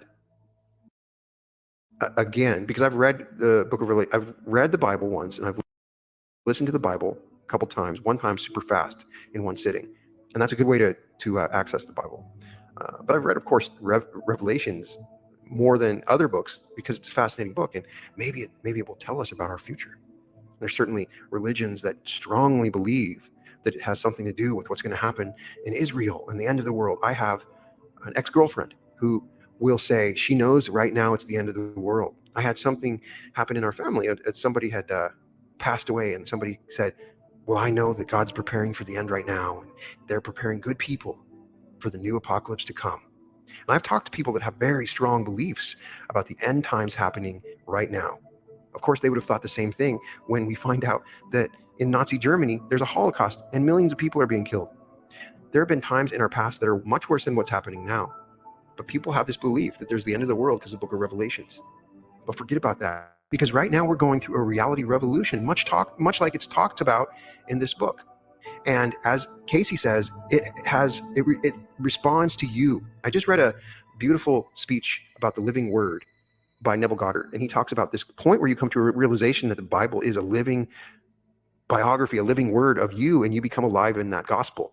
And this is the weirdest thing, but after I had gotten this interpretation, I've read these Neville, it felt like I had read these in the order that I read them for a reason, so that I had come to this point, and then I read the book of Revelation. Now, if I get enough requests in the comments, I will read the book of Revelation. I cannot believe I would actually do that, but for the podcast, why not?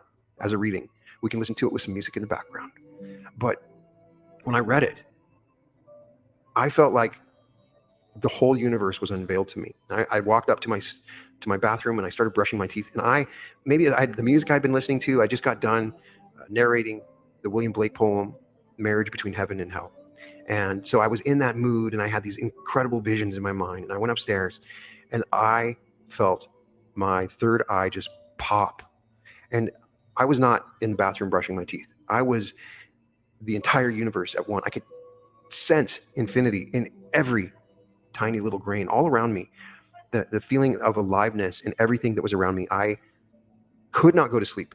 And this is my normal time on the weekend. Could not go to sleep. I just laid there with visions of the universe and this joy and bliss flowing through me after I had read this, because I had seen all the things I had gone through. Now that I understood, I don't know if it's true or not, but when I had read this, it felt like it was speaking to me.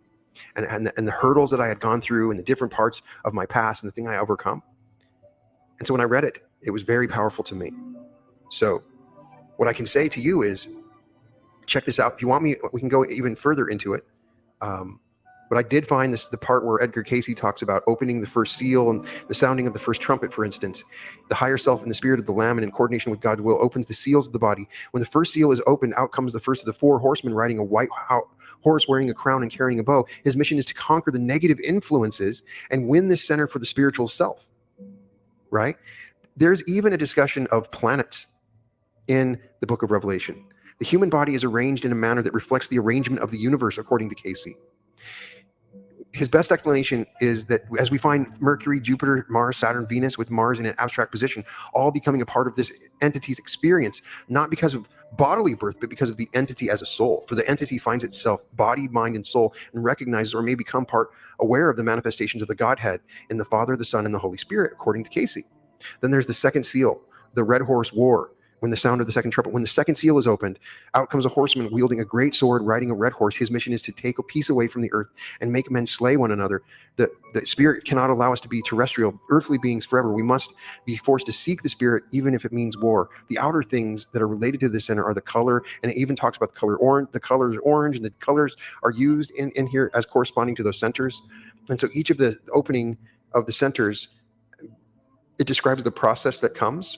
And so I suggest and challenge you to look at it. And opening the 6th seal, the earthquake, the wrath of the Lamb, and that is when everything has been cleared, and it's once the heaven releases the 4 angels who've been prepared at this point of time. It's pretty interesting. In any case, I could go on and on talking about this, but I wanted to mention it for this episode and this interpretation. And is there any experts out there? What you think about that particular chapter of the Bible? In any case, I believe that we are on a path, and the chakras and energy centers are both symbolic part of our growth as human beings. We go through this growth and are also a part of something higher that's happening on a conscious level. As we move up to these higher levels of energy, these are all energies that we have to have control of. And we're moving to a point where we're controlling these energies. As we move and blossom into a higher density being, these energies are part of that. That's all we are. We are infinite spirits existing inside of these little bodies that we are aware of, only these little energies. And so there's a process in becoming aware and accessing these other energies that are around us. It's pretty amazing to think about. But in any case, I'd love to get your opinion about the Book of Revelations as a description of the awakening. And I'd love to get any impressions that you might have. But in any case, all episodes of The Reality Revolution can be found at therealityrevolution.com. And welcome to The Reality Revolution.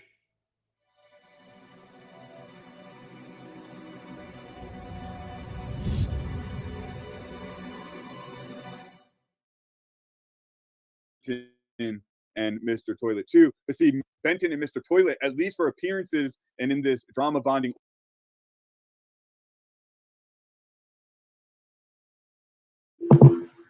We're on the road to end wars and legal secrets, brothers and sisters. Grand Rising.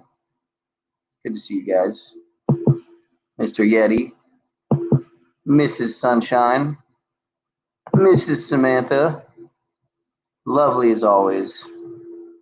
Lovely as always. See what Mr. Yurt and Benton have to say.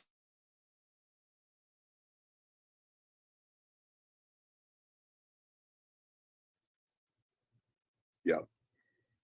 You know, see, it's become a compulsion. I'm not even sure, you know what I mean? I'm not even sure quite why we click it at this point. Wow. Look at that. Wow. Hmm. Wow. Wow. Let's play a little music. Good day. I don't even quite know what to say. Wow. Where do you start?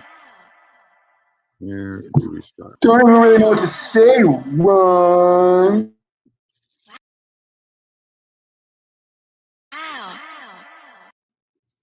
Start with a little music. A little musical interlude always helps. Set it up, freestyle beats for your pleasure. I'll be back 1 second. Let me sip my water.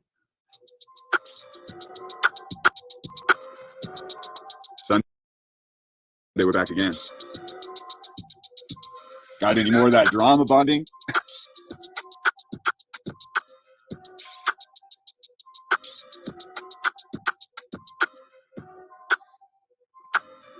I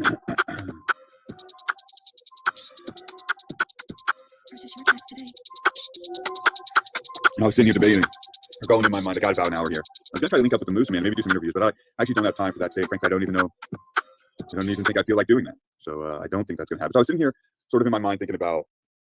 It wasn't a very long musical interlude. I was thinking about what would be the point of this, and not in a negative way, but in that pragmatic way. What is the point of this? Of clicking this thing, of the social media sort of thing, having a presence here. Of course, there's the most base level instinct, and this is the one people tiptoe around, and then they celebrate, they repress, and then they sort of learn how to wear it comfortably, is the grift, right? I would come here with the intention that I could grift at some level. I'm not a very good grifter, though. That's the thing. It feels, I think I'm a little too blue collar or something, a little too poverty mindset. Call it what you will. The grift just feels a little gross. I'd rather clean dishes or scrub floors and live and earn an honest wage. And fortunately, that's not an immediate issue for me at this moment. So I can't really come for the grift, despite how much I would like to. And God knows I'm studying that NLP programming. I would like to learn how to grift at a level. That would be cool, to get strangers to give me money on the internet for what they could essentially get with a library card. That would be nice. Right? And there's the artist thing too. You know, I do consider myself at some level an artist, and it is a nice medium. And that probably is the one that wins the day. Just coming here and sharing, and it becomes sort of a personal journal sort of thing. But see, that the flip side is that what you do, you want to have some purpose, right? Or you wouldn't do it. So most people, their purpose clearly is monetary gain, but then they have something of a conscience or an insecurity. Those end up being the same thing. More and more we realize that as we spend time on reflecting. A conscience is really just shame. I had this story pulled up. This is sort of a funny one here. Are they trying to blackmail the Obamas to get Big Mike to run? Perhaps everyone already knew this story. It's sort of ambiguous. I did read this, the headline. Obama told X, "I make love to men daily, but in the imagination." Get out of your imagination, Obama. But I was actually really sort of, this was pretty wild, but I was actually more sort of drawn to the language it actually quotes from the letter. It says, former President Obama wrote of his own androgynous mind and making love to men daily, but in the imagination. Just the imagination. That's even better than just the tip. We're just in the imagination. The more than 40-year-old letter to an ex-girlfriend recently resurfaced after Obama biographer David Garrow gave a long and winding interview on the one-time commander-in-chief. In regard to homosexuality, I must say that I believe this is an attempt. And I love how they quote from the biographer first, the spin doctor. And these biographers are sort of notorious spin doctors. So we go to the biographer quote first. This is the girlfriend who got the letter. "My mind is androgynous to a great extent, and I hope to make it more so until I can think in terms of people, not women as opposed to men. But in returning to the body, I see that I've been made a man, and physically in life, I choose to accept that contingency." I thought that was very interesting. I know to a certain degree that those talking points or whatever were pretty lingua franca of the day in the common parlance, in the common thought, especially probably at a college level at that time, feminist theories and all this. But this sounds still pretty odd for what they're saying. He's 20-something years old. How old is he supposed to be when he's writing that? Do we get an exact age? Sorry. Yeah, I don't know the exact age. He's in college in his 20s, but still seemed a little thought out for 20s. And a little heavy-handed agenda-wise for 20s. It seemed that way to me. So I read that this morning. I saw this from my home state of Iowa, and sort of an idiocracy story here. How, God, look at that witchy creature there on the right. And then we got this story from my state. It's the week of the Iowa State Fair, sort of I don't know, the remnant of maybe a better time, but for my state, it's the week of the Iowa State Fair, sort of I don't know, the remnant of maybe a better time, but really what is always thought to me sort of a hellish reality that I can't really get down. And I live right around the fairground for a large part of my life and all that, but the fair itself is just sort of this horrible thing. So one part of the Iowa State Fair is they roll out these politicians, and they kind of get to do the press the flesh with the good old folk, the kinfolk of the hinterlands, flyover country, and sort of take their pulls. And it descends into an idiocracy-like moment. It really is just something straight out of that movie, where we'll share some of it. Donald Trump literally overshadowed DeSantis with planes at the Iowa State Fair on Saturday, flying over the event and prompting the throngs of GOP voters to chant, "We want Trump." Feeling a little bit of shame of the Iowa Republican contingent at this moment, to be honest, but we won't get too deep in our imagination about it all. So they were screaming they want Trump while the Florida governor was flipping burgers and trying to woo support. DeSantis is currently trailing Trump in the Hawkeye State by double digits, blah, blah, blah. My heart's not in this story, but I just wanted to show the optics. And I love this song. So he flew a Trump, or the branding worked. He flew a plane with his name emblazoned on the side. I actually like the ad-lib from the other guy. Very high when he goes, I think it's a Trump plane. I might be wrong. All right. And then so here he is, DeSantis on the ground, actually trying to do the old school model. I'm not saying DeSantis is a good guy at all, but he's trying to press the flesh, be a man of the people. and these fucking local yokels. And probably agent provocateurs, agitators, right? Paid agitators who can come in here and do a little fucking chant. Will Trump be the first president to they'll turn the Oval Office into like a lockdown facility, into a jail? Just, who are these people that want Trump at this point?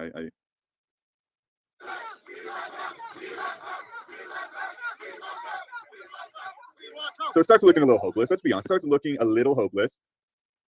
We don't want to give into our negativity. We don't want to start low vibing, but it starts looking a little bit of hopeless, like at a certain angle. At a certain angle, it starts looking a little hopeless. I don't feel hopeless, but I started just thinking about this, and maybe we're all just a little OD drama bonded out after we got back on the drama bonding smack from a nice serving from Benton yesterday. Yeah, what's up, RT, and what's up, Sam? Good morning to you guys. Yeah, it's just crazy, Sam. Right? I don't get too deep into the official fictions, but just touching on it a little bit, like the Trump. I'm policing my language here. That's why I'm slowing down. The Trump MK Ultra stuff is just next level. The whole thing doesn't make any sense at all. So much of this doesn't make any sense anymore. What do we do with that? What do we do when more and more of it doesn't make sense? Another thing I was going to talk about, I finally finished the Offset book, and I finally finished this Offset book. The premise of it was that in the future, anytime people have a child, 18th birthday, one of the parents has to be offset and sacrificed to keep population under control. And I talked about this before back on the Inner Yurt channel and elsewhere. I have this experience when I'm reading books where I can just seemingly randomly grab books, and then the books all start communicating with each other in their own way. And this happened once again with these two books. These are both just grabbed from the public library off the new science fiction shelf. And it was the Offset, and I just finished that. And then I started reading this right after this book, The Counterweight, and by Juna, translated by Anton Her. I don't know if he's a Japanese author. But the same thing happened, the synchronicity, and both books seem to be paralleled in a weird way. As always, you can never see the cover when I have the thing up. Oh, here, go full screen, dummy. I apologize. I'm very conscious of my apologies now. I'm going to hit on that too, maybe when we do a little discussion of Benton's drama bonding extraordinaire birthday yesterday. But so I get this book, and the weird synchronicities, they both, for instance, and I won't belabor this too much because you haven't read the book, most likely, because nobody reads any books, but they both do funky fiction things. This book is written all in present tense. All the verbs are in present tense, when the most common writing that we're familiar with is like past tense, right? The EDs. And that's, see, the tense and the viewpoint. And then this book writes all from first person. So the whole story is told from an I, which is a little more familiar, but also not used because they both create narrative limitations. They sort of put you in a box. So if it's an I story, you can only know or discuss the things that the I is aware of, and you can only discuss them in a way that's consistent with that I. So that sort of limits maybe the authorial fun, the fun that the author might want to have using description or being able to, zig and zag through the book that they're writing how they want. If you're locked into that one person's perspective, then you can never, think from another person's perspective or show another scene, or you have to, it becomes a little cumbersome, I think. But then this one that's written in the present tense, it's the same thing, right? Well, if we're in present tense, then flashbacks can become a little clunky, and they do become a little clunky in this book and things like that. The time, actually staying in present tense verbiage actually sort of messes up the time flow of a novel too. So that was interesting. They both did funky fictional moves, but there's something deeper in these. I'll have to research when they're written. This one had a pair of, I don't know if they're friends or lesbian lovers or what, but it's written by two women in the book. There's two protagonists in it. Oh, you can't. All right, hold on.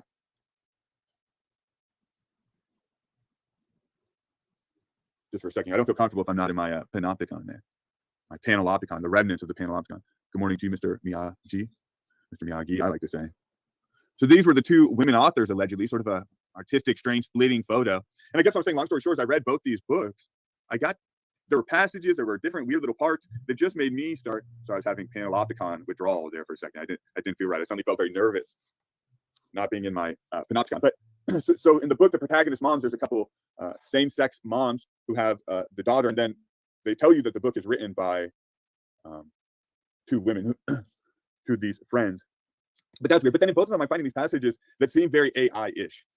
Very AI-ish.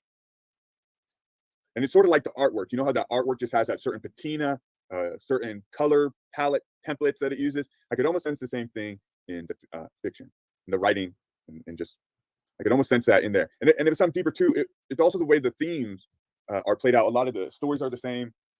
Climate change and environmental disaster plays a role. Thank you. Climate and environmental disaster plays a significant role. Mega corporations, sort of the failure of scientific understanding. But then even deeper, and I see it. Hey, good morning to you, Mary. Yeah, you feel that, right? It's a little bit of that just, I don't know, they kind of, AI picks sort of brash, harsh colors. I've been messing a little bit around with one of those AI generators for thumbnails and stuff on here, and just to play with it, as we always do.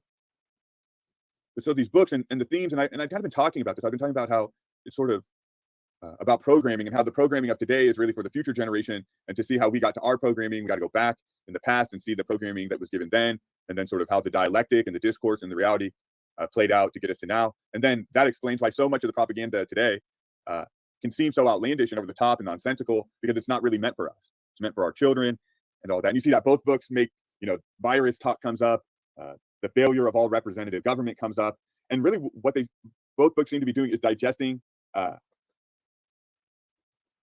Yeah, Mary, I'm 100, and we've already talked about this, so I won't belabor the point, but I'm 100% sure that a large portion, maybe even upwards of 50-60% of channels and proportional percentages of the people on any of these videos are just AI bots, sponge bots.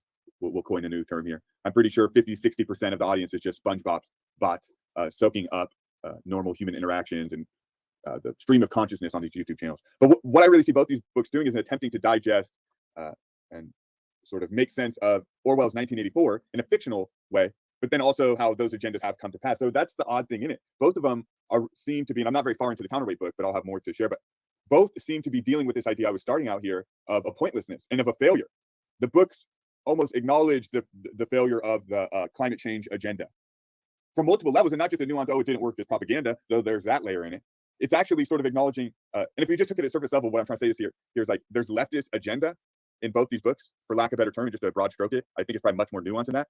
There's leftist agenda in here, but it's like updated leftist agenda that they're beginning to acknowledge some of the failures of their own system while clinging to the same humans are bad, overpopulation. They both were very Philip K. Dickian, and this one especially because it's written from an investigator standpoint, and it talks about all these sock person, fake person, sock puppet accounts the corporation has created. They're in this book, they're actually trying to build a space tower, an elevator, a Heaven's Gate. We're to that Heaven's Gate concept. That keeps popping up in my just studies and readings, and I'm gonna have to do a deep dive on the Heaven Gates thing.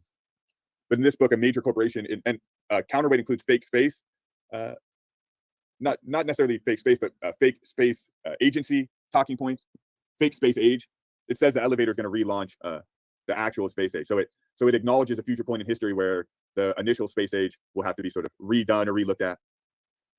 But then it wasn't. I could probably even find the paragraph. It's this weird thing. I read a paragraph and there's something, and I should just find it because it'll be a better example. There's just something in the paragraph. I'm like, and I know when this is being translated, but there's something odd. I can just feel like a human did not write that paragraph. It doesn't have a human concern. It's like a Turing test. I can just sort of sense, maybe that's deliberate. Maybe that's the author's intent. I'm not sure, but. And then we're going to segue this into a little bit of recapping Benton's birthday party, because I think all of this relates sort of the dehumanizing process that we're in. It's funny trying to go back and read. So usually I try to read about 36 books a year. That's sort of the goal I set for myself. And I think I failed that last year. I'll have to go back and look. And this year I'm really not doing very good. I've only read 8 books. And I got to admit, all this YouTube drama bonding has not been very good for my attention span in reading. But I'm always reading like a bunch of books at once, and so I'll start sort of actually finishing them here over the second half of the year here. I'm trying to find this paragraph where it especially struck me that this is an AI written paragraph. Maybe I won't be able to find it.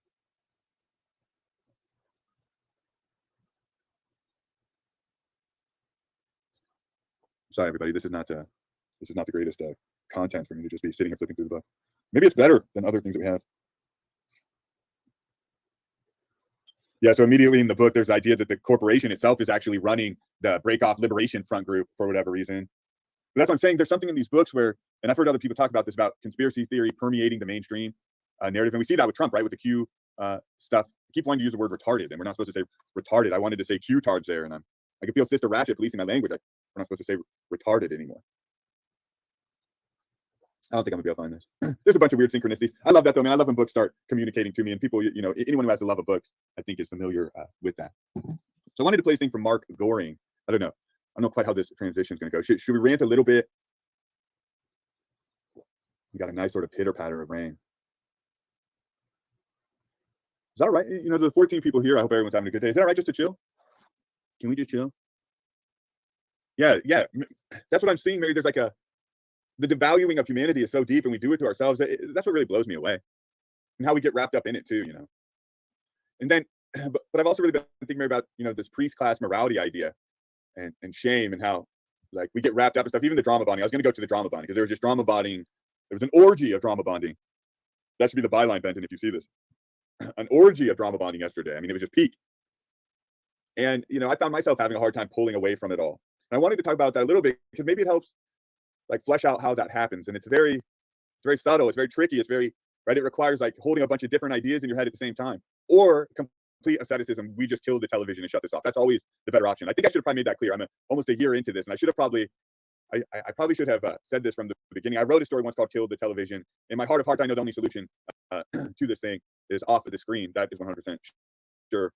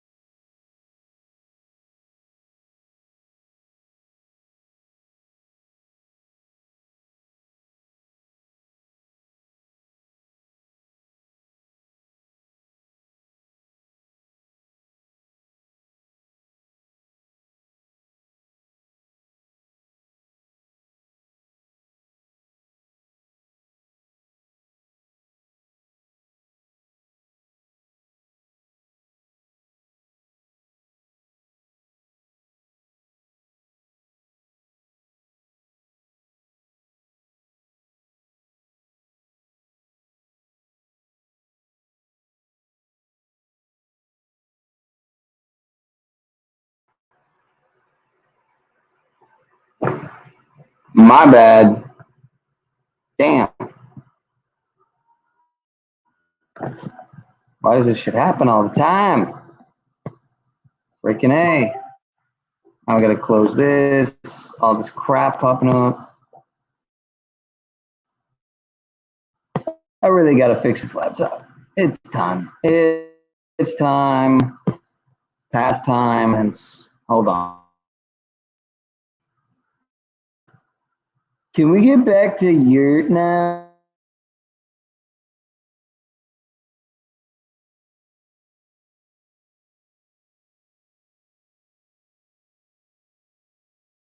Maybe that's deliberate. Maybe that's the author's intent. I'm not sure. But and then we're going to segue this into a little bit of recapping Benton's birthday party. I probably should have said this from the beginning. I wrote a story once called "Kill the Television." In my heart of hearts, I know the only solution to this thing is off of the screen. That is 100% sure. But so what is even the point then? And it's not like, oh, what is the point taking my ball home and going home? But it is sort of that if you're a higher order thinker person or someone who sees the games that are being played, how do we keep getting sucked into them? And it's because in a way, we're doing the drama of good storytelling and character arcs, and you add in the participation element. The TV talks to me. But you know what? Speaking of books in 1984, what was it called? The 15 Minutes of Rage or whatever they do in 1984. How is what's going on with this drama bonding shit not just obviously seen as the 15 Minutes of Rage of 1984? mean, that's clearly what is happening here. We're clearly being groomed into the 15 minutes of rage or whatever it is, the 1984 call. And I saw it the other day when I did that 15-minute video. I thought about it in regards to that too. And people seem to enjoy that, right? When I unleash that more visceral energy and I sort of do the demagoguery, and it got more comments than most of my videos got. And you could tell it was having that effect. It's because we all want that catharsis. We all want that moment, even right now, right? As I start haranguing you. Oh, it was just 5 minutes. They didn't even give 15 minutes. Even. They only got 5. We got fucking hours now. And I can even feel it right now, right? As the tempo rises, the voice rises, the energy, that's what we want. But, you know, with Benton's birthday bash yesterday, I got to admit, the moment I genuinely liked him, it probably makes me naive and maybe make me a little Pollyanna-ish. And I like it maybe in my own twisted way, though, too. We got to keep it honest. Good morning to Lori Chavez. Yeah, it's everywhere. They will not divide us. Remember that fucking actor's name, that goofball actor? Shia LaBeouf? He had that. He filmed that. He did that social experiment where he was filming those people and they all come up and they just yell at it. Hey, good to see you, massive faces. But that's the thing, too. It's like, what I'm suggesting here, Mr. Miyagi, is that is part of the response, too. That's kind of what keeps me in the game. It's like, yeah, we can all just kill the television. That is the best plan. That would probably fix the majority of the problems. I should finish that story and get it out somewhere. If we all just shut it off. That's that badass part of like Escape from LA or whatever, the sequel to Escape from New York, Snake Plissken, the end of that movie, right? He drops the EMP bomb or whatever. See, but I've gone so deep on that thought. Good coffee this morning. By the way, I'm drinking Malika's coffee. You're very delicious from Hawaka. He's talking about Get Out of New York, or Escape from New York, my bad, Escape from New York. Fucking classic. But see, I've gone deeper on all that thought, and I realized even that rush to primitivism, oh, we'll just shut it off, then we'll be okay. That's a baked-in response too, because that's not likely happening. That's not likely happening. So you've done another delayed gratification, which is always one of the tactics of the priest class morality. Is your ideal will never be achieved here. I just listened to this video from Mark Goring, the one before I clicked this about.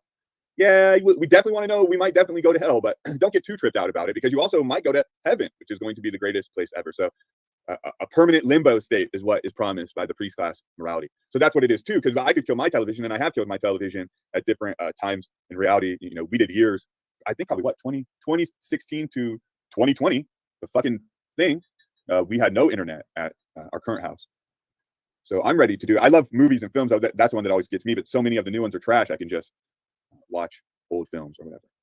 But see, that's the thing. It's baked into us. We've already become partial androids. We've already, yeah, they are both places. They're a utopia, which means nowhere. And that's what I realized. That's why I realized when I read these stories, or I study the news, or I learn about different religions, or I go here, I go there. I realize, man, the programmed realities are just all around you. It's everything you. It's everything you swim in. I talked about this with like the Amish. You know, like the Amish live in a completely alternative reality. This reality that I'm in, that I take for being the reality, is just another conditioned reality, much like the Amish people.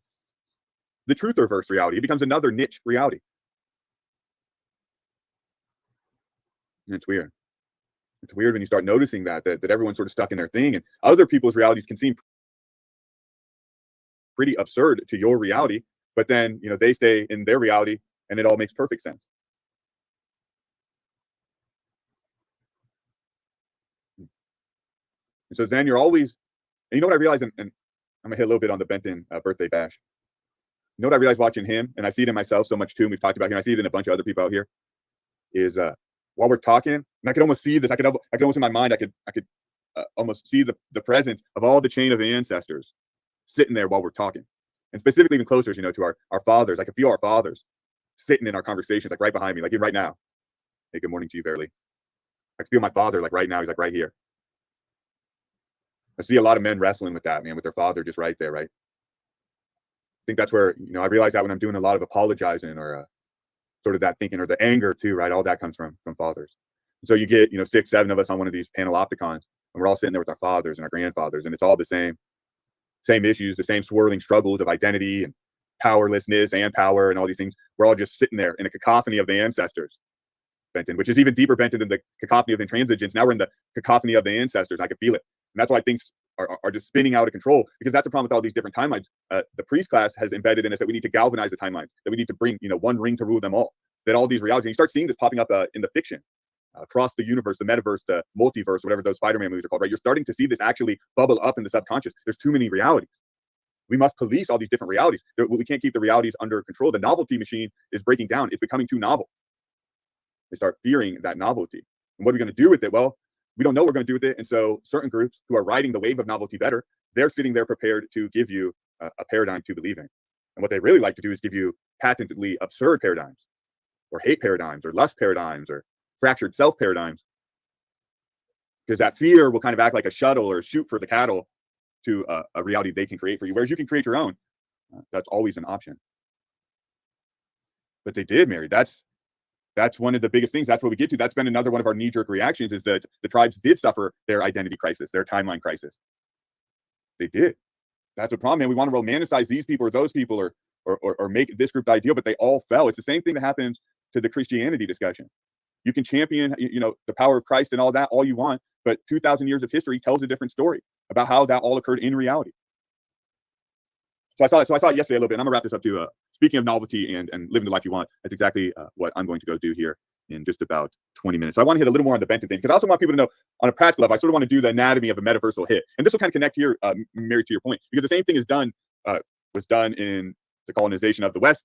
The same thing is done on the YouTube channels. The same thing is done on the street. And ultimately, we do the same thing to ourselves, even on an individual basis. The same thing is done in families. I've seen the same way of a hit done. Yeah, there you go. There's a good idea. The anatomy of a hit. So we'll do a little bit of the anatomy of a hit.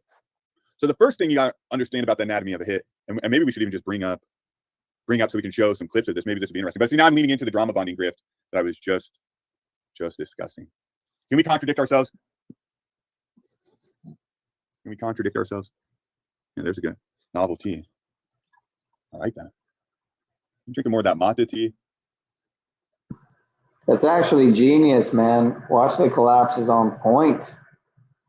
A tea shop called Novel Tea, where you sell novels and tea.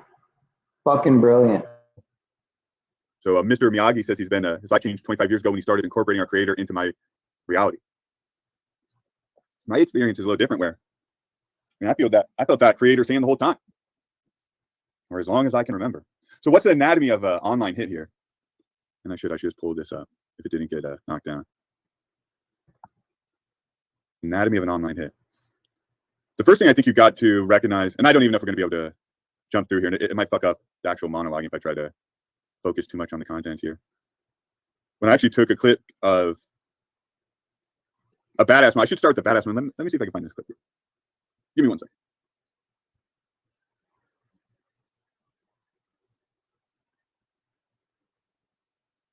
So everyone bear with me here.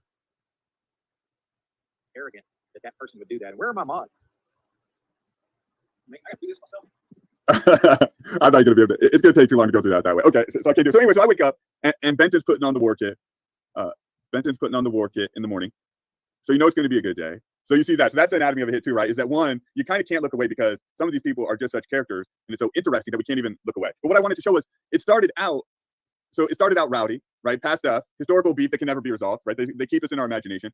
But initially it starts out good. This is really funny too, this reality conversation too. I watched this movie yesterday. It was called Villains or something like that. It was a horror movie, but it was all right because it had an interesting plot that kind of connects to what Sam and Lori here are talking about in the chat. So I think he's talking about The Village, that M. Night Shyamalan movie with what's her name? It doesn't matter. I can't remember it anyway. But yeah, the same guy who made Signs and The Sixth Sense, I think, was like his most. I'm pretty sure that was M. Night Shyamalan, and then yeah, Signs is probably my favorite alien type, extraterrestrial type movie, even though it's also selling the, alien psyop, disinfo type of agenda or whatever. But anyway, I digress. So the bad guys, they're all bad guys. This is another funny thing. You know how there's no heroes anymore, right? There's no heroes, no one coming to save anyone. Everyone is just sort of a different degree of bad.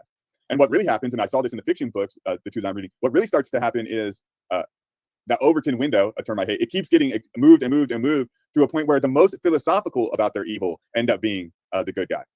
So it went from like a gray man, anti-hero, film noir, a bad guy who does the right thing at the end, to the next step is a bad guy who's super cool or philosophical. But in this movie, the super bad guys, as opposed to just the like dysfunctional Generation Z couple who are just completely fucking bonkers, they say that the sociopathic model couple says something about everyone else being cardboard. And I see that a little bit respectfully in your comment, Sam. And I know what you're saying. It links up with what I'm talking about. But when you say I can only live my reality and how I react to someone else's, my reality is different than anyone else's. You're not saying yours is more real. It's more real to you. But it's sort of the stepping stone of that psychology. That's the big threat with the timeline alteration, manipulation of self and others, is that we could be further down that line. Benton's in the house. Yeah, I'm doing a little birthday bash redo here, Benton. So when I wake up bright and early and Benton's getting the war kit on, which I love, and it portends a good day. And then there's this moment, and I do want to find kind of this moment because I'm doing a bit of the anatomy of a hit job here, Benton. And I'm not saying you orchestrated it, but you might have. You definitely might have. I'm not saying you orchestrated it, but I'm not saying you didn't orchestrate it. But there's a couple critical moments. So here's my man with the war kit. Watching you put your war kit on was very funny. On a side note. Love yourself, right? Do unto others as you would unto you would have them do unto you. And that's what and that's been I love that belt. I got to give me one of those belts, Benton. That's some heavy duty shit you're rocking there. So there's this good moment.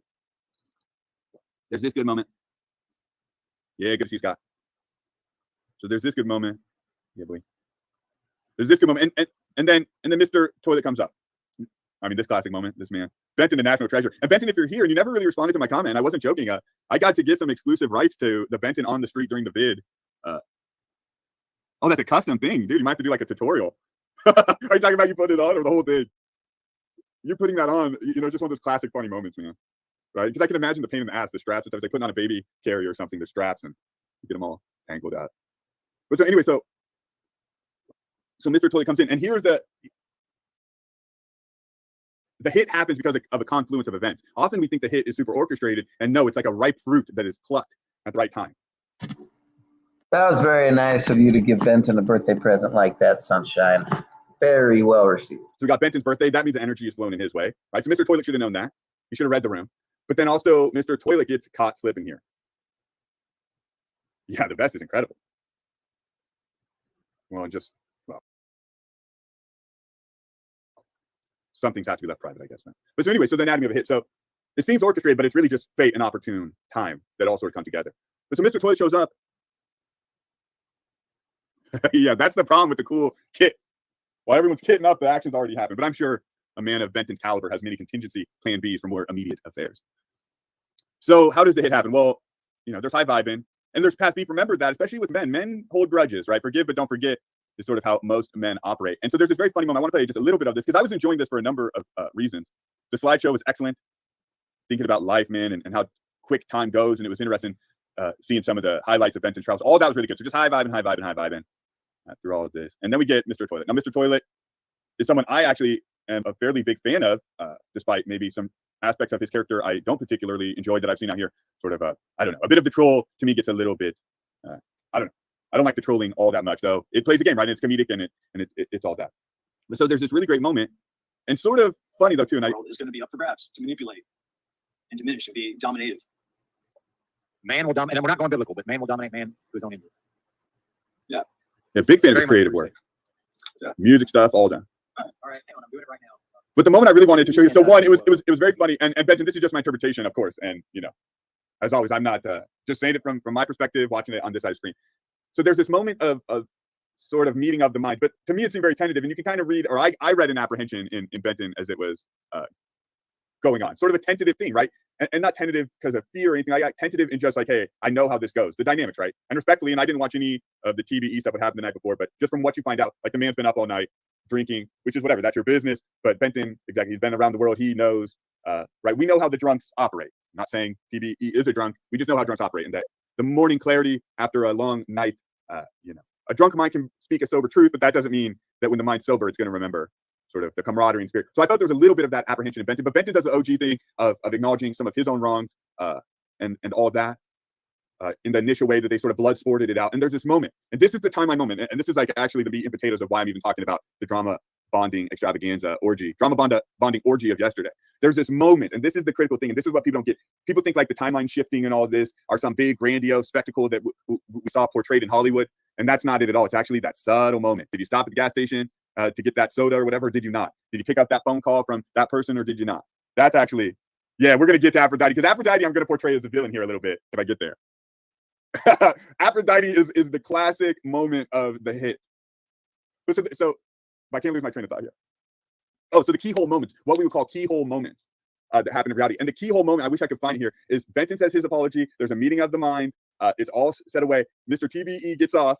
Mr. Toilet gets off. And that's that thought experiment or the keyhole timeline moment. If he just stays off, if he takes that apology, puts it in the bank, does his creative things for the rest of the morning and fucks off, it's all good, right? A different timeline is created. But TBE, for whatever reason, has to come back on. And this is the anatomy of a hit. This is how fate and fortune serve you up to your enemies. And that's essentially what happens. So that's that caught slipping, right? So TBE is now under the gun, right? Because now he thinks he flipped the game in his own mind, but the game hasn't flipped. The game has not, in fact, flipped. The game is still the game that it is. You should have taken the apology and just rolled out, but you had to hang. And then, yes, Aphrodite shows up. Let me play my little flip you since we talk about flip. What are you saying? I said, yo, flip yo. Do what? Flip yo. Flip you for real. Yeah, I'm shaking. Come on. Okay. Answer my question. You hear me back? Hello? They don't hear. No one hears. They way in the back they heard, though, right? Because they are listening. Sister Ratchet is listening. So he could take that moment. Then Aphrodite will show up. And actually, this part I got to play. And this is probably the moment people won't think is important, but this is the moment that's important to me. I think they've manufactured these.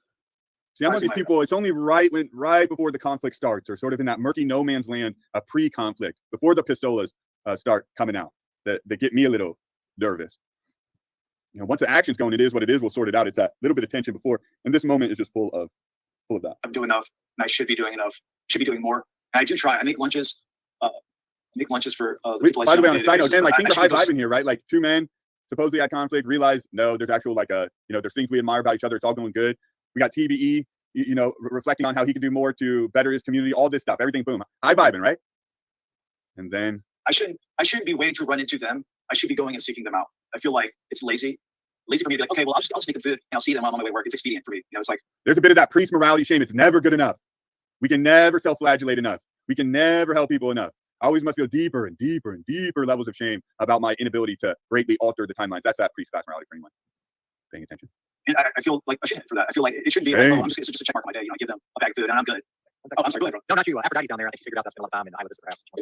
So. I love that too. I love that too. Right? Like she wants to talk about my slideshow. No, she does not want to talk about the slideshow. See, this is the part we gotta like. And again, So I haven't watched much of the Aphrodite person on these other shows, and I understand again from her worldview. Maybe TBE and others have just like totally destroyed her on other shows. I have no idea, but I have a general idea of sort of how that sphere works, and I can imagine that she's had some mutual combat. And she's no wilting victim flower, that's for sure. But I imagine there's a bunch of backstory, just like with Benton and Mr. Toilet too. But see, Benton and Mr. Toilet, at least for appearances and in this drama bonding orgy, had already sort of buried the hatchet for the moment, right? Which would be the ideal, but it's this moment when Aphrodite comes up. She's not coming to talk about that fucking slideshow. That's what I'm saying. Oh, no, you go ahead. Whoever you want.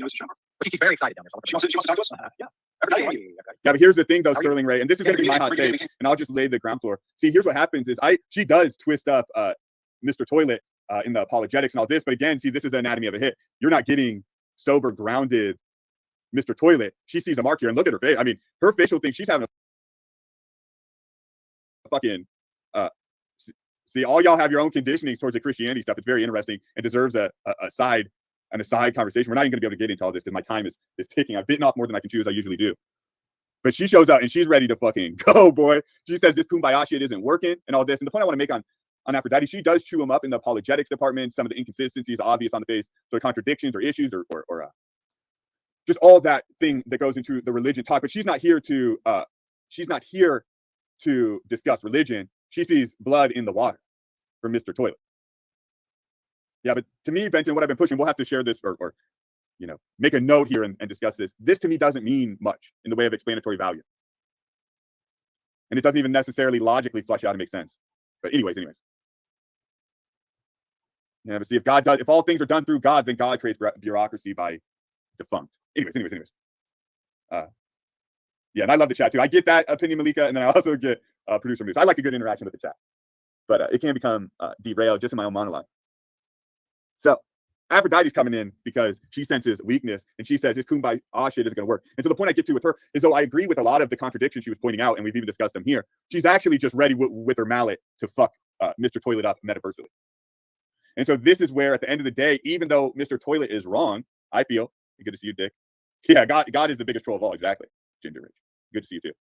So even though at an intellectual level, the points Aphrodite is making, I do largely agree with. I don't think you can write off all the zeitgeist stuff as just zeitgeist chicanery and tomfoolery and anti-intellectual. I don't think you can do that because of these issues, the prehistory before Christianity, these different spiritual traditions, what they'd already been doing, and then some of the historical realities surrounding the canonization of the Bible, yada, yada, yada, all these things that are brought up in this discussion. But I end up still, and maybe this is my own default, I would take an earnest wrong Mr. Toilet over a disingenuous right Aphrodite. Yeah, that's what priest class morality tells us. Axis Raplet, good to see you this morning, sir. That's what priest morality tells us, that God hates us all. Absolutely. That's what priest class morality engenders into human beings. Something in my intuition says that's not true. But anyways, I would take an earnest wrong Mr. Toilet over an honest, disingenuous, or a correct, I should say, not honest, a correct, disingenuous Aphrodite. And there becomes something deeper about all this too on the male-female discussion. I can't help but feel that there's something, oh no. Oh, see, now I got to watch it. I can feel Sister Ratchet right over my shoulder. Some things we don't dare say, but, you know, I mentioned 1 Timothy 2:12 or whatever it is. There's something in that. And I like learning from women. You know, a super intelligent, educated, well-spoken woman I can listen to all day and get so much from them. But see, the instruction to not suffer a woman to teach isn't about the competent, well-spoken, articulate, balanced women. It's about this. Yeah, I mean, that's what I felt too, to some degree. But see, there's an even more, this is what I'm saying, and you see this, once blood is in the water, then we're just going to keep attracting bigger and bigger predators, and that's what happens. So the harpy, and I'm not saying Aphrodite is a harpy, but the harpy comes into camp. So here's the scene, man, and I don't know, I don't know why this raises up in me, but I can just imagine the scenes of yesterday, right? Ancient scenes where camps, where tribes have been up all night, maybe having their festivities.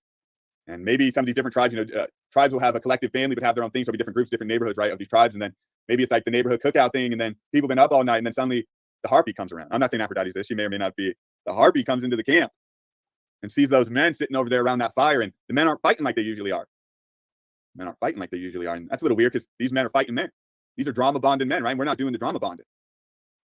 So she starts saying, oh, these big, tough, stinky men, they think they can drama bond on Friday. And then on Saturday morning, they can commiserate. That's not how it goes. That's not how it goes. Hey, good morning to you, OTW News, Patrick. And that's not what they see. And so this is the moment I wanted to play here. It's this cracker civility. It's the cracker civility that's played out in this first 5 minutes, which tells you everything. There we go. We'll wait till Bosch figures it out here. There we go, maybe. Hey, lady, are you there? No, we can't hear you, man. Yeah, it is. It's 7.5. It's 7.5. It's a morning coffee. I mean, mind you, this one did graduate medical school, so give her a second, please. TV got jokes. TV got jokes. No, we can't hear you, man. Let me fix my. I'll come up too. Nothing. I don't know. We cannot hear you, man. She has to go out and come back or something. I love technology. Yeah. Is there a phone? Yeah, she'll come back. She'll fix it. Oh, she's coming back. One missing for the world. Well, drama bonding orgy. I'm not using it right now, but yeah. Okay, so we have OBS. Who could ignore it? Each different scenes. Like I can change the scenes to me being Yaku. Oh, okay. There's me and then this, whatever. So there's different scenes to use, but and using this right here, you add different things like what you're looking at is my video, my cam, and there's other things you can add like rescreens, image, and whatever. OBS is awesome, but it's not good for. I mean, you can't really. Yeah, you need 2 monitors if you're going to do like a streamer thing with OBS. Hello. Yeah, she does pair them up. Oh, okay. How are you? All right. Scotty, how are you, dear? I'm good. How are you guys? And I actually got to wrap. I'm going to play this, but I got to wrap it up. But let me just make my point like super explicit, and people can tell me where I'm wrong. Here's the thing, and I'm kind of whispering to the dudes. Right now. It's actually really pathetic of us when we get excited that a harpy type person like Aphrodite here can come in after men have just shown masculine cooperation and agreement and then sort of tear the whole camp apart. It's really nothing to celebrate. And even if you see, here's the point I'm trying to make to the fellas, even if you agree with the intellectual points that are made, you've accomplished nothing. Right? This was no accomplishment for the harpy Jezebel spirit to come into the camp and destroy everything. See, we think we're winning. See, and I do the same thing too. It's the age of the conquering child. It's the age of the conquering child. So we think with our chaos and our graffiti and our I don't give a fuck attitudes, we think we're winning. We're not winning. We're not winning by acting like a bunch of bitches drama bonding on the internet and being so easily thrown into flux. That's not winning. So you can hate Christianity all you want. You can hate the Bible all you want. You can hate the priest class morality all you want. But if all you can do at the end of the day, you're still a prey to whatever whims of whatever people come in and out of your camp. And this is the point I tried to make in other quarters. People don't seem to understand it at all. It's all Pyrrhic victory. But you at least have to ask the question. You at least have to accept, OTW, that you're not winning. And OTW, I got love for you, but We can't settle all the hash. We have to hold ourselves here. OTW, I'll talk to you directly and you can read between the lines. We have to hold ourselves to higher standards. Mr. TBE, Mr. Toilet, he should have got off that fucking computer.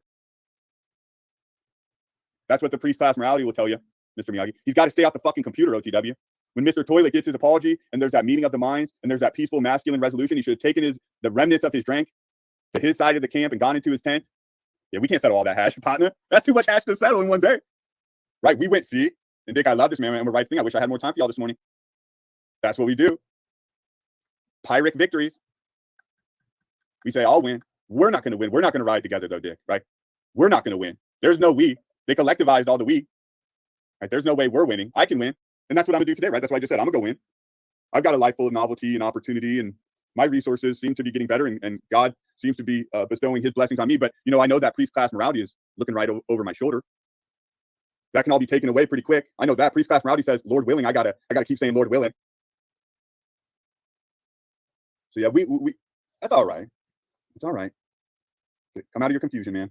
We're all a bit lost here. This is sort of a rambly thing, Patrick. This has sort of been the new modus operandi of what I've been doing. I'm just sort of rambling, to be honest with you, Patrick. Maybe it makes them settle the hash. Don't smoke the hash. No, I encourage you to smoke all the hash you want. Oh, I'll get play this minute. We're getting there. I think I'm hitting the points. The point is, there you go. Call it what you want. It's so funny. You give them gold out here, Benton. You give them gold, and they just cognitive dissonance, make it whatever you want. You say so many things to people, and it's, oh, you're just venting. All right, if that's what you think. Let's play a little more of this, because I want this moment of. How are you? What are you doing today?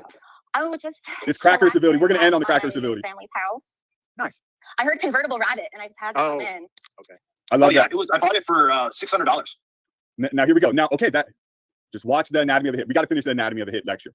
So one, the hit happens when fortune and favor and everything perfect, fertile ground. The hit has to, the seed of a hit has to fall on fertile ground. And we see RT in the chat here, and just to show you that, you know, other people are feeling that vibe. You know, is this quote, bury the hatchet day on the metaverse, right? Like that's the vibe. We're all like, oh shit, think about this. There could have been a timeline here where Aphrodite comes in, totally says, yeah, I did the same fucking shit to you, and blah, blah, blah, blah, blah, and there's a meeting of the minds. And that's what it portends at first, right?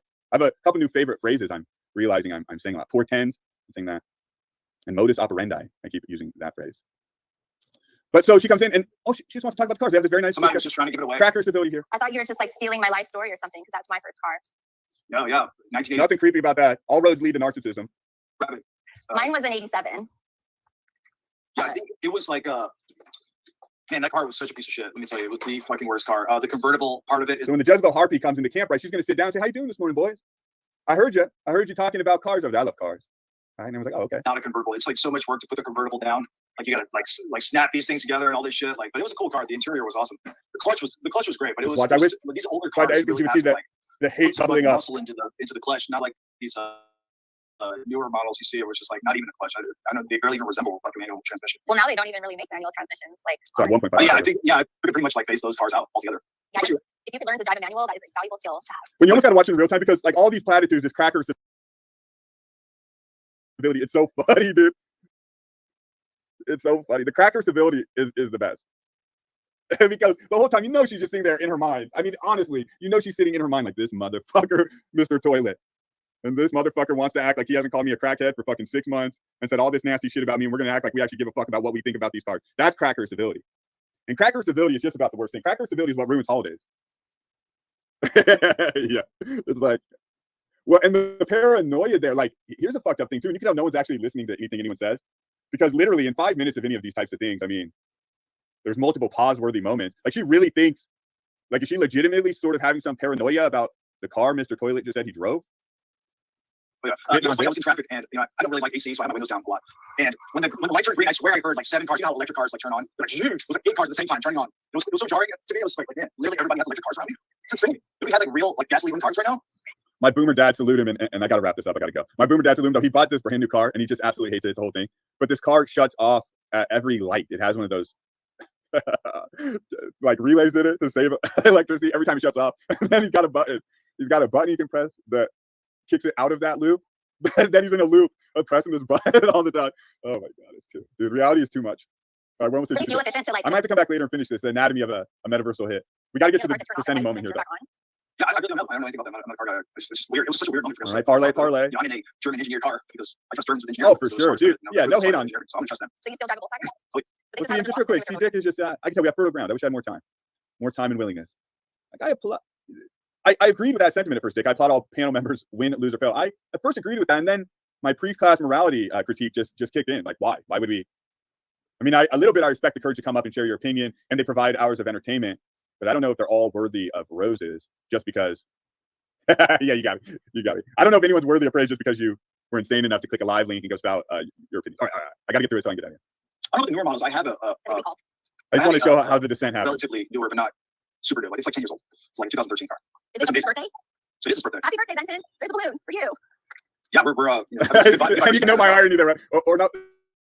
You can note the irony of.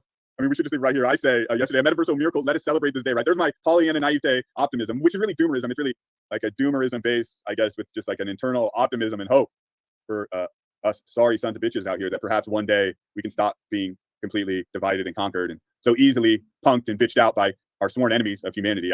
One day I know it's dumb and it's sort of I'm censoring my words. Anytime I'm stuttering, you can just know that Sister Ratchet is inside of me, or my internal father figure and ancestors are inside of me, telling me that I cannot say certain things. But there's my optimism, and I mean that genuinely, even though I know at the same time, not likely to last. Making up and having non-confrontational business interactions, which is what YouTube wants you to behave, right? I don't know, that's the way you treat. There you go. See, there's the anatomy of a hit. Here was the moment. Here's the moment. So we did our cracker civility. We knew the whole fucking time the issue that was right there under the surface. Yeah, yada yada yada, dude. Yada yada yada. Just that's it. That's it. We did the cracker civility. We talked about our cars, and then boom, just like that. The cut. And who did the cut, Mr. TBE? You did the cut, sir. Right? They caught you slipping, boy. And I don't like to see it. Yeah, but everything's dead. It was weekend at Bernie's yesterday. Sam, it was weekend at Bernie's yesterday. This whole thing is weekend at Bernie's. Whole thing is dead. That's right. It's all weekend at Bernie's around here. But so, Mr. Toilet Bowl, you did it, man. You should have just kept talking about those cars. You shouldn't have came back up on the fucking program, and they caught you slipping. And so what Toilet Bowl Earth here does is actually an attempt to demonstrate masculine leadership. Toilet Bowl Earth is actually doing the right thing. No one notices this in the moment because Toilet Bowl Earth has sowed so much karmic discord that all these motherfuckers hate him. And so he sowed so much discord that as he attempts to do the masculine leadership thing, which is point out, hey, Aphrodite, by the way, before we descend into our usual fucking routine, me and Benton just had a masculine meeting of the mind with apologies and shared experience. I hope we can do that again. And she's like, yep, that's why the fuck I came up here. Okay. I thought that was just your personal nature. No, well, you have to understand, like, I believe a certain thing. Okay. What, being an so asshole? when you say things and you post things about the world going to hell, well, how do you want me to react to that? Well, and just real quick, Benton, and there's much love for me, but I've gently pushed back against this. I can't have the policing of my language. I just cannot have the policing of my language. I've explained what I say when I say we. I'm usually pretty clear about what I say when I say they. These are pronouns that are used as they're used. We can't do the policing of the language. There is a oh shit. Me and Benton are about to pop off and have our own drama bonding. Is this me slipping? I'm about to get caught slipping right now. All right, let me play this thing for me, but I'm out of here. You're not gonna catch me. I'm not gonna lay out the anatomy of a hit and then get caught in the hit. I'm out. You're right. You're right. I do smack when you're obviously like strung out right now. I apologize. The biggest black. So there you go, right? She sat with that vengeance in her heart. That's what people aren't realizing. Yeah, you're all good, dude. I get the point though. Like I listen, Benton. That's why I get a little frustrated with that, because I listen. And I talked to you the other day, and I told you how the we thing. At first, I agree with you that we shouldn't really speak in a collective we at one level. But then I realized, well, I do have a technical we. There's like 7 or 8 of me, and I'm multiplying at an incredible rate, Benton. There's 7 biological we's, and about 3 times as that many that rely on me at different times to speak for we. And then, of course, rhetorically, when we say we often just mean people who would agree with me. Yada yada yada. I did that thing. But so we see the hitman, and now it's just off to the races, and the blood is in the water. And what's so funny? No, I agree too. Well, and that would be a whole other. Yeah, and I definitely don't like the we, Benton, when it's used with a should. If I see the we paired up with a shoulda, coulda, woulda, I'm fucking out. So you keep your we's specific, and don't you fucking apply the shoulda, woulda, couldas to those fucking we's. And I didn't think I did that to a they either. But anyways, so now we see the blood is in the water, and and from here it's just bigger shark or bigger fish eating bigger fish until the gorilla shows up, until King Kong shows up, and then he sort of wins the day. He sort of wins the day, doesn't he? See, the harpy thought she was going to win the day, but the harpy gets kicked at some point. I'm sorry if I called you a smack guy. I mean, isn't this the game? Isn't this the gladiator YouTube thing? I don't want to do that. Why? Because you're paid to do that? Oh yeah, wipe your eye. I don't want to do that. Okay, and I'm gonna end right here, dude. This is a perfect thing.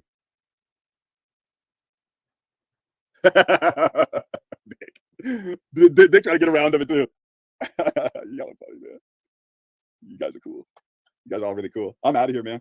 I'm out of here. You're right. Do I contradict myself, Dick? Does that give you pause? Dick's gonna be sitting in that cut looking for that metaversal hit too. But what I want to say on the thing, yeah, here's what I want to say. Y'all are funny. We love it. You love it. You want me to bring Dick up here and spend Why is she doing the one-eye symbolism? Is that like, is she joking the or next 20 minutes wrestling with what's going on me there? about things y'all don't care about? So here's what I wanted to end. So everyone's like, you know, everybody hates Mr. Toilet. He's the worst man of all, right?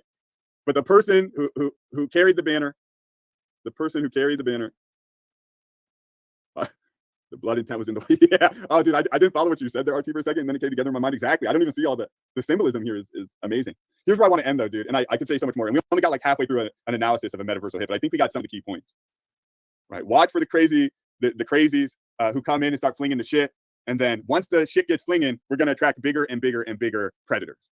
And then the bigger predators are going to come until one boss predator shows up, and then that boss predator will sort of rule the day. And this is tribalism. This is our base level of war and all that. But the point I want to doubly emphasize on my way out here is we destroyed an earnest TBE to whatever earnest level we want to talk about to get behind the banner of a woman who is saying that because this dude who's been up all night drinking scotch rubbed his eye, that was one eye symbolism, and accused him of being a paid agent, Mr. Toilet.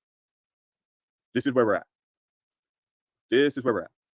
This is our championing. You know, this is our champion. This is the person who's going to carry the banner for us. The TBE is a paid agent and doing one-eyed symbolism because he groggily wipes his eye because he's been up all night drinking. So you can create whatever reality you want. That's the opportunity we have here. I'm going to go create a reality, hopefully more real than this one, at least more real to me. And I hope you all have a good day. Thank you for being here. 35 in the chat. Appreciate that.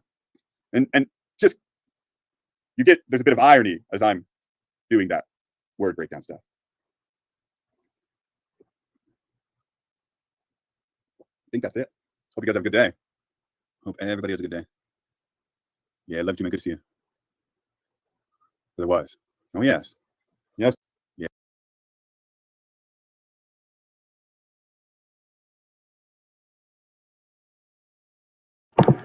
Yeah, Freedom Grower brings up a good point about breaking words down, and you could get.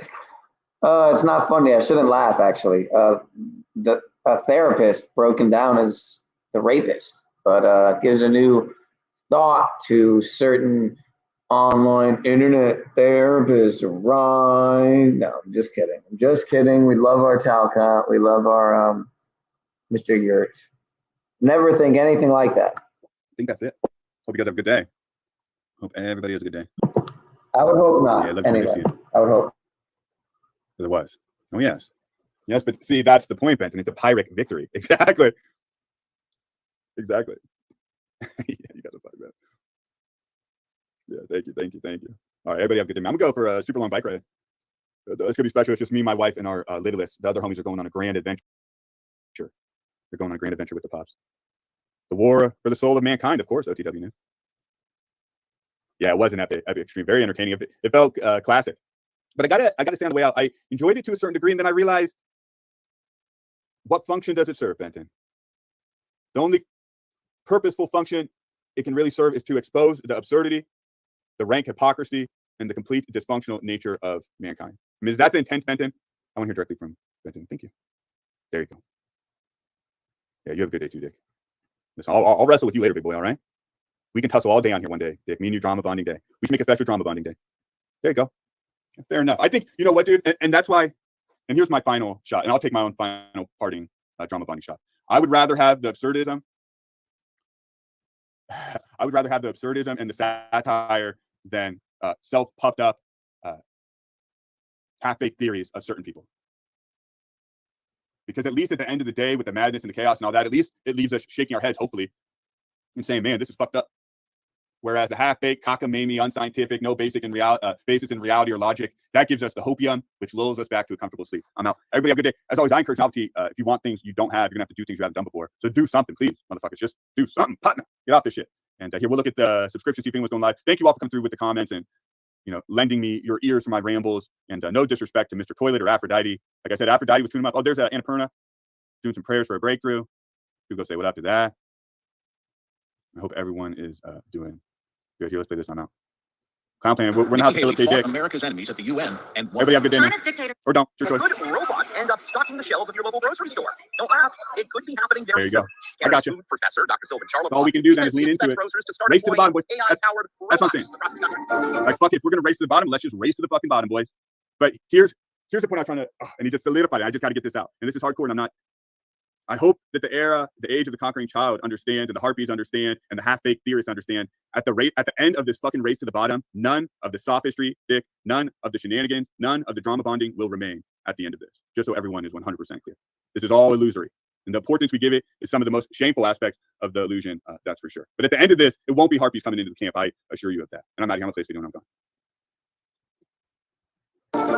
Instead of running a grocery store with 80 FTEs, full-time employees, it could actually bring that number down to, say, 50 or 55. This isn't some science fiction scenario. The robots in these videos are very real. In fact, they're already working at grocery stores in multiple countries.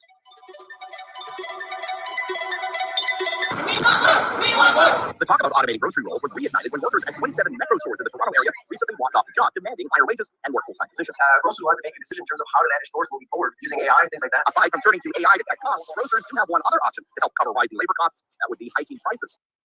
They're not programming the world that is, they're programming the world which is going to come. I'm out of here, everybody. Have a good day. For the 5th time. I'm really leaving. I'm really leaving this time. There you go, RT. Yeah, you better watch yourself. You watch yourself, Sean. Don't do that on the way out. All y'all look for drama bunny. Get somewhere else. Peace. There you go. I'm really leaving. I'm really leaving this time. There you go, RT. Yeah, you better watch yourself. You watch yourself, Sean. Don't do that on the way out. All y'all look for drama bunny. Get somewhere else. Peace.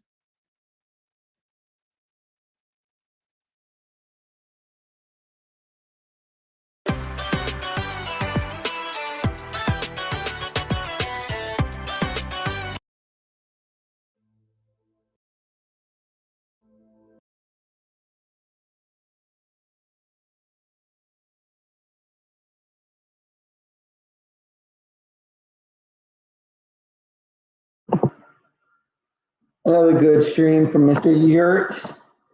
Mr. Yurt in a skirt. We got Mr. Yeti playing guitar at church. Good for you, sir. Good for you, brother. WTUZ Radio Podcast.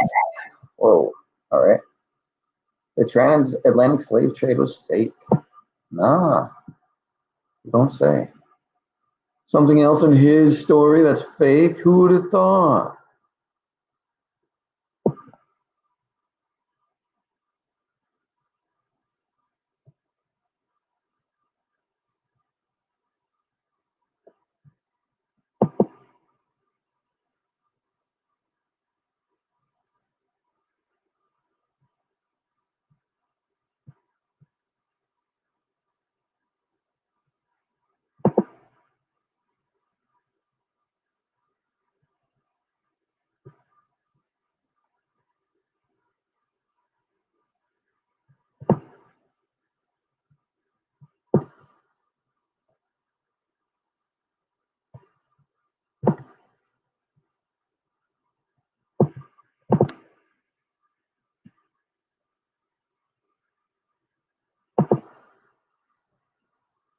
I'm trying to remember how I found this channel.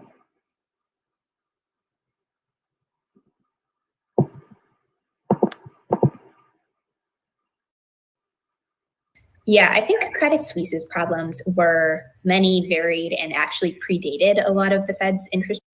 All right, I'm not going to pretend to You care are about listening that. to WTU. Not going to pretend to care about that.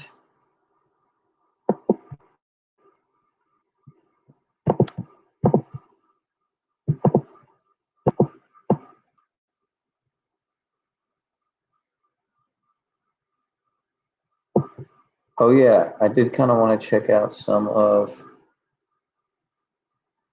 where's it at? Where is it at? Oh, here we go. Gnostic Genetics. I caught a lot of the stream. It was really good.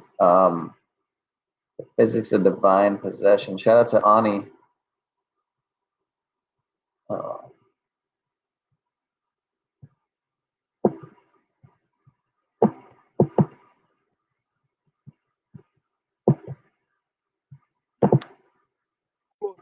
Booska, Pharaoh deck, because this is going to encode some high occult secrets. And I did a video on it on my old channel, but I want to reintroduce it to the public because it's very important that you understand this deck as you get your PhD in metaphysics here on this channel. Let me know if there's background noise In this deck is in the called Solar chat, Booster. please and thank you. It was developed during the Italian Renaissance, and it's called the Game of Saturn. And I'm going to show you what these pictures are entailing. In this deck, what they're doing, they're showing, or they've carved a magical operation. This is the wrong part. Into the esoterica that these pictographs provide. The main factor that separates this deck is that it has absolutely no Christian symbolism in it whatsoever. There is no other tarot deck in existence that doesn't follow somewhat excerpts out of Christian theology. So each card in this deck shows the Chthonian. The word Chthon or Chthon, you hear chthonic, that's talking about the whole Cthulhu thing, means a underworld spirit or a underworld realm. So the cards are showing Chthonian relationships to the cosmos opposite to that of the solar. In the chthonic Grand Rising, sir. To defend their estate. So the energies that people work with today is far more lower of a. Yeah, I didn't mean to stop it at this part with the tarot. Not just because I'm like not into tarot, it's just not the part I meant to stop it. Hey, so did you see Z last night go on pause after being at London Man's just fucking dicking around like morons?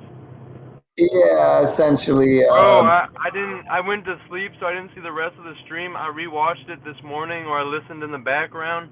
I couldn't believe it, bro. I thought that was some sock account trolling when it was Z asking for the link. And then sure enough, this dude came up, bro. I don't know if he had been smoking weed or what, but like, man, he looked tired, bro. He looked beat down. Yeah, he didn't look good, man. And then he came over to pause how he did afterwards was just such a bad look. Yeah, he did look pretty swamped. Very bizarre happenings yesterday. I'll agree. That butterbean thumbnail's hella funny, bro. It really is, man. But yeah, I don't even know if I watched it all or not. I think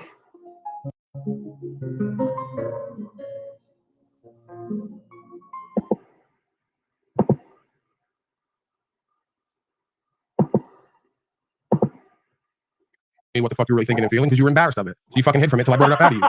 Stop lying in my face because we were all here when it happened. Look, dude, you can keep spinning your narrative over and over again. That's not what I'm here for, dude. I know you're here for now, like walking it back. You're here to walk it back and save face and try to pad your reputation and credibility and the future, whatever bullshit career you think you have broadcasting. I'm not interested. No, that's not really it, dude. Are you really interested, or are you just going to? I just told you. You just did a whole performance, and then at the end of it, double back, and now you regret everything you've just done. So you first copped to how you've been wrong. None of your points fucking matter. It's like, whose line is it anyway? The only game where your points didn't matter. So let's just get right down to it. If you weren't regretful of what you've done, you wouldn't be here right now because I wouldn't come to any of you with any kind of regret. Not yet. If I was, I'll report it. Or you can just keep saying regret over and over again. Or I don't want to wake up tomorrow not knowing what the future's going to hold for either of us and have a huge regret for the rest of my life. Right, because you're still a punk ass bitch and you haven't learned to surrender and let go. You don't get to determine what the rest of our life is. You only get to determine what the fuck you do with it now, and you failed that for the last 7 hours. So if you were worried about our future and where it was going to go, you shouldn't have just put on a huge performance for 7 hours that went nowhere and got nothing done, and all it did was cement your reputation that now you're regretful of. Again, you can keep saying that over and over. The only thing I regret would be between me and you. You keep bringing up my reputation, and that's where the fucking projection's coming in, dude, because I ain't worried about reputations. I don't give a fuck about you then. I'll use all your words against you. If you don't give a fuck about your reputation or mine, then I don't give a fuck about you and I. You think I'm going to be around a loser failure whose name and word don't mean nothing to him? My reputation at this point means something. It precedes me. When I go places, motherfuckers at times know who and what I am and what I'm about. That's a great position to be in. That's where respect comes in. You don't give a fuck about your reputation. I care about mine, and I'm going to keep it intact. You can destroy yours. Yeah, interesting, because people's reputations are subjective depending on all the... No, they're not. It's called real recognizes real. I don't give a fuck what all the fake ass, half-ass, hoe-ass motherfuckers think. I give a fuck what the real ones think who can have the discernment to see right from wrong. I mean, my core group of supporters that you would call them. You know, the culted ones? Yeah, them. Look, dude, I want to find common ground with you, dude. I don't want to be in a fucking endless battle of nonsense. Yeah, bro, that's it. You already quit day one after all that bullshit? Dude, you started... How are you going to deal with rights, freedom, and principles of spiritual faith? All the shit I loop on day to day that I live on? How are you going to deal with that? How are you going to get on common ground with me if you can't stand it? You quit day one. Well, what was the point of trying to create all that energy just like you do with bitches? Create energy you can't keep long term. You created a whole bunch of hype and energy you couldn't even sustain it. Now look. I ain't going to do it, Paul. You know why? It's like Calcutta. Because you ain't got it in you because you're already a beaten man. You've already given up and you ain't got what it takes to go the long haul like I do. Simple. You ain't got the X factor. Remember that? No, man. Because the easy thing would be to abandon you, motherfucker. That's the part you ain't getting. And I you didn't don't tell have to you to get it. I abandon can say it. The easiest, it would be easy for me because that's what you want. You want me to abandon you. No, I don't. I want you to get right for yourself and come correct. I want to do a great broadcast with you again. That's all I've been wanting. You've been wanting different shit from time to time. That's why we can't have that. So I'm okay with that. Not the time right now, maybe. I can see sun on Paul. I cannot see nothing but darkness on you. Okay, what does that have to do with anything? What he's saying is it's more of a feeling, an energy, a resonation. You would get that. Okay, look, the bright light gives me a headache. I'm in the studio. This is how I like to broadcast. Who gives a fuck? You guys are crazy. What are you even talking about, Thomas? Like, where did you even come from? Didn't I hear you? Whatever, man. I'm not gonna go there. Place we all come from, you fuck. Am I really gonna talk to you now, Thomas? Why did you pipe up? Paulie and I are in the 15th round. Let's complete this. Dude. Let's complete this broadcast, this conversation. Let's not drag it out. So what exactly is it that you're looking for here genuinely? And just don't, let's not mince words, because I'm just going to keep being me and doing what I do and standing on truth as I perceive it, regardless of however it shakes out. How's this?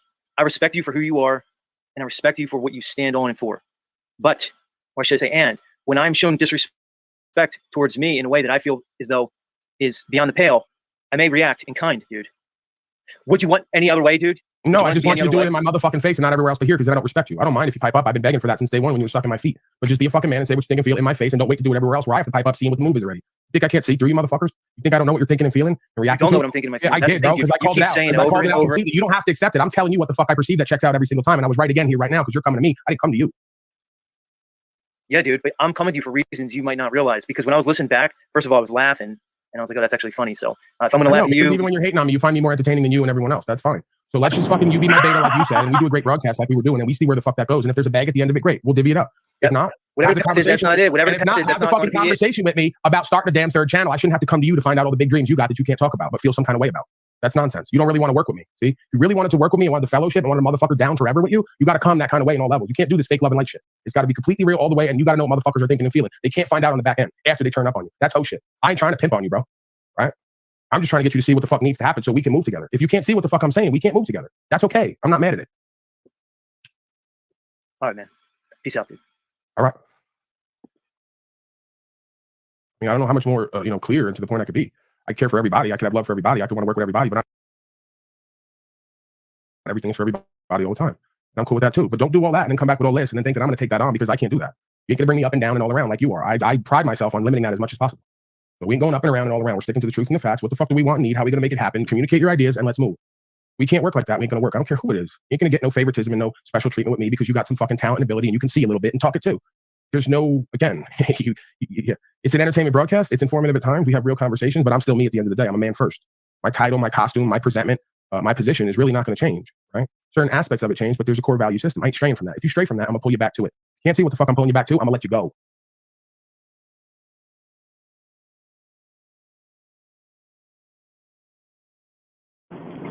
Nice. Thanks for playing that. The thin line between conspiracy theories and cult worship are dissolving.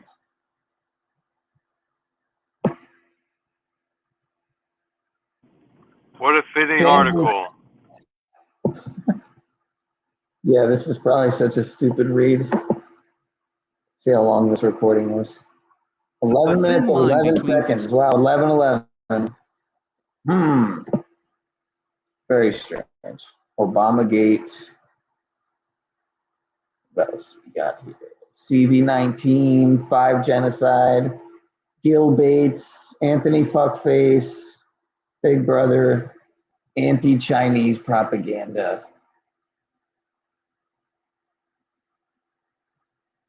This is like some COINTEL fucking article, I'm sure. Hi, Neil, if you're talking to me, I can't hear you. I'll be right back.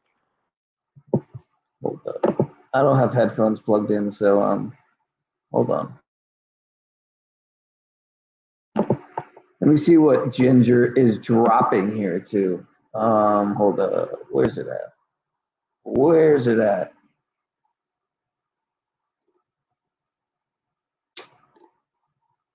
What? Oh. All right.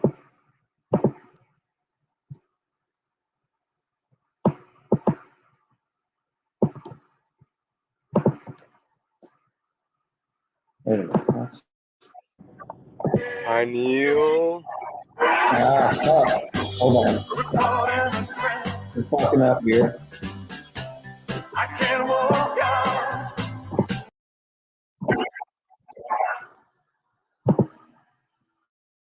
Is there background noise? Let me know. Just let me know if at any point there is, sir. All right, what is this? What are you showing me here? More trapped under ice. What the fuck?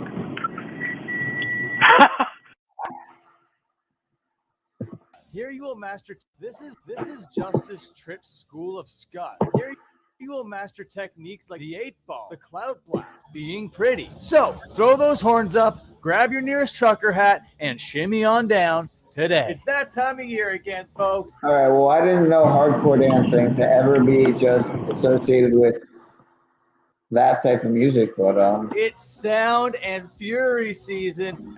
Man, how much time do you spend on the internet? yeah, I'm Mother not about Bank to. said you should be calling yourself the god of all media. That was kind of funny, bro. I can't front. Like, I mean, even though he's been I might- hating on me needlessly and he's been a little backbiting hoe and all the 9 yards, that was funny when he said that you should be the god of all media.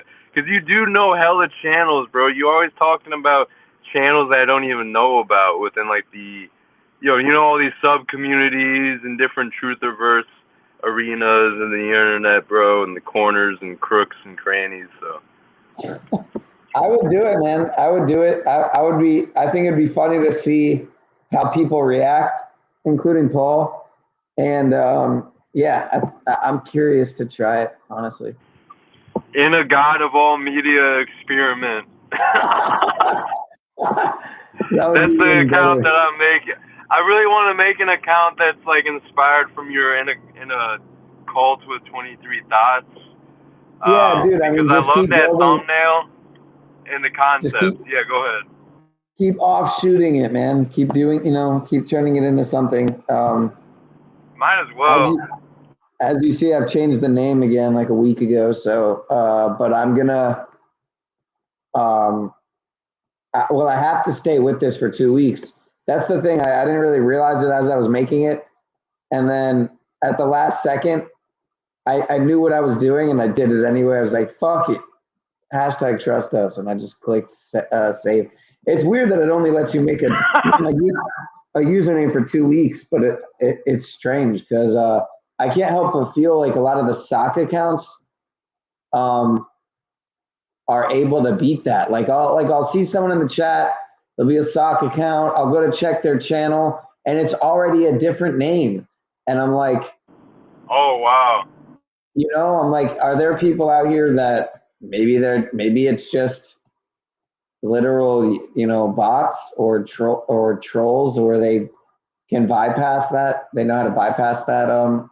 Then again, maybe it's not hard to bypass that like 2 week requirement per name change, but I don't know how to bypass it. So, but anyway, yeah, this dude Ani, man, he's on point. I'm trying to think. I left a comment with a timestamp. You never checked it out, did you? This guy? I have the name saved, and I actually just texted it to my buddy who's into, health and consciousness and spirituality and awareness and the whole 9 yards and self-improvement and shit. And it sounded like an interesting name, so I haven't looked at it myself, but I did send it to my buddy and made like a note. Because there's a couple people I need to look up. There's a couple people with like kind of like different names, whether it's like different ethnicities or foreign languages or whatever. I got a whole list of things, and his is kind of similar to some other ones I know I need to look into. But what's up? What were you saying? I'm pretty sure I know this guy from Tommy Truthful and Dona and whatnot. I saw him on a panel with them, and he's in Truth Mafia, it's called, which Tommy Truthful started, who I've known for a few years back when he had a couple other channels. He had one channel, Illuminati Media or some shit, and he was clearly, he was kind of doing some restreaming stuff of like Zach's work and kind of commenting on it a lot. And kind of like how I do with Paul's content and some others. But yeah, he figured out you know, he built his own kind of thing. And he even ditched Tommy Truthful now. It recently is what Look Within said. And he's just really doing Truth Mafia. So that's like Donut and See Through the Script, who's a homie. And I haven't talked to him in a while, though. But this guy, Ani, One on One Podcast, Paranoid American. And there's some others, too. And it's like building and shit. And I've been in contact. I mean, I've talked to like 3 of these guys. So I've talked to Juan, I've talked to Donut, I've talked to Tommy. You know, one time really only. But and then yeah, well, I've known Tommy for a while though. But anyway, so this guy posted this. This is his last stream. Here, I'll play a little bit of it. I left the timestamp. That was pretty dank. A little knowledge drop. Technology. Even the father of nanotechnology, he has a quote saying, "This is some bad stuff." The father of nanotechnology said that.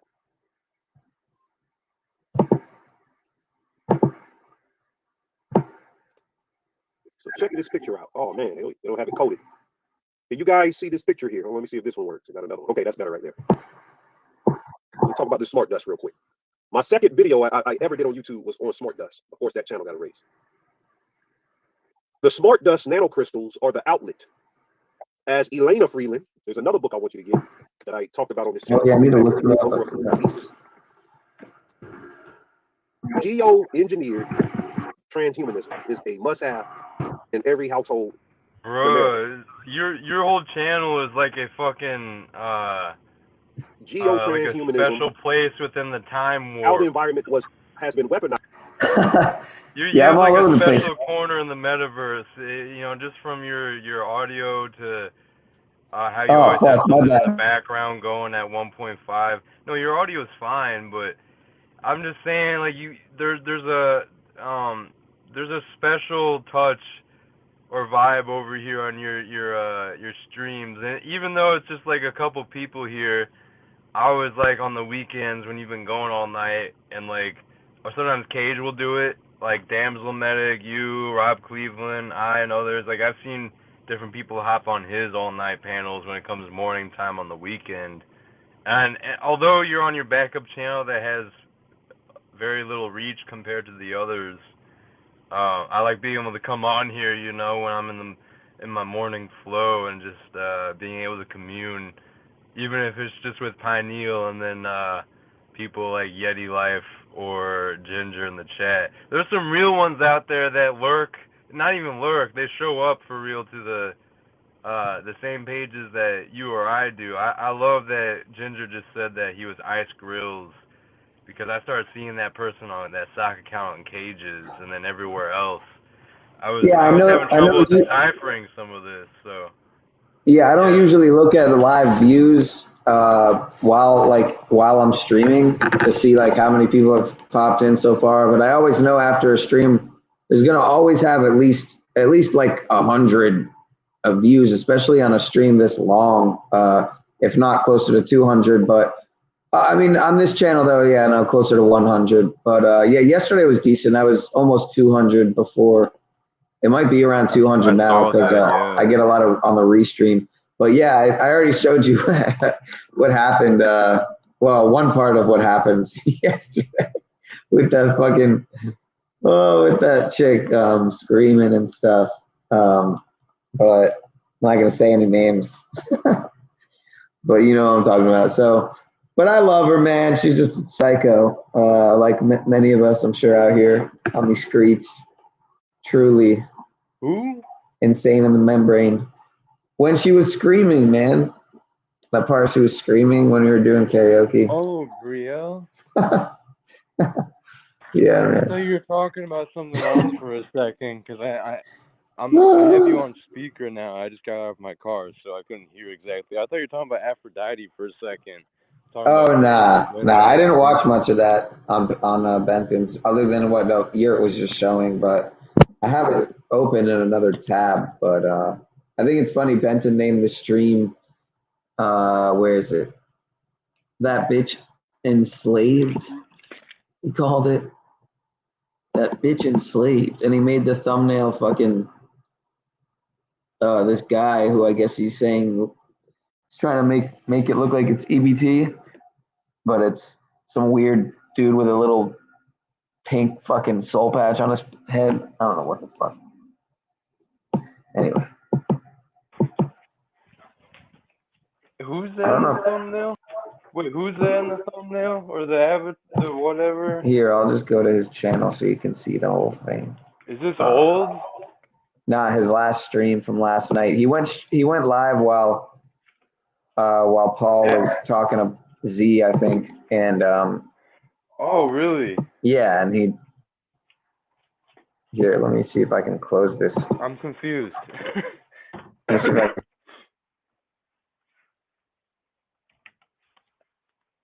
Hello?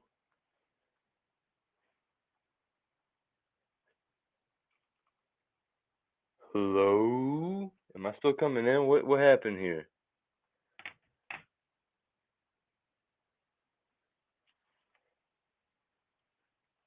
Pineal just got fucking disconnected. Yup. Watch, he's about to get kicked. Avatar is about to disappear. God of all media. He's about to enter the time warp and disappear. God of all pineals.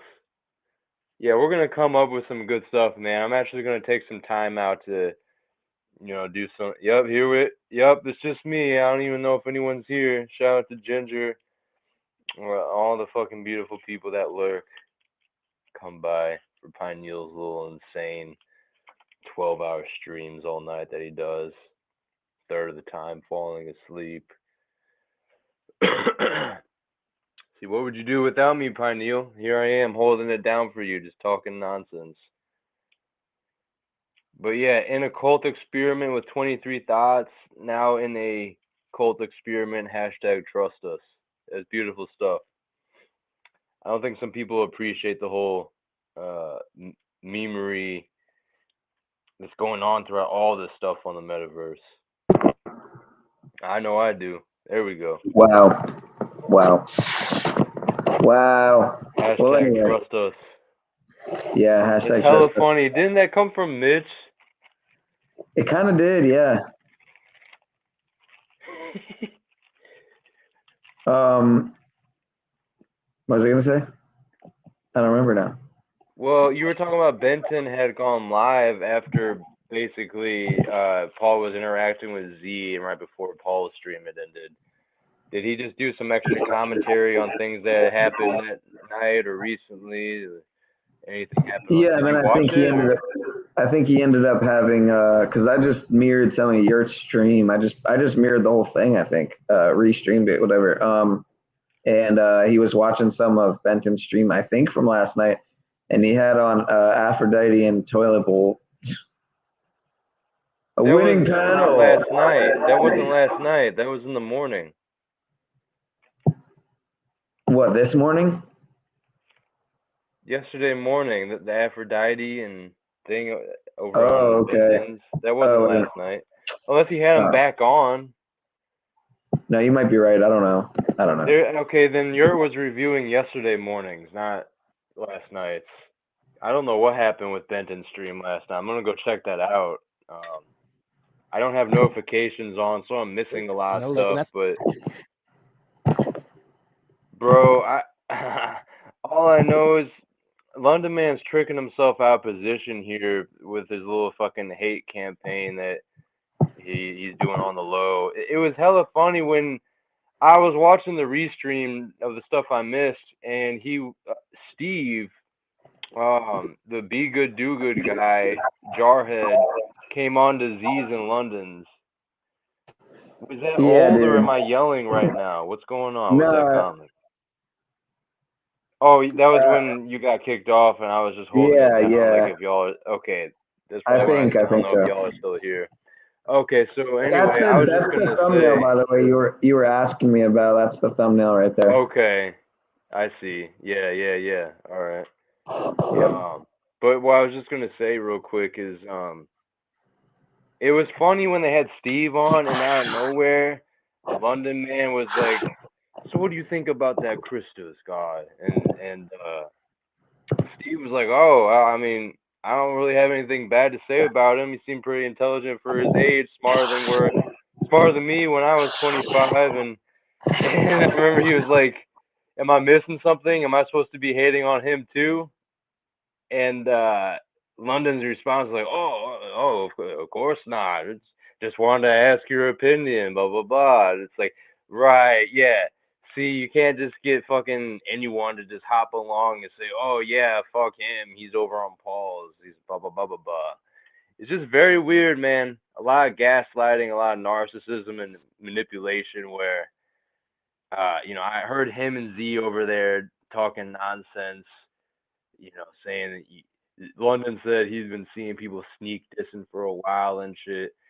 Yeah, you can contrive anything in a live chat to sneak dissing. I can put a laughing emoji, just like Ian did to me. I put a laughing emoji within like a couple minutes of some joke being made about him offing himself or some shit. When I was like laughing at some other shit in the chat, and the next thing you know, I'm sneak dissing, I'm hating, blah blah blah. I'm in the live chat, I'm throwing shade. And it becomes this whole juvenile thing of, well, y'all started doing it first. And I just say it speaks for itself. Let these people trick themselves out of position, just like Paul says. And before you know it, you find that you go and check in and they're talking shit and hating. But then the day before, they're saying they're going to let their actions speak for themselves. And I mean, I'm not gonna go make compilations of all the double speaking, but I could put a clip of like London Man saying, "We'll let our actions speak for ourselves. We're about the positive vibes. We're about those good vibes over here. None of that drama shit. Blah blah blah. We want to build. We're above that drama." And then proceeds to have streams like last night, and then otherwise of just toiling around, hating nonsensically. And basically making fools of yourself, just like Z's been getting in his ego, making a fool of himself, tricking himself out of position. You know what? I shouldn't be surprised that Z would go over there right after, with Paul never showing up to London Man's and totally changing his tune. And that's what I say about people lacking a self-awareness. It seems that they have no time to self-reflect and acknowledge that they're fucking double speaking all the time, contradicting themselves, and just looking really immature, looking very bitter, hateful. I got some dude in London going after me. I'm half his age. I haven't even made any memes about him. I just commented in the chat. And I can shut up if you want to listen to whatever, Pineal, but I'm just kind of like doing my little soapbox here because make sure I got people hating on me needlessly. Is the OTW live right now? Is this old? Hello? Is OTW live or is this old? Oh, my bad. I didn't realize I was fucking muted, dude. Yeah, no, he went live. Why does he always got to play this shitty fucking song though, man? It's like, come on, we need some new music, man. We need some. This is today. Still be back, something switching, need a track that is hitting me. Racks making millions, rap, that's the mission. I don't waste time, no, I make time. All the people wanna hate mine, I'ma make mine. While you sitting there complaining, I'll be training. While you sitting there. This is that high school event music. So that's that music they play at some high school event, right? We're getting together. These people are coming. We're gonna go watch them perform. Some big event going on, some little community event. This right? shit is like not even high school. This is what I would listen to this skating in middle school. Middle school, yeah. Well, you're older than me. Yeah, it's fucking Saturday night. Z looked horrible last night coming on, bro. He looked so fucking aged and just fucking burnt out. I mean, jeez. Yeah, I don't know what he's got going on. Anyway, I'm gonna sure stop talking about how bitter and how much of losers these people are. We don't need to remind ourselves. Maybe they're taking. You could say maybe in some ways they're taking some things too seriously, and maybe other people aren't taking stuff seriously enough. I'm always so torn and not torn. I shouldn't say torn. I'm always so in the middle. I'm always so like in the middle, man. There's That reasonable lines getting drawn right now. I'm not gonna play the whole tribalism team thing. I hear you, but I'm definitely not gonna do any type of I'm torn, these two content creators I like and blah blah blah. Nah, Z's made himself more and more apparent that he's bitter. yeah, He's I mean, look, at sexually the end of the frustrated. day, And yeah, he's grabbing for false power with this little stream thing that he's gotten a hold of now, and good for him. He's got good numbers going and whatnot, but he doesn't seem happy when he streams. He seems bitter and he wants to find chances to exercise false power over people by putting them in the back and then having his dumb little comments like, when I put people in the back, they can't wait around. They just have to leave and rage quits. Like, maybe some people just don't want to fucking drain their battery, or they figure they can come back when you're going to put them on.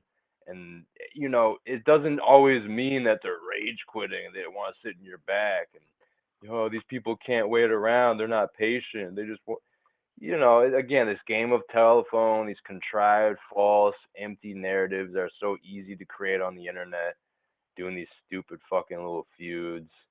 Anyway, I'm sorry, bro. Go ahead. Yeah, no, I mean, I can't disagree, man. At the end of the day, I said what I said when I went on Z's the other day that, I see myself over the last not even a year, I've began to see that the most important truth to me, subject, if you want to even call it a subject, it would seem to me like more so what Paul is trying to own in on and focus in on, which is Practical / pragmatic, one could say, I feel.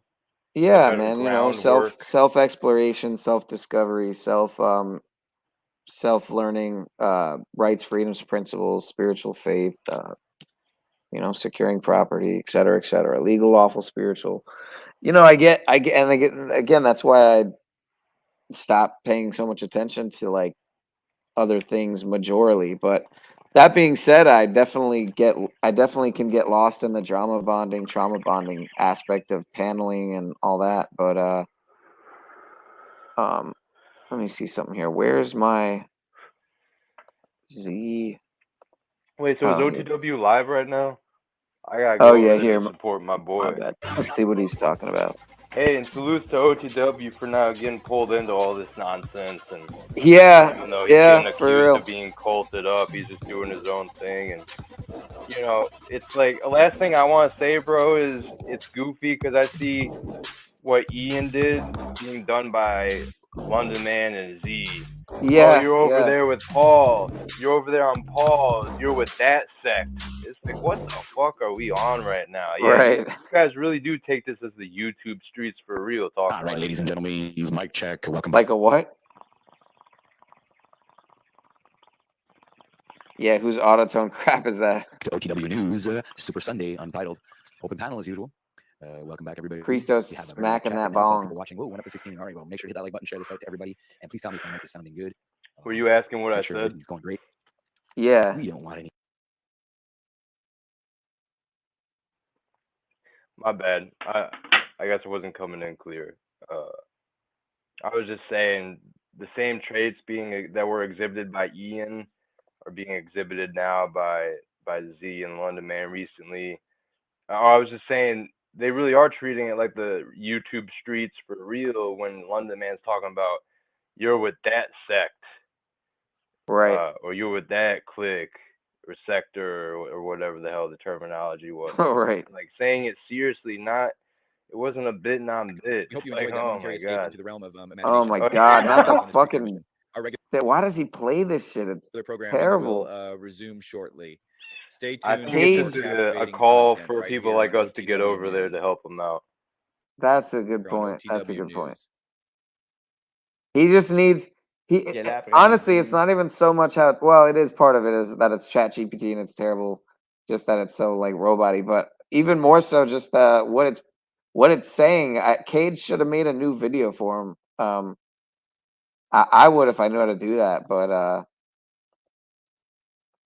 see what the fuck he's talking about. Cleveland. Rob Cleveland says it's 5 We have liftoff, ladies and gentlemen. So I'm here. We have lined up for you hell of a thing. There you go. Okay. What a day today. All right, shut the door. Shut the Super door. Sundays. I love Super Sundays. I don't know why. I guess I think one of my favorite, like one of the favorite shows that I do. Super Sundays, I really appreciate. I don't know why. Just like I like Super Sundays. It's like it's untitled. There's no like, it's not the Grand Rising show or anything. It's like a really and anything happen on a Sunday. Actually, anything happen on any live stream. But I just like to put the emphasis on the Sundays. You know. Heartbreak Kid. Oh, you know what? Maybe it would help if I dropped the link. I guess I had one too many to smoke. So I already forget. It's like, well, if you want, yes, on the panelists, might as well drop the link. Hello. Yeah. All right. Oh, guess it's up. Okay. Got phones dropping over here. Oh. Spoiler. How many fucking times are they gonna drop the phone? That's 2 phone drops in one in the same. I was like 3. All right. What's going on? Geez, guys, I don't know what to say. Super Sunday. There we go. Boom. Super Sunday. There's already got some heads up in there. 22 people watching right now. Make sure to hit that like button. Oh yeah, it's like 10:46 a.m. here Eastern Time, Montreal, Canada. We are the 13th of Numbers August, dropping. and, Numbers dropping. Nice day. I know the feeling. 65 degrees Fahrenheit. Yeah, it's too humid. Very humid out here. We got like, I don't know. I think I got up to like 16. 94% humidity. It's just 16 peak last night when I was monologuing. Well, geez, I would have loved for Freedom to come on over here. I guess miss you, Fred Dick. We were great. We had a great team. Don't know where you went. Let me see. All right, I'm just going to put one of these little things on for a moment. Please bear with me. I'll be right back. Ladies and gentlemen, welcome to Caged Reality. We interrupt our regular programming to bring you this special broadcasting. I lost As we take a Christos. momentary break, I let us lost entertain you with Christos, a delightful folks. journey through imagination. Close your eyes and let your mind wander as we explore the extraordinary depths of the human spirit. Imagine a world where dreams come to life, where possibilities are endless, and where the power of the human mind knows no bounds. In this realm of limitless creativity, we find ourselves on the edge of discovery, ready to embark on an adventure like no other. Picture yourself standing on a sandy beach, feeling the warm grains between your toes. As the sun begins to set on the horizon, painting the sky with hues of orange and pink, a gentle breeze carries whispers of distant lands. Now imagine stepping into a lush forest, the air thick with the scent of pine and the sound of birds serenading your every step. It's gay, Sunlight, man. filters through the towering trees. Need a new bit for OTW. As you walk deeper into the woods, you stumble upon an ancient moss-covered stone engraved with Can't do it. symbols. Transfixed by the mystery, you reach into your backpack. I hate it, OTW. I hate it. Civilizations and hidden treasures. Cage is fucking their secrets. With every page turned, the a forest terrible come alive. chat GPT guy. Time flies by and the world of your imagination expands beyond what you thought possible. In this realm of untapped potential, dreams become reality and ideas take flight. As the final seconds of this broadcasting filler tick away, remember that within you lies a universe of infinite possibilities. And we're back. We hope you enjoyed that momentary escape into the realm of imagination. Thank you for joining us on this brief intermission. Our regular programming will resume shortly. Stay tuned for more captivating content right here on OTW News.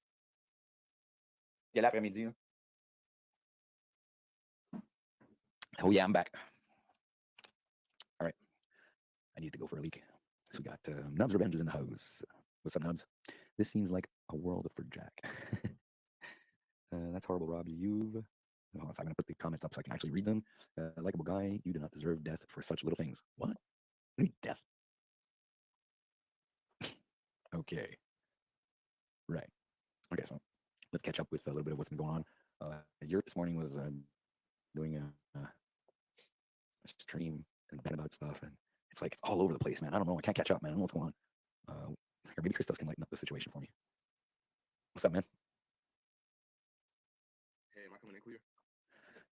You're not very loud, but yeah, you're coming in. Okay, well, I changed my audio from here. Hold on. What about now? Oh yeah, now you're coming in better. Yeah, that's good. Okay, I've been messing with the audio stuff recently. It seems to change sometimes based off who StreamYard you enter as well. Just like the availability of putting like the little title thing, that white space below my name or your name that you don't have. But anyway, I don't put that. man. I heard the tail end of what you were saying. I had to come over, bro, because I saw you were live through Pineal. I have all my notifications off basically, but I was over on Pineal just digging around with people in the live chat, talking to Sean about what's going on in the communities recently. Like, he does this all night streams and sometimes just restreaming stuff and falling asleep. So sometimes I try to go in there to, just give them something to do other than watch nonsense and maybe throw up some comments from people that are so kind to give them. But anyway, bro, I wanted to come over here and hopefully Sean comes over here. I might as well go over there. He just started a stream. You were playing that music, bro. We were laughing a little bit because we were talking about how that music reminds us of like when we were in high school. Going to like events or something on a loudspeaker. It's because it's copyright free music, so I can use like the whole Netflix. It's a Netflix album. Now I get it. Okay, that explains it. Yeah, it definitely should be copyright free music. I mean, who would want to? I digress. Use the songs, like there's like 12 or 13 songs, so I just pick one and I play it, or two, all depending if I'm ready or not to broadcast. Word, bro. I think I like the cool. background, bro. And I like the Not even- Super Sunday shit title you got going. I like how you got the titles and themes. But go ahead. Geez, I don't know. I just lost my train of thought. I would say the whole untitled thing. I mean, to me, I guess I like the fact that it leaves everything up on the table, like anything can happen. But I don't know. I'm more of a I like adding in something into a description of a stream so people at least have somewhat of an idea of what might be going on. You know, I don't know. Backstage. I don't know. Then again, I could probably throw like a hashtag restream retardation into my streams since I always end up restreaming some shit in double speed, or 1.5 speed, or 1 3/4 speed. But yeah, is this JG? Oh nubs. I'd like to see JG on OTW's channel just completely calling him out on being corny and. Those plants behind you, OTW? No, they're dragons. No, dragons. And I have. I didn't realize how low the volume was. Down there. Oh, wrong side. There he is. Fuck. What the fuck is a Grogu? It's That's that Baby Yoda thing. My bad. Okay. I didn't know that either at first. I just thought it was literally Baby Yoda until I started hearing, oh, Grogu. Salty probably enjoyed it more with the volume down. So. No, it's not Baby Yoda. It's a baby of that race, right? But Yeah. It's not Yoda himself. Right. So I it'd be almost like don't saying care at this dragons. point with the Star Wars terminology. My bad, Dubs. I was just saying, now it's Disney and all that shit, I almost don't even care about getting Star Wars stuff right anymore. I can't lie. I'm one of those people that's like a little salty. I like Star Wars as a kid. Now it's just fucking dumb. The combat, all the designs, bullshit now. What's canon and what's not. The Legends universe is now not considered at all. All those books and video games that were like made Star Wars even more badass, those comic books and shit. Yeah. Now that's Legends, it's not canon. So anyway, you got it. Yeah, it's like Grogu is not even a baby. He's 50 years old. So that's pretty special about the. If you watch The Mandalorian, you know, like I followed the story, so because I'm a Star Wars fan, and so I know exactly what the hell's going on. It's sad how a company can take over a storyline, much like in real life. They take over the storyline and everything's fucked, and we're all on fire. That's pretty. You accurate, I guys guess. have what, over 1,000 fires up there right now? I don't know. I haven't heard. I don't watch the news, dude. I don't keep up with the mainstream media at all. So I don't know. I have no idea what the hell's going on. Nobody's talking about it either. I haven't had any conversations. The only thing we're having here that we're getting a lot of is freaking it's raining. I feel like we're in the tropics here, man. It's raining all the time. Well, I mean, like a tropical jungle, you know, rainforest. Tropical rainforest. Yes, it feels like it's like just raining every day. You know, today Aren't is you guys sunny. in a boreal forest?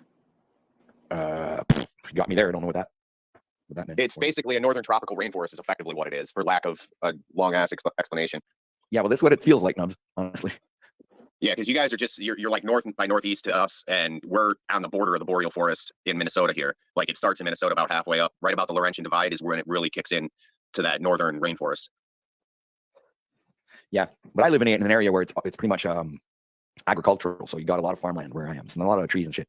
But it's just been raining like crazy lately. It's and the nice sunny days, well, they're too humid to go to work anyway. You know what I'm saying? It's like today's a nice sunny day, but it's just too humid. It rained all night.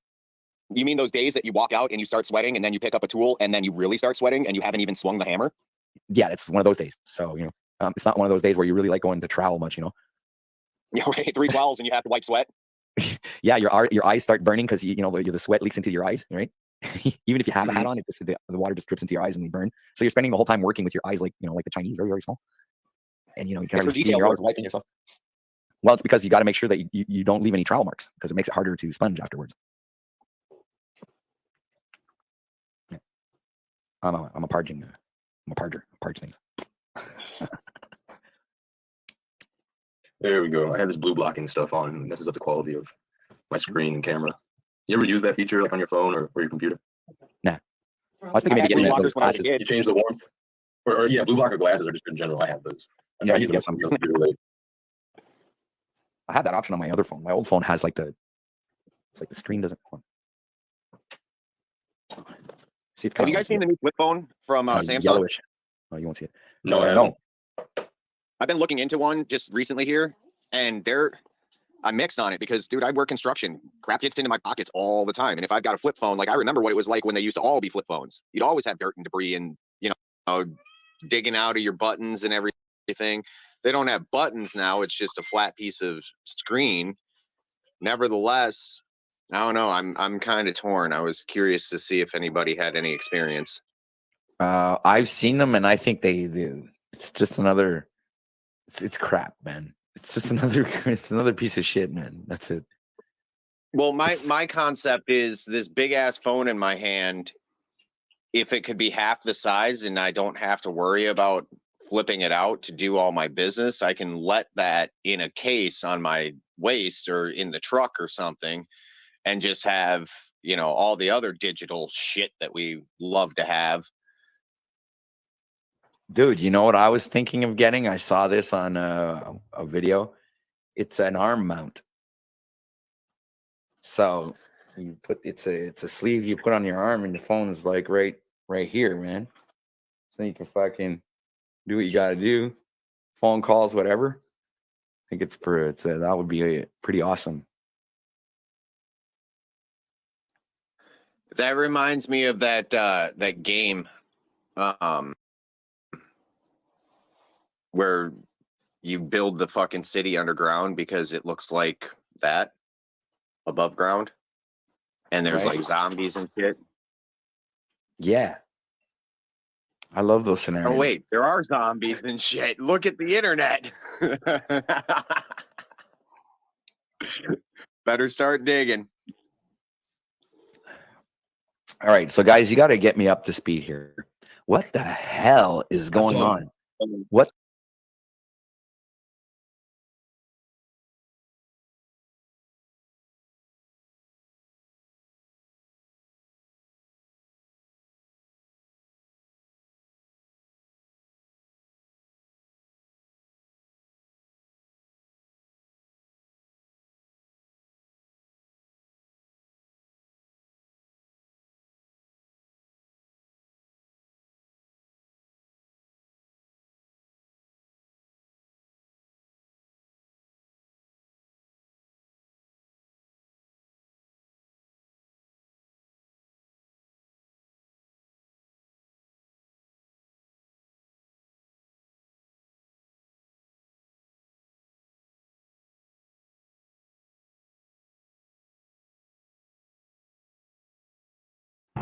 Wait, how long did I just have this tab open?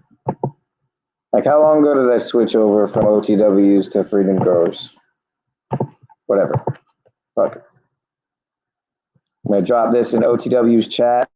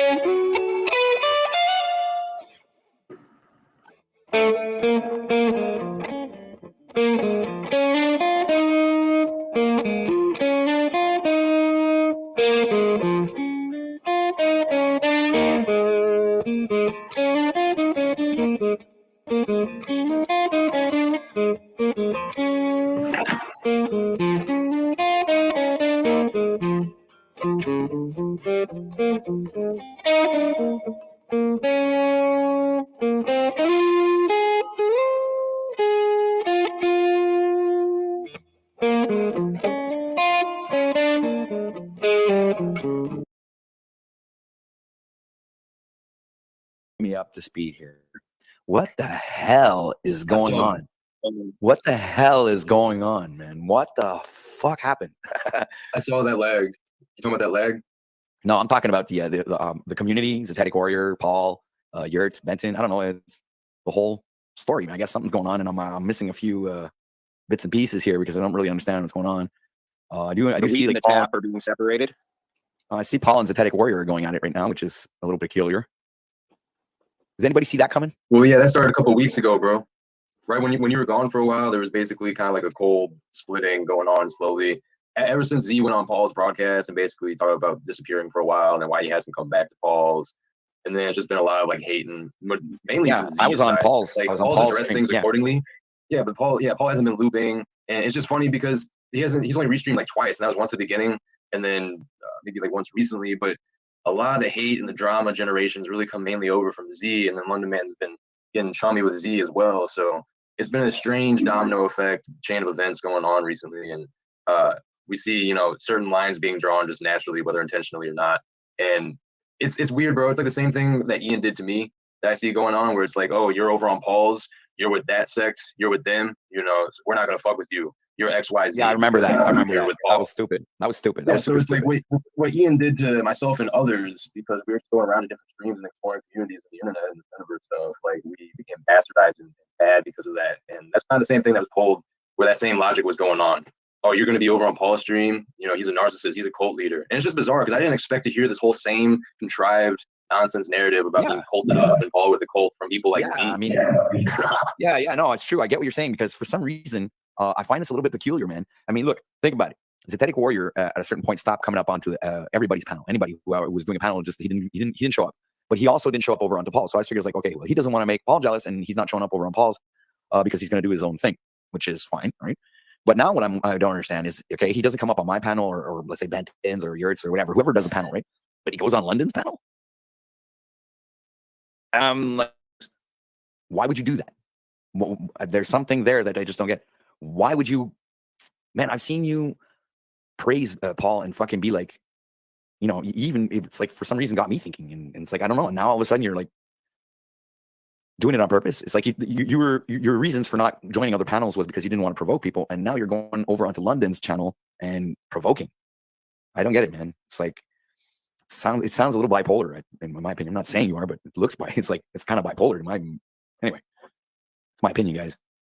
Yeah, no, I'm not sure what to make of it all necessarily either. I mean, did you see him go on Paul's right after he was over at London's and they were waiting around, waiting for Paul supposedly for like 5 hours to come through? I don't know if you saw. Z went over to Paul's for the end of Paul's stream after being over at London's, and they were waiting for Paul. Yeah, I knew I missed something. I knew I missed something, man. It was so bizarre, bro. I just rewatched it with Pineal. He went on for like 10 minutes, asked for the link over at Paul's after talking shit, waiting around at London's, and then said, you know, I don't want to go to bed angry, and came with a whole different tune completely, like as if he wanted reconciliation or something. And just, it's like all the hype that was generated didn't lead anywhere. So then he ended up coming over and like, I guess like wanted to bury the hatchet last minute after all this stuff over the weeks, and then this whole stream about pull up Paul and metaversal drama nonsense. And that's the thing. And this is like, if a lot of it's been feeling like contrived beef, like it was manufactured, fake hype. You know, it's not like there's actually been real issues for real, like created issues for attention drama. I think that's part of it. Maybe not completely, but go about it. Okay, so yeah, the there's a lot last of 20 stuff that's led up to now. Go ahead. So it was the last 20 minutes of the stream, right? Something like that. Yeah, within like the last 20 minutes. I wasn't around for a lot of the Z thing between Paul and Z. I was kind of on a little hiatus. It was during the whole Moose times, and I just kind of stepped back because I didn't have a dog in that fight. So I missed a lot of that. But it seems to me as if certain people in this this metaverse would rather have drama than communication. Yeah, and I'm not talking about anybody in specific whatsoever. I don't know these individuals. You know, the closest to knowing anybody is I've had conversation offline with Paul, but not even that. Like, it was a text, so it wasn't even a real conversation. You know, but if you treat people as humans and they fuck up and they don't act like humans, then treat them like they should be treated, because they are not humans at that point. You know, the humanity is no longer with them. You know, much like the way that, you know, for instance, my explanation to my girlfriend about, she had said, why are you always on Jack? I said, I'm not. He asked for help, denied it. Asked for help, denied it. Asked for help, denied it. After the third time, I'm the fucking asshole and I'm done. You know, so I don't know. Maybe I'm just talking to hear myself, but.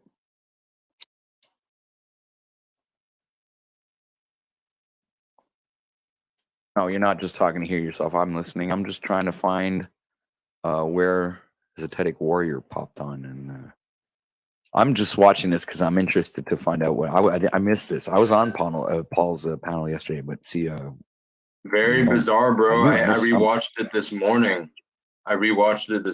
Dog. Wow. I didn't see it last night. I didn't realize this happened at the end.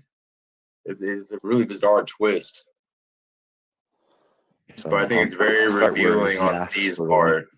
It doesn't make Z look good at all. Like, I already think Z's dug himself into a hole because of his own ego and shot himself in the foot here. But this display last night just solidifies that. I mean, when he came on Paul's explaining why he hadn't been around that most recent time, yeah, that said a lot.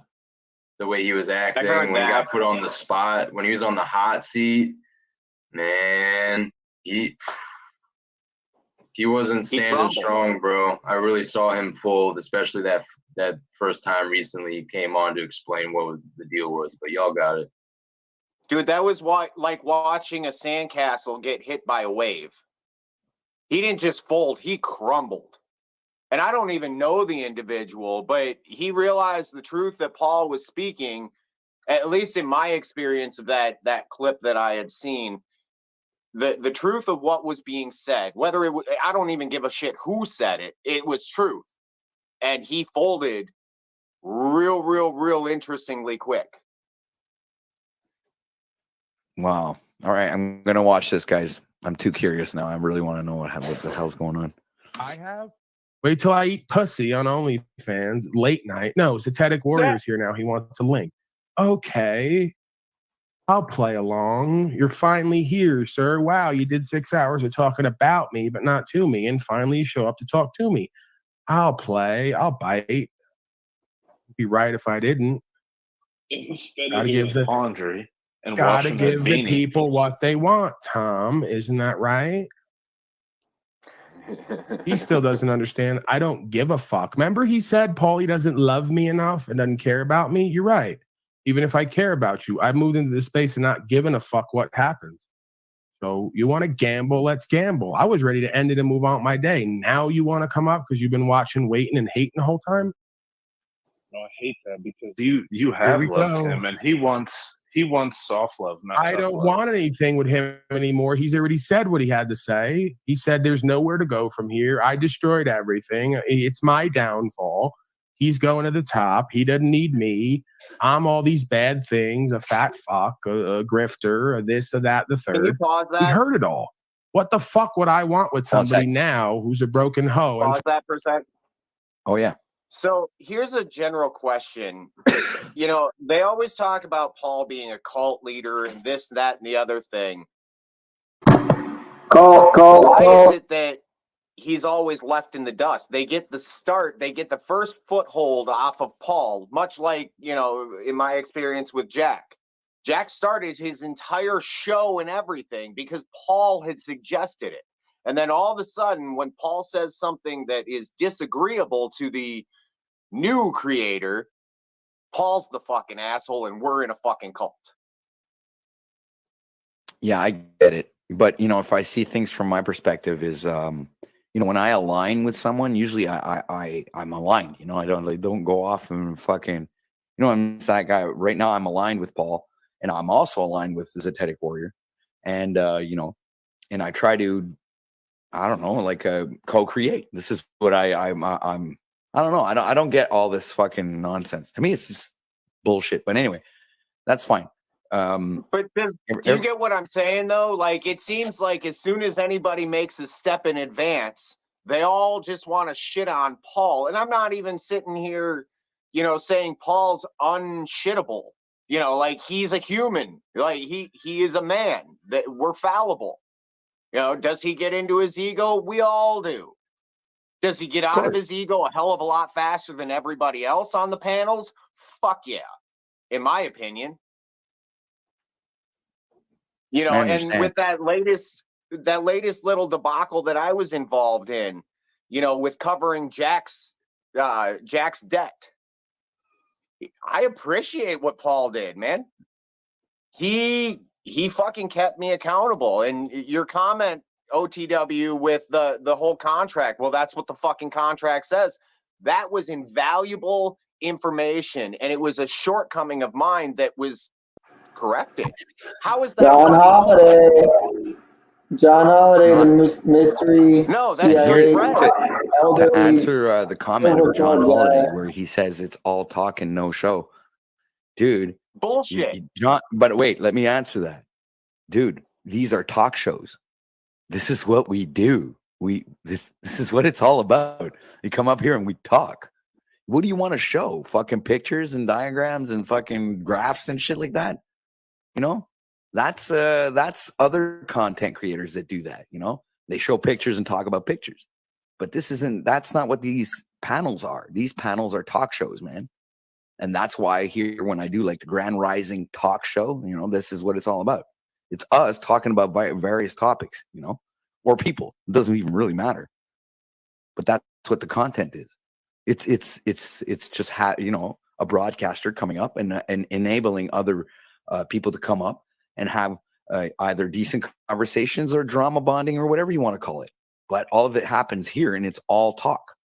So what else do you want? If you want somebody to show you something, go see a show. You know what I'm saying? It's like, go watch Guns N' Roses or Metallica or something. Honestly, OTW, the people that I've met on these panels and stuff, we talked about business. You and I. I'm not going to show that business offline. Like, no, that's not like you're saying. It's not a fucking talk show. But if you want action, look right here. See that? See that icon? That's my action on a daily basis. I build beautiful retaining walls and cedar fences all the fucking time. And I do a better job today than I did yesterday because of these men online, specifically Paul. Yeah, and I'll answer Tyson Hook's comment right there. You're right. I am. That OTW is a glorified Paul worship channel. Yeah, so what? You jealous? And I'm also the same thing for all of the other broadcasters, all right? So I'm a fan of Zetetic Warrior. I'm also a fan of Yurt. I'm also a fan of Benton. All right. So I'm all these things. So yes, I'm a glorified all of these YouTubers worship channel. You know what I'm saying? It's like not just Paul, all of them. So Tyson, it doesn't really make. For what sin do you cast your first stone against Paul? Please come up to the panel and explain. And I'll personally, I don't have any say in the show or anything. I'm just a guest like you would be. Nevertheless, I would shut the fuck up and let you talk if you can come up here and give me 3 valid points where Paul literally fucks somebody over with intent for loss, injury, or harm. Hell, I'll go with 2. But it'll never happen because you won't come up in the first place. But we're fucking worshiping Paul. I dropped the link, man. Anybody wants to come up here and say their piece? Of course you did. And they aren't going to show up.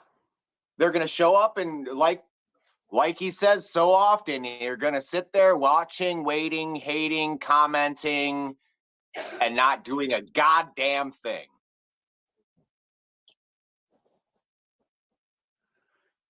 And believe me, if there's anything that I fucking hate, it's to repeat another man's words. But Paul's words, 99% of them, in my opinion, are pretty much spot on. Yep. Absolutely. Because they're not his words. They're words from the Tao. They're words from places that are far wiser than any of us put together. Exactly. Now, how are you going to argue with the holy books from ancient times as if you were smarter? Fuck, didn't you change it then? Yeah. Oh, man. People hate because they usually they get triggered by the truth, man. I've noticed that.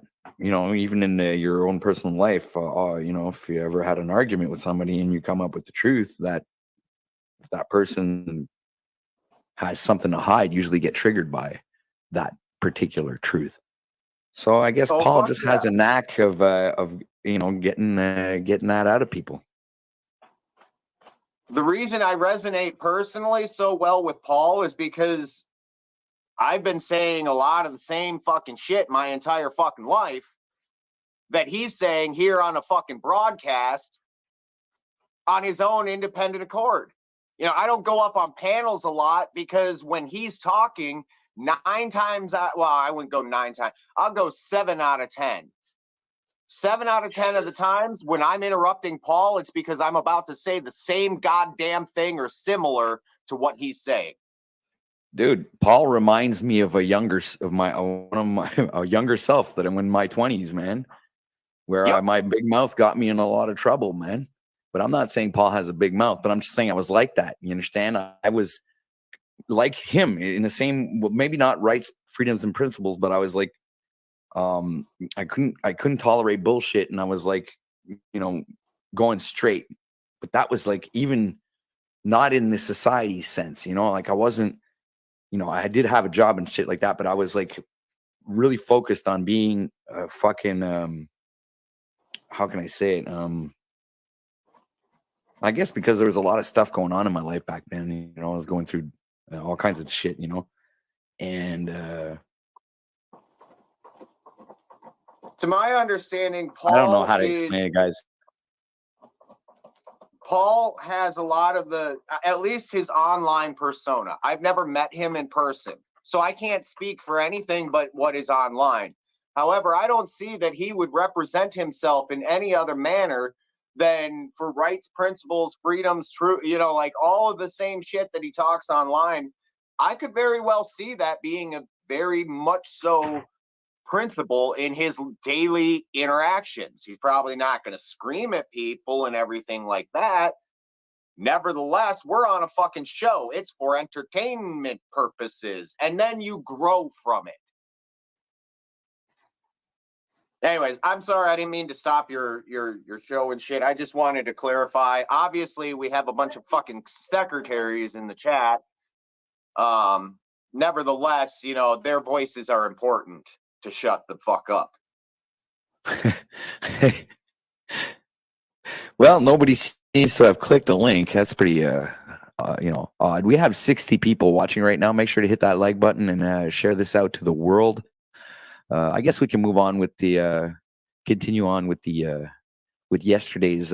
This is a 20-minute clip. It's not too long, so let's see what's going on. Has there been any resolution found? Yesterday's news? Well, this is OTW news, and I guess I'm a little late on the uptake, but what do you want? Yeah, man, let's take a look at it. I think it's worth reviewing. I do believe so, too. It's always worth reviewing, Paul. What are you talking about? Paul said it before, man. It's like, he's the content, man. So, you know, when all else fails, you know, go for Paul. In all seriousness, like, as a younger kid in his mid-20s, I just find more genuine, serious, principled value, especially spiritually, knowledge and value and wisdom and stuff to gain from Paul's channel, genuinely, rather than Z doing like a truth or verse puppet show, which, you know, has its part in all this, but just as a, you know, if I'm going to be taking any type of wisdom or viewing anyone as a role model metaversely, and someone giving good game that's older than me as a male, I'm seeing that genuinely, spiritually, principled, you know, and value, all the same words I've been using from Paul, not Z, and that's just what it is. So there's also entertainment as well. It's multifaceted, Paul's channel, what he's been doing as a broadcaster and a streamer. Hey, you never know what you're gonna Smith get, is whether it's the backstage. panel or whatever it is. So I see more value there, and I'll leave it there. But y'all got it. Yeah, I was just gonna mention Smith is backstage and just came up, so I know it's you, and just I'll let you up. Oh shit! There you go. Fucking Smith. All right. That dude stalks me. There you are. I've been looking all over for you, Nubs. I knew it. I knew you were fucking stalking Fucking me. found you. I knew you were out in these streets. Got some numbers for me, Smith? Fuck, I don't. Yeah, I probably do. My favorite is like 5, 6, and 7. Those are my favorite numbers.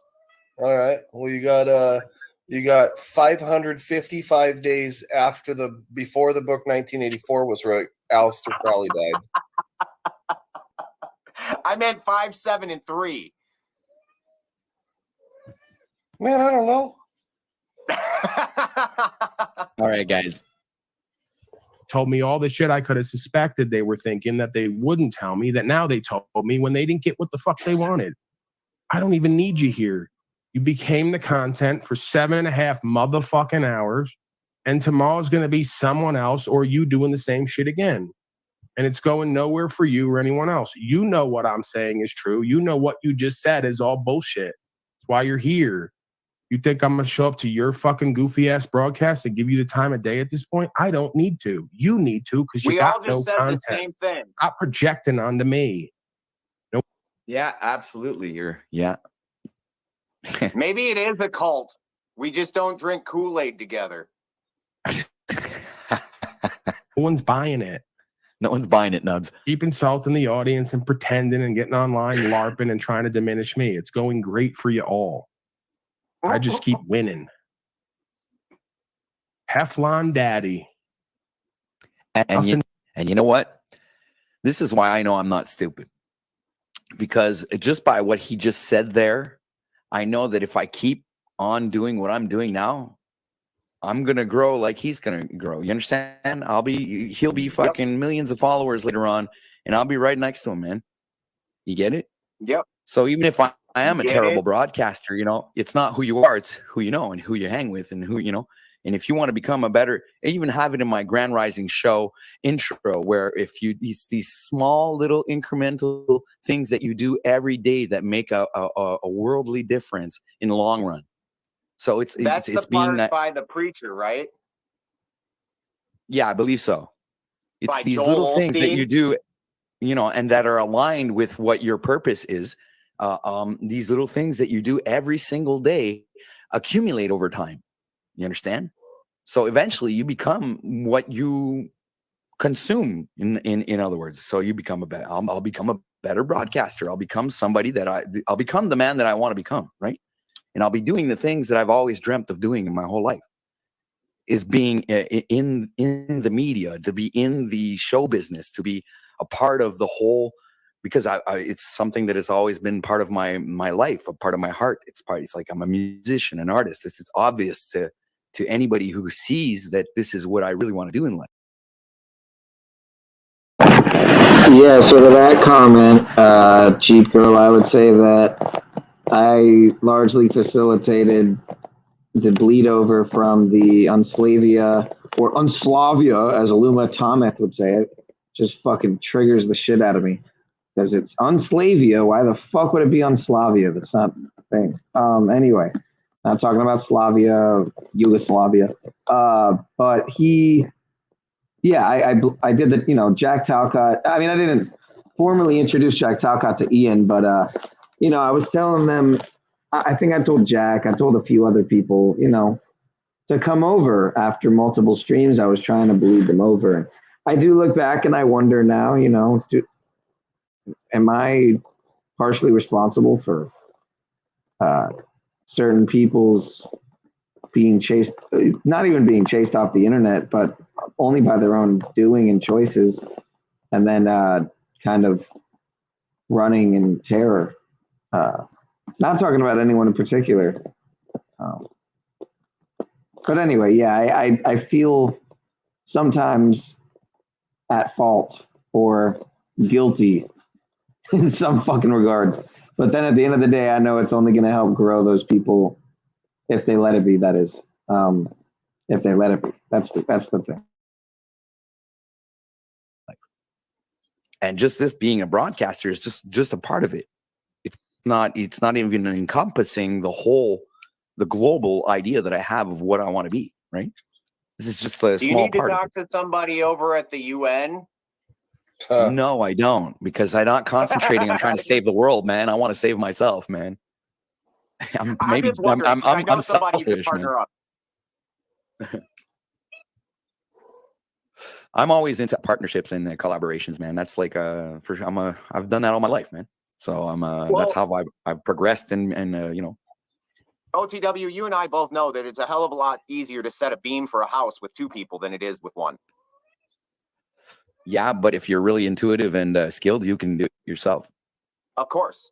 However, it's easier with two. It always is easy. Even if you have a piece of equipment, it's still always easier with two. True. Be able to stand on your own, but then know when it's more efficient to have somebody stand with you. Yeah, it's because in my experience, in all partnerships that I've ever had, I've always been the main source of income, if you will, in that partnership, right? And I've also been the main investor, which means I invested vehicles, tools, all kinds of different things, and the partners have little or to nothing invested except their time, and got like 50% Which has very of the little profits. value. which has very little value in the grand scheme of things. Because if all you bring to the table, I was having this conversation with my brother in regards to the business opportunities we were talking about. When you only have time to bring, time passes, and then it's not able to be attained again. You know, it's if you bring in your own materials and you bring your time, now you're talking equity. Yeah, exactly. So that's one of the reasons why every time I did a job, I'd invest in the business. I'd invest in the tools that I did. Okay, I have this next job to do. I need this type of material. I need this type of tools. And so I'd always accumulate new tools and get, equipped to make sure that any job that I've been called upon to do, I'll have the equipment necessary to accomplish the task, And part of that equipment is definitely the finances. Yeah, just like in my mind right now, I had a generator and I wasn't using it. And today, well, like not today, but this summer, I sold it last year because I wasn't using it, right? And now this year, it's funny that for some particular reason, I use it right now, and now I don't have it, so I'm gonna have to go buy another one. Which, see, it's a bad decision. I should not have sold it, because a year later down the line, I would have been using it all summer long. OTW, so you and I both know, as construction guys, the one thing you never sell is power. Because it removes the power. I learned that the hard way. We all have expensive lessons. Well, because I realized in my mind, if I could keep the compressor inside the truck and I don't have to take it out of the truck, leave it there, and just pop the generator and it'll run the compressor, and I would never even need an extension. You fucking serious, yo? It would be. You fucking serious? He never unblocked you? That's so whack, man. That's fucking crazy. I didn't know that. That's some pansy shit. The fuck? Just be epic, man. It was like, okay, I thought maybe he doesn't know how to unblock. I just learned how to unblock the other day. So now I'm thinking of buying another generator. I'm in the process of working on a wind turbine to acquire power to charge all my batteries in my truck for my 20 volts. Because you figure on your way to work, I drive half an hour, 45 minutes every day at least. Slave. Well, that's a lot of charging time. Yeah, that's true. And either I'm going to pay for it in my electric bill, or I'm going to pay for it in my gas bill. Well, I'm already paying my gas bill, and if I can hook that shit up, why not? Throw an extra battery with a power converter on there. Now you can run any of your table saws or anything right from your truck. You run a compressor right in your truck. There's that little spot between the back wheel and the front or the back of the cab that's just dead space in your truck. Why not put a compressor there? Anyways, this is totally off fucking topic. My bad. Well, no, actually, that's like, at least it's a topic that I can talk about. Oh, I can talk Maddox all day. Yeah, so can I. I can talk construction and everything. I can talk about that all day too, man. I talk about tools and whatever, man. It's like my favorite type of tools. I could say that I can talk about that all freaking day. Do an 8-hour stream just about freaking construction. But anyway, the funny thing is we're talking about tools in either conversation. True that. They're just not the same type of tools. Absolutely. And some tools you just don't need in certain jobs. Right. That's true too. Oh, we got Paul's in chat. Daddy needs slurping. Someone's got to do it. Maybe he's picking up your slack. Don't know who's talking. Fucking Paul. All right. Well, you're welcome to come up whenever you want, Paul. Links in the chat. He's already up. He's just How are you now, Jonathan? Paulie, I don't want to go to bed angry. That's the first thing they teach in couples counseling. Well, why are you going through life go to bed angry? angry? Why are you going through life angry? What angered you about any of this? I'm not angry.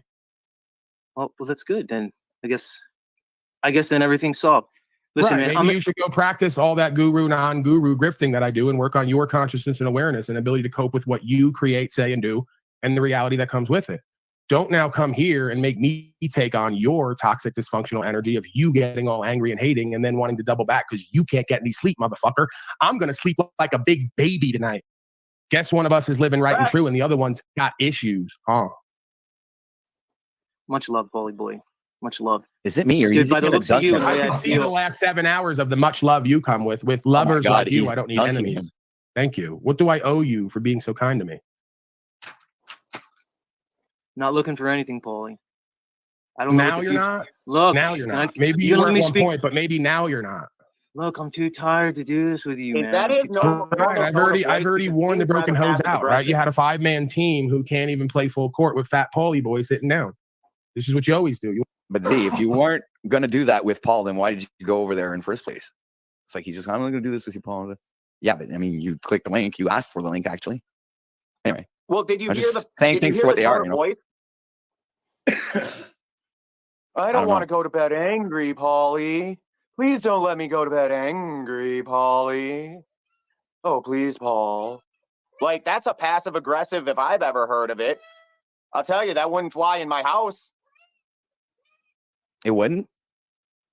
I'm sorry, OTW. If you came over to me and we were having a sleepover cuddle session and you said you didn't want to go to bed angry, I'd probably put some hands on. I'm a dick. Okay.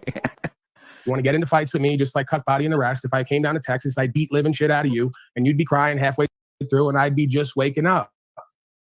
I'm tired of all you nonsense popping shit online. You ain't about it. You don't stand on anything you say. Stop getting into interactions with me. It goes bad for you. I beg you not to do it. I beg you to work with me on truth, rights, freedom, principles, and come forth whatever your content is. You do it or you don't. Right. And I'm going to speak on what the fuck I see and experience. If you don't like that, don't respond to it. If you respond to it, get prepared to have accountability time. What I came on here for again. So, let's just stop playing the games with ourselves and each other. Let's do what's true and what's right, or go our separate ways and stay in our own lane. You don't need to talk about me because you're going to the top and I'm on my down spiral. And I don't need to talk about you. Well, it's interesting, Paul, because what you just laid out is something that I seem to have no problem following, but you're the one who maybe should, I don't know, take the advice that you're offering me right now. No, because it's never detrimental for me to talk about you. It's always bad for you folks to talk about me. You're not in a power position. We're not equalized here.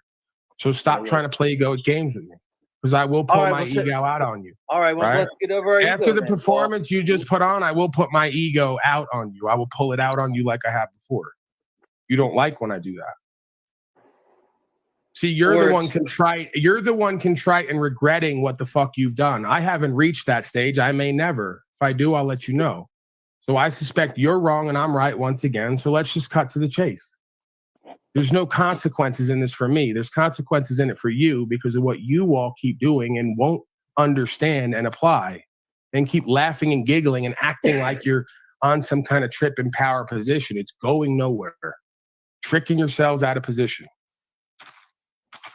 Dude, we can just keep going and going. That's and going exactly in this what's loop, or going we could- on. Bro, I could go forever, man. I could fuck forever. I could fight forever. I could fucking do time forever.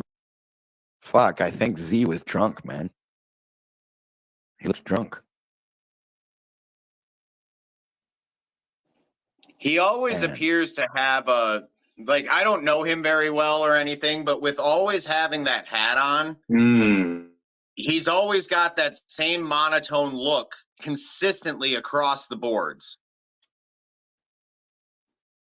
That's just my perception of the content that I've seen from him.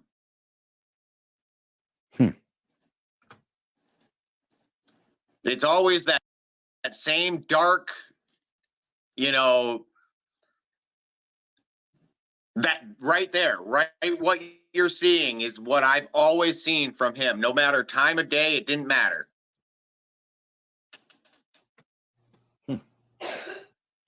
Dude, we can just keep going and going and going in this loop, or we could. Bro, I could go forever, man. I can fuck forever. I could fight forever. I could fucking do time I was forever saying if I had to. earlier to You Sean, can't. like he Go seemed ask- high or something. He seemed very beat and drained, whatever. What's going on? I didn't think about Smashed. drinking though. Smashed, He's in on my his way opinion, to the seems top. He's exhausted. just the way he blinks his eyes, man. I know, man. I know what alcohol does to people, dude. That looks, in my opinion, just the way he blinks his eyes. Right? It's not because he's too stoned, dude. Right? Like you're on some kind of trip in power position. It's going nowhere. Tricking yourselves out of position. dude, we can just keep going and going and going in this loop, or we could. Bro, I could go forever, man. I can fuck forever. I could fight forever. I could fucking do time forever if I had to. You can't. So ask me how or don't comment on it. Are we gonna just keep doing this? Is this gonna be how We'll this do is gonna whatever go? the fuck you want to do, bro.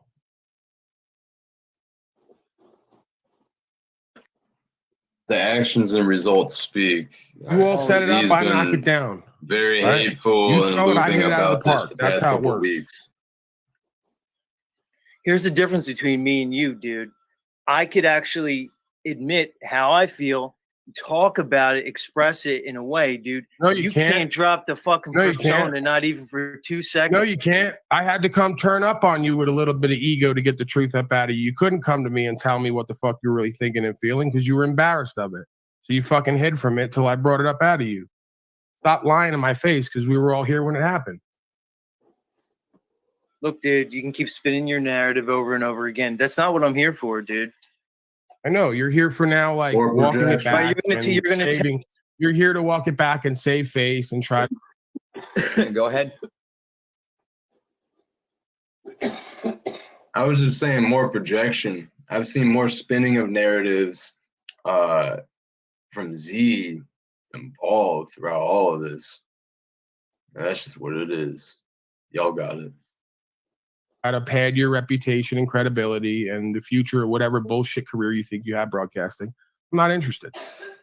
No, that's not really it, dude. Are you really interested, or are you just gonna? Well, I spin your just narrative? told you. You just did a whole performance, and then at the end of it, double back, and now you regret everything you've just done. So you first cop to how you've been wrong. None of your points fucking matter. It's like, whose line is it anyway? The only game where your points didn't matter. So let's just get right down to it. If you weren't regretful of what you've done, you wouldn't be here right now because I wouldn't kind of come to any of you with any kind of regret. Not yet. If I was, I'll report it. Or you can just keep saying regret over and over again. Or I don't want to wake up tomorrow not knowing what the future is going to hold for either of us and have a huge regret for the rest of my life. Right, because you're still a punk ass bitch and you haven't learned to surrender and let go. You don't get to determine what the rest of our life is. You only get to determine what the fuck you do with the now. And you failed that for the last 7 hours. So if you were worried about our future and where it was going to go, you shouldn't have just put on a huge performance for 7 hours that went nowhere and got nothing done. And all it did was cement your reputation that now you're regretful of. That seems like Again, a you common keep saying that denominator over and over. for The only anybody thing I that comes up regret on Paul's panel between me in and this you, manner. you keep bringing up my reputation. Dude, you have to ask me to pause because I didn't hear anything you just said. My bad. It I seems heard like everything that he is one said, of bro. My bad. Well, it's because I'm not a multitasker, so when I'm listening to something, I can't listen to 2 things at the same time. Sorry, my bad. That's what fine. the Go fuck's ahead. We'll wrong keep with that in you? consideration. I was then. expecting superhero powers. Nah, man, you're in the wrong fucking. You're OTW.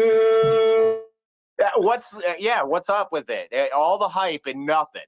Where's your results? What was the point being made though, Nubs? No, but it seems like the common denominator on a lot of people, in this experience, in every experience that I've ever personally had with Jack, when Paul was on, giving him the metaphorical spanking he needs over daddy's knee. As that's going on, they're saying the same goddamn shit. I'm not accountable. I'm not shit. I'm not willing to do shit, but what can you do for me? It's the common thread with all of them, almost like the demon is in all of them. It's ironic because the words are so very true. And it's in all of us. Like, I'm not excluded from that group. That accountability has so far gone from our society that even men that think they're accountable find places where, I done fucked up. Yep. I done I can fucked say that for up, myself boy. as well. Easily. Right. I fuck. And I that's what Brothers and separates sisters, people like is you this and I fucking real? from non-cult members. If it's the cult of integrity and, you know, if it's the cult of accountability, I'm fucking down. Like, let's do this. Because all that man has done and all you have done, to my knowledge, is sharpen the sword that is me. Yeah, I like your perspective, and I do agree with it because it's been the same anyway on my journey ever since I embarked on it. Man, I've worked on a lot of aspects of myself that I didn't even realize that I wasn't even conscious or aware of. Now that I am, it's like, okay, yeah, I didn't know I had to work on that. Now I work on it because I always try to be a better version of me, I guess. I think what Paul is very good at least in my experience with interacting with him on panel, in comments, etc., is he's very good at reminding you when you have a dog and you let that dog out all winter long and you never go out and clean up any of that shit in the spring, when you're ready to grow, when you're ready to mow, when you're ready to go, there's piles of shit everywhere that need to be now cleaned up. Before you can do any of that other shit, let the lawnmower take care of it. Piles of shit. Let the lawnmower take care of it. It'll spread it out and feed the grass. You'll be all right. Don't worry about it. I'm just joking. And most people are okay with that. As a landscaper, I understand what you just did, for they know not what they do. Same concept. It applies across the fucking boards. All you do is change the medium, whether it be a medium of exchange or the medium of creation. But ultimately, you start with the first block and you end with the last one. Yeah, well, that's in all things. When you exactly. You always start from the bottom up, right? Right. Because you have to experience the shit of it, per se, in order to grow, because then you know. Yeah. Zarai. Shut the door.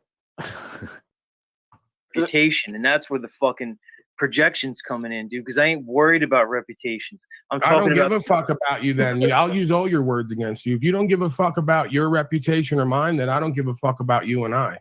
You think I'm going to be around a loser failure whose name and word don't mean nothing to him? My reputation at this point means something. It precedes me. Hey, Sunshine Time, I'll see you over there. If I jump on panel, yep, well, I'll see you, quote unquote, see you in the chat and whatnot, or whoever's here. I'm sure you guys are over there as well. Jeep Girl, we got to get that figured out. That's not.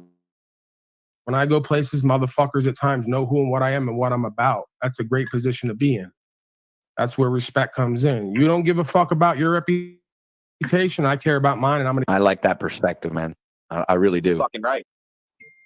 Yeah. And that's a contractor's perspective, because all we have is our word and our past experience. And that's what you're buying. Yep.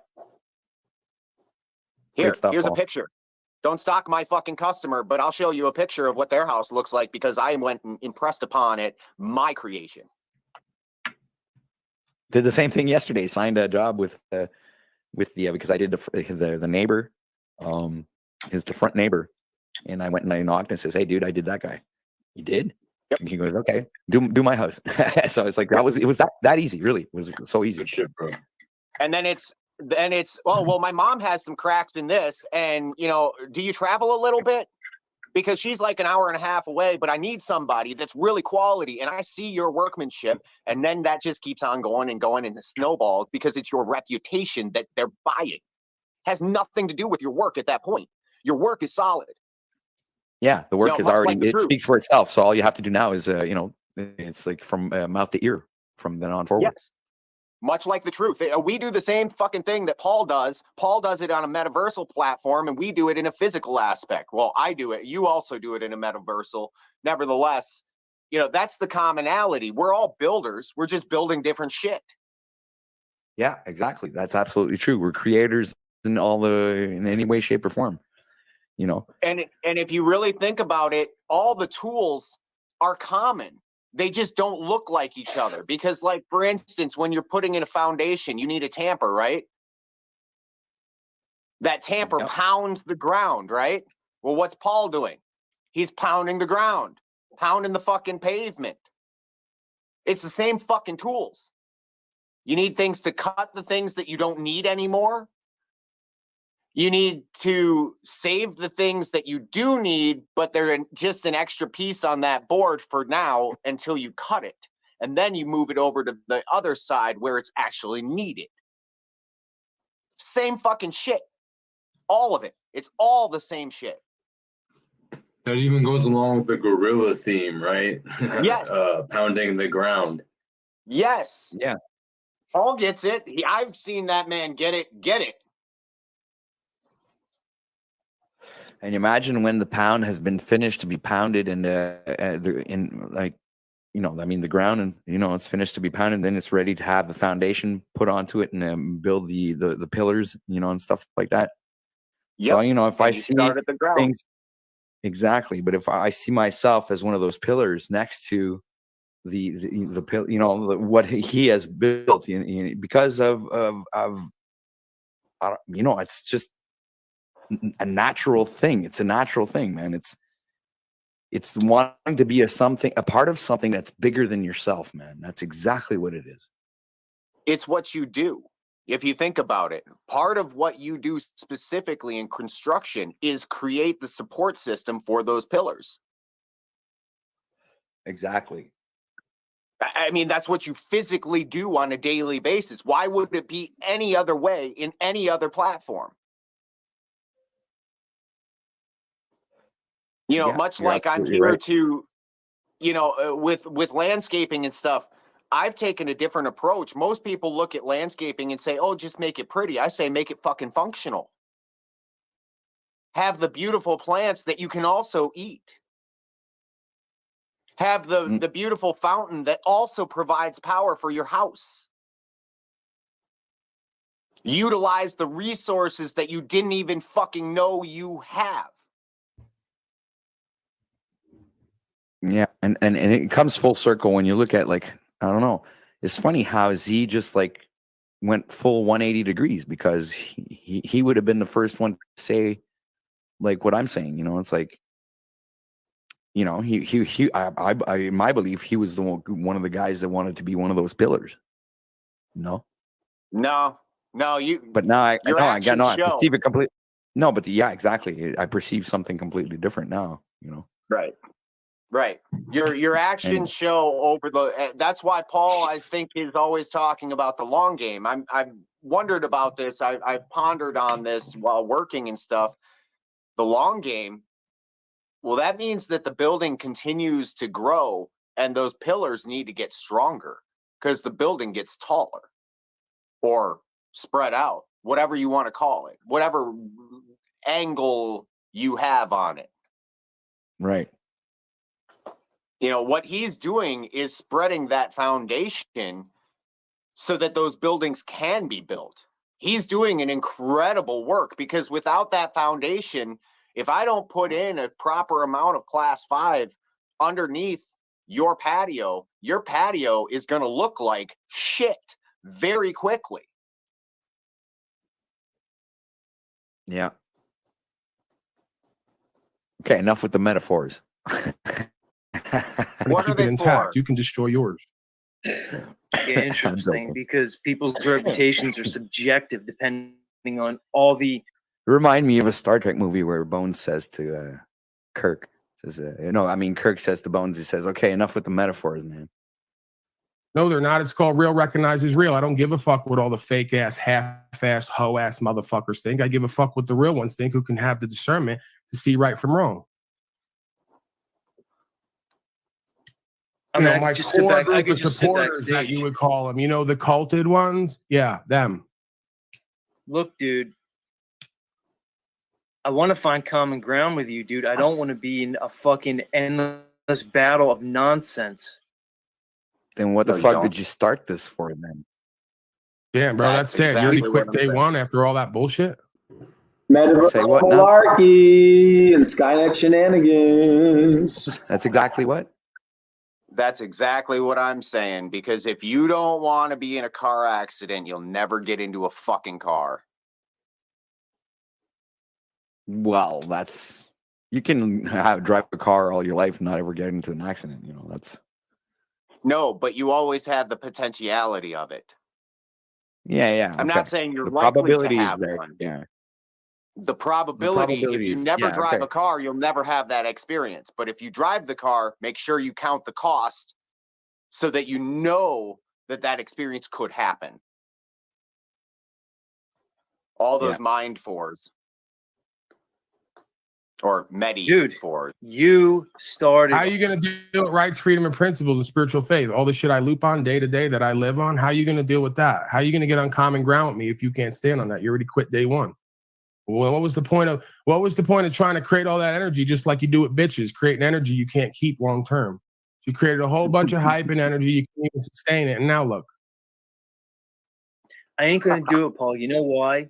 It's like Talcott Because said. you ain't got it in you, because you're already a beaten man. You've already given up, and you ain't got what it takes to go the long haul like I do. Simple. You ain't got the X factor. Remember that? No, man.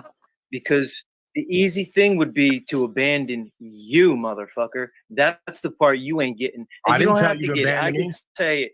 The easiest, it would be easy for me because that's what you want. You want me to abandon you. No, I don't. I want you to get right for yourself and come correct. I want to do a great broadcast with you again. That's all I've been wanting. You've been wanting different shit from time to time.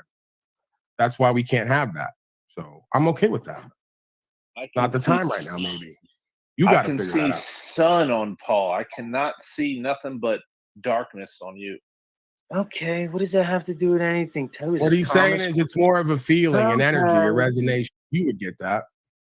Okay, look, the bright light gives me a headache. I'm in a studio. Pause This is that. how I like to broadcast. Who gives a fuck? You guys are crazy. What are you even talking about, Thomas? Like, where did you even come from? Didn't I hear you? Whatever, man. I'm not going to go there. Place we all come from, you fuck. OTW. Yeah. Pause that for a second. What I find really interesting is all the points that we've all been making about this situation are coming out as a result of this situation. Like the darkness that I was talking about. Fucking, who was that? Yurt? No, that was Thomas. Thomas something. Thomas? Okay. It's coming from Thomas. Like, come on now. There can't, that's not a coincidence because I was speaking about it before. So I've never seen this shit. I didn't know about this shit. It's just in the realm. Yeah, it's see, it's in the air. Yes. Yep. So we're It's not in the air no, tonight. Yeah, and Paul's not crazy at all. I guess we all see things for what they really are. It's pretty interesting. We're all fucking cult members. Yeah, we're all culted up, dude. That's what we are. Oh well. Culties.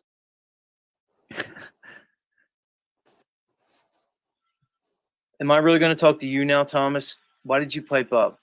Paulie and I are in the 15th round of a fucking 9-month fucking thing, dude. Let's wrong with complete this broadcast and this conversation. Let's not drag it out. So Right. What exactly is it that you're looking for here genuinely? And just don't, let's not mince words because I'm just going to keep being me and doing what I do and standing on truth as I perceive it, regardless of however it shakes out. How's this? I respect you for who you are, and I respect you for what you stand on and for. But, or should I say, and when I'm shown disrespect towards me in a way that I feel as though is beyond the pale, I may react in kind, dude. Wow. Would you want any other way, dude? Justification. No, I just want you to do it in my motherfucking face and not everywhere else but here, because then I don't respect you. I don't mind if you pipe up. I've been begging for that since day one when you were sucking my feet. But just be a fucking man and say what you think and feel in my face, and don't wait to do it everywhere else where I have to pipe up seeing what the move is already. You think I can't see through you motherfuckers?